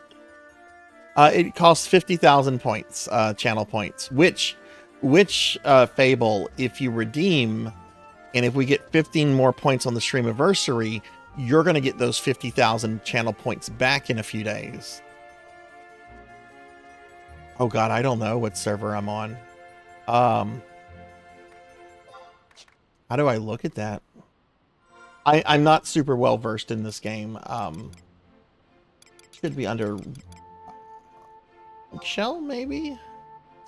No, Link Shell's like the guild.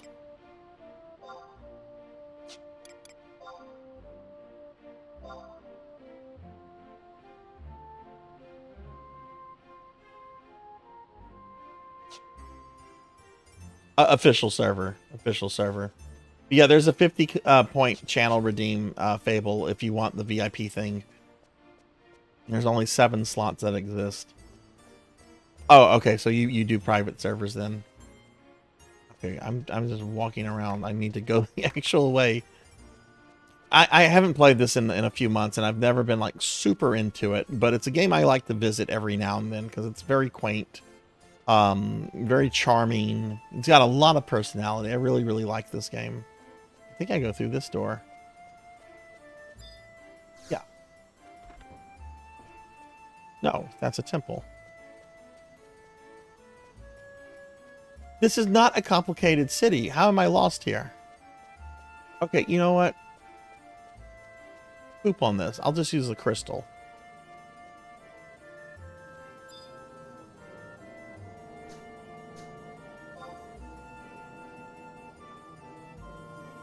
Yeah, the install process for this is ridiculous. You have to download the game in multiple parts. And then you still have to go through Square's convoluted Play Online service, which I'm shocked that that's still a thing.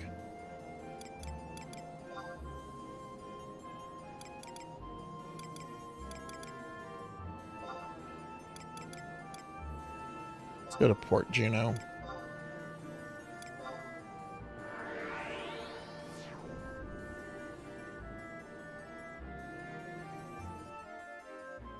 How many VIP slots do you have in total, Rajan? Because you can get more. You can, every channel can have up to 50 VIP slots, but you have to unlock them. I think I found it, Tuffy.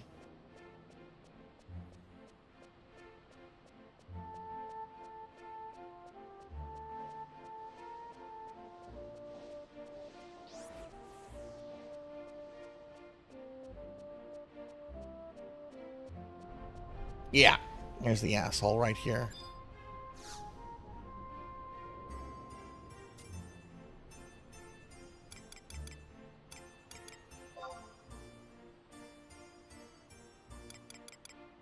I don't want to exchange them. I want to deposit.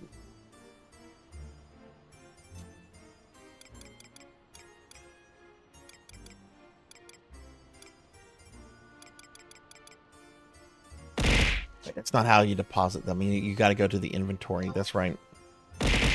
Ow.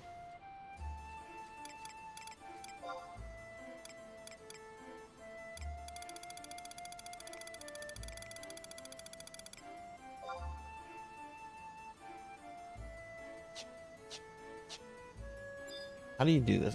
Don't I open up trade? Yeah, you open up with trade with the NPC. That's right. That's how you do it.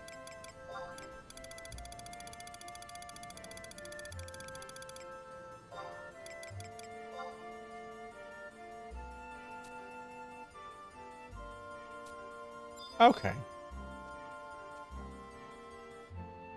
I know this is tiny Sarzac. We had a joke earlier that went over my head. Look at this dragon. Oh, look at these. That's a player. I don't know how you become that. And it got like a Pumbaa friend. Like looks like kind of like Pumbaa. It's a cute dragon. Okay. No, why would you try to make me fat? Degenerate.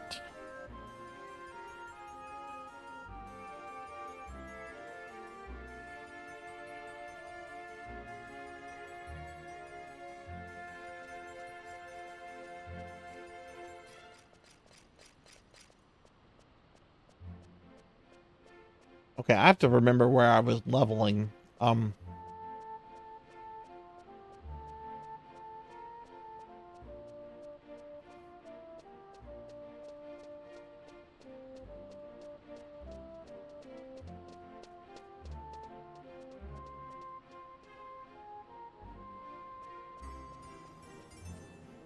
Actually, I still need to do some stuff with my inventory.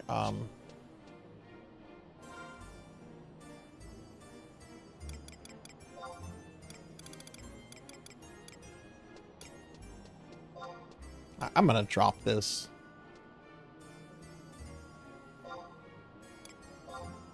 Neither of those link shells are active anymore. I'm just gonna drop it. F it. I don't need that. I don't need that shit in my life.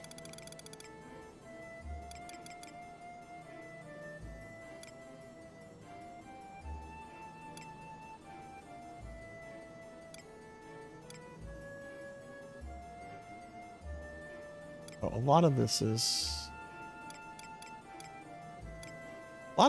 like chocobo raising stuff. I don't need some of this.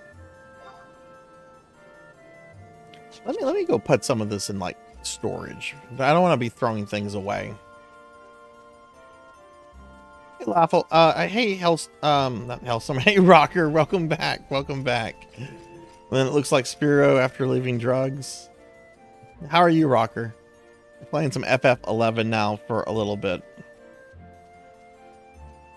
Yeah, I think I had to have pet food for to get my chocobo mount.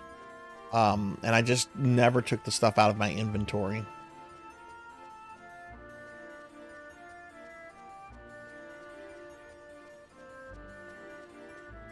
So I want to say there's player quarters nearby.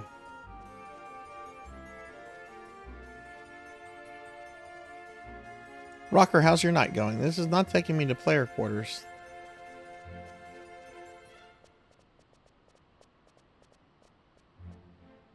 Okay, I like these hats.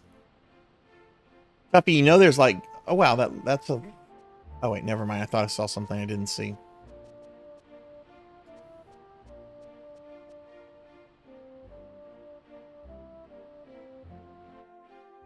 I'm sure you knew this, Tuffy, but I think there's like Dragon Quest like aesthetic items you can get. Off him Island? I don't want to go there yet. Like I want to say I've seen like slime shirts or slime helmets or something. Which I'm not encouraging anybody to turn me into a slime.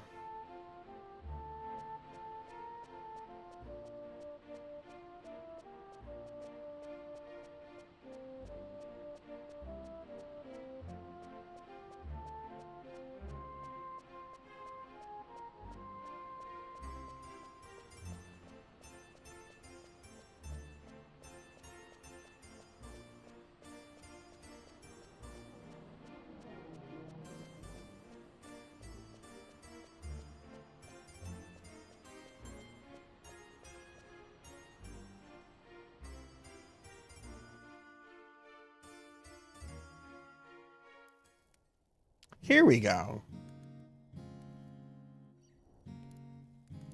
Here's my personal quarters. Much more cozier here than in the other town. Alright, storage.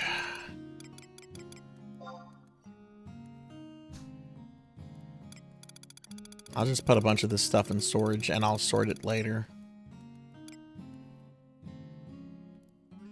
I don't need that. Go away. Go away. Put the chocobo egg in storage.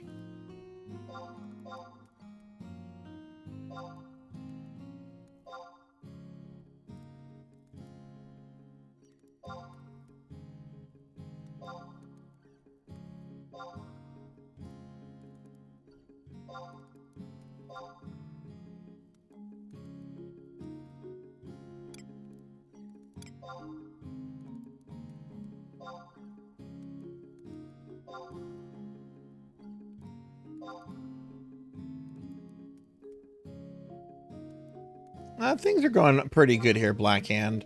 A little nervous about this weather that's going to be hitting me in about an hour and a half, but you know, what can you do? We're going to get to Unicorn Overlord later, and I just think what we'll do tomorrow, why do I not have this equipped? To see if that's an improvement. Why is that not on my character?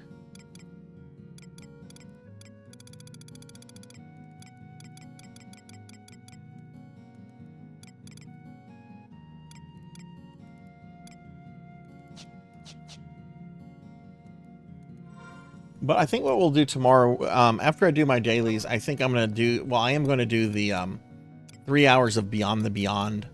Then we'll do some Dust. And then we'll just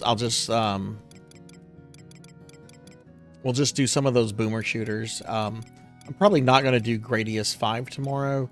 We'll probably just cut that, and I might even cut Castlevania Lament of Innocence too.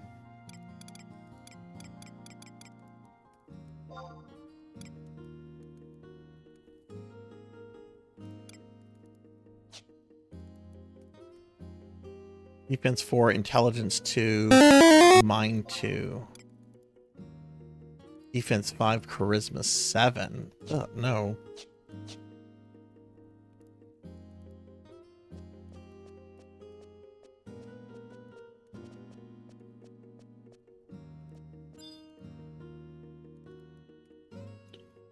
I want dumplings. Okay, now let's see if I can find the area that I had been grinding in.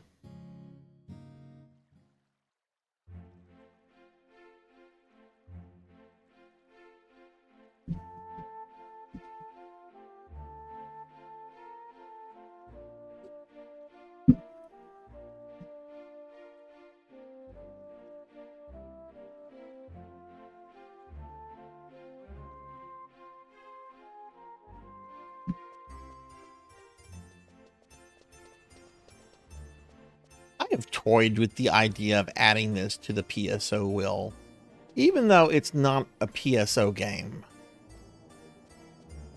What do some of you think of that?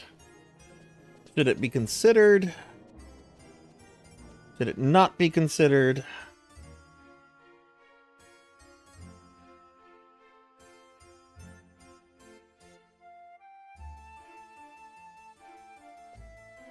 I mean, I could, you know, Melchior suggested this to me in a DM, whenever, a few weeks ago, I think, of maybe having like a wild card or I just pick option.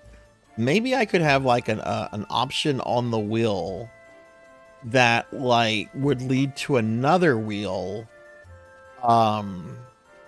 with maybe another group of like games, which means that the percentage of getting those other games would be much smaller since they would be behind a thing, you know? Of course, I don't know what else I would have. I don't want to stream Ultima Online. Like I've thought very hard about that. Ultima Online's neat, to me at least. But I don't think a lot of people would want to like watch that like even semi-regularly, you know?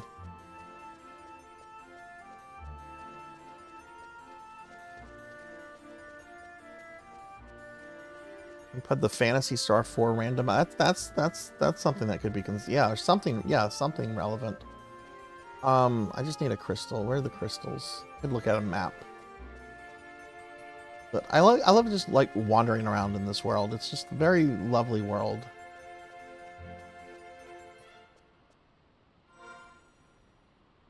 Get the map. Okay, there's a crystal right in front of me. Okay.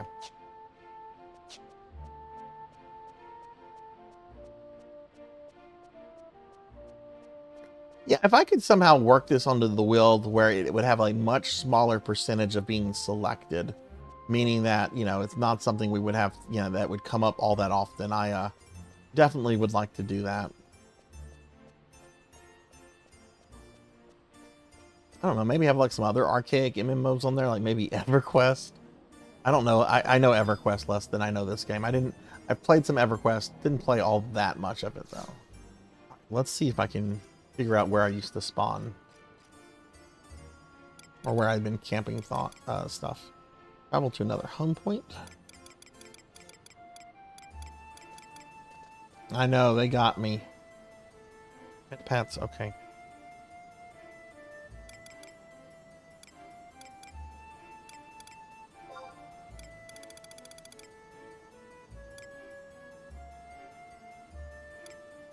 Was it in Kufum?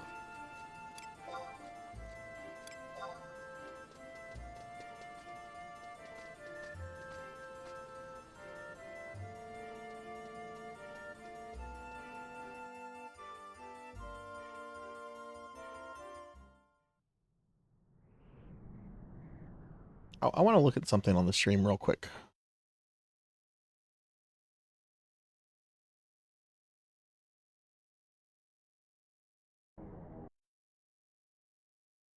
Okay, this feels right. This feels right. I think there's a vortex right here. Yes, okay. Here we go.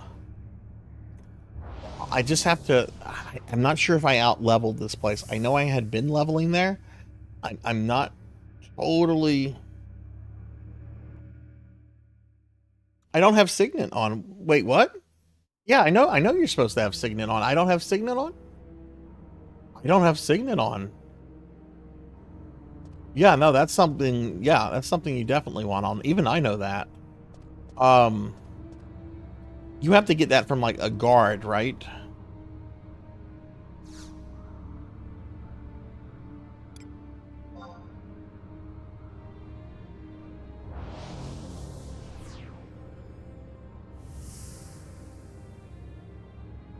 Any Juno guard can give it. I normally get it from somebody in Bastock. I know exactly the guy I normally get it from. Which I'm going to be teleporting. I can go to any of them. It doesn't matter.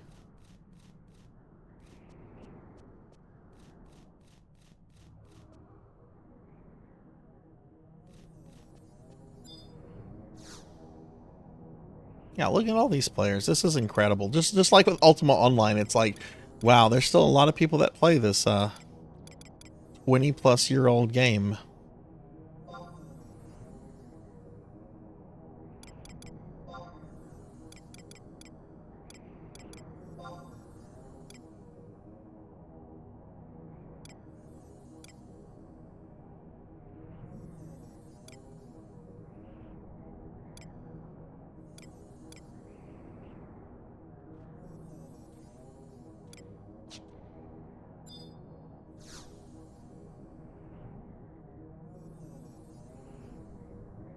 Well, and that's a good point, Pig Knight. And you know, we do have that.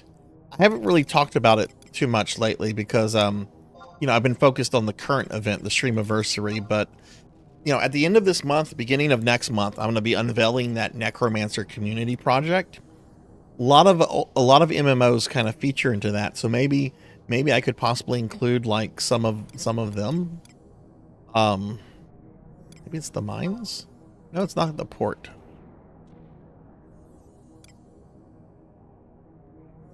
Sarzac, you dummy, you just selected that one. I thought I selected market earlier.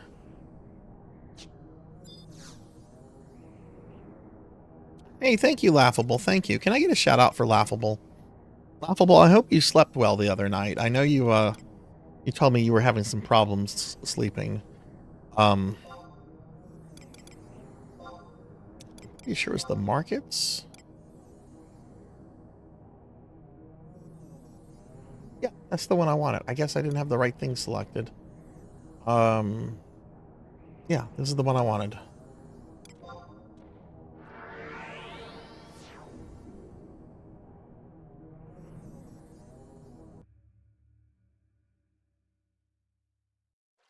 Making out behind the shed. Yeah. Well, Infinite Metal was asking me about Dark Ages of Camelot earlier, and that's... I wasn't lying when I said I had played it like earlier this month, because guess what you can be in that? Guess what character class you can be in Dark Age of Camelot?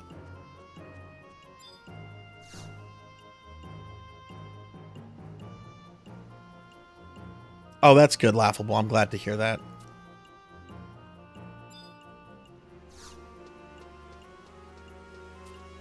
Are you the one that gives me... It's one of these dudes. I think it's this big guy. Yes. Our country has fallen to 3rd in the conquest of Vanadil.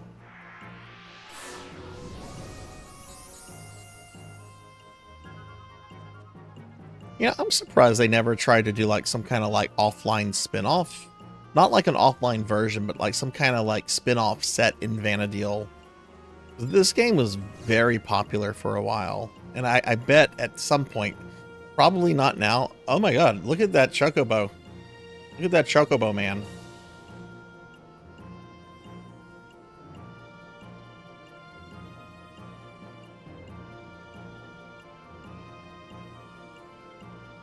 I'm not looking at the beefiness. All right. Let's go back to Coafum.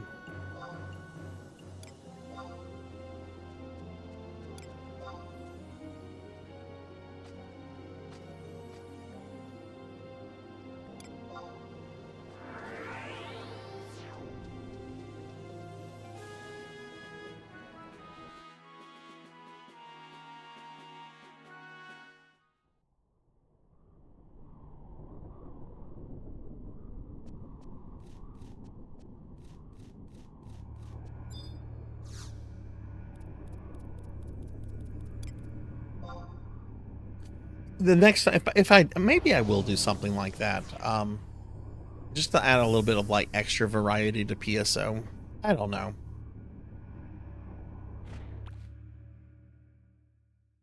Because if I feel if we do that, then like maybe I'm like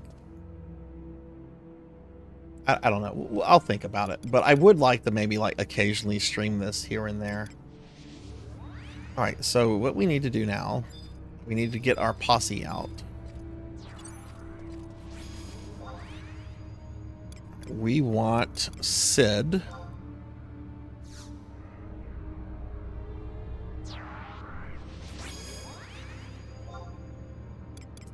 We want the cute redhead.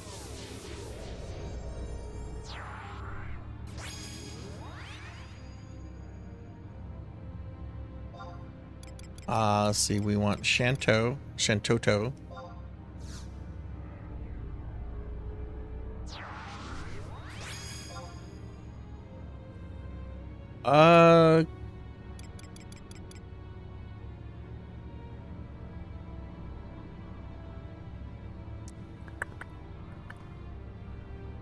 I have one more.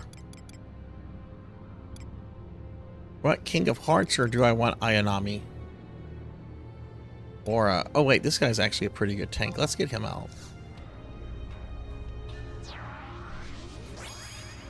So, for those that might not have seen this game before, this was something that they introduced. I don't know when, but apparently the game hit the point where it was very hard for new people to get into the game, like to find people to party with you. So they introduced the system where you can like summon NPCs that you've met and interacted with, and they can like serve as your party for you.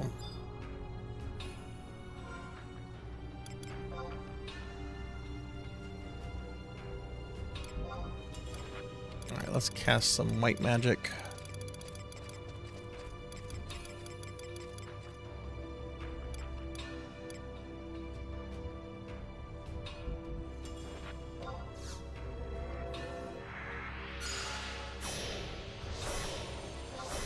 How long ago was this system put into place, Tuffy? Because I know I played this game like shortly after it came out in North America. I didn't stick around long because I was still playing on a dial-up, I think, and really hated the penalty for dying, that you would lose XP and you could actually, I think, even go down in levels. Really hated that. So I didn't stick around. But when I heard they got rid of that, I'm like, oh, okay. That's my only really big complaint about the game. All right, so level-wise, how are these enemies?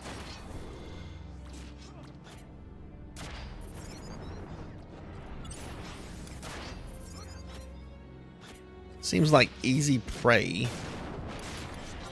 Probably not going to get much from it then.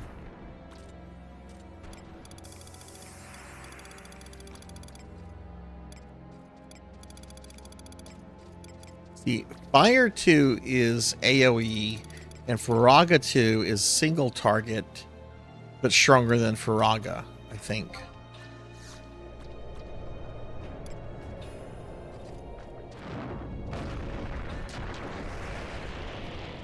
Oh, I think I had that backwards.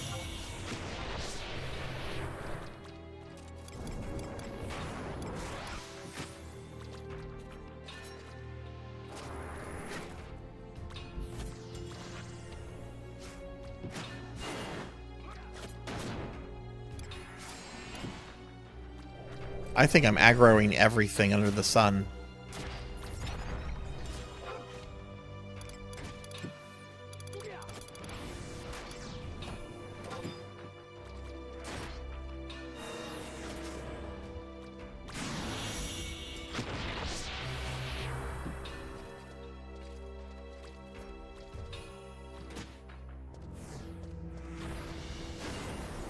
Let's step back a moment.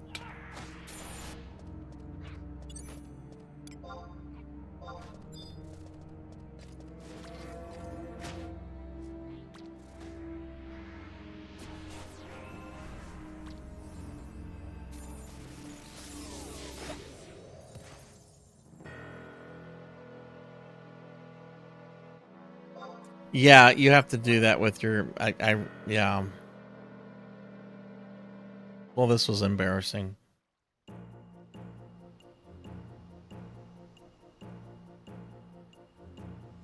That was very embarrassing.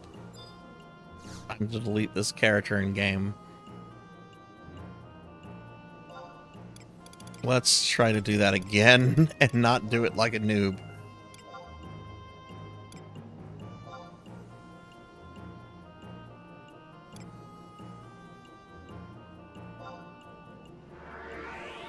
Check my XP. Yeah, no, the XP penalty isn't a thing anymore. If it is, I really will quit this game.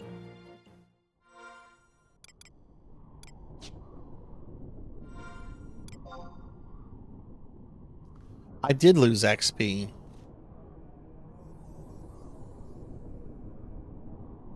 I thought that was removed. Is it going down in levels that they removed?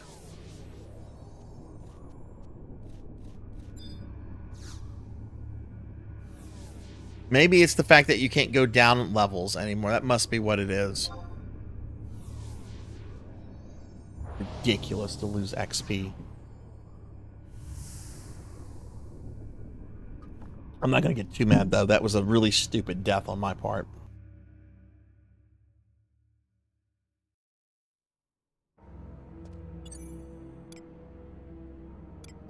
I'm going to play this game for about 10 more minutes, and then we're going to get started on a Unicorn Overlord for the rest of the night.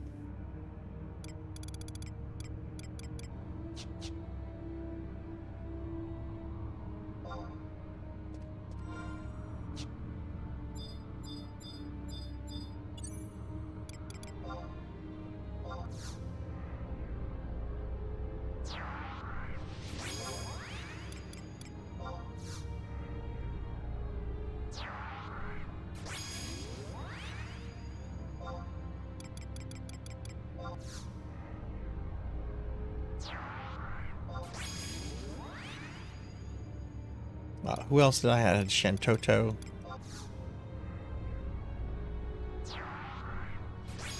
Can I have another character, or is that Max that you can have out? Okay, that's Max. That's what I thought. Okay.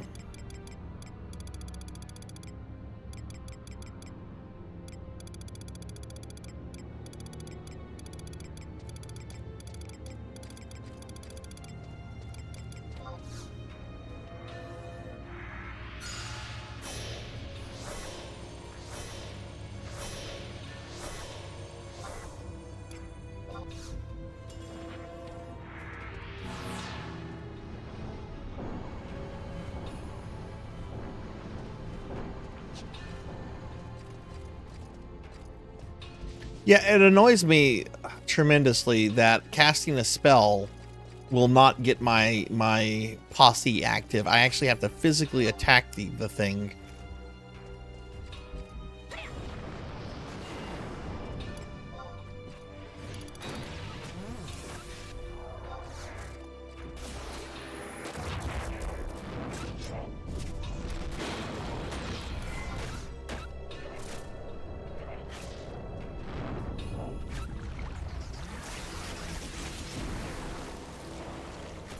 Yeah, it's Faraga, which is the AoE ones. The ones that are just Area 2, Stone 3. Those are the single target ones.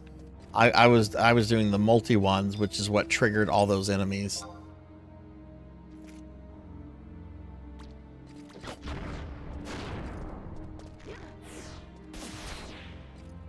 Hey, Amy. Puppy, can you give Amy a shout out? FF11 with the sassiest. Oh, are you talking about Shantoto? She is sassy. She's quite full of herself.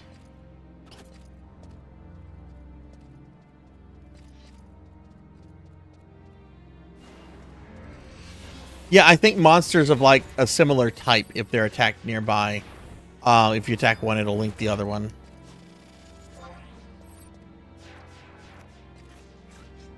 Oh, that's right. She is in Dissidia. That's right. I forgot that. When I played Final Fantasy Brave Exodus or whatever, she was one of the few 11 characters represented in that game.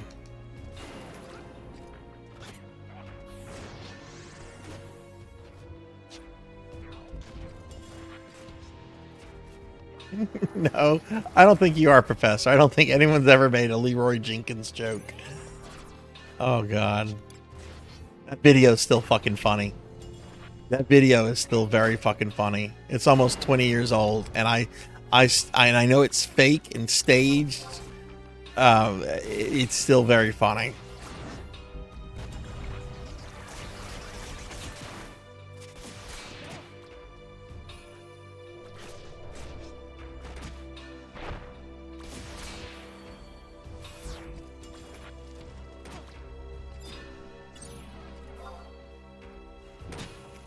How much experience am I? I'm not paying attention to how much experience I'm getting from this. That's kind of important.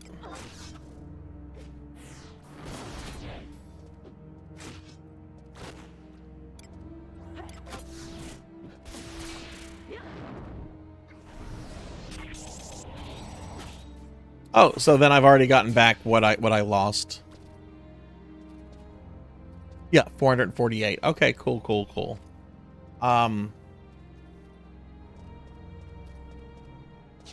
I kind of want to just grind out a level. I don't think that would take all that long. It would be a little bit longer than 10 minutes, but it would be nice to at least say, hey, I got a level up. I did something in Final Fantasy 11 tonight. One of my friends in grad school. Yeah, look, they're not attacking Tuffy. I was right next to this guy. You gotta attack him. That's jank. I don't like that. You're telling me casting a powerful magic spell on a little guy is not attacking?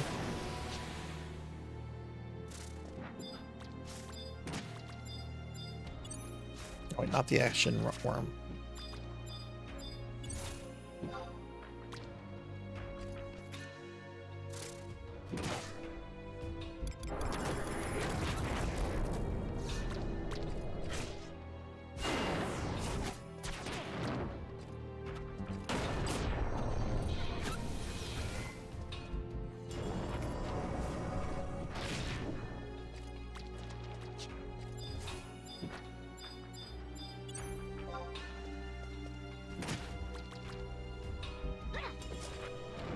Hey, Croc, what's going on? How are you? Yeah, just dorking around. I was playing some Ultima Online earlier, and then we're doing some of this and do some Unicorn Overlord in a bit. Just messing around with some ancient MMOs tonight. This is one I don't know super well, but I've always enjoyed playing this game. It's got a lot of personality, a lot of character, and it's a very comfy game, I think, to play.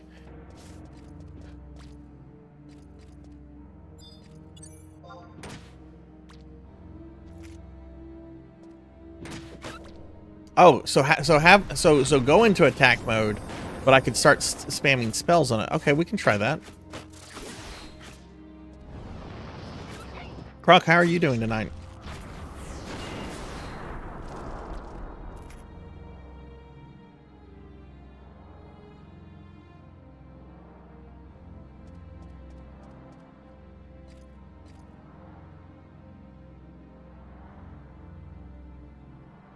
She says that to Kafka? To be fair, Kafka doesn't give a very competent first impression when you meet Kafka. It's once you've been around Kafka for a bit and you know what Kafka's done, where it's like, oh shit, let's murder this thing now. All right, let me try what Tuffy was. Let's just go to attack, and instead of running up and smacking it, I'm gonna just hit it with Water 3. Let's see if my people go after it.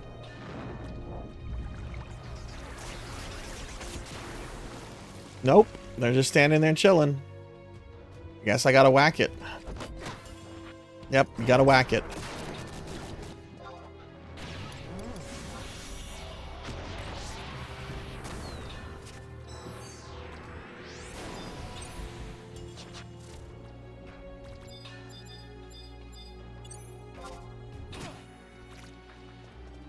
No, I can't. I tried to summon 5 Tuffy. It won't let me. Croc, thank you for the stream. The 5 stream streak. Thank you.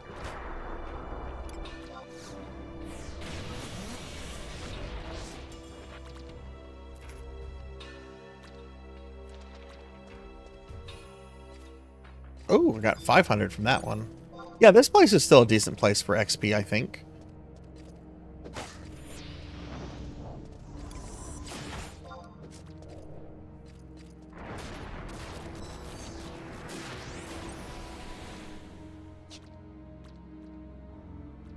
Where did that get us with experience? Almost halfway. I'm gonna whoa, what the fuck?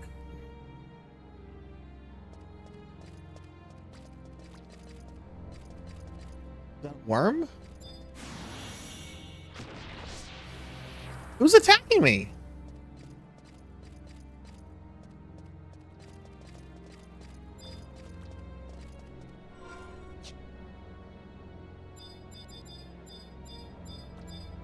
Oh, I see him. I see him.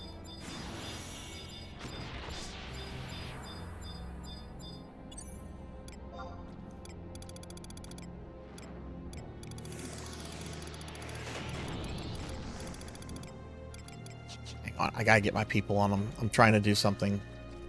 This jerk right here.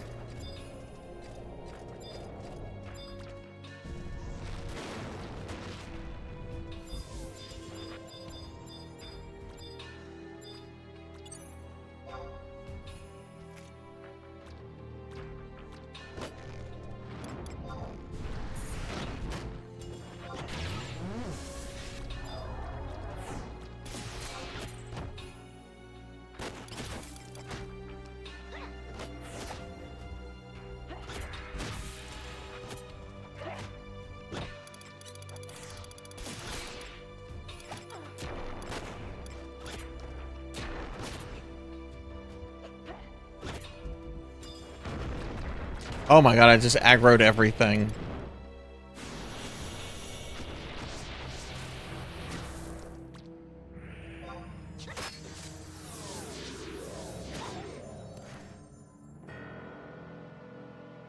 I just aggroed everything.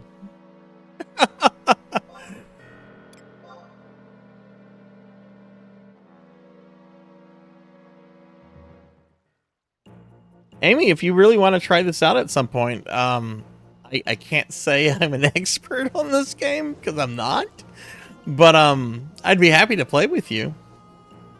Yeah, that was Leroy Sarzac. Jeez, Leroy Zac. All right, you know what? I have more XP than I started off tonight with. We had a nice little cute visit to Final Fantasy XI. I think it's time we move on to unicorns and overlords.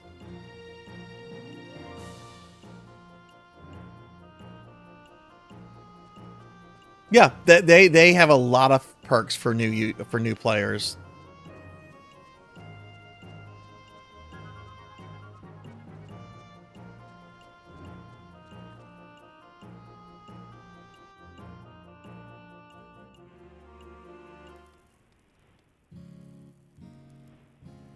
All right, so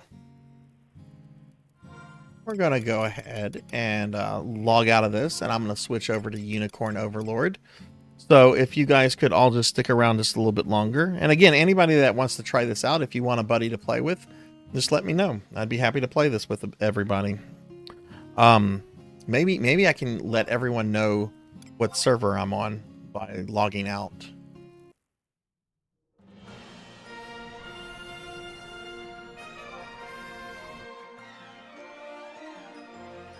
Okay, let's see. What does that say? World Ashura. I'm on Ashura, which I've heard is like the server that's really friendly, has a lot of like people there to help like newbies and stuff, if I remember correctly. I think that's why I took it. But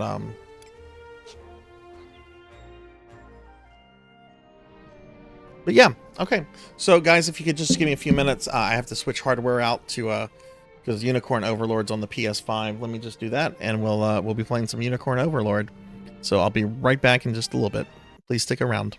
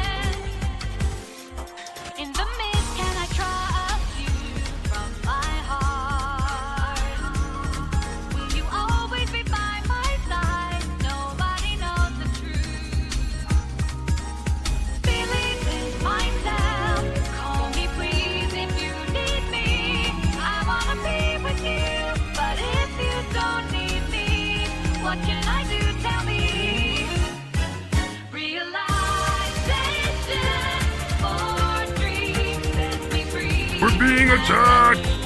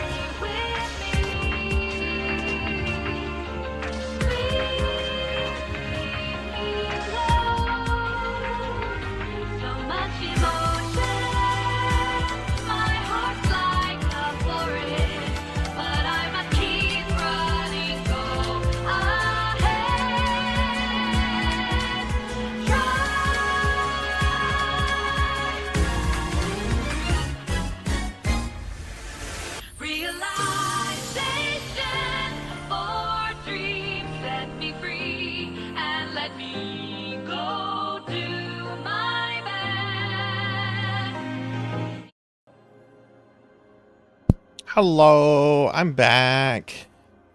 Neon, hi. Thank you very much for the raid. Thank you, thank you. You're drunk. I hope you were drinking something yummy. But welcome back, everybody, and welcome in, Raiders. I'm Sarzac. Sorry, I was switching out hardware. We were going from Final Fantasy XI on PC to Unicorn Overlord on PS5. And had to switch some things out since one is running through a capture card and the other is not. But yeah, we're gonna do some some Unicorn Overlord. So an update on the weather. It looks like I'm about to have like some heavy, bad, scary weather for about 20-30 minutes. But after that, it looks like everything will be like easy peasy. So I'm gonna just try to like go through it. And if I lose connection, if I lose power or whatever, I have my cell phone out so I can still communicate with you guys through the Twitch chat and just give you an update on that. So we're just gonna play unless if it gets really, really bad. It hasn't started up too much. You can hear a little rumbling here and there, but if it gets really intense, I will probably just stop the stream. But I could also lose power or something. So, real quick, I want to show Dust. This is the game that I'm going to play tomorrow after Beyond the Beyond. I was going to play some of this tonight, but we haven't gotten to it because I think I spent too much time with Valis. But I just want to show real quickly what this game is. This is a really beautiful Metroidvania. And I'll be playing this for a couple hours tomorrow. I'm a little bummed that we're not getting to it tonight, but I think at this point. But yeah, this is a really cool Metroidvania, and this was an indie game too. I haven't played much in this. I'm only like, the save file only has like 3% of the game completed. But this is really cool, and I've wanted to play this for a long time. When Hollow Knight? I don't know. I'll get to Hollow Knight at some point.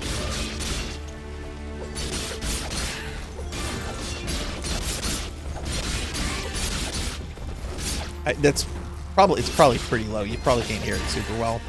Anyway, let me get out of this. This is not what we're playing. I just wanted to show that real briefly.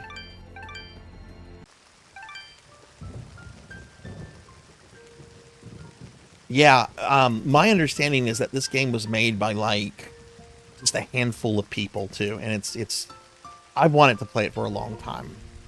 All right, but that's not what we're playing now.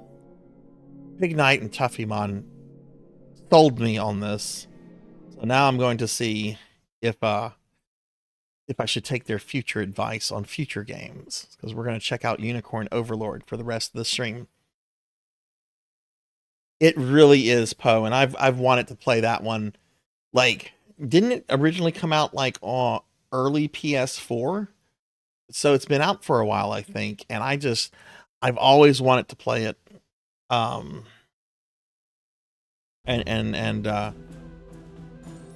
be doing my first like real playing of it tomorrow after I do the 3 hours of Beyond the Beyond, which I'm gonna do at the beginning of the stream tomorrow after I do my dailies. It was PS3. Wow. All right. Can I just say I love this art style? This really reminds me of Final Fantasy Tactics. The art style here. All right, how can you guys hear the game? Is the music okay? Do I need to maybe make some adjustments? I should have Unicorn Overlord at 33% in OBS. Let me see if I have that set. Oh god, it's probably really fucking loud.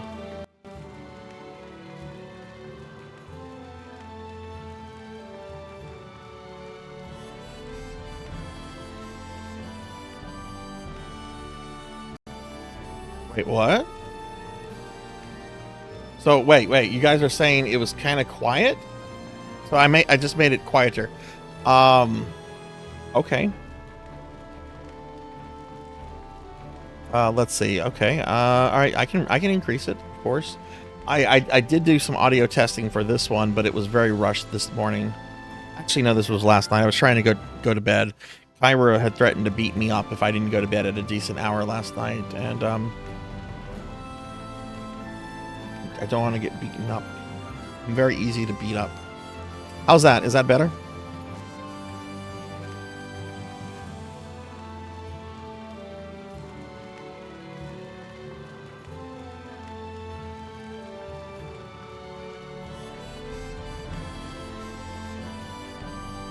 Do I need to bump it up some more, or is this good?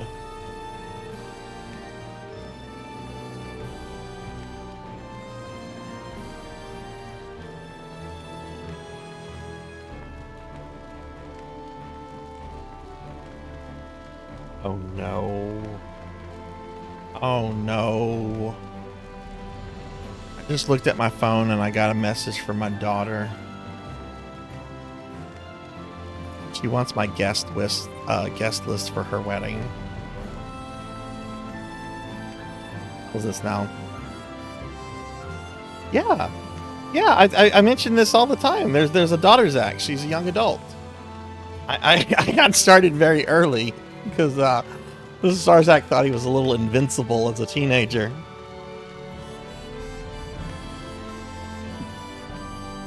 Yeah, she's graduating college and getting married by the end of this year. Look, she's the most important person in my world. I love her dearly. She's driven me insane a little bit here and there. Very proud of her.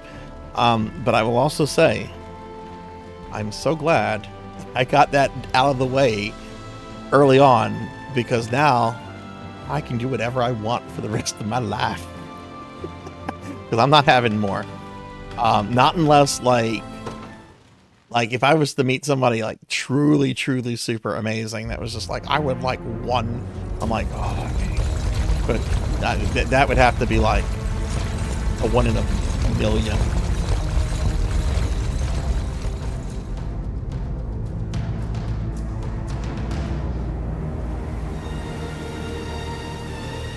How many channel points is it to get on the guest list?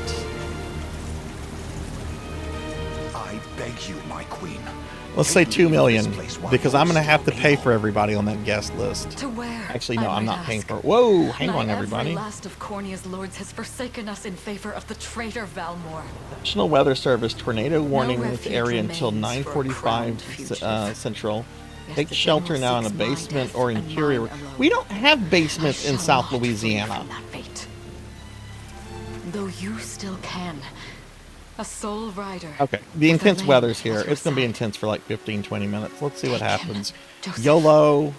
Raise that delicate seedling into a sturdy How's the volume? tree capable of weathering the harsh climes that await. And pray safeguard the ring of the unicorn as well. Again, if I do lose power or something, I will. I have my phone up, and I'll be able to communicate with you guys through that. He will have need of the power it bears. My queen,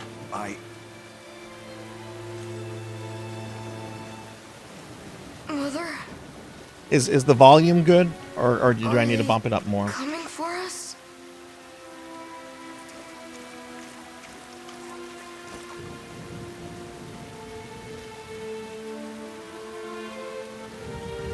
Heed well these words, Elaine. I say this not as your mother, but as your queen. Does it need to go up more? From here forth, you're to treat Joseph's command as though it were spoken directly with my tongue. Do you understand? Okay. Of course, but is there something amiss?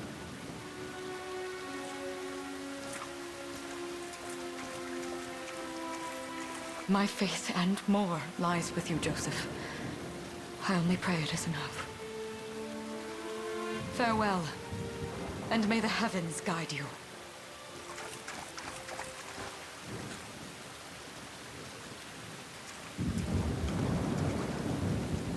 Why are you just standing there, Joseph? Aren't you going to help her? Kind of, sort of, Professor. Kind of, sort of. My prince. Come. We've not a minute. Look, I should be fine. This house has been fine through Cat 4 and Cat 5 hurricanes. Unless a tornado forms right on top of me. In which case, there's nothing I can fucking do. I'll be fine. But I'm kind of near a window, kind of not.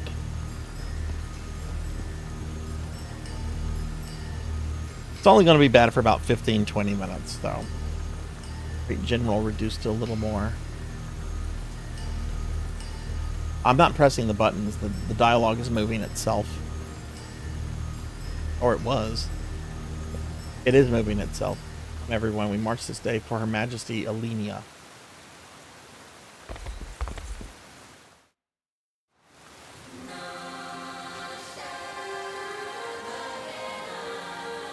Oh, you can? Okay.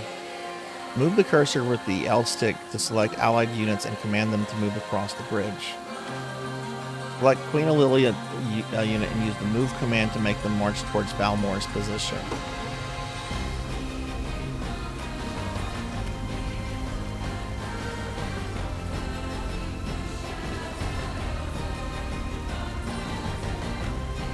Let's see what we got.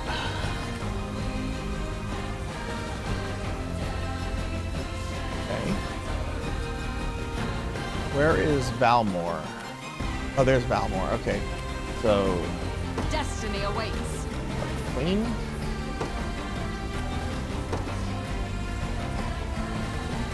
Forward! Oh, okay, these other units are the enemy units. Okay.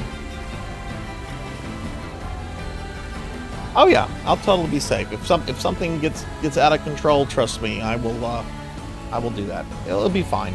It was bad the other day. It was fine. I streamed right through it. So.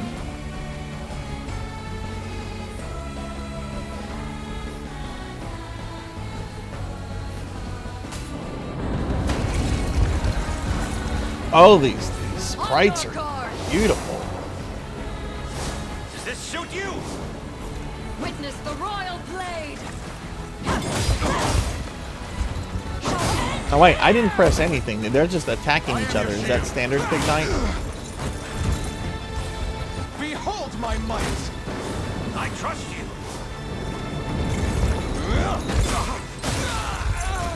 Up, sir. My magic is yours.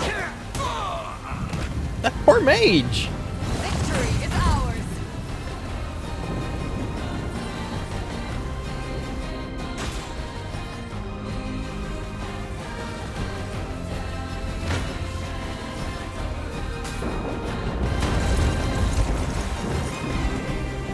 Brace yourself. You'll see no harm. Okay. Does this suit you?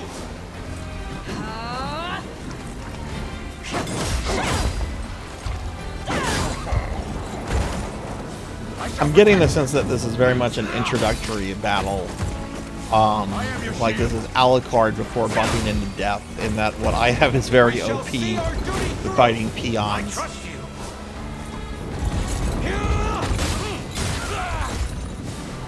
How's this?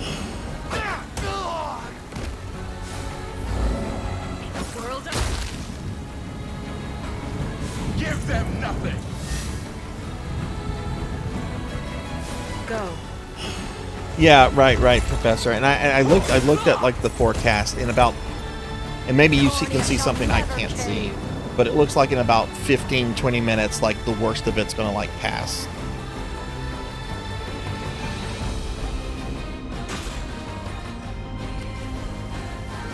So let's get Valmore.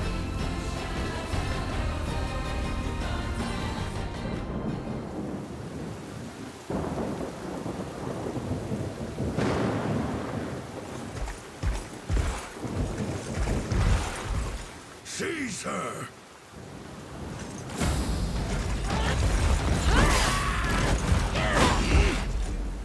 That's a fucking queen. Jeez. Warrior queen. Self-centered fool. It's not merely your throne I aspire towards. It's all of them. Zenoira are the rightful sovereigns of Fevrith, and I, the blade to restore our world to its natural order. You seek to plunge the continent into war.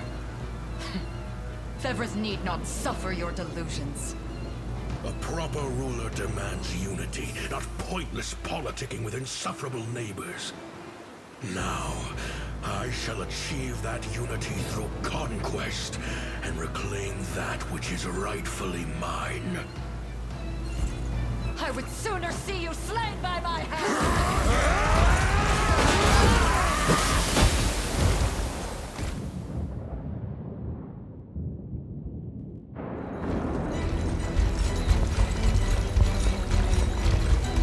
I promise you, my queen, the royal lineage shall endure. 'Tis but a great shame I couldn't aid you further.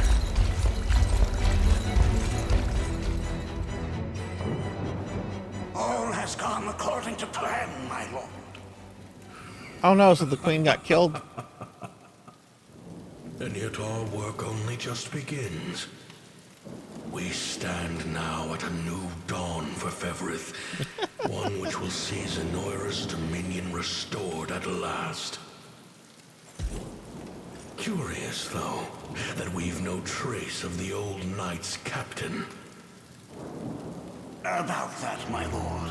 A lone cavalry unit was spotted riding through the eastern gate before it was barred. And the boy is lost to us. A truth obscured only by his mother's futile attempt at a counter-offensive. It would seem I underestimated her penchant for deception.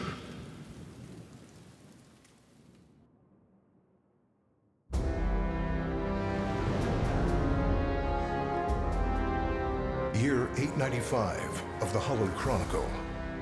Claiming himself a scion of the fallen Sonoran Empire, Cornia's once decorated General Valmor rebelled against his erstwhile home at the seat of its monarchy, Gran Corinne. Its queen, Elenia, bold in the face of this staggering betrayal, stood unshrinking as the shield to her son Elaine's safe flight, and mustering what meager forces remained by her side, she rallied a defense as valorous as it was damned. All right, good night, Kyra. Have a wonderful night. Sleep well. I'll talk to you tomorrow. Let me give you a big shout out. With Cornia's queen lost, care of the young prince fell to her faithful knight, Joseph, who took wing beyond Valmor's. I've moved a couple units around Phoenix. That's pretty much it. In the holy kingdom of Albion. And boastfully proclaiming himself Bevrith's new emperor, Valmor donned a second name, Calarius, and began a relentless onslaught the continent's nations could only but struggle against.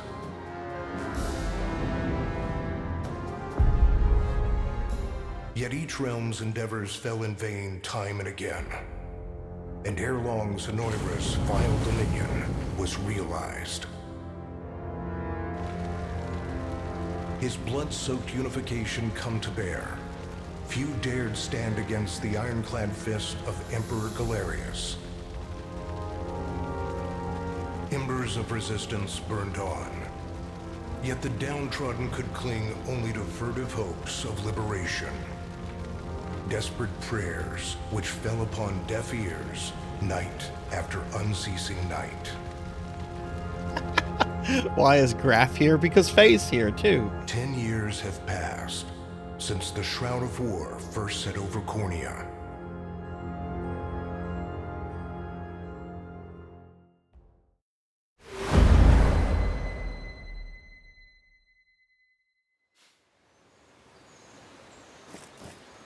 Oh my. I wonder if those two are at it again. Well, that takes care of the altar. I suppose I should be getting back. Keep walking. No, don't fade out.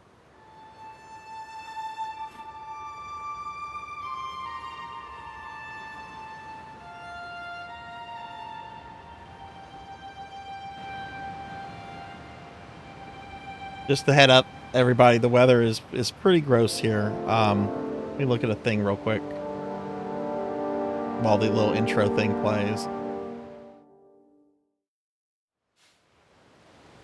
Sorry, Elaine, but this round's mine. Yeah, like I'm in the the middle of the bad weather is like right what's going on right now. Damn it! You got a good hit in. I'll give you that. There's just no stopping you these days. Yet you've grown no less than I have. Trying to look Still, ahead a little bit. We could likely train for the rest of our lives, and even then, never manage to best Joseph. Weird to So think yeah, he's back on the mainland about now. 15-20 minutes, Finally I could making that possibly lose Liberation Army connection. thing a reality, huh?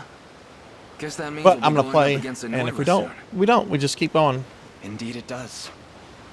The people of Cornia are suffering, Lex. They're both not Crying out happy. for whatever Winston help is will hear their absolutely pleas. terrified, and Should I turn Arthur a deaf is ear just to those chilling right voices, next to me. I would have little and less claim to the crown I feel is mine.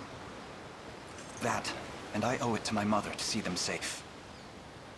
Well, yeah. If I lose connection, I have my phone. I can Sonoira's communicate got with the you whole guys. world in the palm of their hand. How are we gonna fight back against that?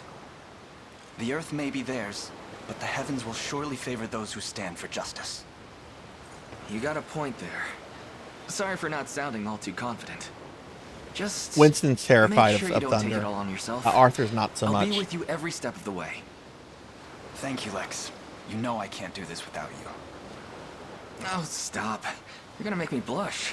These are beautifully drawn characters. Anyway, that's enough training for today. We're gonna miss lunch if we don't get moving. I suppose it is that time. You see something out there? It's a ship. Looks like they're flying Zenoira colors, too.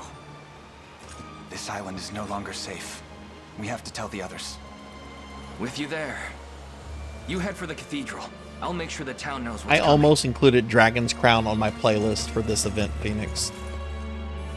Almost included it. I really love Dragon's Crown. Seal off the harbor, and do it quick! Not a soul gets off this island under our watch.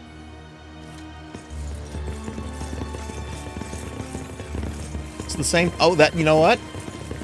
I hadn't made the connection, Pig Knight, but yeah, I can see it now. Dispatch the vanguard to the cathedral. And remember, we're to apprehend the target alive. Understood, sir!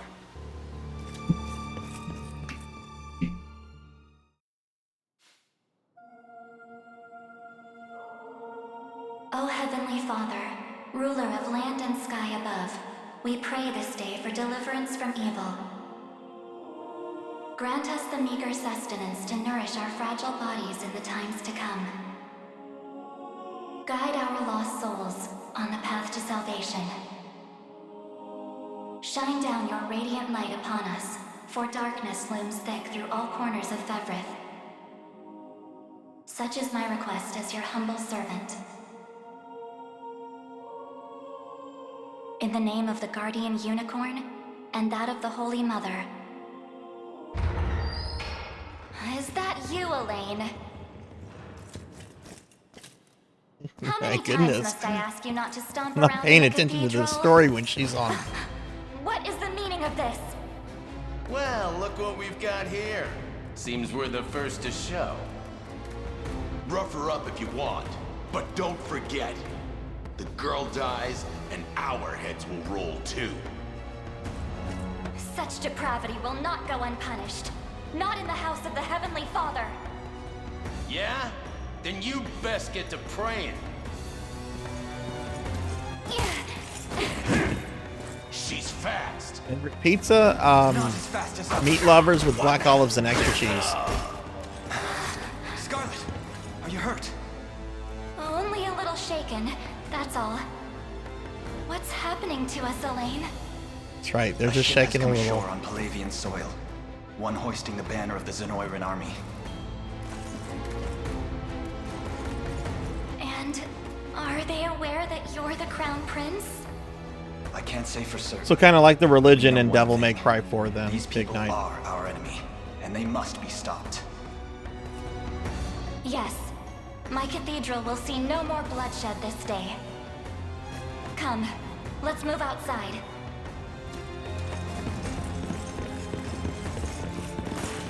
Your Highness, it's a relief to see you unharmed. Hold on. Where's Lex? He went ahead to alert the town. We best find him and get to the harbor. Indeed. But first, my prince, this belongs to you. I know people sometimes hate black olives. I love black olives. If I could swim in a vat of black olives, I would swim in a vat of black olives, and I would be very happy. In truth, I had intended to I wait love till black. I signs put of black age play olives more even on deeply across tacos. your face. But we no longer have such luxury. I have the utmost faith you'll see it secured. A keepsake from my mother. Thank you for this, Joseph. Truly. Make no further mention of it. Now, let us be off. Okay, so that's the baby then, all grown up.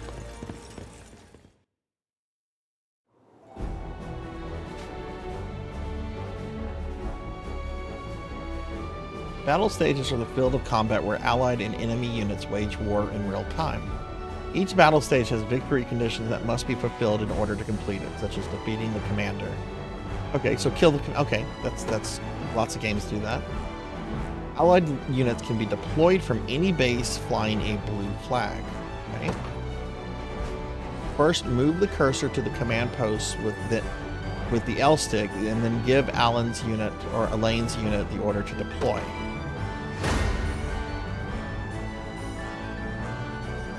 I like spice too. I like spicy peppers. Anything that has a bit of a kick in it.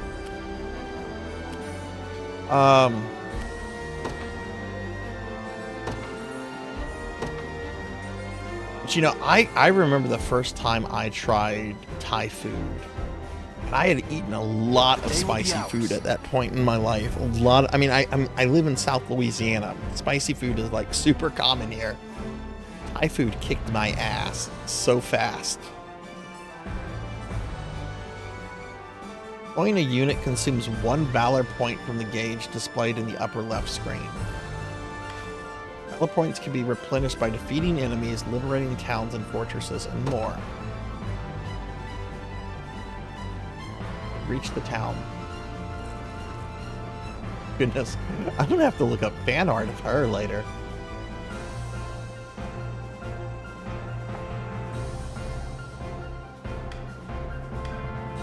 We march.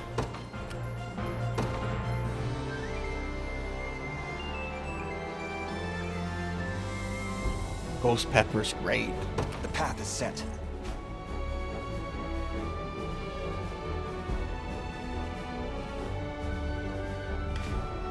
Use it to organize your force and view enemy details before battle. Select battle once you've finished preparing to enter the fray.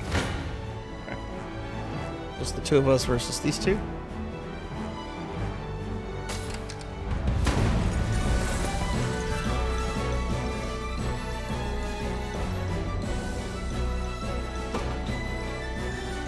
First, a combatant's initiative determines their order within battle. Okay.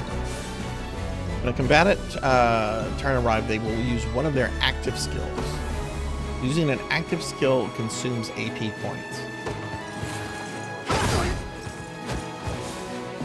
Combatants will take turn using active skill points in order according to their initiatives. Battles will continue until all combatants run out of AP. Passive skills will trigger automatically when certain conditions are met, such as being hit with an attack. Alright. First, Elaine's Noble Guard skill will trigger when he is attacked, causing him to protect himself. Alright, fair enough. Using a passive skill consumes passive points. Do they really have to call it PP?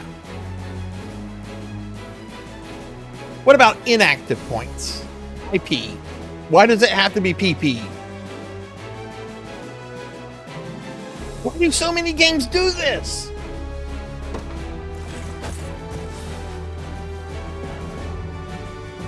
Next, Scarlet's Quick Heal triggers when an ally takes damage, thus felling that ally.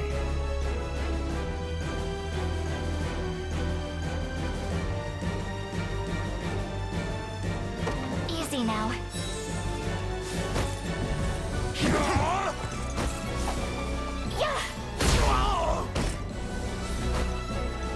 Finally, the enemy's parting blows skill attacks at the end of battle perform an additional attack. The battle will end when the combatants have run out of AP or when all combatants on one side have been defeated. You can also press square to view the battle log and review the skills. Okay. Fairly easy. So I guess if we run out of AP but haven't killed everybody, that unit is still on the board, and we probably have to go into another fight with them, I would imagine. Is that right?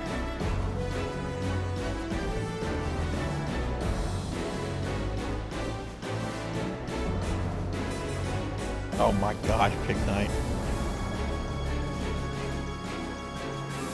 Yes, it is a problem, Fax. It is a problem.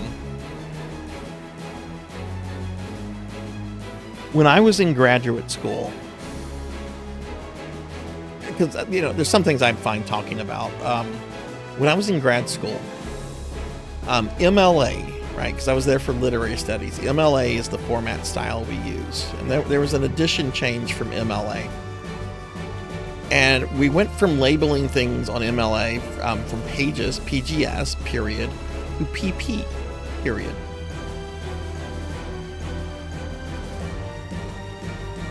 And I had the same sort of reaction that I'm having right now. explains in a bit. The loser is stunned and in a bad position. Yeah, this is like Ogre Battle if it had a child with Dragon's Crown.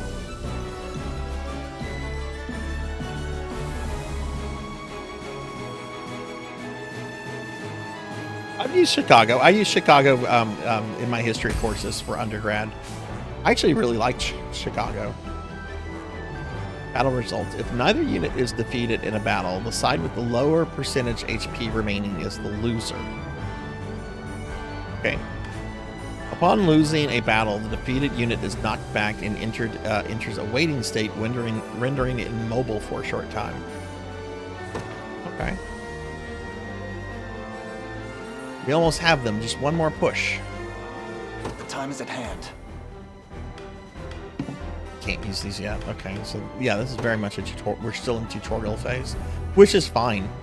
These kind of games, generally I don't like tutorial games, especially for like action games, but something like this I think greatly benefits from a tutorial. Engaging a waiting unit will grant the attacking unit a first strike. Okay. A unit executing first strike will always act first regardless of initiative. That makes sense.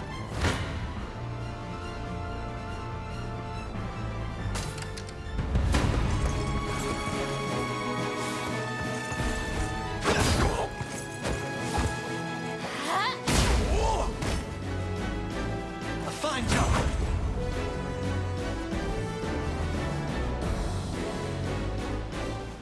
I had both an English and history undergrad degrees. I was one of those obnoxious. Let me see how many degrees I can pull off in 4 years. I was one of those. Victory grows ever closer. Now, what I wanted to go to grad school, that was the big debate. Did I go for literary studies or do I go for history? That was the gamble.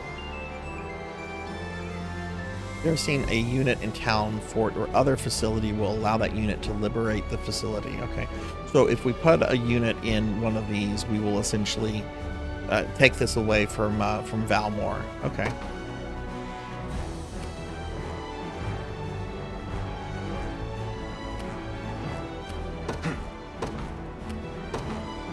The path is set for the liberation.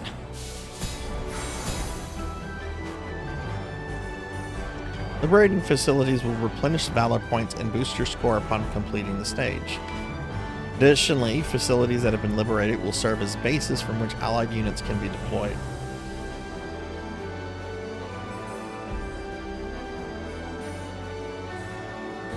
Okay, as soon as I can do that, Big Knight.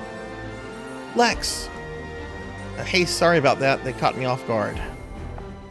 Don't worry, everyone's safe. I made sure of it. I knew I was right to count on you, and I'm glad you're unharmed as well. Still wish I could have done more, though. Here, let me scout ahead to make up for it.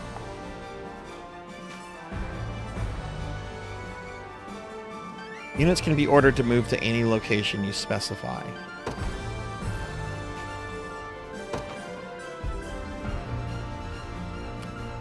Alright, that's Lex. Ready. Alright, Pig Knight, you said you wanted me to go into settings? How do I do that?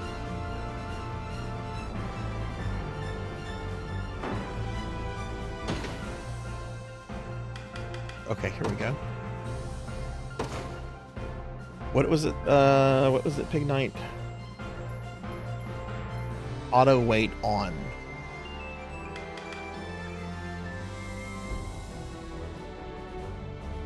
It doesn't have an on or off. It has a second percentage. Press start bottom below sound. Oh, okay. Oh, there's more. Okay. Is it this? Auto pause?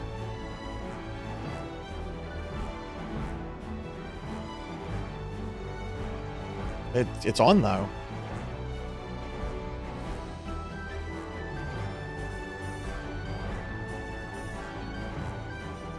Silly Pig Knight. Tricks are for kids. Hang on. I can already hear the weather like dying off. I just want to look at the radar real quickly. Oh yeah, yeah. Like where I'm at, it's surrounded by lightning bolts, but there's no lightning bolts on top of me right now. It's gonna be fine.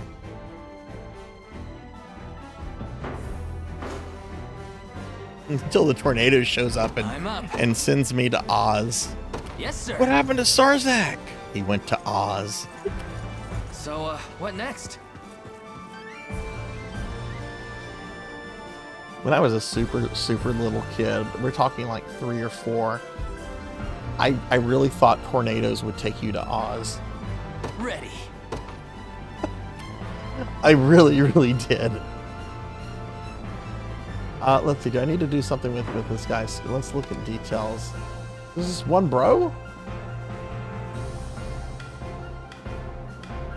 Are we sure his name's not Leroy? He's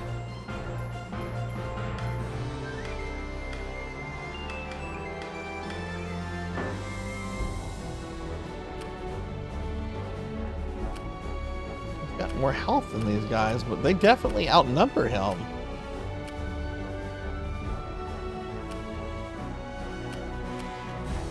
Can we move boss over here? No, we can't move the boy king over here. Sure thing. Right? On it.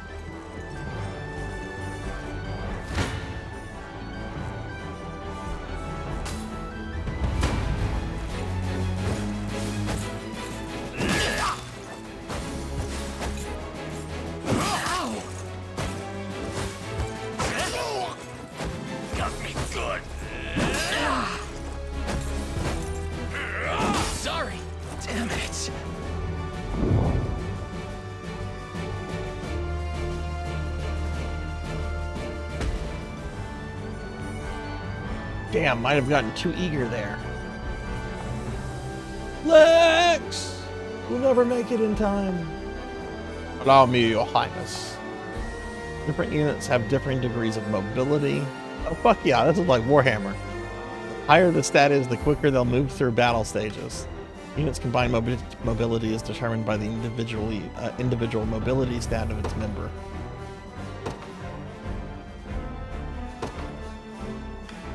Lloyd Joseph.